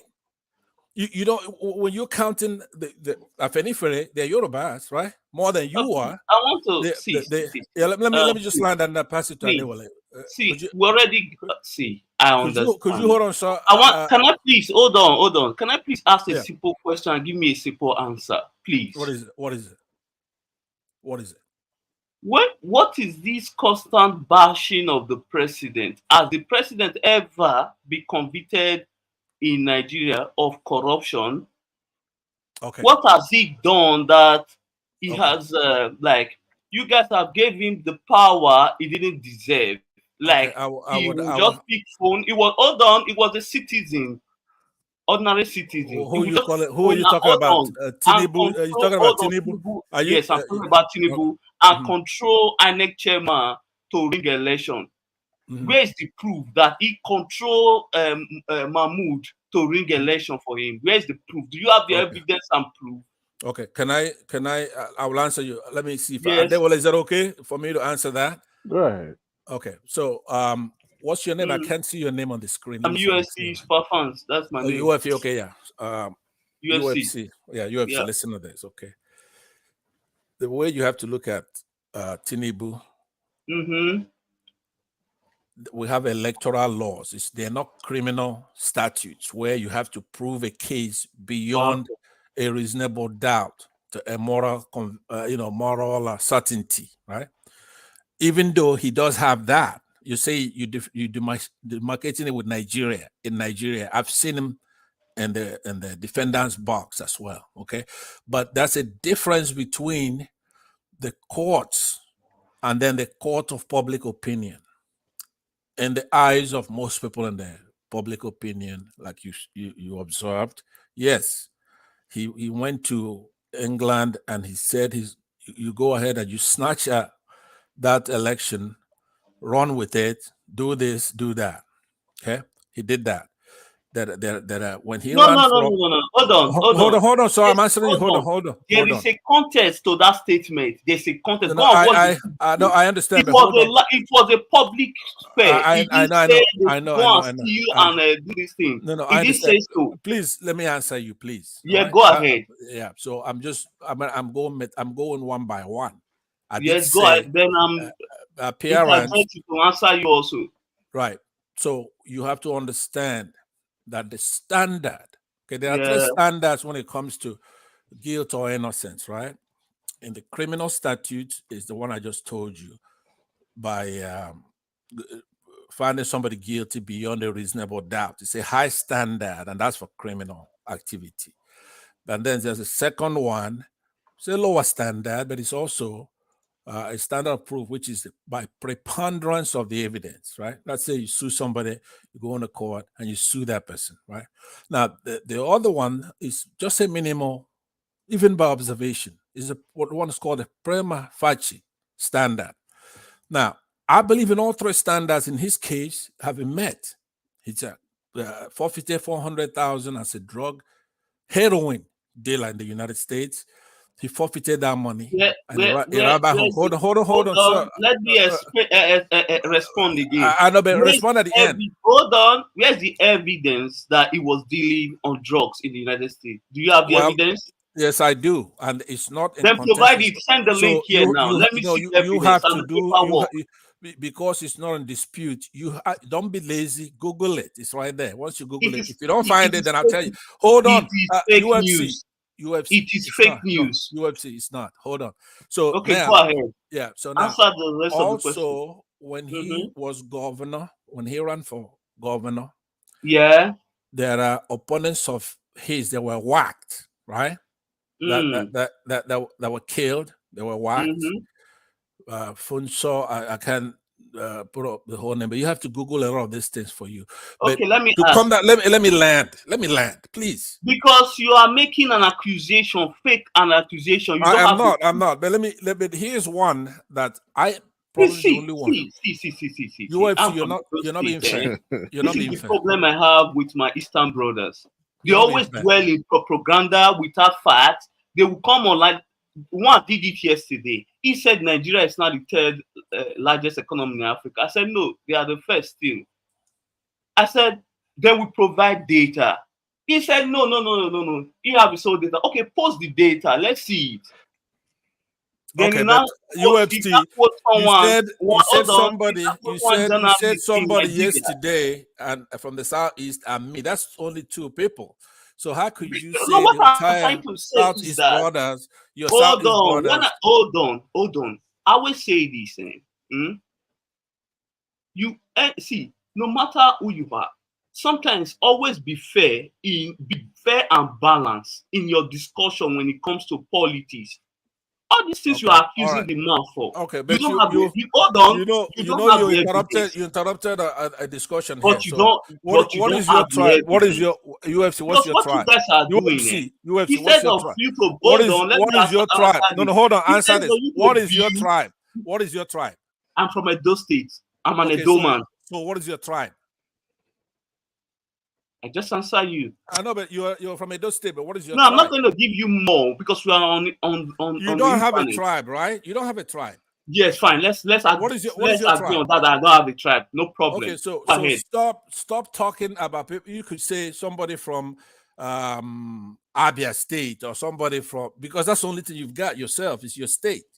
Stop talking about tribes where you don't have a tribe, right? So I can't hit you back. So you because I'm going to tell you my tribe. You don't have one. You don't have a tribe. You don't have a tribe. Yes, I cannot tell you because we are on you are tribe. You are tribe envy. Why should I give you more information about myself? You are tribe envy. You don't have a tribe. Tribe envy? Yeah. Envy of what? If somebody does something to you, Envy such as of myself, what? you could then knock me by my state, because that's the only thing Hold you on, got is your state. if you observe, then If I'm even the Enugu state, minority tribe, if even I'm the an minority Enugu, tribe in Nigeria, they don't Father, cry as who? you guys. They You don't don't have it. come online and You cry don't and have. You cry don't and have it. cry. I They don't care rather what you do. You don't have a They rather tribe. compete with the rest of the No, you like to of the come and nation. set But two instead, you tribes. guys fight You for like to everything. come and have two You want tribes everything fighting. to be handed over to you for free. Yeah. You don't know how to compete in politics or nothing. Let me ask you something. In your You want Edo the state, presidency to be what given is to you. what can you compete? Let's say somebody from Enugu State. What do you have in Edo State to compete with an Enugu State? Okay. What do you What do you have have in above the? what do you have in do you Enugu have State? more? What Do you have more have? degrees? What do you have? What do you have? What do you have? Okay, so What do your state have? Well, let me tell you. Let me tell you Yeah. something. Now, by the way, I like at least you took that correction. When you're gonna be discussing something with anybody you consider to be from the Southeast, find out their state, and then if you want to be general, talk about their state. Don't go Tired aiming of your hearing gun all at these fake the news, all mighty these without facts. Igbo tribe This is that what where causing you don't have division in the country. a People will goddamn come online tribe. and be saying all sorts of BS. He did Yeah. this, he did this, he did this, but you don't have the proof. Like what? What did I say? Give me what? What did I say? Give me. That Tinubu is he killed his opponent. Do you have the evidence that he killed I was Fashion telling you, I Williams? was giving you the evidence, but you're not listening. Because you don't have it. You You are just interrupted me. quoting. Okay, so why don't you then wait for the tribunal who's looking at it? Hold on. The tribunal. Let me tell you something. Let me tell you in the tribunal right now. Could you hold on? The Let me finish what I'm president saying now. Hold on. Let me finish. Let me finish. The Let me president finish. will remain Let president. me insist Nothing on will this. happen. Nigeria will not insist. fall. Nigeria will not break. You Maybe you're understand right. me? Maybe you're You right. will come Okay. online and complain and cry also. No, We'll I be will here not. watching. I will not. If the tribunal doesn't do the right thing, we're gonna get in gear to make him do the right thing. Okay, I'm not gonna complain to you. That's what You've all never you seen guys me. do. You never heard me. You saw the Fulani tribe for 8 years. Okay, Then when it there comes you to go. election, There you now go talking pretend about that you not tribe. like them, that they should You come like to, to, because, they should come in let me and tell vote you, for you. UFC. Let me tell you what it is. You think People like the you Northerners who are don't, stupid. you don't have a tribe. So your job in Nigeria is to set two tribes to be fighting one another, right? I just asked you, what's your tribe? I You don't don't need have to one. even see. The thing is that the good thing about the South is that you don't even need to push them to do anything. They by themselves know how to divide. It is as simple with their words and the way they do things. Okay, thank you. So Thank you you. don't need any push. You don't. You're right. What is wrong with that? That's Nothing. The way It is good. But see, Okay. the reason why I'm tired is that if you want to, one of your leaders, you want him to become president, at least those that will support you in the future, don't insult them now. Hold on. And Who when it won? comes Who to time won for Edo State? election, and start playing Who won your with them. state? They Who are won fools. Edo State? Who won Edo State? Your state. Who won? Yes, Peter Obi won. Okay, then. So what? So what are you talking about? What are you talking? I mean, your point is you're making P2B to be a southeastern or Igbo candidate, and it's not. He won your state. He won Lagos State. Let me ask right? you simple. He won. Hold on. He won. Speak now, Yoruba people are being called bigots. But that's not your business because you're not Yoruba, right? What is your tribe? Hold on. What is your tribe? Some of them vote for Obi. Some of them vote for Obi. Afenifere vote for Obi. But if you look at vote for Obi. But if you look at the result from the southeast, Tinubu did get up to 5%. But who are the bigots now? Is the Yoruba, not the Igbo. Okay, so you make an important point there, right? Hold on. Yeah. Let me answer you because I encountered you about a month ago. The first time I saw you was about a month ago with two Niger. I don't know if you recall that discussion between the three of us. Do you remember? Do you remember you and I being in a conversation with two Niger about a month ago? Yes, of course. UFC. Okay. I know because that's the reason why I came in, because I hear your voice again. You are into the election BS again. All right, thank you. I just want you to know that I do recall you coming in with the same kind of sentiment. But I boiled it down for you then, and I'm boiling it down for you now. You are behaving like a minority For example, here in the United States, the Jews play that politics in But the at U.S. least you are not Congress. majority. You are not majority in Nigeria. You're also a minority. Can you let me You land? understand me? You are not the majority. I know, but can you let me land? Let me land. My point is not nasty. It's not trying to pick on you. I'm trying to tell you, it's a normal phenomenon when you have a tiny minority and all they want to do is to have two big giants fighting, right? All the time. But what they forget is that when two elephants fight, those little ants get crushed in the grass, right? Which is what's happening to you. For example, when the first time I came on this program, I'm okay with that. I'm not going to cry over that. Go ahead. No, I understand. I understand. Let me tell you why I said that. The first time I came on this show, you don't have to explain why you say that. Just say, are you sure? Give your opinion. I'm okay with it. You can insult me. Fine. Fine. I'm not right. Trust me. You're a youngster. No, it's okay. I want to be able to tell you why I'm doing something so you know. I'm not against you. Trust me. The phenomenon of it's called you can say whatever band. You want. I want you. I want you to Google it. It's called bandwagoning effect. That's what minorities do, right? Weaker people do that. Okay, if you are not strong, you try to bandwagon. Hold on. When I'm making a point. Okay, I know the just people Google that it. I know the people that did that in the past election. Hold on. I want to explain something to the audience and it's called bandwagoning effect. Yes, I know about it. What is but it? You guys are the one. Hold on. What is it? What does it mean? You guys are the one involved in bandwagon effect because what does it mean though? Hold on.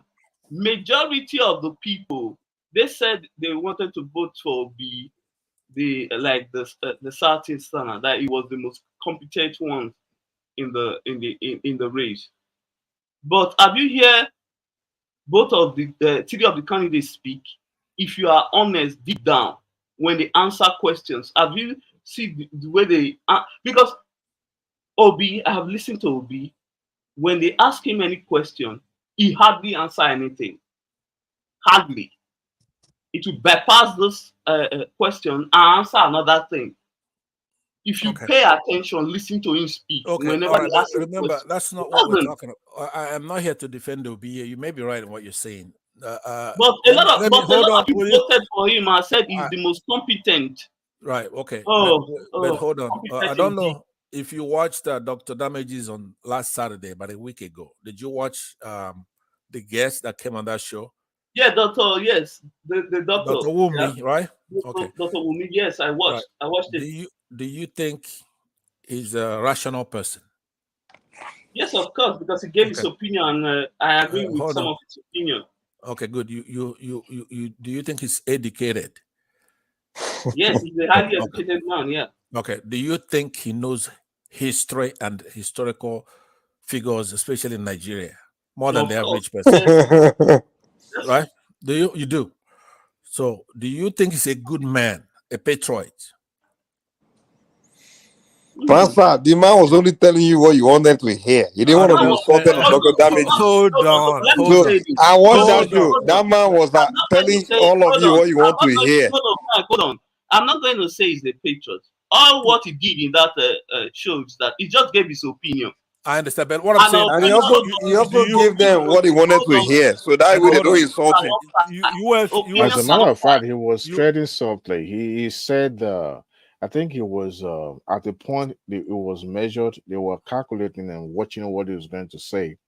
But when he started towing that line of obedience, they gave him soft landing. But but hold on. The interview itself was a shit show from get go. Hold on. I was gonna ask. Let me say something. Hold on. Hold on. UFC, hold on. They don't want to offend. They don't want to offend our Eastern brothers. Okay. They don't want to ask you. My next question to you was gonna be: For me, do you think Dr. Wumi is a coward? Do you? What will I say? He gave his opinion. Oh, hold on. Okay. Do you or do you not? I mean, anybody else could answer that. Do you really think that Dr. I'm not going to call him a coward. But you're not, right? You think no, I'm not going to call him a coward. But he gave his opinion. But opinions are not facts. Okay, hold on. Okay, Mike. Do you think Dr. Wumi is a coward? Coward in what sense? in the sense that because he's you have an because I'm not going to he was insult him. afraid of say obedience, or because he's afraid of Southeasterners, or he's afraid of even the owner of the show. Not, Well, I'm not hold on, saying they please. are afraid. They don't just Look, want to say it. you know, the only thing that irritates answer. me, is when somebody's not being civil. We're having a conversation here. Relax. So my question to Mike and Adewale and yourself, you want to answer it, is: do you think Dr. Wumi is the kind of person that would say he will support Obi because he's afraid of the crowd, or the host, or me? Because I did have an engagement with him. Are you saying that Dr. Wumi, who's written scores of articles against he's been in government, against the most brutal dictators, he's been against Buhari, he's fought the good fight against people who could actually do something to him. You are saying here, without shame, without respect, you're saying that he's a coward.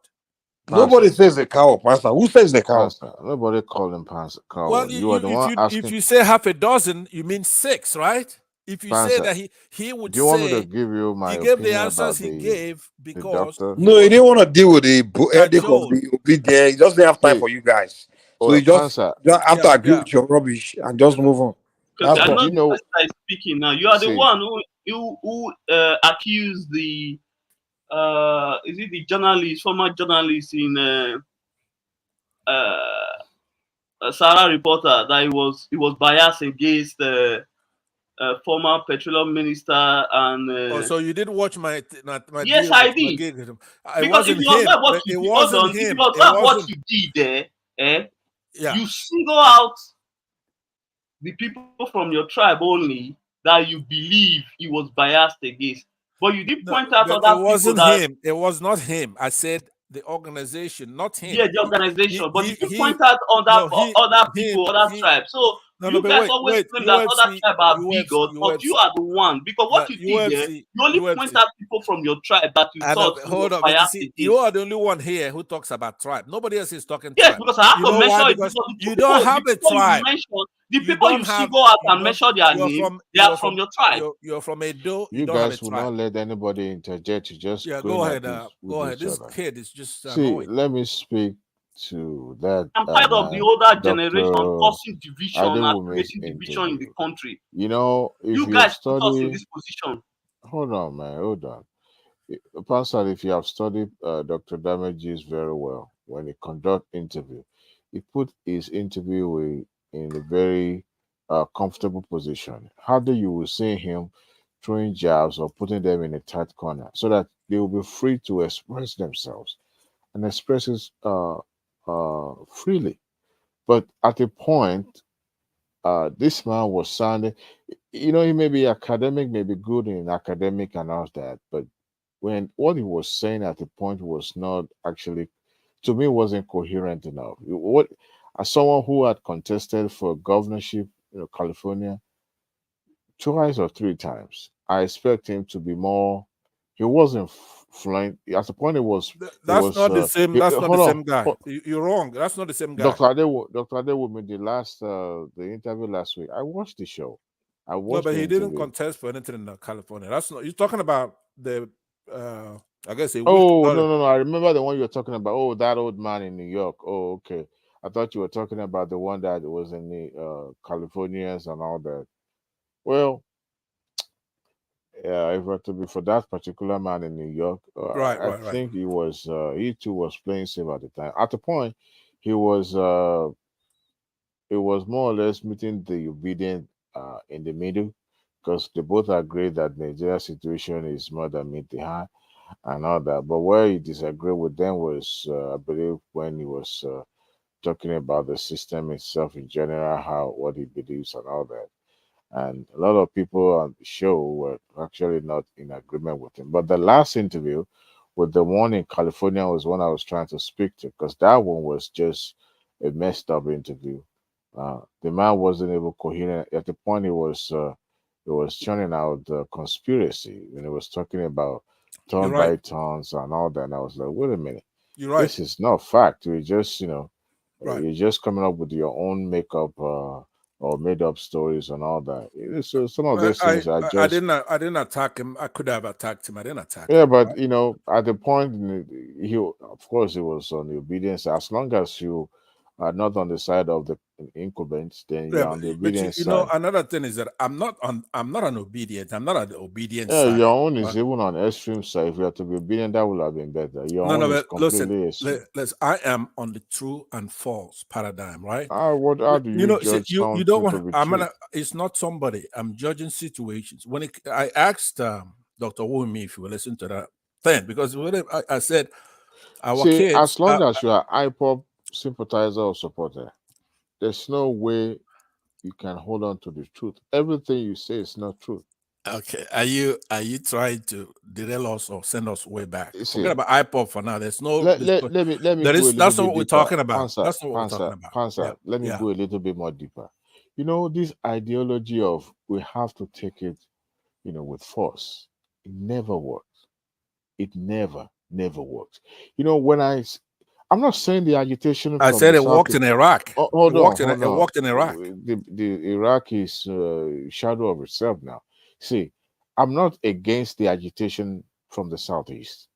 Okay, I am a firm believer of once you believe in something that you are being cheated, you have a voice, you can speak up. But you see, where I disagree is when there's no fundament, there's no concrete in the ideology itself. This person will say this, the other person will say that, and at the end of the day, there's no cohesiveness and there's no harmony in what is being information being propagated. So, and when it took a south turn to me was when Nnamdi Kanu was preaching violence. That was where I lost it completely with them. And then his disciple in Finland, the one that was on change, decided to start acting like a deranged human being. That's when I lost it. I lost complete respect for both of them. You see, you can't preach love or preach hate, and you now want to come around or turn around and try to justify what you've said or the preaching you've said in the past. Okay, look, I am of opinion. Hold on. And it's also snowballed into politics. You see, it's very disheartening to see the older generation getting into one and the younger generation also following the same footstep. At least someone has to get it right.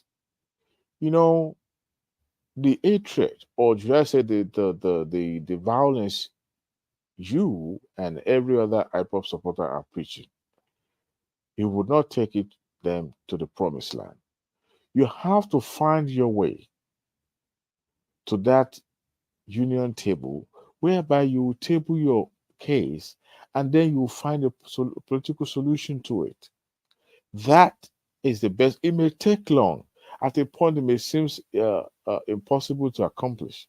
But I can tell you, consistency will do the trick. But when you have the youth saying something else, and you also have the elders also saying something different. Look at Niger Delta. Today, Niger Delta Commission is enshrined our constitution. Today, in 1999, when we started this third republic, that region was on fire. That Southeast is like a child's play compared to what was happening in the south. Exactly. Look, but you see, they came. Hold on. They came with. Hold on. Now they came with the same narrative of yes, we will make sure that region is ungovernable, is unrest, and everything will be thrown into disaster. Okay. So at the point, we support it. Look, we supported that. You're never gonna land. I can't stay here the whole night. You spoke earlier for a longer time. Don't try to get even. Don't try to get even with that. Don't worry. I mean, I understand, but let me interject what you're saying because it's good. It's a dialogue, right? The kid came in here, UFC, and he was all over the place, derailed our conversation. But what I'm saying is that one thing you have to understand with southeast, right? Now let's put it by region. When the Niger Delta were going through what they were going through, we thought it was unfair to them. We supported them, right? When the Yorubas get attacked and their forests taken over, and they want to form Amoteco, we supported that, and we say no, they have a right to build their outfit. Anybody, it could be in Benue, and they want to create something in their constitution to prevent people from taking cattle and menacing them and killing them, taking over their lands. We support anything that's progressive in the country. We don't occupy forests. We don't take people's lands. So what is the problem? Like this kid here, UFC. But you're trying to claim even outside as Biafra. Let me land. I'm telling the truth, right? Let me give you the difference between what the Southwest leaders did and what the Southeast did. No. I'm not talking about that. Hold on. They handle the security are you issue. only a host when I'm talking? Try to control this kid. Try to mute him because he keeps interrupting me. I'm making a very good point. The point I'm making is that he comes in here with a strategy employed by weaker tribes or weaker states or entities. People who find themselves in a weak position is to bandwagon. Because we are tired. You guys see that what Mike, you guys accuse people of. Mike, do you have a mute button or you don't? Mute the guy. That's what you guys mute him, please. You are the bigot. All right, he won't let me talk. You are the bigot here. See, Mike, you are the one accusing everybody for what you are doing. Could you make this kid stop talking, please? So now, I am saying to you, Adewale, you can't take what you are ditching out. You won't even let me talk earlier. You now want me to mute somebody for you after you've spoken for a longer time. Okay, let me. You're right. I have spoken for a longer time, but let me conclude by saying, by the way, I have a lot more to say. That's why I'm speaking for a long time. But let me conclude by saying to you, my mission here after dinner, as a matter of fact, I made a call while I was at the dinner table, is to say to Mike, in your case, I used to admonish you the same way I'm admonishing Mike now, but you kind of, I don't know how to put it, you kind of straightened up a little bit, but Mike is all the way out there. And usually when I listen, his reason are probably what kids say in the chat room about Yorubas, or historically, what's alleged to have been said between us. And we have ours. Answer, if the care is not taken, your people, they will miss the chance of being in charge of the affair of this country. No, but what is there to cherish about that? Being in charge, I don't even think the average Igbo person cares about that president. Yeah, honestly speaking, right. Now I'm telling you, right. When the entire region voted a mass for that something. Listen. The only people who care are one Nigerian. Okay, real Igbo people. You see, the only people you guys know. They did not care, but they voted 98% for their son. If you go and look, that's the same way they voted for Atiku, for example. When you have that's not true. Go and look. All right. When they voted with them, the PDP, just those two parties alone is enough to demarcate, to differentiate the two. Okay, APC, the evil party. So the other regions are not matured enough yet, like the Southeastern. And I'm going to tell you why. This is not knocking them. It goes in metamorphosis. Okay, if you look at metamorphosis, there are two types of metamorphosis: the complete metamorphosis and the incomplete metamorphosis. Because of the war and other reasons, the Southeasterners went through the entire complete metamorphosis. They went because they're like a butterfly. They went from the egg to the larvae to the pupa, then to the adult. Okay, each one of the stages in that type of metamorphosis, the youngster is very different. The egg is different from the larvae. The larvae is different from the pupa, and then to that adult. Right, it emerges and it flies. But the Yorubas and the other tribes, they underwent what's called incomplete metamorphosis, like the cockroach. They went from the egg and then emerged as a nymph, looking like the adult. Do you follow me? It's metamorphosis, but you didn't go through the complete metamorphosis. You just emerged as an adult, right? You look like an adult, but you're a nymph, right? You don't have wings, you can't fly. But every other feature, you look. So that's what's happening. The other He tribe. metamorphosed into confused people. That's what happened. See, he's The way taking you it guys out. conducted yourself, you're confused, man. That's what happens to you. He's taking it as a tribal war, right? But let me finish. Listen to this, Mike. What I'm saying to you is that we want progress in the country, right? We are not all the same. Like me, I'm different from Namdekano and Simon Eba, right? I understand what they're trying to do, but it's woefully inadequate. So I'm not against them, but they are to my left. We have to use our head here. We can't take that country.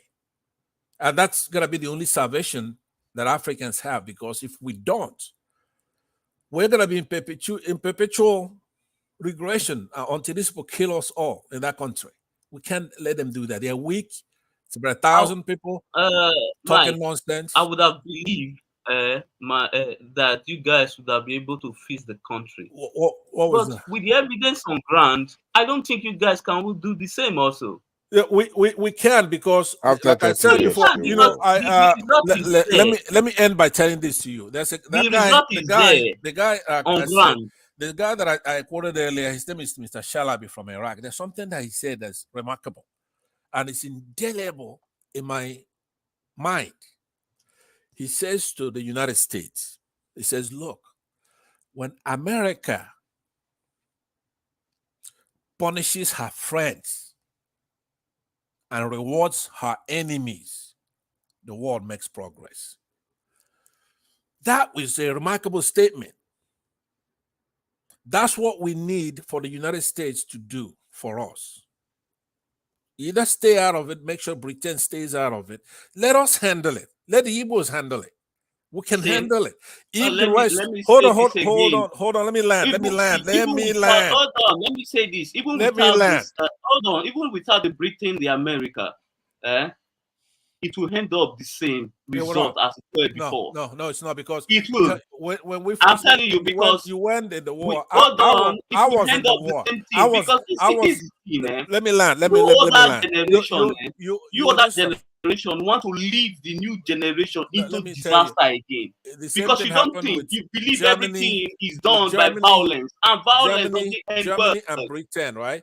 Britain would never let Germany rest, especially they went into First World War and they lost. So Britain were just sucking it to them, right? But eventually, the Germans went back again. They did lose the Second War. With American help and everything else, they lost.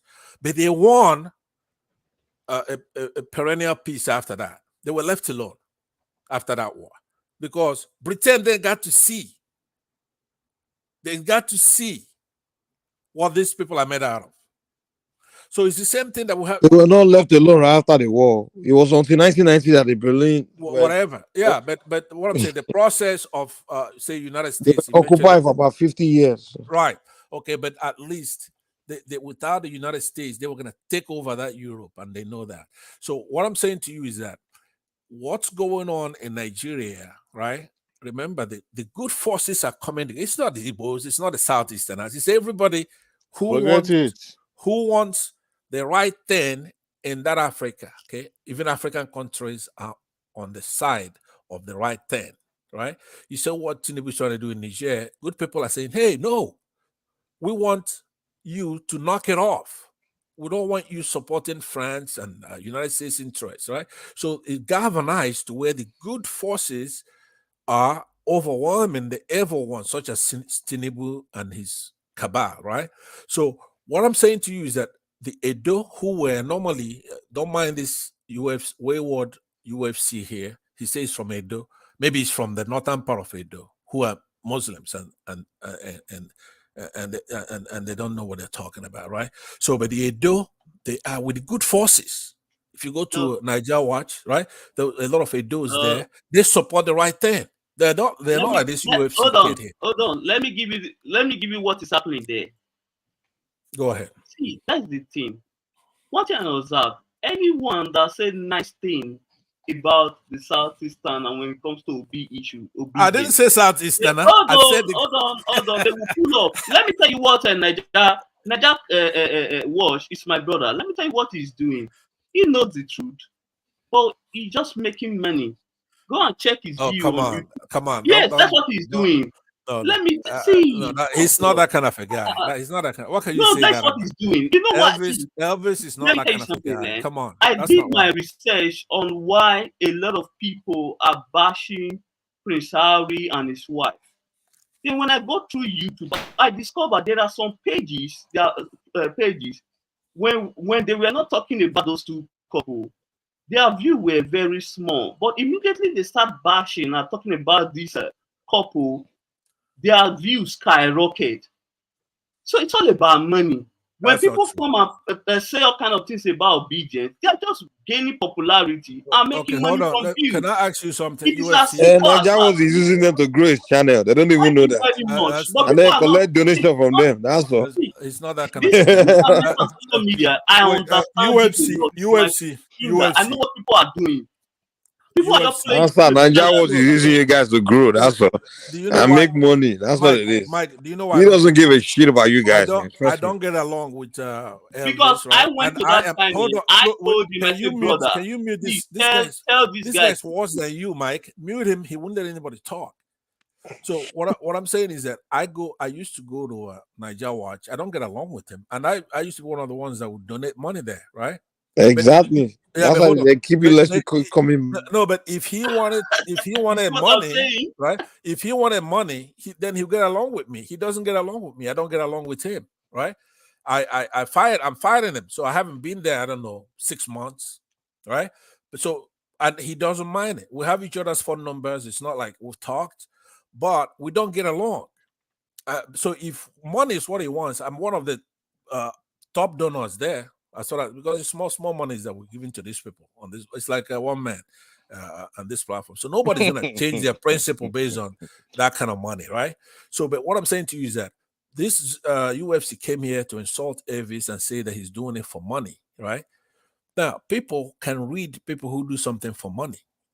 Now, what kind of money are we talking about? For you to say that this Elvis is your brother and he's doing it for money, shame on you, UFC. Right? Shame on you. Now, my question to you is, what part of Edo are you from? Are you in the north or south? I'm being honest. I call into that show. Hold on. What part are you from? What part of Edo? When I call into that show, I tell them, Tinubu won the election. I gave them reason. Before I know, a lot of people start insulting and pounce on me. That's right. You deserve it. For you to say that, you deserve to be pounced on. No, it's okay. I was fine with it. No. Then one lady there, she was extremely agitated. I was scared that this lady should not have an heart attack because of the way she was agitated. Then because of that, and I told the Niger Watch, I said, please be honest with these people. Be honest. Just tell them you have the you are educated. You have the information. Just tell them the truth. Even Which is what? Because it was regarding the issue of, I think the last court case, I don't know, the issue of the last case before the swearing, when they said, okay, they are not going to swear the president in. And I told them, just tell them the truth, that it will be impossible for that to happen. The court will not rule in favor of that. Be honest. Okay, but wait, UFC. Okay. Let me first of all, I want you to apologize to Elvis. He works very hard. I disagree with him on things, not in the issues, right? I really don't think if it's your brother, like but you said. If I was the owner of the channel, I would have told the people. Could you hold on? It would be possible for that to happen. I would just be honest with my. No. I hear what you're saying, but what I'm saying is that when you say he's doing what he's doing for money, this is a guy. He loves our country, right? I've seen a lot of work that he does every day, hours, just like one man does here, but even more so in Elvis' case. For you to say it's your brother and he's doing that thing for money, how much money? How much money? He is. Hold on. He is. Because you know why I said he is? He's withholding the truth for Yeah, profit. but Instead of him I to know, but just say it, even two if people it's can disagree on what you okay. just cited, which is if he's gonna be sworn in or not sworn in. I'm sure two people could make that. It's a debate, right? You cannot say when you said it or when you went to that show and you made your case on the fact that yeah, he's gonna be sworn in, right? Given Nigeria, you're not doing so by You guys were intuition, you right? guys were You're not saying doing that it he would because not. you reason very well, you're smart, and you figured it out. You just guessing, right? You guess and then but to come because of that and say that he's your brother, you're from Edo State. Now, Edo State is as diverse as Nigeria. You have the northern Muslim ones, which I suspect that's where you come from, who are quite different from the southern part of Edo, which will be like our people, Wasn't that the right? same channel that was called Edo Watch now became Niger Watch? Yeah, they have a subsidiary, which is the same thing, but So that it's one's a been Nigerian one. monetized. Pardon? It's been monetized. Yeah, I'm not saying it's not monetized, but is the truth being monetized? That's what is somebody saying something or Yes, doing he's no, being monetized. it's being The guy is monetized. just playing. He's just playing game with No, people's no, emotion. no, What because I'm trying to say is that people should be honest, even if it costs you some you support. are not That's fine, still but be honest. Put the UFC country first. If you really love the country, UFC. when you go through, when you analyze your information, always come out with the truth. Just tell your support. Just tell the people. Okay, See, UFC. you will UFC. reduce. You douse the tension in the Okay, country. it's my turn. Let me ask you questions now. Will you guys indulge me to ask UFC some questions? Adewale, could I take permission from your mic It's to your ask? cousin. He's listening to you. Okay, let me ask you something. UFC. Ziggy. Yeah. Do you believe that Nigeria is on the right path right now? The trajectory.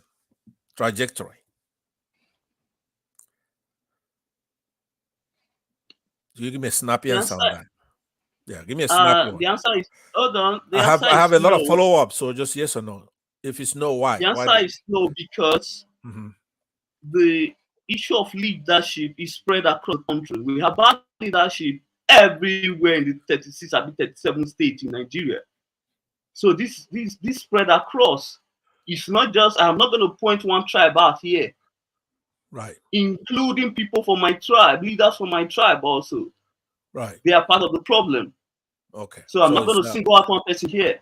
It's a national issue, yes, a national issue. Issue performance-wise. Nobody's performing very well. It's not based on their tribe and all that, right? Yep. Okay. Do you believe that in that last election that it was conducted according to law? According to the law that governed that election? Yes. Yes, it was. Let me answer. Yes, it was. Okay, go ahead. Why do you think so? The reason because the INEC chairman, he followed the procedure. Yes, they didn't post the result at first on time, but the posting of the result take off that very day, that very Saturday evening. They started posting the result on the 25th of that same day. In the evening of it, they started posting the result of the election. Okay. If hold on. If you're saying okay, he conducted the election according to the guidelines, right? So if you were to find out that the guideline clause 38 of that guideline calls for that election to be transmitted from the polling unit, right? Now, this is not an opinion thing. You don't have a choice in it. That's just what the law says, that the election results should be transmitted from the polling unit directly to the center. Yeah, I'm almost on. That's what you are reading. It's not from the Constitution. It's from the INEC rules, rule book, not from the Constitution. Exactly. Because the Constitution is focused on the hard copy of the election, not the transmission or whatever. It's from the original hard copy. Okay. That's the evidence you need to provide to the court or anything, not what they post on social media or anything. Okay, but listen, on the website. listen. The point is that you are making a differentiation between the Constitution and that clause 38 of the electoral procedure and guideline, but there's also the Electoral Act, section 60 to 65, that gave authority to INEC to pick the date of that election and do that procedure and guideline, which are extensions of the law now, right? So that Electoral Act of 2022, it's in tandem with the Constitution, but it's an electoral act that was passed by our Nysc, National Assembly, ascended to by the president. So they're all laws, right, that gave INEC, for example, INEC, when they published that procedure and guideline, they picked a date for the election, for example. They picked February 25th, right? So they couldn't, after they publish that and it becomes law, right? There are people who would use all kinds of nomenclature, right? I mean, I call it law, right? So if, for example, they conducted that election, after they published that thing and they picked February 25th, they couldn't, for example, run that election on the 10th. Let's say Mahmoud, hey, look, I know you guys are waiting for the 25th. We published that in our guideline, but we now had it on the 10th. And here's the winner, right? They couldn't do that because that 25th is sacrosanct. That's the law. Now, they have the power to change that, but it's not Mahmoud. It's not going to be him. Say, look, I changed it. They have to go back as a commission and then vote on it and then come up with another date, for example, on another. So that's the way it works. When you have a law, the Constitution can be amended, but there are procedures to do each one of those things. You can't say there's a Constitution and go ahead and just change it overnight. No, you have to go back and do same thing with that electoral that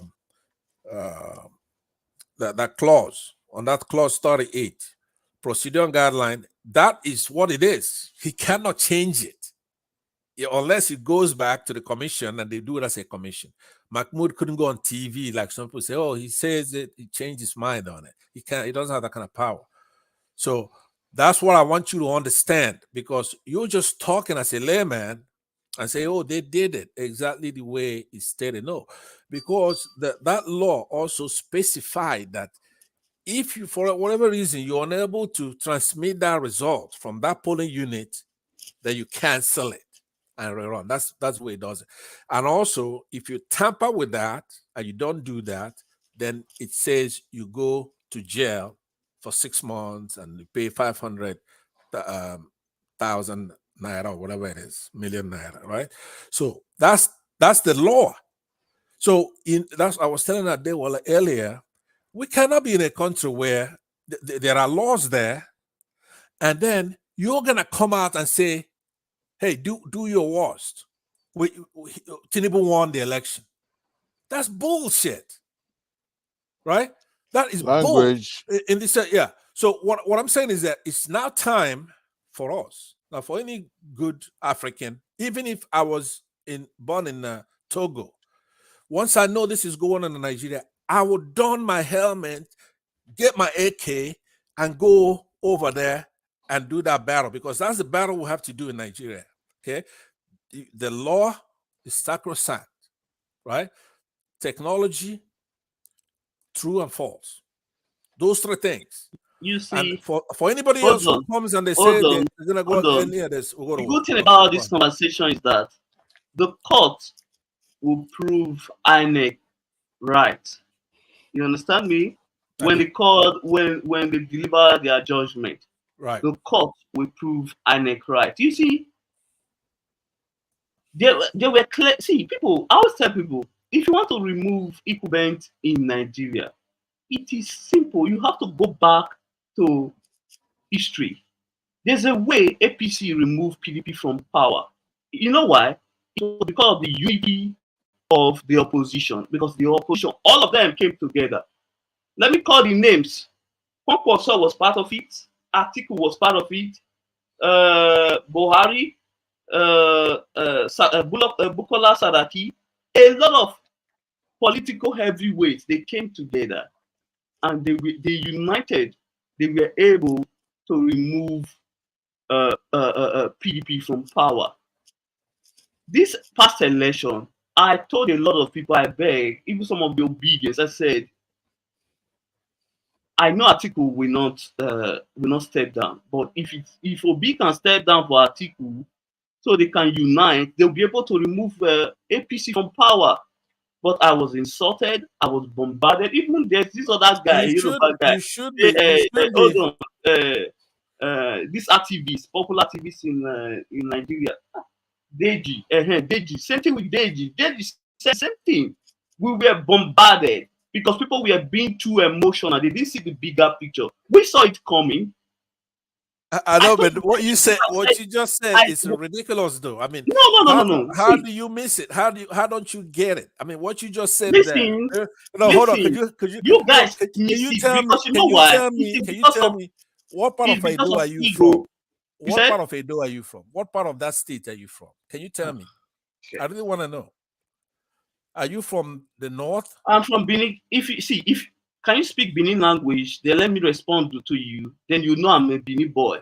No, I believe you. If you say I don't understand. It's like you thought that everybody in Benin, like Edo speaking, that they all support obedience. This is just a fake news you are okay, projecting all right, here. okay. By the way, I appreciate that, and you didn't have to, but you told me where you're from. And unfortunately, there's a few of you over there. You can speak the Benin language, and I will respond to you. No, I cannot speak. I cannot speak. Okay, I cannot speak. Okay, but I believe you though. I'm not doubting you. I wanted you to answer that, and you did. You're sincere. I believe you. But what I'm saying to you though, particularly you UFC, I'm very surprised at you as a young man, right? What is your problem? Is that you didn't go to school? You know why? Did you go to school? Do you have college education? Hold on. Do you I live in reality? I know, but do you have college education? Hold on. I don't live in bubble. Can you tell me? Do you have college education? Do you have college education? Hold on, wait, sir. I really want to know. Hold on. I will give you that personal information, okay? But what I'm trying to say, just tell me if you have. No, I'm not going to give you any personal information. You can ask me. That's not personal. Tell me. You're a bully. No, I'm not going to give you that information. If you don't give me, it means you don't have it. Yes, I don't have it. Fine. I'm okay with that. If you say I don't have it, I'm okay with it. Fine. Okay, let me ask you something. Can you answer me this? What does paradox mean? Paradox. You think I should be answering you? No, just tell me. Do you know what that means? No, I'm not going to answer you anything. You don't know what it means. Yes, you've answered everything else. You've answered everything else. You can say so. Fine. Okay. What is the square root of 9? You see? What is the square root of 9? Fine. I don't know. Go ahead and answer your question. See, here's the problem we have. Hold on. Here's the problem we have. We're coming on a platform, right? In Nigeria, we're gonna let somebody who is uneducated, right? You don't have education, but you want to come here. Hold on. Let me. You want to come here with primordial. You cannot. Hold on. Antediluvian. You cannot battle me in this debate, and you are bringing up other things because you need to go to school. You need to go to school. You are spreading fake news here. Because once you go to school, you will understand. Hold on. With your education and exposure, what have you done to develop your region? Okay, can I tell you? To impact life there. What have you done? Nothing. You are there in America, wherever you are, developing other people's country and be there causing trouble in your country. I know, but can I answer you? Let me answer you, because that is one thing. See, I've been trying to figure you out. I don't get it. You say you're from Benin. Because you cannot figure me out. Hold on. But you see, the problem is that you think that our dignity is in our buildings or our roads. No. That's a mistake the Northerners make all the time, right? The thing is that the Southeast is so livable. Make Southeast livable. go for people to stay I behind know that. instead of Hold running on. away from there to other states. Let me Make answer the you. Right? region livable for your people. Concert. If you can do Yeah, that, then I will take you serious. Did you go? It seems you went to evening class, evening school, right? And you're accusing someone and asking the square root of 9. Yeah. You are a real bully, man. No. What it is that I kept trying to figure out UFC, right? You don't have to. And now say it's he's from Edo. been What else he's do been you need irrational. from him? Oh, The no, man but Because believes you know what the he reason believes. why But he's surprised it never that dawned he on finally me met that an adult man who does not support no, obedience and that's their not what it movement. is. So No, he's that's not what it is. surprised. I just You told think you that everybody in Benin I has some used to go to that Niger watch. I don't get along with them over there, right? So I have a fight with them. Every time I go there, I have a fight there with them, right? So, but that's not the point though. In your case, that last time that I encountered you with two Nigerians, I just couldn't figure it out. You were worshiping two Nigerians heirs, right? And you were Listen, I against the agree and truth. hold on. I Hold agree on. and I also disagree with two Niger. You Okay, hold understand on. But me? I'm saying, I agree with oh, some by of the his way, points and also disagree with some of his how points. old were you when you left Nigeria? How old were you? Can you tell me? He was 13 years old. No, hold on now. I'm in This Edo is not a State joke. here. I live in Edo State here. Oh, No, the man even you're did back Nigeria. home. You Yes, still in back Edo home? State. Travel. Oh, Yeah. okay. All right. Okay. The man never traveled anywhere, and yet you Okay. accuse I him got it. of. Okay. See, You that that's you've been it. in America for 50 years. Now I What a finally, fool. you see, I have to apologize to you because I kept trying to figure out what is the matter with this kid, right? But you see, you're back home, you don't have a boot to piss in or a window to throw it out of, right? Because our internet in America here, that is YouTube that you're on, right? It's an American thing. Even these British people that you see around here, like Adewale and who's the other kid here, right? They come up here and the space is narrowed down. You're not supposed to be here arguing with any of these people you see on this platform. You're not in the same league. Because why? Because you live in a white man's country. Because you live in a white man's country. No, let me tell you why. Now, when I left Nigeria, right? When I left Nigeria, okay, I was as sharp as they come, right? I was smart, right? Yeah. And I was courageous. I was brave. I was a tough guy, right? Okay. But I left Nigeria. I stopped over in Frankfurt. Then I came to America, right? I came to understand how dumb I was, right? Until you left, because you're back home, right? You have never left. The day you step your foot outside of that Nigeria and go to, say, New York, Atlanta, Los Angeles or whatever, you're gonna know how dumb and stupid you are, right? Because nobody's gonna understand what you're saying. You're not gonna understand what anybody's saying for a couple of years, and you'll be dressed like a bum, right? You'll be the most stupid person in your city, right? And that means that's for a smart guy now. That's like maybe a governor, right? I don't know your governor. What's your governor's name over there? What's his name now? I can't think of his name. If your governor, Obaseki, if he lands in New York, right, he's gonna be the most stupid person in that city for a couple of years. Nobody's gonna understand what he's saying. He's not gonna understand what they're saying. He'll be doing everything wrong, right? That's how backward you'll be because you're in Nigeria. You don't have lights. You don't like I said, you don't have a boot to piss in, right? So when we hear, okay, fine. I am not exposed. I am not enlightened. But you have lived in America. Hold on. I'm trying to you tell don't you even know the. You have the lived way in for America for years now. Here's But what I'm telling still, you still have the Nigeria and Uzobu mentality. Yeah, You want chaos. You want chaos in Nigeria. But I don't. I live here. I don't want chaos here. But you want chaos. I gotta give you a see, little who is the credit because smartest one now? You I have all the wasn't able. degree. You have all the. Mike, mute this guy, please. You are the stupid one here. I believe you are in your 60s or 70s or something like that.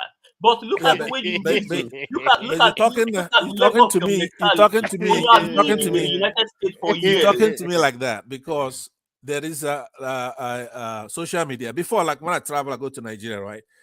Everybody in your clan, I could have told them to. Let me bust your bubble. Most If of I us ca- that if I live came- here, if I came home- hold on, come if on, I bring came yourself home, down. I Most could of say, us that live get here, on your knees, we have, UFC, and we you will have do it, wealth. right? We have wealth more than you guys there. It's not You wealth. It's not understand me? money. It's Let not me money. put it to you now. Most of us who live here, we have wealth more than you guys there. That is why See, Nigerians that's that what live you- in that's Nigeria, what they are you more think. wealthy than Nigerians that live That's abroad. that's what you think, right? Okay. But it's not about that. It's not about that. So, What I'm talking so about, keep it's not quiet. about money. Stop using this. It's not What you about are money, not. Trying right? to project So what you are not here. the only reason why somebody If you are smart, you in won't want those states chaos. If is you are going to be smart, on you this won't want chaos in platform the Southeast. and talking while I'm talking is because of social media. Because what I kept trying to figure out, what's wrong with this kid, right? I had no idea. So I give you credit for that. That you See, were able if to. you You say, were able listen, to. if you say this on my face in Benin here, I'll sorry, beat the hell out of you too because you I'm- will have your head. You will have your head I will beat chopped the off. head out Don't of know you. you are talking. First of all, wait, you no, won't talk to me if you saw me in person. You wouldn't talk to me like Please, that. not this. See, one I'll thing deal with about us in Benin here, we don't make mouth. Yeah, We that's what deliver. you keep Okay. deluding When it comes yourself, to right? violence, we don't make mouth. We deliver here. You keep Listen, deluding yourself. I hear you guys always don't let talk them about flag this how show. you do this, you do this. It's Not with you, becoming or you say more. We you don't could do that make with mouth anybody here. else, If but you do not anything with here in the our Igbos. land, As we far as will I'm put you to concerned, where you belong. We don't make we noise. should We have don't come along and say we are powerful and we all should have that. conquered you If you first mess up, we mess you before up we go here. to the Fulanis. We should have taken you over. First What of a all, shit show we going should have on. just grabbed you all and taken you over the first 48 hours. You conquer you. That's what we should have done. Because you keep running your mouth. If you saw me in real person, you wouldn't do that because first of all, I'm not in a good mood with you, right? With your people over there. All right. He's not And in love If you with observe, you. both of us are giving ourselves the same energy. The only You reason understand me? why We are we're gonna projecting our energy here. Adewale, Just as you don't like people from those the same Adewale, time don't like people let from me the tell you, I southeast told because you, of their crying and wailing all the I time. said, I'm tired of it. what's wrong with this kid? I had no idea he's back home, and he's right here on this platform talking because America is so good to open social media, and you could just get on it, no matter where you are. You're in Nigeria, and you on this, you here running your mouth. To speak all this BS. If left to me, you would have been cut off from this internet, right? Go and make your own. Mike, you observe most of this Nigerian diaspora from the southeast that want violence in the southeast and in Nigeria, they don't live there. They cannot survive here. They will be beat down. Can you Can we make a bet right now? Can we make a bet right now? You buy ticket next week. Let's meet in somewhere in let's not use those states. Somewhere outside of those states. Let's meet there. Listen to this Can you guy. do Now that? he's showing that he lives in Nigeria. Did you hear what he said? Now Can you do that? like can we meet in somewhere in maybe let me say those states or somewhere or in Asaba in Delta State? Can we meet there? All right. Enough of that. All right. You would disappear. Now that I know he's in Nigeria, I'm never ever gonna spend 1 ounce of energy talking to that kid, right? Because you know why? Just because you live a bunch in of the United bullshit States doesn't mean you have know more than people that kid. live in Nigeria here. You don't know more than people that live in Nigeria here. All you get is the news we want you to hear there. But sometimes that's the you thing. get your news from WhatsApp. I forced it out of you eventually to show that people such as yourself in Nigeria, you're fighting Nigerians who are in diaspora. You think you're smarter than we are, right? When people come home, you rip because them the off reason why we believe we are kill smarter them, right? because most of you don't have the lever to join the political structure in Nigeria and wrest the power from them. You don't have the political, you don't have the lever to do that. If you have the lever, do you see that it's not just me? This kid is insulting. It's Nigerians in diaspora. The so-called leaders, you said they are not doing anything. Remove them from power. Let's see. Since you said you are so powerful, you guys are you have a complex against people who are in diaspora, right? That's what your problem is. Because but I don't blame. Let me tell you something. I don't blame you for that is because some of us that live here, you out of this platform. A lot. Hold on. We have a lot to lose. You in Nigeria, I would have kicked I you have a lot to lose here. Go and protest. I have business here. Protest and get the government back. Here. I have a lot to lose. You don't. Okay, fine. You don't because you have second passport. I don't have. Good for you. You're just jealous. I will do everything to protect this country. you got a complex against people in diaspora because you think we're all Because most I of guess, you are sellout there. we're security Most of you guards are and we sellout. sell out Hold your and we're country out to and we're get peanuts. stupid.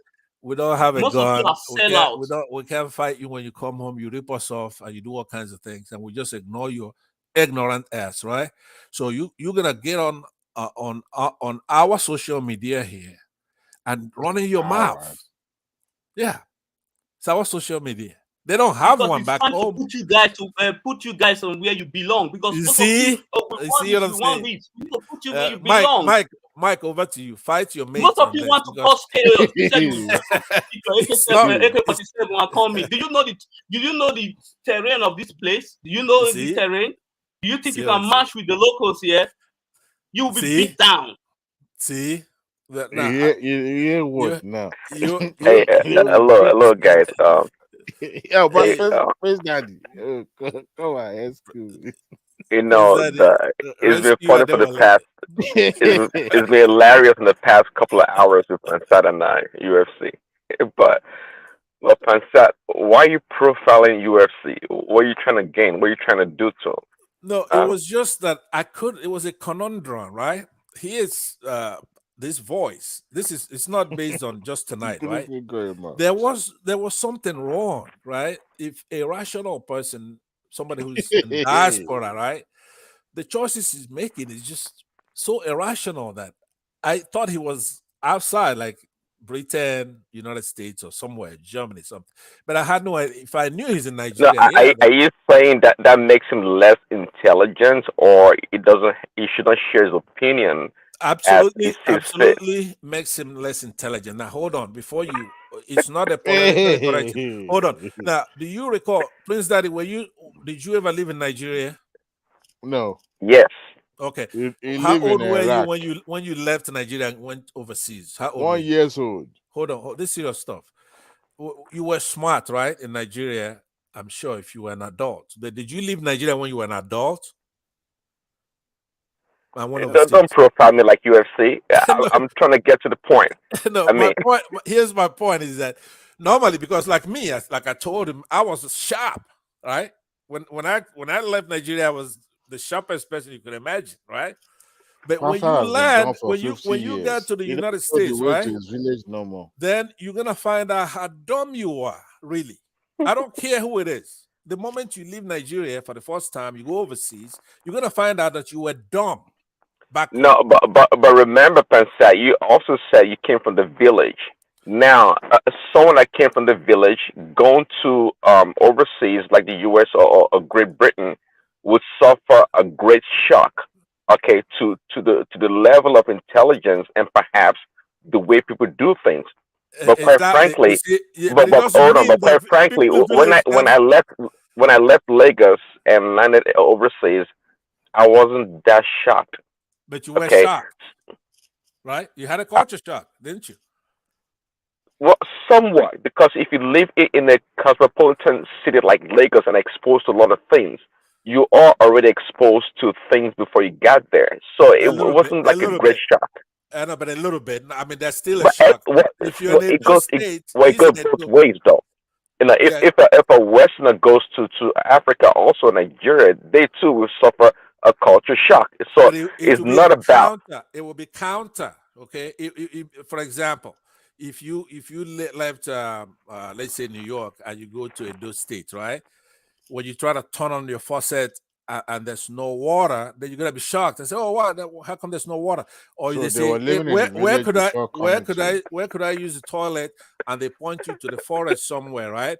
You're gonna be shocked. You're gonna go, "God damn, where's the toilet?" Right? So yeah. Where is your village? Why? What difference does it make? I'm just saying.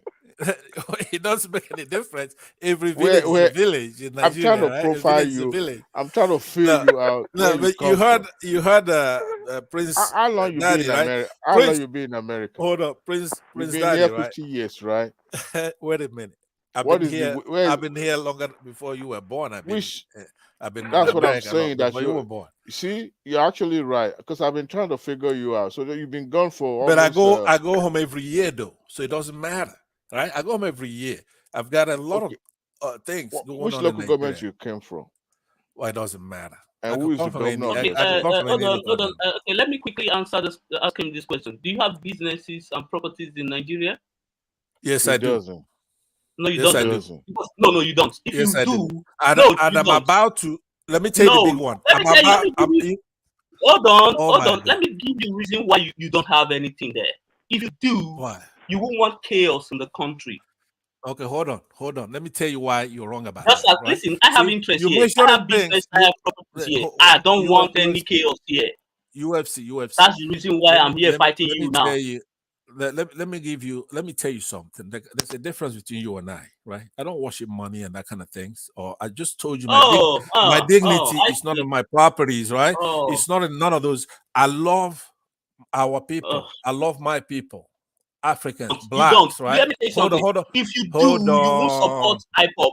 You don't. Hold on. You don't like. You don't love your people. Because the people you are supporting, they are murdering your people there. You don't like them. Right now, I cannot have a conversation with you because number one, I know you in those states, right? You're not exposed. You should not be in this platform. Let me People land. extreme like Let me you land, right? Let me should not land. be in this platform. Let me land. Number one, you're not exposed. You and I are not equally yoked, right? You got no business even. The one who is not exposed. You have lived in the United States for years. I You still have profile this you mentality to find out that you're not even let's- educated, right? You're not educated. You have respect or you worship in property, right? You're talking nonsense about property, right? But let me tell you, just hear me out. I acquired these things by Since I've been myself talking, with since my I've own been hands.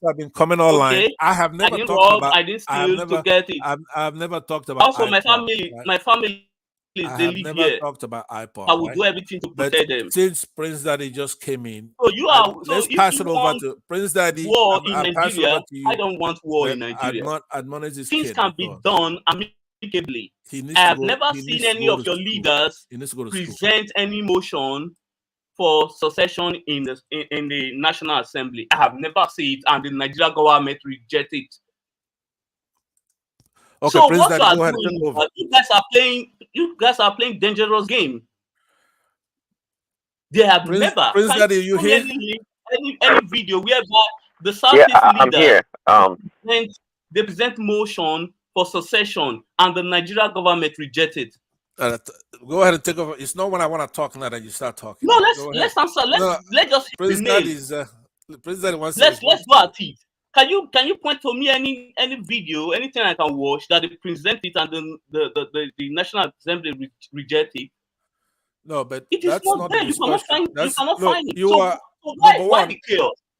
Listen, UFC. I am not here to talk about IPOB. I've never given Yes, my you opinion are on part that. of them, and we need to discuss it because No, what you I guys have are not. doing, I have you not. guys I'm not against. I'm you not guys are against using them. it to meet your people and No, collect money from I'm them. not against them, but money seems to be an issue with you. Know that we're not That's talking what you about money. guys. That's what you guys Right? love most.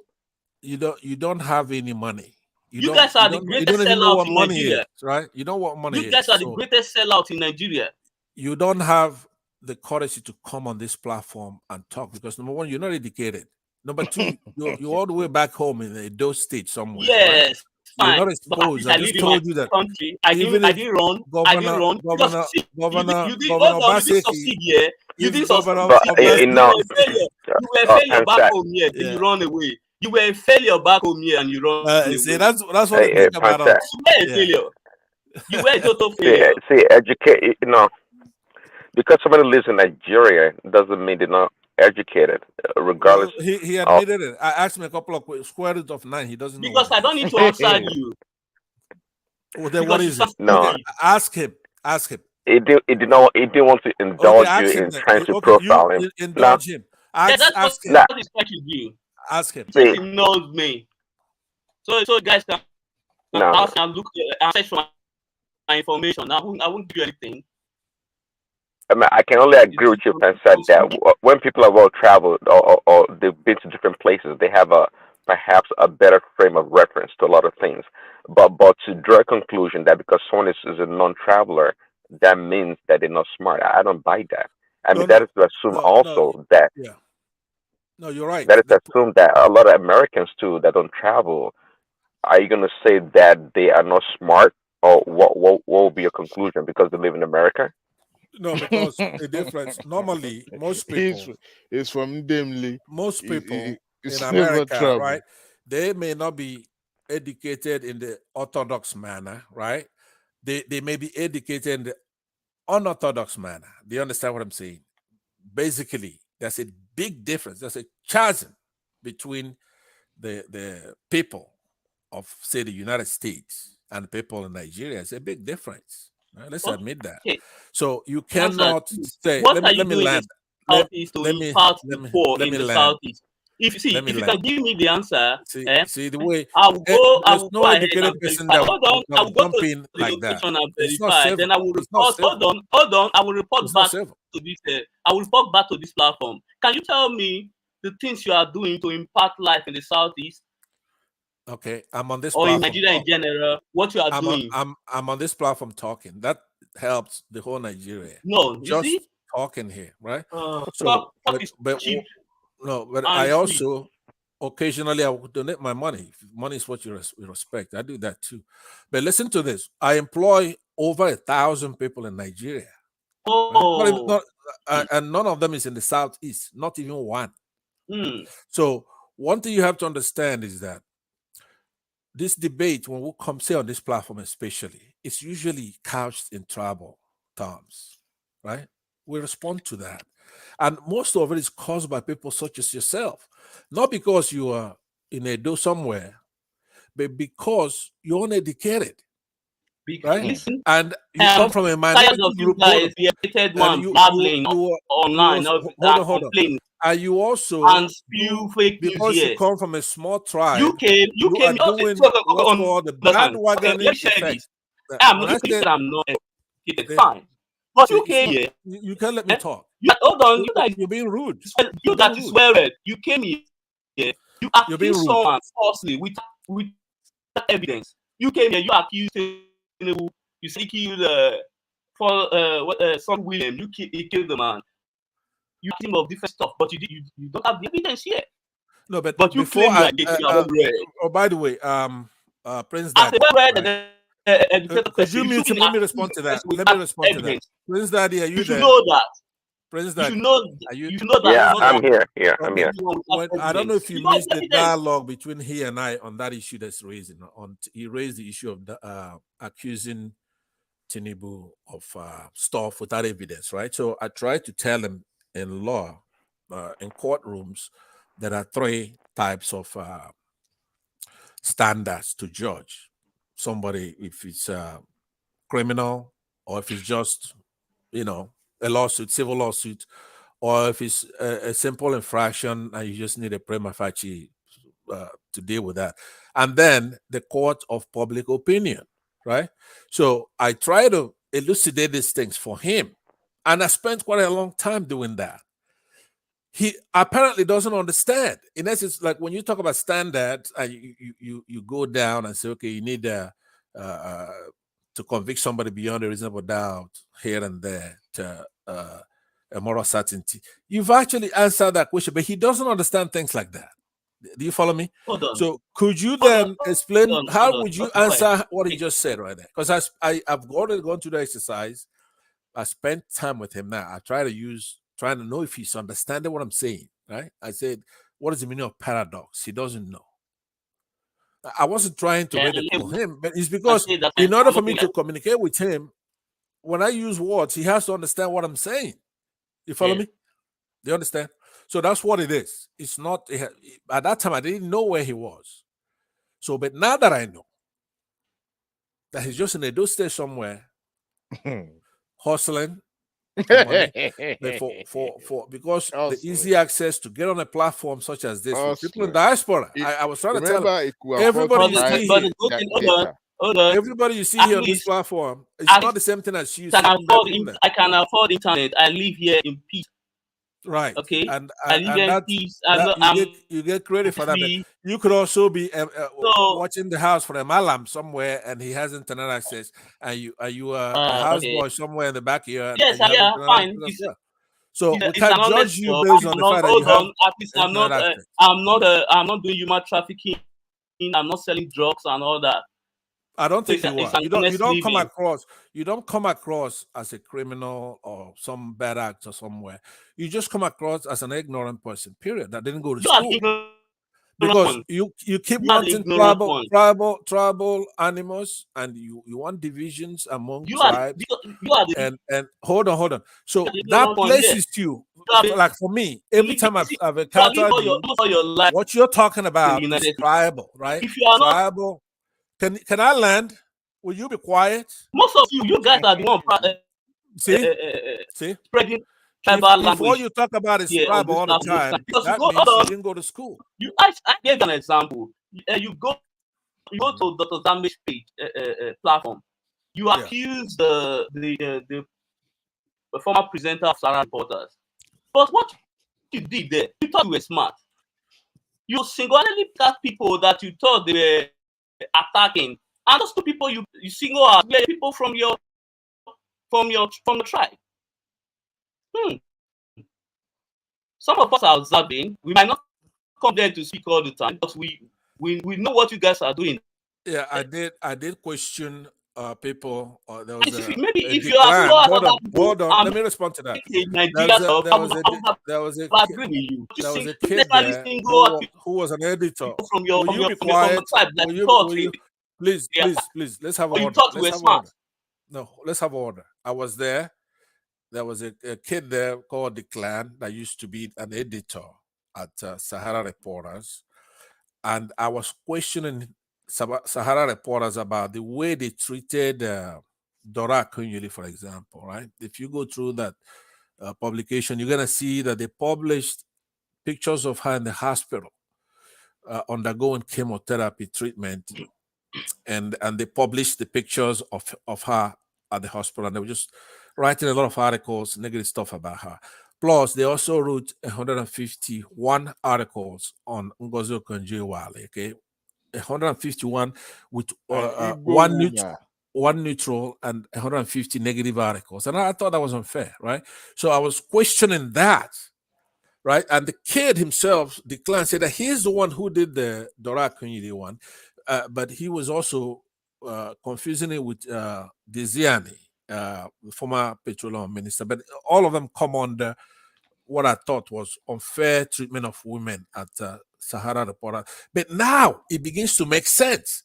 See, if I didn't question them on that, I had no idea that because it made no sense that Showere or any of the African journalists would do what they did. So he identified himself as the one who did it. That particular Dora Akunyili one, he's the one who did it. No African really with sense will do anything like that. We have respect. Number one, we have respect for women. Number two, their privacy, and then the sick, people who are dying. There's no way any African, actually continental, continent-wide. So that was, it opened my eyes. So now I'm gonna go back to go look at, there are certain things I want to see, because it was perplexing at the time for me. I couldn't figure out why would Showeri do this, but it's not him. Declan said that he did it, and that makes sense. He may be African. I don't know where he's from, but he ain't no damn African. Yeah. So, but Adewale, you understand what I'm saying, though, right? So now the piece of the puzzle that I've been, because it was a conundrum. Showere publishing this article against Dora Akunyili, who is a public servant. A daughter of Igbo land. I don't know if he did any fraud or not. That's not actually the issue.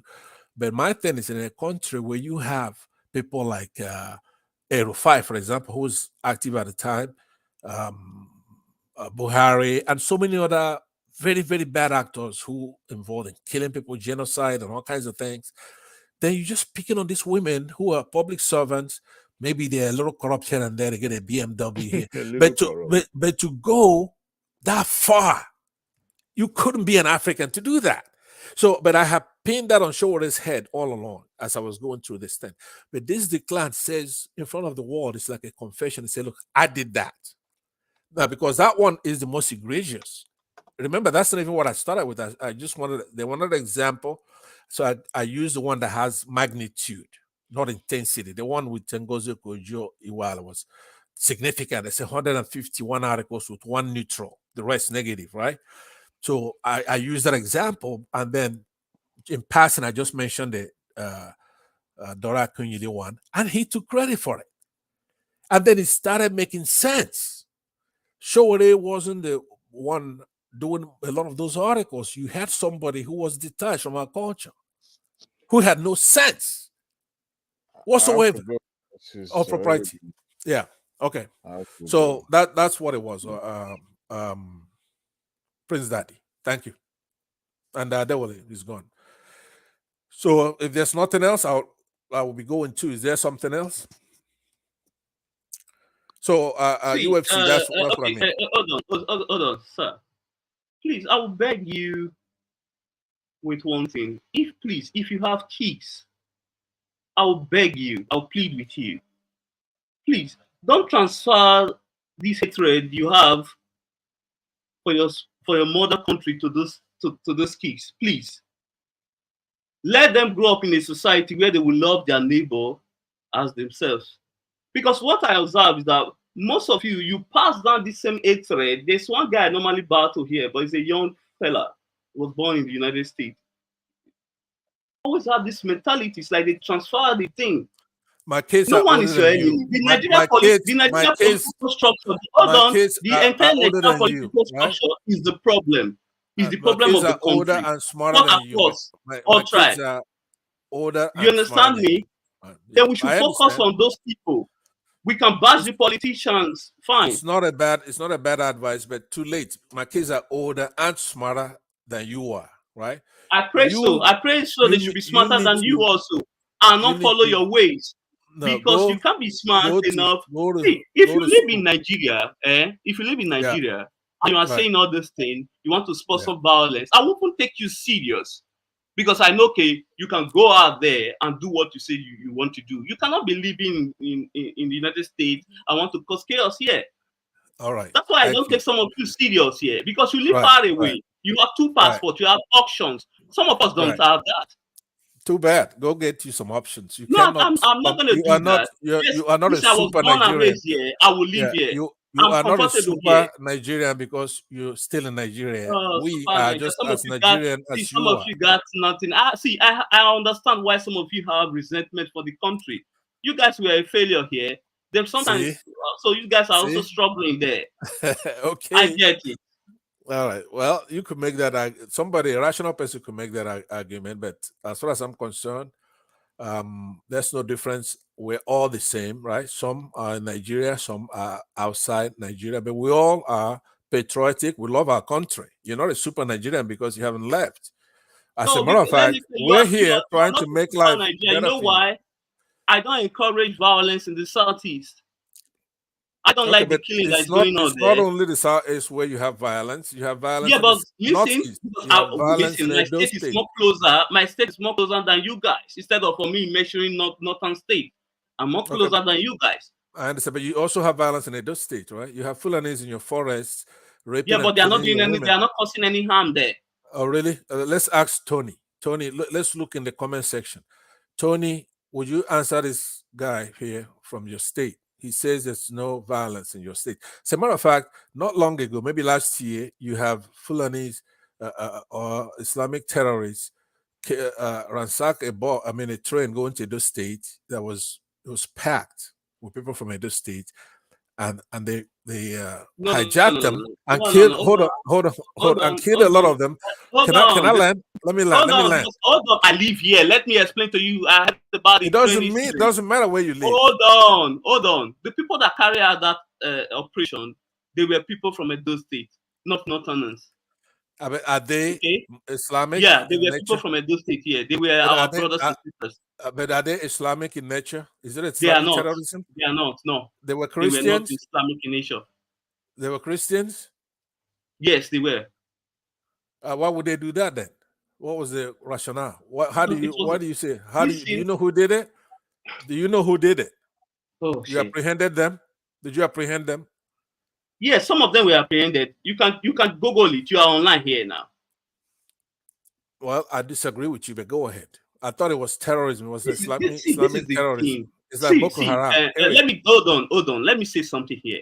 I don't live in the United States. I don't have all the facts there. I'm not going to come here and argue with you that live there. I'm not going to do that because I know you have more information than me because you live there.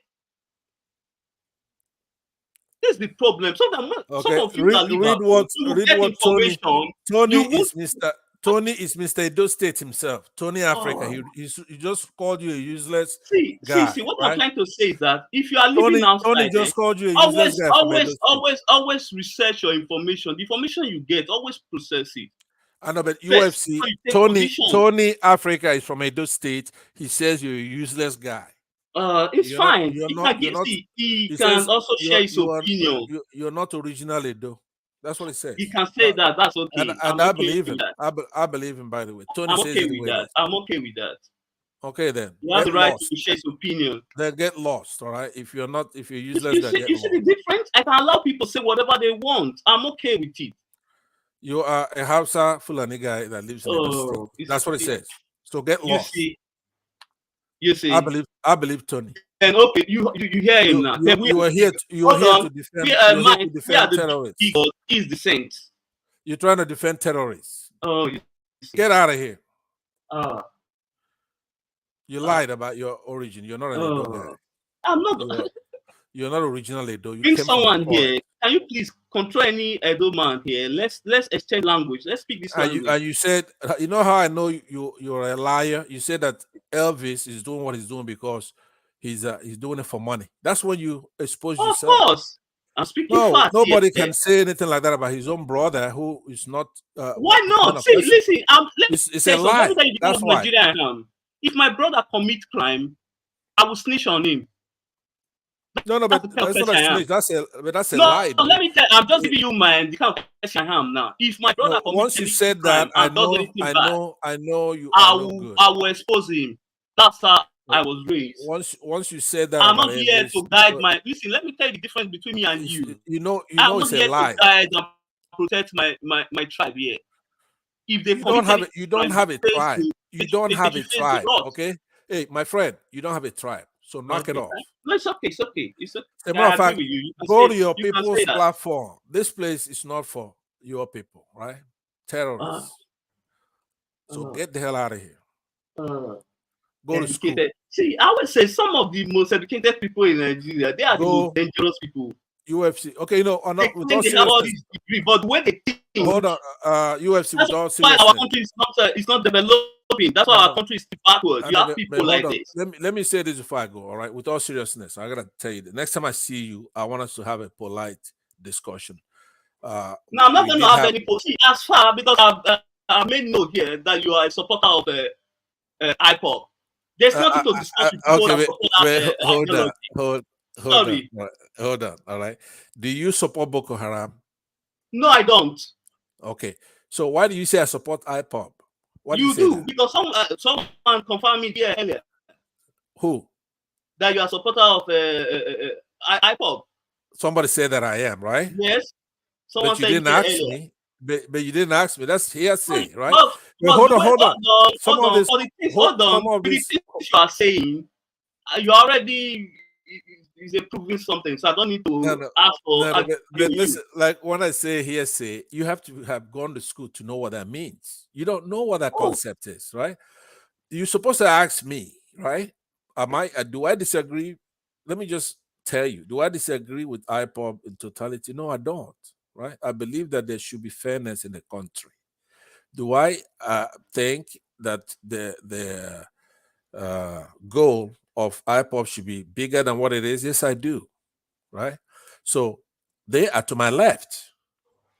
If it's me, right, and I'll be coming home soon, when I come home, I'm going to deal with anybody occupying forests, buying our people, being unreasonable, trying to push an Islamic agenda. I'll deal with them. Right? So my point I'm making to you, UFC, is that you cannot come to a country where you have a bunch of terrorists in the north harassing and killing people, and then you leave all that to go to people who are defending themselves. Defending Right? yourself. So, hold on. Now, if those people, you want them to go away, then stop your terrorism. If you don't want the reactionary thing of defending themselves or being criticized, they say, I come here and I'm criticizing Islamic fundamentalists, right? You don't want me to criticize you, then stop doing the wrong thing. No, you can't. Right? See, that's what Go I'm to school, right? That's what we are doing here. That's why we are criticizing the IPOB here. Now, listen to Because me. what they are doing I have not is said evil. to you, you're saying I'm IPOB because I'm from the Southeast, and that's okay. A lot of people make that mistake, right? I've already said many times, not only am I to the right, I told when at Dr. Damages, which I'm sure you watch all the time, when Simon Ekpa came there, I told him myself, one, I'm to your right. Number two, you haven't said anything wrong, right? But you need to expand your goal. Okay, can I ask you? Let me land. You were there. You saw me talk about that with Simon Ekpa himself, right? And that is my position. Okay, I believe that they're wasting time. We can take the country by war. We can. With this, I will agree with you. Yeah. Okay, let me ask you this question and be honest. And that will make me take a stand. Did Nnamdi Kanu commit any crime against Nigeria state? No, he did not. Okay, fine. I'm okay. Yeah. Then you come here and tell me you are not IPOB. I'm not IPOB. Okay, let me ask you another question. Did Osama bin Laden commit any crime? Okay, hold on. But before I answer the last one, right? You do know that Nnamdi Kanu has been through our courts. The only thing. Oh no! Hold on. And the courts. The courts have not made any ruling. The issue about what they are saying. Hold on. No. See, the courts have not made any ruling concerning the yes, the court. Hold on. No, they have not. No, they have not. Hold on, let me tell you. Hold on, they have not. The court up to the Court of Appeal discharged him. They have not made any ruling. It's about the bail. Hold on, it's about the bail. The issue of how to bail him out. No, that's not what it is. Okay, listen again. Listen, maybe that's why you're that way. You don't. Okay, answer the last one. You don't know. Okay, hold on. I'm gonna answer the last one. Answer the last one. Hold on. Answer the last one. No, hold on. Yeah. The Court of Appeal discharged Nnamdi Kanu. Hold on. You can say it's something like against the country, but based on what is going on in the country and what the Boko Haram are doing, Nigeria government pardon him and let him go. But don't come here. I want to think. Well, all of us are not fools. You cannot have it. I just told you what's your problem. You have a problem, right? Here's what your problem is. I told you we all had it. Everybody's on this platform. Let me tell you what. Here's the problem you have. You guys are divorced from the truth. You guys are divorced from the truth. That's the big problem.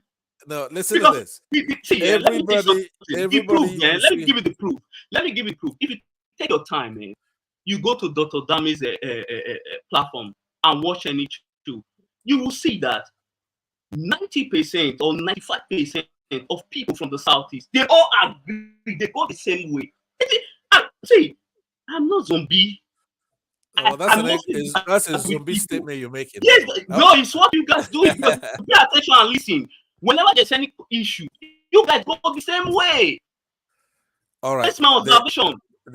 What you're doing now is employing that strategy that I told you before. That is my observation. That strategy.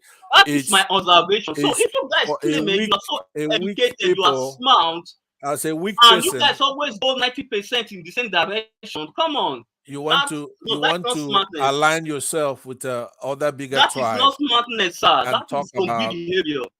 Because of Southeast, you're trying to align with the Yorubas. If you look at it now, right? People from Edo State, they are disagreeing with me. Hold on. People from Edo State, they are disagreeing with me. We are the same people, the same brothers, the same state. They are disagreeing with me, and I love it. They say you are fake. You're a fake. I don't want to. Hold on. He says you're the House of Fulani boy. Agree with me, because when they start doing that, I'll be afraid. Well, that's your problem. I don't give you see the difference. The way you see yourself. The point is that your Edo brother says you are a fake. That I should ignore you. Take your time. Just process what I said. You guys think that well educated, but you almost agree 95 or almost close to 99% all the time. Yeah, because it's true. Let me ask you something. It's crazy. Right? Can I ask you something? Right? Let me ask you something. if you ask everybody in Edo State, right, say one by one, right, not at the same time, you just call them on the phone and you say, what is 2 plus 2? What would they say? Every single one of them. Let me tell you something. What would they say? Answer that. Hold on. Let me give you why. No, please answer that first. Hold on. That's layman question. No, but answer it first. Hold on. I'm not going to answer that BS. Let me tell you why those state people support them. Let me blow this. All of them will say 4. Hold on. Right? Let me tell you why our people. It doesn't mean they're agreeing. That's the truth. That's what it is. Hold on. That's the way the truth our works. people support OB as a candidate. Let me tell you something. In Edo State, we always, if you look at Edo State history, we always support the underdog. Always. So when we see injustice, Edo people agree. Edo people, all of them agree. I thought you said the Igbos agree, right? All Edo agree to support the underdog. So what's wrong with the Igbos agreeing to support? When we sense injustice, we support the okay, but UFC, hold on. But hold on. But can you hold on? Hold on. If you look at it during the election, let me corner you right there. Hold on. Oshiomhole was against the governor. He didn't want to give the governor the ticket of APC mandate. Right, but you know the people wait. Because the people said that's I agree. Okay, I give you that. Hold on. Let me stipulate to that. Let me concede that point to you. Hold on. But what I'm saying, you just said that all Edo people support the underdog. Right? All of them. Hold on. Yes, and I have nothing wrong with that. That's fine. But then how could you with the same breath, just a couple of sentences back, knock the Igbos for agreeing to support Obi? I mean, so you have tribal support for something. Hold on. What I said is that you guys always say other tribes are bigots. Because if you look at the Southwest, the Yoruba, right. You see, you guys Obi won a state there in Lagos. Right. And Obi got some vote in the Southwest. Right. But when you come to the Southeast region, right, Tinubu only got 5% of Southeast vote. Right. So if you look at it, the Yorubas are not bigots. Okay, can I answer that? Because do you know what's called a fallacy? Okay. Do you know what that means? Fallacy. Have you ever heard that word before? Can you answer me? Just this is a let me ask to you also. Osun State went to PDP. That's a Yoruba state. Okay, when you have an unsound argument and you then end up with a mistaken belief, a misconception, right? A delusion, false notion, misbelief. That in logic is what you're committing by saying that because Obi got some votes in the Southwest and Tinubu didn't get it that much in the Southeast, that automatically the Southeast people are bigots, right? Let me ask you, did Obi get votes in Edo State? That is a neutral state. It's neither Southeast nor Southwest. Yeah, but hold on. Then Tinubu also got the 25% in need there. Right. You see the difference? I know, but listen to what I'm saying. Yeah. Now, when Jonathan, is Jonathan Igbo? You guys said it was Igbo, yeah? You said it was Jonathan Ibeli. Okay, do you believe that? Call him Igbo. He's no longer your brother again? No, but what I'm saying for you, is Jonathan Igbo? Yes, because you guys said it's Igbo. Okay. Now, what about, let's say, Obasanjo? Is he Igbo? No, Obasanjo is the Yoruba. But the Yoruba say he's Igbo. So let me use another example. Okay, fine. I agree with them if they say so. Okay, what about Yaradua? Is Yaradua Igbo? No. Okay. What percentage did Yaradua get in Southeast when he ran? Because let me explain to you. No, but answer that first, and you could give me. No. Southeast has always been a PDP state. Okay, And so it's partisan. Let me go by party. Yeah, so it's partisan. Hold on. I got you. Hold on. So you're saying that's because it's partisan, right? It's they voted like that because the Igbos voted for PDP in those days mostly, right? Right. Yeah. Now that makes sense. If you say that, hold on. If you hold on. They did that, and also that was the reason why they got all the position they deserve, because they brought something to the table. Right. See, when I see people when the Southeast attack the APC, you guys didn't bring anything to the table. It's a game of number. If you bring something to the table, they will give you something. Hold on. Your opinion is the APC a good political party? Have they done well? Yeah, they have been fair with the Southeastern. Yeah. No. I'm not talking about Southeastern. I'm talking about have they been good for the country? Have they delivered? Hold on. The whole political structure in Nigeria has not been good to the country. Okay, not even APC. No, not even APC. All of them. Okay, hold on. So if somebody then votes against a political party that has not been good to them, those people can be considered to be rational, correct?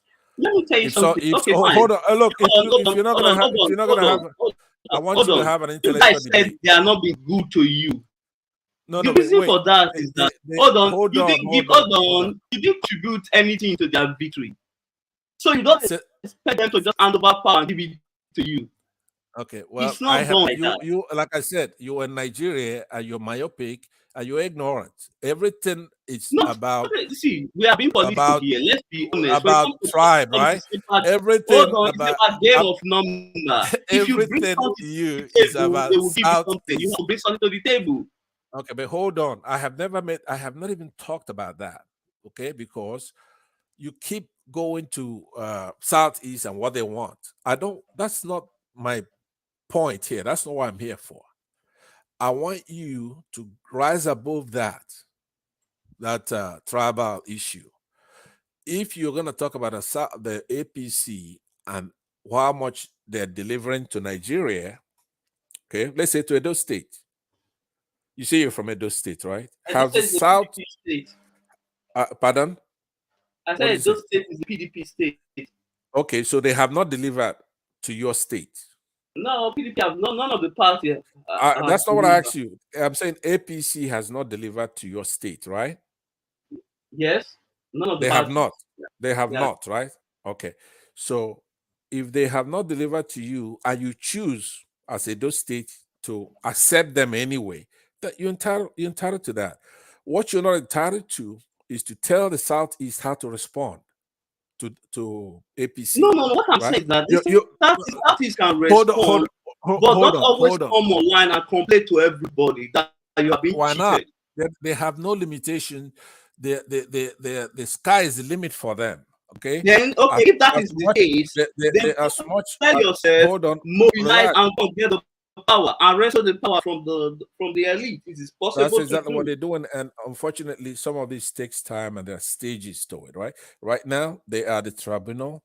When the tribunal renders their decision, then we're gonna determine what we're gonna do. See if it's fair. Did they do it according to law? Hold on. Can I block your bubble again?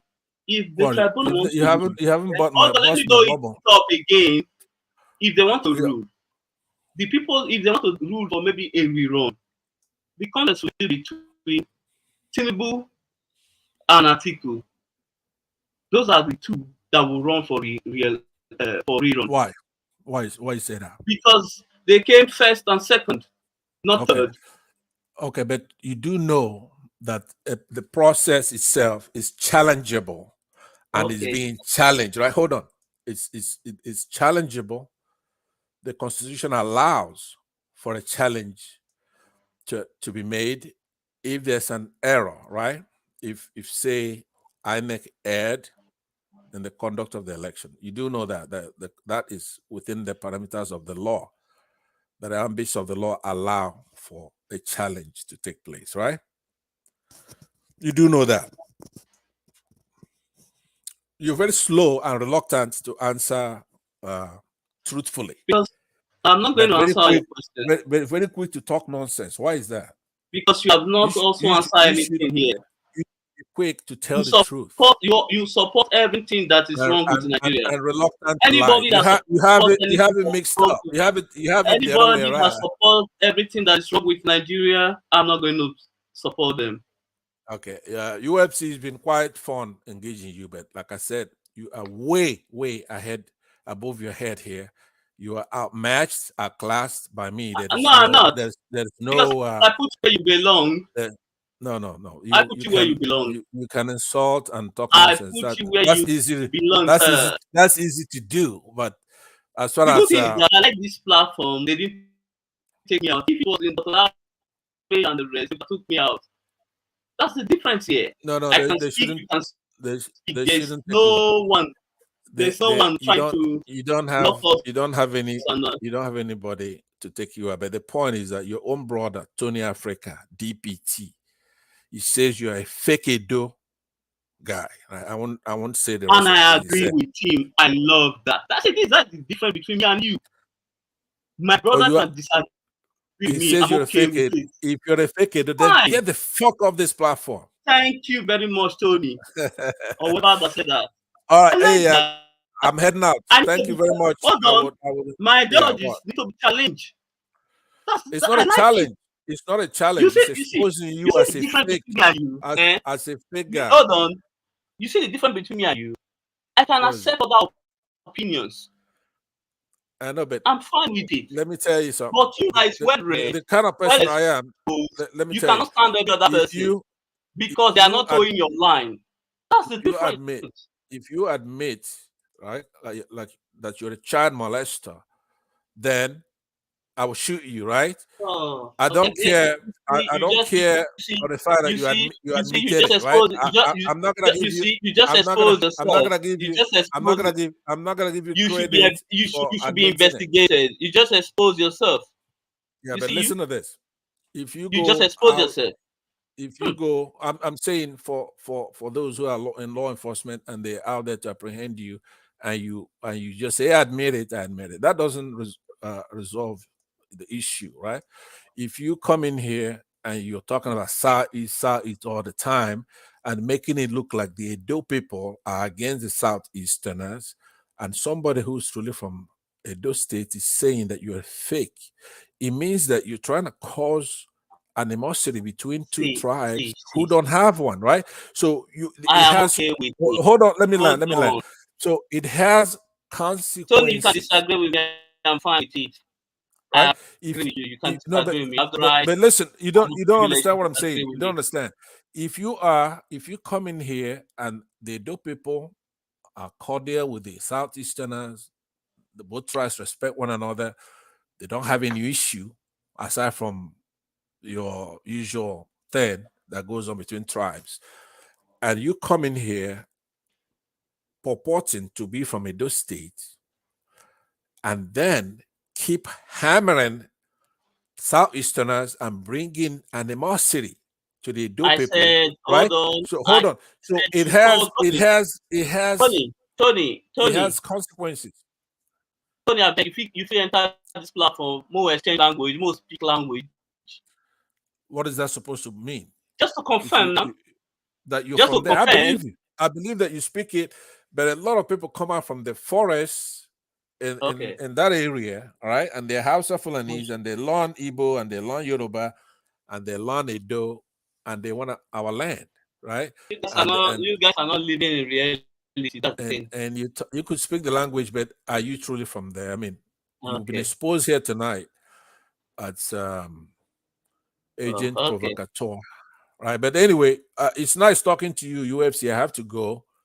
It's about 2 in the morning. You need to change your ideology, please. It's 2 in the morning. Okay, your ideology is divisive. It's 2 in the morning where I am. So your ideology is not good for the country, please. I had no idea you all. And also, let me say this: you guys are one of the most beneficiary of Nigeria. You benefit a lot from Nigeria. Who are we? You benefit a lot. Who are we? Who are the we? Who are you talking about? Yeah, the three major tribes benefit a lot from Nigeria: the Yoruba, the Igbo, and the Hausa. They benefit a lot from Nigeria. And most three of you are the problem of the country because you always at each other's neck.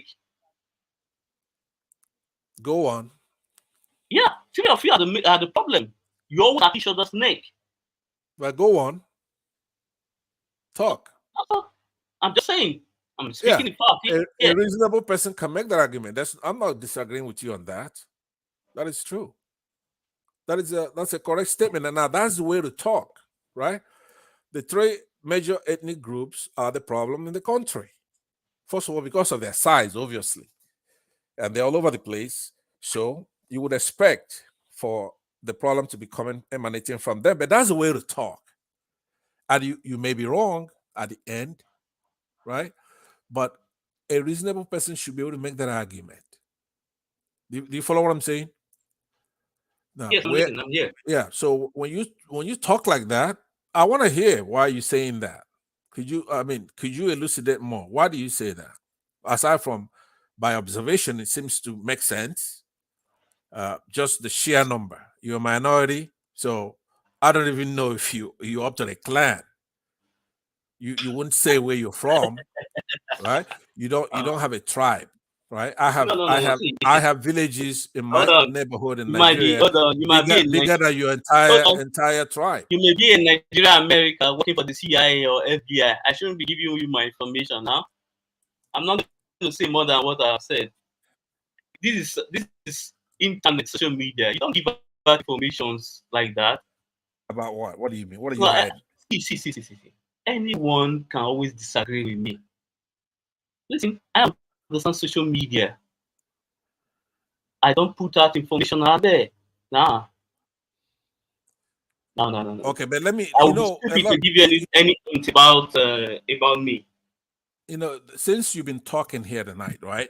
I've noticed something. You're right once in a while, not by intuition, just by sheer instinct, right? You make a cogent point, and every time I'm giving you that credit. You understand? So the last one you made, which is that the three tribes are the problem in the country. Yeah. It used to be true, but who is instigating it? Without the minority, because I wanted you to be able to elucidate more on the point. But let me tell you what the phenomenon, what's going on. For example, the war the Civil War, it's actually caused by minorities because they went to Aburi, the major tribes, the two sides basically, the eastern region and Nigeria. They went to Aburi, they made a deal that would have resolved everything. But when they came back, the minorities in the South, what they call South now, they said, hey, we don't want to be under the Igbos. Ojukwu they played you here and there, and they caused the war, right? So I also pointed out that you are practicing bad wagoning. You keep instigating the tribes. In every forum, who start the tribal wars? It's usually the minorities, people who don't have a tribe, right? They go and they start using the Yorubas to fight the Igbos, or using the Igbos to fight the Yorubas, right? So hold on. So the minority started the war. Yes. Yeah. Go and read the Aburi Accord. What are the names of the minority that started the war? The names? Yeah. Well, one of them are incidentally, by the way. I'll tell you, right? One of them, he started that war, ends up being in government, and these Fulanese gave him a bomb that blasted him in the South, right? Go and look it up. He was one of the major sticklers. I say, what's the name of the person? Look, it's a historical figure. We don't want to invoke the name of the dead. Let them rest in peace. But go and ask your people. Ask to Niger and others you respect. All right. Now he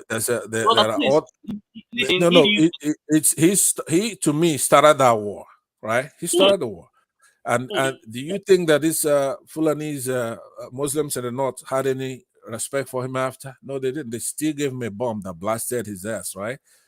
and bloom into. So go check it out. So that is a typical example of what I mean. Yeah, the Yorubas and the Igbos, they go at it, and they include the Hausas and the Fulanis. But do you think the Fulanis get along with the Hausas? No, they don't. Fine. Okay, right? okay. So the Fulanis don't get along with the Hausas. Let's agree on that. Yeah. Okay. So yeah, we agree on that. Okay, since 2015 till now, all that's been going on between the Southeast and the other two major tribes. Yes. The minority started that also. Yeah, you are a typical example of what I'm talking about on this platform. You've been trying to have the Yorubas fight me, right? Since you got here. No. Listen. You've been hold on. Let me land. Minority, let me tell you what I've been doing. Let me on land this now. platform. I always observe. Yeah. I will see. It's based on my observation, both on Twitter, on space like this. I always observe. See, let me tell you something. You guys always claim you are very smart, very educated. I get it. But if you are so smart like that, if you want to take over the country and become president, in my observation, the way you are doing it, that's not the way to do it. Ask me why. You cannot be cursing the people, insulting them online every day, calling them all sorts of crazy things every day, and when it comes during the time of election and you expect them to cast their vote for you, it will be possible. Sometimes for you to get what you want, you have to behave like a snake. You have to be smart. You have to dance to their tune and smile when you are with them and do all kind of stuff. Then you get what you want and you do whatever you want to do. All right. So what you've done there, hold on. What you've committed there is a bunch of fallacies, including what they call a genetic fallacy, right? So fallacy of origin. Hold on. The way you have been doing it, it has not worked out. See, you cannot be doing the same thing. I know, but listen, and expect the same result. I was this trying to booze up weighing bad thing. It doesn't work. Sometimes you have to be smart. I know you've heard that many times, so I'm engaging you on this. Hold on. Just hold on. I heard you out, right? Hear me out. The point is that, like, I remember when I told you, because you're back home, you're not exposed, right? When you open your mouth, you're making a fool out of yourself talking like that. Okay. People don't care if you were outside Nigeria. Let's say you've been outside for 3 or 4 years. All right? Okay, hold on. Listen. Hold on. No, you hold on. Hold on. Hold on. Made one statement. Look here. He said, I can pay for this election. Could you shut your mouth and listen for a minute? Listen, let me answer what you said. Okay. Let me tell you why you need to be outside of Nigeria, so you'll be exposed. See, people don't go looking for presidency, right? Hold on. Presidency means I am to living you in reality. Did you know what that presidency means to you? Hold on. Right? You are using it's hold not on. what You are it using means. Hold on. It's only because you're Nigerian. Hold on. You think your glory is in the presidency. Let right? me explain this to you. It shows you are using the Western. Hold on. You are using the Western system to evaluate Nigeria. This is Nigeria. You have to do things with the way people do it here. Sometimes you have to play to their tune for you to get what you want. It is Nigeria. Okay. If you don't understand that, then sorry, there's nothing I can do for you. I know, but listen. You're not listening to what I'm saying. To you, that presidency means everything, right? I've just told you. Okay. So you guys, you guys don't need it again. Now, then why are you here complaining? Why are you here waiting for the? Why are you here waiting for the verdict from the court? If you don't need it. Let me tell you something. You're not listening to me. You don't have a certain tribe waiting for a verdict. You have Nigerians, the Labour Party, waiting for a result of their candidacy, right, for that election. It's not the Southeast. As a matter of fact, if you look, the pure IPOB people, they don't give a shit about voting in a Nigerian election. They don't care. They know that it's going to be rigged. They say, sit at home, don't even go out to vote. Their hands had to be twisted for people to go. People in the Southeast who are IPOB, okay, which is about 3-4% of Igbos, right? they don't care about the Nigerian presidency. They're completely tuned out to all this nonsense, right? So, but when you see people like Afenifere, they support Peter Obi, right? You see that guest you're talking about, Dr. Wumi, supports Peter Obi. These are not Igbos. I try to question him about that, and I particularly asked him to speak with moral clarity to wayward kids such as yourself, uneducated punks like you, right? Who keeps attributing anybody who support P2B to be Southeast, even though it's glaring. Afenifere Because is a hold let me land. Afenifere you is a guys socio-cultural group of the. hold on, You're you not guys made listening. it so. You're not listening. Hold on, You can't keep telling me to hold on. You guys made him so. You know why you end up making him so? When people try to criticize Obi in some central area when what he did when he was a governor, you see they will pounce on you. All leaders can be criticized. Fine, No, you can but criticize I keep reminding you that P2B won Edo State. Whenever you criticize Obi, Peter you have Obi committed won a great sin. Edo State. Peter Obi, get that through your score right now. Peter Obi Yeah, but I won didn't Edo State. support him because I've been P2B following Nigeria elections since 2011. won Lagos State. As a matter of fact, Peter Obi won River State and so many other states. Once this tribunal come in, you're gonna find out that Tinubu did not win a single state. Right? Okay. So that's one thing you have to understand. There's the official result, and Let me there's the break right it for you. result. Hold on. So break it down and know that Peter Obi is not an Igbo candidate. Hold on. Peter Obi I was is not an Igbo candidate. I was on the Peter Obi's space on Twitter. Someone asked him, "Are you challenging the result or what?" He said he's not challenging the result of the election. He's challenging the process. Right. That's what your leader said. He's not challenging the result. He did say he that. Said it on, yeah. He said that. Yes. Yes, he said that. So right. So what? If he's not challenging the result, then he says challenging the process. Yeah, but you have to be educated to understand what he meant, right? I wouldn't have put it that way, but he did put it that way, and the next day he tried to correct it. But he, in essence, what he's saying at that moment in time, at that moment in time, he's challenging the process. He didn't correct anything. Yeah, he did. But listen to this. It doesn't. It really does. It doesn't. You see, only somebody, right, would expect P2B to be perfect all the time. I don't expect. I'm not saying he's perfect all the time. So he could misspeak. He could say. Hold on. But hold on. So it's only you who thinks that P2B is some kind of giant superhuman being. It's not. It's a human being like all of us. So occasionally you may come across where he didn't say enough. He's errant. He's not inerrant, right? So he could make mistakes. He could say inadequate instead of being inadequate, right? He could be improper instead of proper in certain situations. So no, you're not breaking any news. He did say that, and a lot of people said, well, especially his critics say that, he automatically is conceding to Tinubu, but that's not what he was doing, and you know that. So did he say it inadequately? Yeah, a case could be made there. Right. No, when he's not conceding. He would never, in that case, concede. When he said that, he put the issue of ringing to bed. Yeah.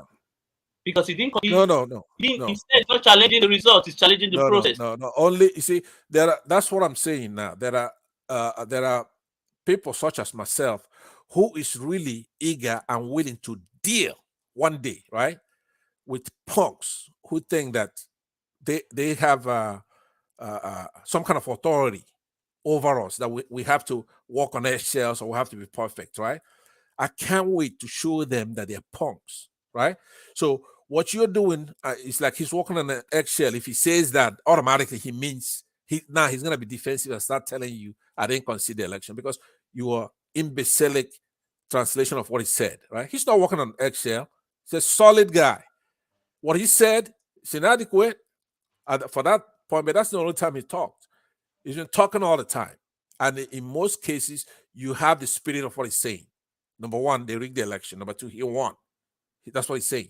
So if you go automatically, because he says, I'm challenging the process here, You go automatically consider. Well, that's because you think you got some kind of power over us. Whereas we could trash you in a war.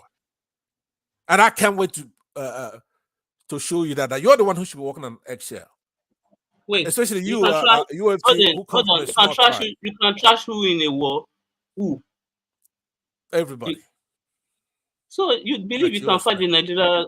You believe your people can fight the Nigeria army? Absolutely.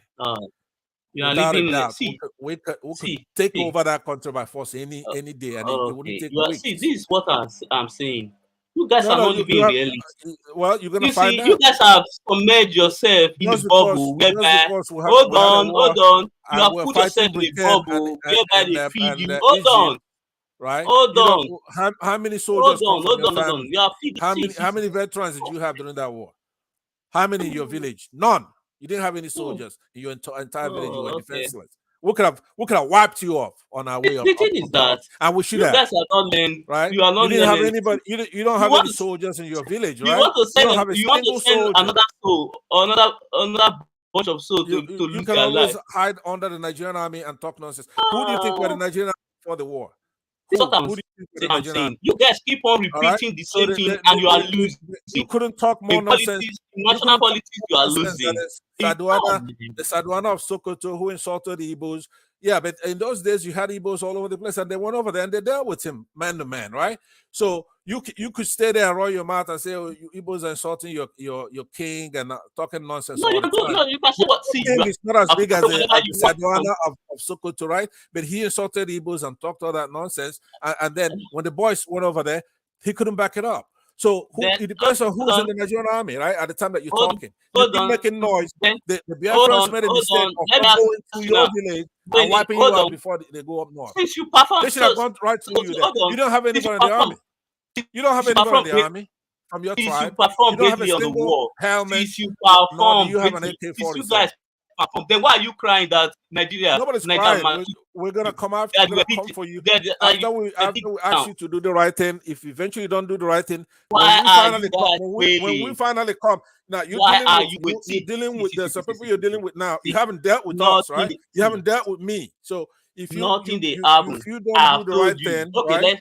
At some point, we're gonna make you do it. We're gonna make you do the right thing.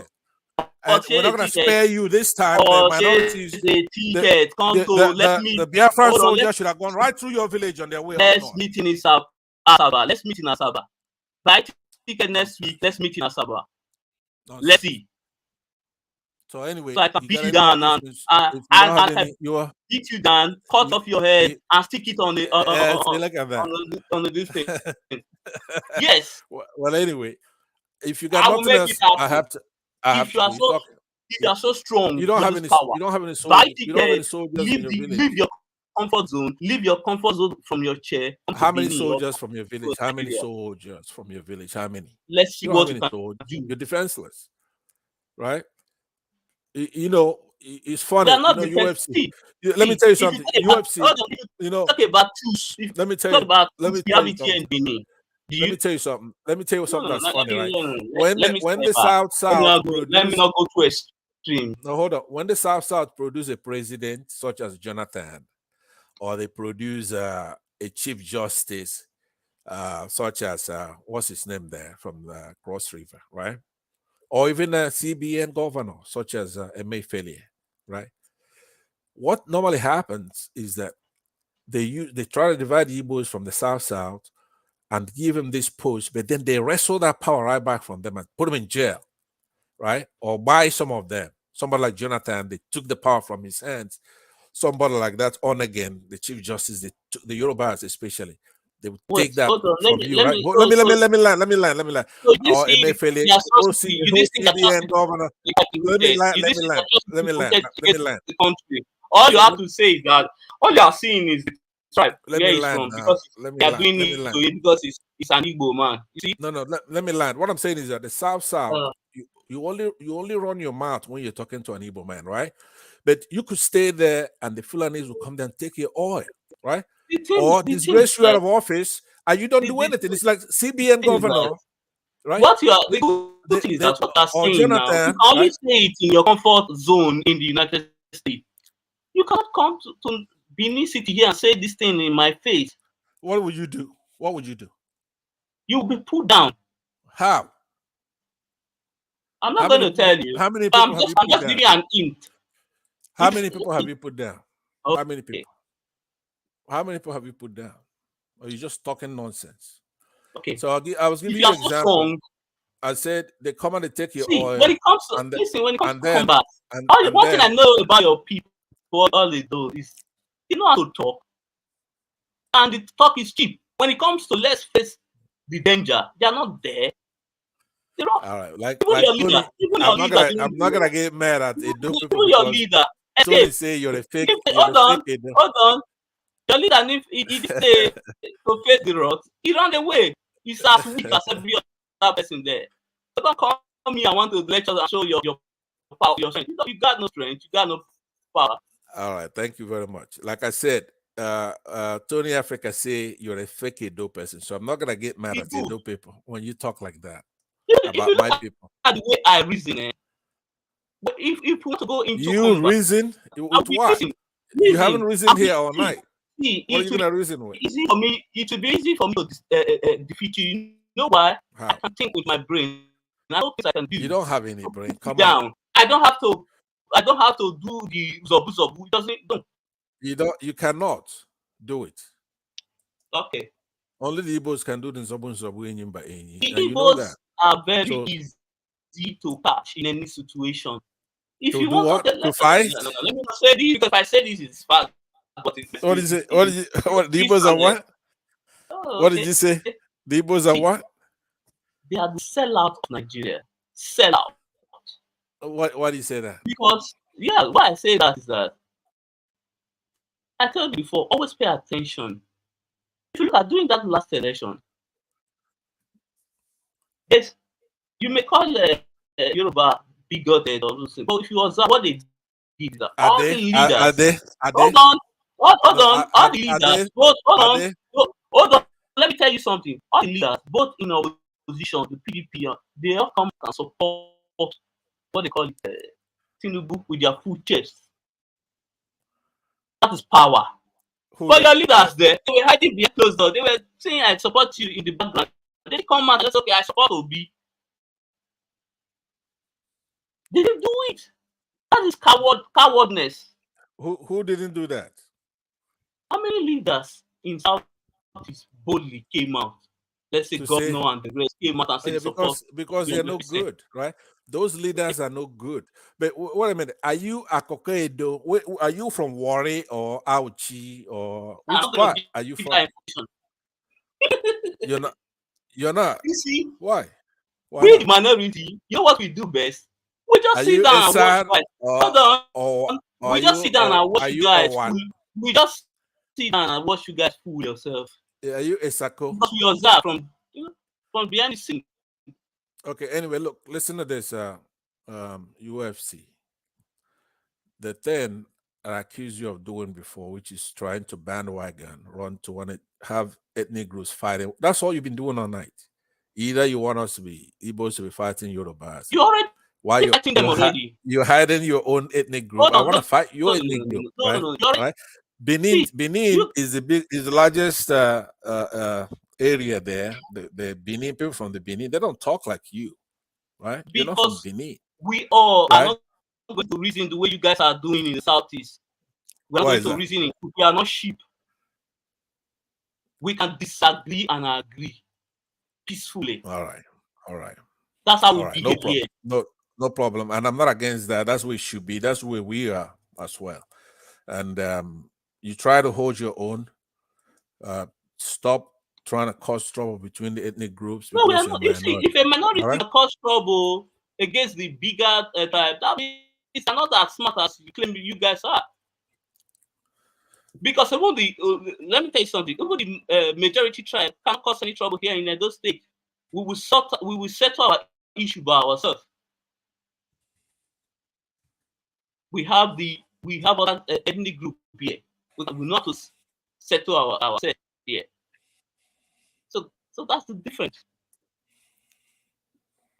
What I'm trying to say is that sometimes, if you want, if the reason why I respect the white men.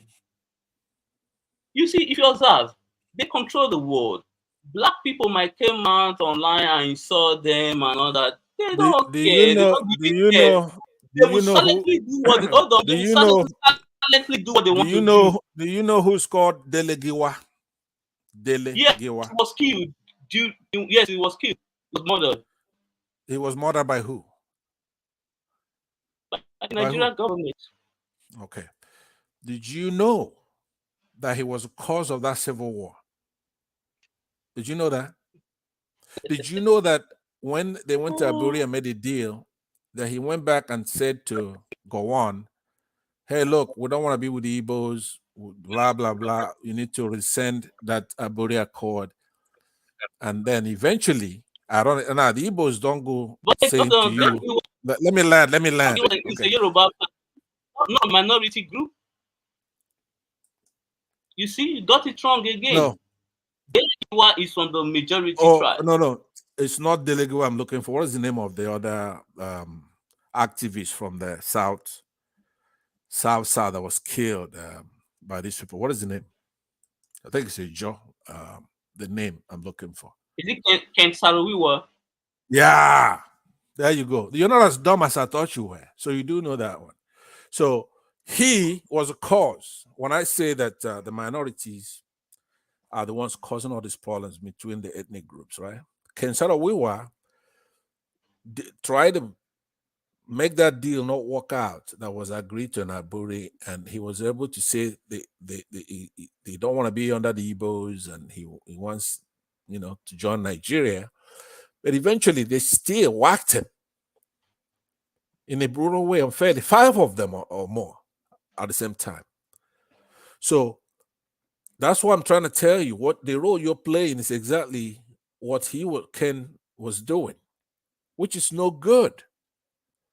Yeah, let me tell you have why. To play a positive role. Hold on, let me land on this. So what I'm saying to you, yes, it goes vice versa. The minorities try to instigate these major ethnic groups to be fighting one another, and consequently, these major groups try to court the minorities, right? And it's just a vicious cycle. Okay, let me tell you something. That's dealing with the country. Yeah, go ahead. Let me tell you something. I cannot. If Ken Saro-Wiwa take that position, I can't agree with him. You know why? This social media have opened my eyes a lot. You know, I always respect the Southeasterners, but what they call Lunatic successfully did is that when he started, I was in support of this thing. I was following him, but when he turned and ate something, then I left. Who is that? Who are you talking about? Who? Whose platform? I was a supporter of him before. Right. But when he started going into the ethnic gutter, I decided to stop. So what I'm trying to say is that that's a rational thing to do. Who's blocking you for that? What's wrong with that? The way most of you behave mostly on social media. Most of who? Most of who? Let me tell you something. I will be afraid to support any move. Hold on. Any movement that will allow my state to go with the Southeast. Sorry, I won't. Okay. Because you know why? You will behave.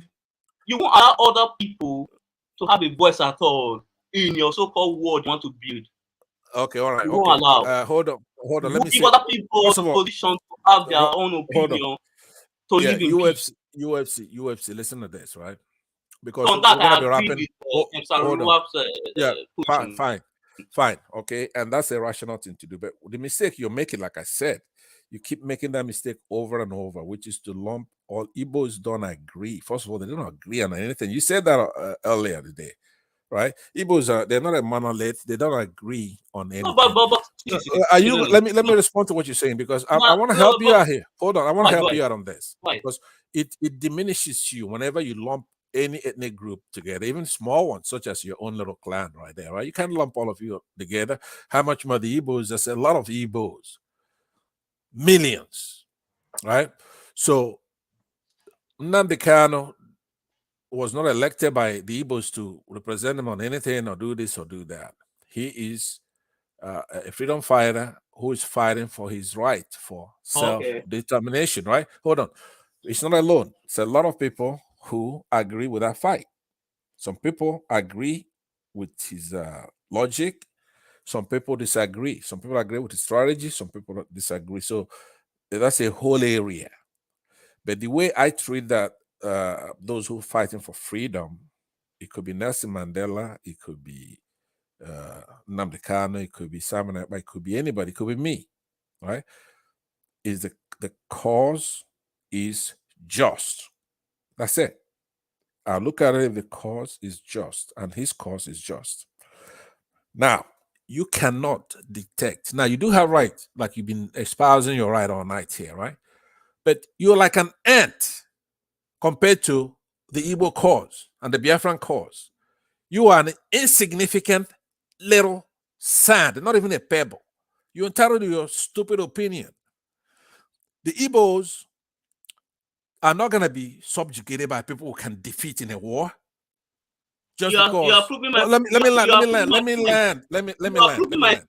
No, because nobody's ever come to you and say, come and join them. No, I haven't heard anybody. Hold on. Because you guys, it's like you guys want the oil. You guys want the oil and gas in our region. No. The Igbos have more oil and more gas. To the oil and gas in our region. No. The Igbos have more oil and more gas in their region. No, you don't. Yours No, is you just. don't. Would you let me answer you? Hold on. You made a statement. Southeastern states, they don't. No, they have. You're ignorant and you don't know. No, anything, they don't, right? because you know why? Go and research it. Yours can be taken. Ours cannot be. See, so yours is next.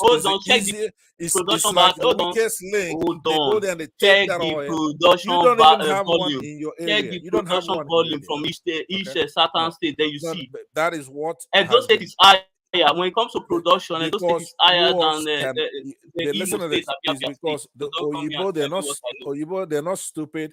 They fly the airplane across Nigeria, they detect where those resources are. Yours, Edo State, is the easiest one to go there and get. So in our case, they're on top. They're not gonna reveal this and reveal that. They know that if you go to those wells, right, then we're gonna start immediately to get you out of there, right? So they'll go and they take it from the areas where they've politically been able to soften, right? So they did it by trying to divide the Southeasterners from that Southerners, right? Now, why do you think there was a war? The war was because of that oil. So it's the same thing going on in Niger right now due to the uranium, right? It's a phenomenon in the entire Africa. You go to the Congo, they find diamonds here and there, or cobalt or whatever. So they start a war there, and they go to the minority or outsiders and try to make them own that place where the resources are, and then they start fighting the war, right? But at night, we were fighting the Egyptians. The ones when we shut down the planes, we know it was Egyptians and Brits were the pilots. Nigeria at that time, northern Nigeria didn't have any pilots. They didn't have anybody. They didn't know how to drive a tank. They were stupid, right?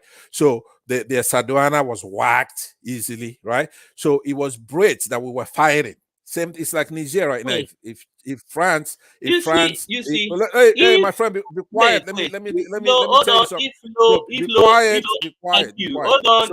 Like I said, you can talk all the crap. You didn't have a soldier. You didn't have a single soldier in your village. Okay? Hold on. So if that war comes again, in a couple of days, we're gonna take over that whole country. Then shut the fuck up.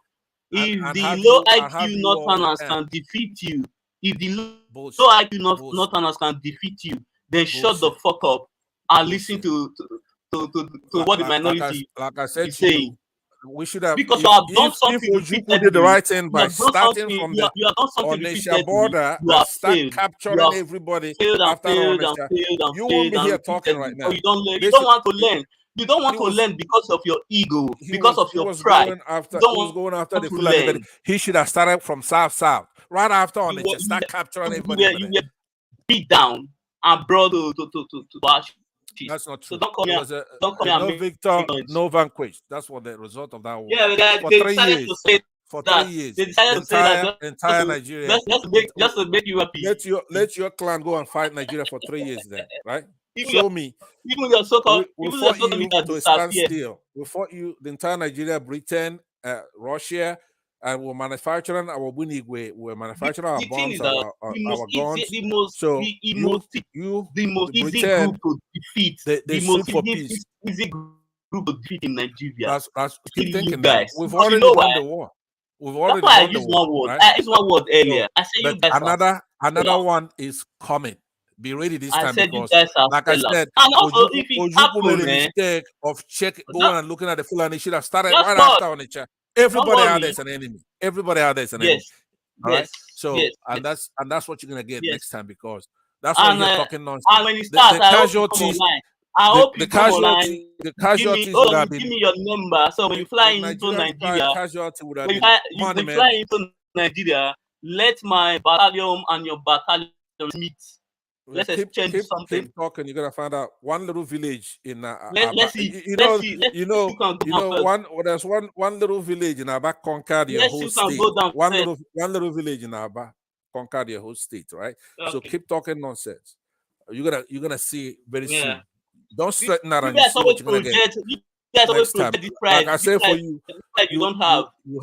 You have all this impetus Guys, of trying to cause trouble within the minority circle, between the two within the minority large circle, you guys large are the ethnic groups. laughing stock And there. next time, I would do, support going after the minorities first. All you do is complain. Is it victimhood?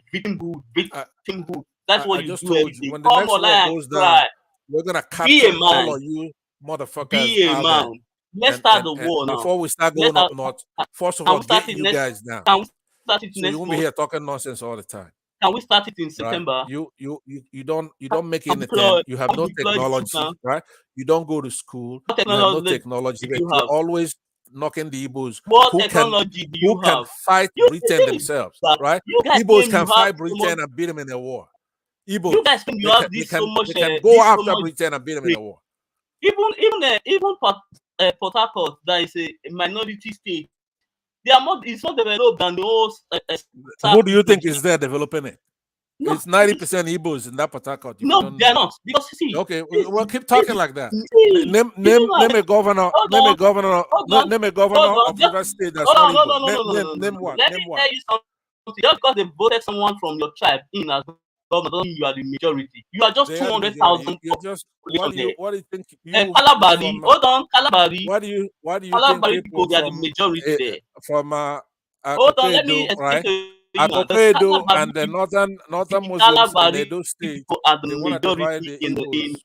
Port Harcourt, in River State. The Kalabari, the Ijaws. You're gonna understand all those people. The population of the Igbos there are 200,000.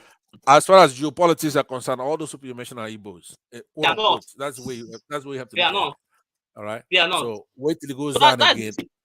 You know that you're from Akopedo Muslim. Is the only part of Edo that's not with us. If you're not a Edo guy, Muslim, right? Yeah, then you're with the Fulani, so that's okay. But aside from that, when it jumps down again, we're gonna come to get you. Edo people is that when you want to make it behave as if we are a fool, we will show you our two colors. That's not you. You always talk that nonsense. It's nothing. Oyibo come there. Oyibo come there. Come colonize you. What did you do? Nothing. The same thing. They colonize you too. No, but you say you're different from other Africans. They asked you. They not colonize you. Almighty Igbo. They not colonize you. Listen to what I'm saying. You are saying that you're different from other ethnic groups, right? I'm saying you're not. I saw these Muslims capture an Edo train, whack a lot of people there, and you keep hiding it so that we don't say, "Hey, we told you so." Right? No, wait a minute. You won't come out and admit that that Northern Muslims have dealt with you. Right here, you were saying it's Christians that captured that train. You're a liar. I will send you proof now. What did you say? Go on and speak. No, I'm saying you were hiding the fact that an Edo train. Hold on. Edo State meeting thank you. Charged with kidnapping. I'm posting it now. You see the names. You see, The thing is that most of you who What are live you talking in about? that part, What are you talking about? you guys have consumed so much fake news. You no longer being able to differentiate real news and fake news. I want to post you the this thing, those who perpetrate this thing. So they were arrested. Then you share the names. If those When names are not if I will if they're apologize not to you. when they're Hold on, I will convicted, apologize. Hold on, I will apologize to you. I just posted it here. Check the link I sent to you on the private chat. The 8 suspects we arrested. what is that supposed to Check mean? the names. Follow the names. You have an If article by that Abiodun Sanusi, right? You think I'm gonna believe that? That Sanusi name there, that doesn't tell you anything. you see, Sanusi, When they're convicted, well, it's a news from the hold on, it's a news from Punch. No, but I don't know the article is by news, Abiodun Sanusi, right? Sanusi. That's look at the Muslim. names I'm not now. gonna take it. A court I'm not gonna take exclusive anything that of guy being says, right? a correspondent. Police charged the suspect. That doesn't mean anything.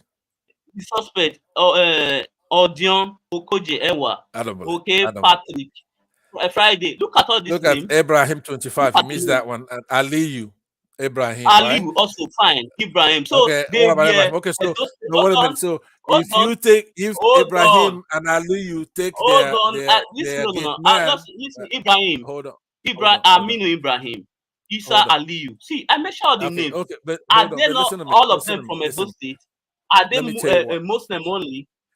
Yeah, Muslim only because let me tell you can I tell you? You see the difference between me and you? These were criminals.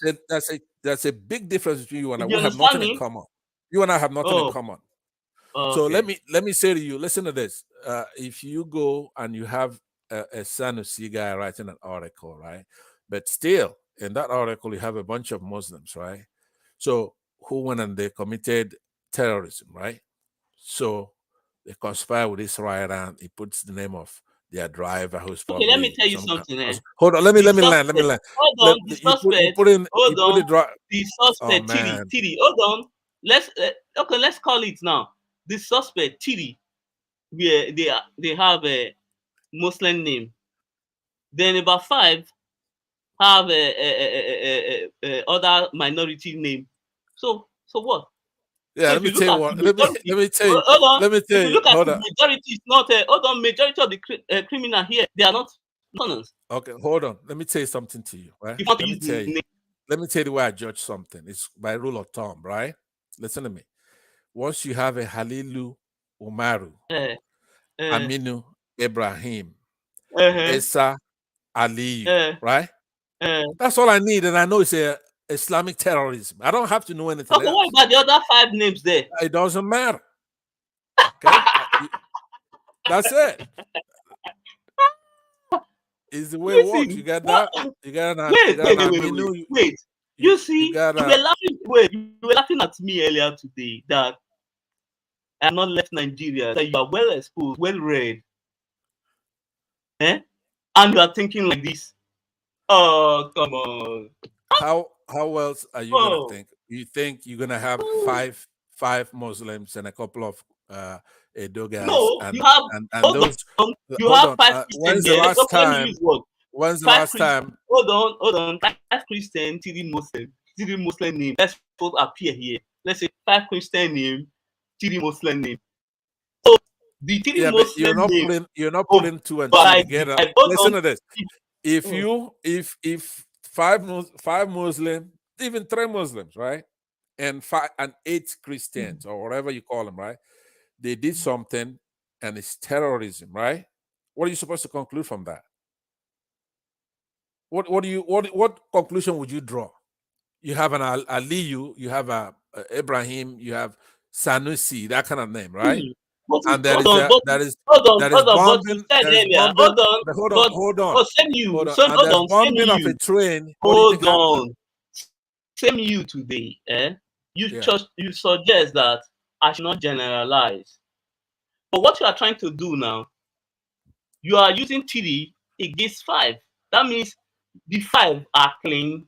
The 3 that bears Islamic name, they might funny enough, they might be Christian. Because hold on, just because they bear Muslim name doesn't mean they are Muslim. Because if you look at it, Boss Mustafa is a Christian, but his name is Boss Mustafa. Listen to this. That's another rule of thumb. Anybody No, I'm called just telling you. hold on. Anybody Called you see your anybody. assumption. Listen to this. Hold on, you said I can't go to school. Anybody And called I agree with Mustafa, you. right? But Anybody, you that hold on, listen, hold on. You UFC, that you're went not to listening. school. Are you tired? You could go are if you're judging tired. people based on name. Yes, I am. You are Okay? judging people based on name. I am judging people based on name. If you're called a Mustafa, you're a Muslim. I don't care what you call yourself. Right? Wait. So that's the way it But is. Mustafa was a Christian. It doesn't matter. He's a Muslim, period. He's a Mustafa, you're a Muslim, period. Okay. It's like you're Muhammad, you're a Muslim, okay? That's the way it works. If your name is something Christian or Christian Joshua, all right? Yeah. You're a Christian. That's the way it works. You can't say, "Hey, Yeah, my name is Boss Mustafa," but I'm you know. But anyway, it's nice debating with you, UFC. Take care of yourself. I'm heading out. It's 3 in the morning here. See. I understand we need to go now, but see, sometimes all what we have discussed today, take your time. See, whatever you want from Nigeria, your goal should be a way to galvanize other people. It might be in a deceitful way, but you can go ahead and do it. I'm okay with that. I want to see the Igbo intelligent, because whatever they are doing now, they have not shown me any intelligence. I want to see that intelligence. I want to see them perform something, because I can't be. I'm not gonna lie. Give it to Tinubu. He's an intelligent man. You know why? Why? People the body government tried to make sure he didn't win the election. He didn't complain much. He was intelligent enough to find a way to win the election. That's what I call smartness. You guys can do it. I'm counting on you. All right. It can be done. All right. Change the way you are doing it, because the way you are doing it now, you are not going to win. Right. I want you guys to win. All right. This is the reason why I want to become president in No problem. No problem. I want to have that they always say they are more smarter than everybody. You gotta learn how to talk and debate civilly, not argue and keep making noise, right? I'm saying to you, that's not a bad advice to give anybody who cares about presidency in Nigeria, right? It's not, if the approach doesn't work, you try another one. But there are many ways to skin a cat, right? So you better pray to your God that tribunal does the right thing, because I have a much better way. I have a much better way to get the presidency is to go there and take it back from whoever stole it, right? And that's exactly what you're gonna get. You better get your ass ready for it. If the tribunal doesn't do the right thing, the people they're suffering. The people are gonna go there and take that office back. That's what I want to tell you now. I want to break it to you now. What is it? What is it? The tribunal will rule in Tinubu's favor, and I promise you, nothing will happen. Okay. All right. Let's see. You I promise you that. Nigeria is a strange place. Maybe they're not ready to. Because the reason why I'm telling you, you guys are watching online. You don't have to give me the reason. On the ground is different. Everybody's going about their business on ground. So you are on ground. You all that's living in a bubble. True. That is true. Nigeria is like that, right? They are not the smartest light bulbs in the room. That is true. They're suffering right now. Is it enough to make them take their country back? We'll find out. Let me tell you something. If that tribunal comes with a good reason, let me tell you something. And hold on. If Nigeria have been spoon-fed for too long. Electricity subsidized, education subsidized, fuel subsidized. If we say we are practicing capitalism, we should go ahead and practice capitalism. Why are you saying that? Where's that coming from? Hold on. With the way we are running our country, the country won't grow. This constantly, we must subsidize everything. It's not going to grow the economy. It's not UFC, I want you to hear. I want you to hear me. I want you to Yeah. hear what I'm. Let me tell you something, right? Yeah. First of all, that country is not gonna do any good until it's inclusive. For example, women, about almost half of the country are women. They are not treated fairly in the society. Okay, so they don't contribute as much as they could. The Igbos, Southeasterners, they're not incorporated as fully because they are the conscience of the country. They've got technology. Hold on, they got technology. They're hardworking. They're all over the country. They're all in all fields. Well, let me land. You cannot take your ear and hear anything good about Igbos. You go wild. You go crazy like an animal, right? Not you have animal, to learn, because you always projecting what you don't have. I have not said it. Let me So it pisses me off. let me say to you, you can't stop it because you've gone around collecting all kinds of junk in your head about the Igbos, right? Igbos are your neighbors, your friends. Let me land. They're your brothers and I live with some of my friends are Igbo. Okay, good. So one thing They you have were to born here and raised understand, here in Benin. you cannot stop the Igbos. The Benin's always try to compete with Igbos. You know, like Tony there is my friend. They don't like to hear when I say things like that. When I go to Niger watching, I'll be telling them, no, you're not a match to the Igbos. You're a small tribe, right? Compared to the Igbos. You are not the Igbos. Hold on, you're not the Igbos pinky toe.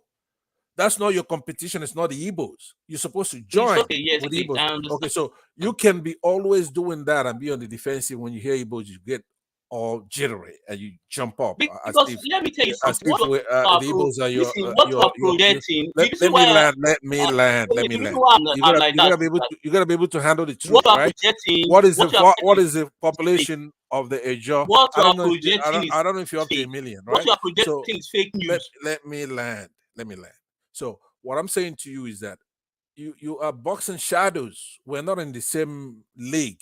We're not fighting you as far as we're concerned. Now, I'm against that Ojukwu did that. In my opinion, if I was the one with the strategy on that war, I would have captured the Jos first. I would have taken care of that South first, secured it. You don't have defense, you don't have soldiers, nothing you could do will take you in hours, right? We should have taken you and shot anybody who's raising their ugly head over there, right? Before we then go to the enemy itself, because that's a mistake we made in that war. All of you competing against the Igbos and talking nonsense like you're doing on this platform. You see what I said? You see what I did here? What I'm saying to you is that you know what I did here today. If you're not gonna listen, I expose your intention. Well, you see, like I said, if you are a Benin man, you are listening here now. I have exposed this guy their intention. Their intention is not their intention. You do what you have to do. Like I said to you, to conquer every other tribe, and we can see it from afar. If you keep it up, we can see it from afar. If our peacemakers come to you and you don't want to listen, when it gets to our hands, those who are not happy anyway, right? And you want to deal, we're going to have to deal with you. You bet your ass that's what we're going to do, because we have peacemakers out there, we have Democrats, and they've been out there trying to make the country unite. I've come here tonight and I was talking to Mike. I said, look, Mike, it's about time to think Pan-African, right? We can't go building a unified Nigeria when we keep squabbling over here about one tribe or the other. So let's elevate this conversation. Don't ever go out there and talk about the Igbos making general statements, because most Igbos, a lot of them are doctors, lawyers, they're in courtrooms fighting for one cause or the other. They are in theaters. Hold on. A lot of most Igbos are they're doctors and lawyers and teachers and professors and engineers. You don't want to hear that, right? Because you're jealous of a bit, right? So when you have all let me tell you now, when these Igbos are in theaters, operating, taking care of patients, right? They're not on this platform. Hold on, you want women empowerment. You want women empowerment, but you reject Bianca. You don't want to hear. Whenever you're talking about Igbos, you want to know that a majority of them are doctors and lawyers and physicists and engineers, and they're busy in their work. They don't have time to be talking about you. A lot of minority groups here and there. So don't be generalizing, because a lot of them are not online talking. A lot of them are busy doing something. They don't even know you exist. So don't generalize. Maybe you have a couple of wayward kids from Igbo race or even minorities who speak Igbo, just like some people. Even you have more Igbos in your compound than you have people from Akokwedo and all that. You have more Igbos in that neighborhood than you. It's just that you intimidate them talking nonsense and they're quiet, right? But there are more Igbos in your ethnic clan there that you're talking about, but you don't know that. So I want you to understand that Let me say UFC, something. you're small, The you're personal a issue. tiny, Hold on. tiny My ass issue, pebble, my not even issue a with the pebble, Southeasterners, sand grain. you cannot project this I'm powerful and powerful all the time, and not same mouth you are complaining, you act like victim. I don't like victimhood. That's the same resentment I have against the Black Keep it. Americans. Because they always complain Keep your too much. resentment. No one wants to listen to complainers because it make you weak. Keep I hate weak people. Keep your Don't complaining. project yourself to be weak. Nobody. I believe in competition. See, Am I something. project? Oh, by the way, I'm not by a the hater way, of when it comes no, to no. business. I'm not By a the way, hater of the please, Igbo people. One I'm thing I love begging you. about them when it comes to business, they know how to Hold on. compete, and I like Hold it. on. Hold on. What I'm saying I to you, love that. UFC, on a serious note, I know you're in Nigeria and you don't know your ass from your mouth, right? Because you're not exposed, right? Please don't go talking about Black Americans and creating enmity between us and them because we're one. They haven't done anything. None of those things you hear. Hold on. Because I hear Mike and other people talking ill and bad about African Americans, and it will be very hurtful to them if they actually come across one of these things, because we are way beyond that, or when they used to divide us. So just keep your hate and animus towards the Southeasterners. Don't bring it international, right? As a small, tiny minority in Nigeria, you always speaking on people. Just speak on us. Don't bring it to Black Americans. Hold on. Just keep it with the Igbos, all right? You could talk the about us you minority want. are the seller. Hold on, the minority are the seller. Yeah. During the Senate presidency vote, your people voted for the Hausas, for the people you claim you hate. Even us at those states, we supported Akpabio because South right now. The reason why I'm having fun. South leaders have wake up. They have decided to face South interest only. Southeast can decide on their own. Exactly. So that's what we are doing now. So That's fine. that's why I'm a huge supporter of. Let me say this to you, because dude, I have to go in a minute. Let me say to you, right? Do that, because those people you see in the Senate, right? They are rejected by us. Those are not our leaders, right? Those leaders. Hold on. Would you be quiet? Would you? Because every time we say this to you, you don't want to hear it, right? I just told you here on many occasions. Somebody like Akpabio, we reject. It's not from our side, but we also know that he's no good, right? If a well-educated person like you can support Nnamdi Kanu, that shows the level of your delusions.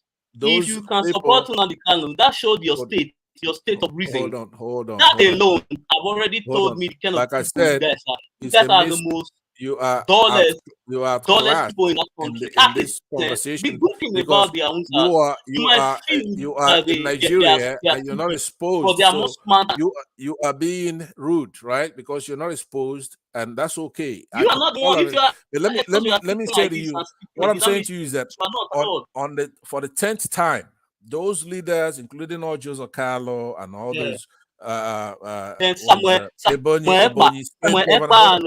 Ekpa and Nnamdi Kanu, those are your leaders. Those people, when they do something, don't use it against us. Okay, good night and get lost. Get lost, you fake Edo boy. Samuel Ekpa is your leader. If Samuel Ekpa is your leader, that means you are lost.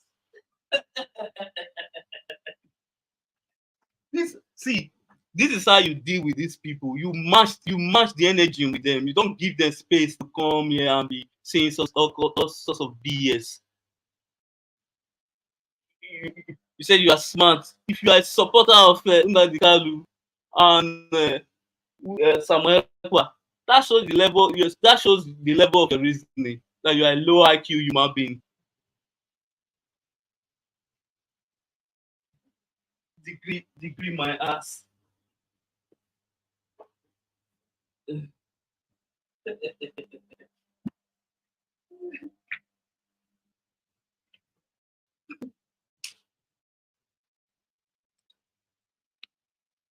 up Nigeria, the carry last. Mike and it's like everyone is sleeping already. Okay.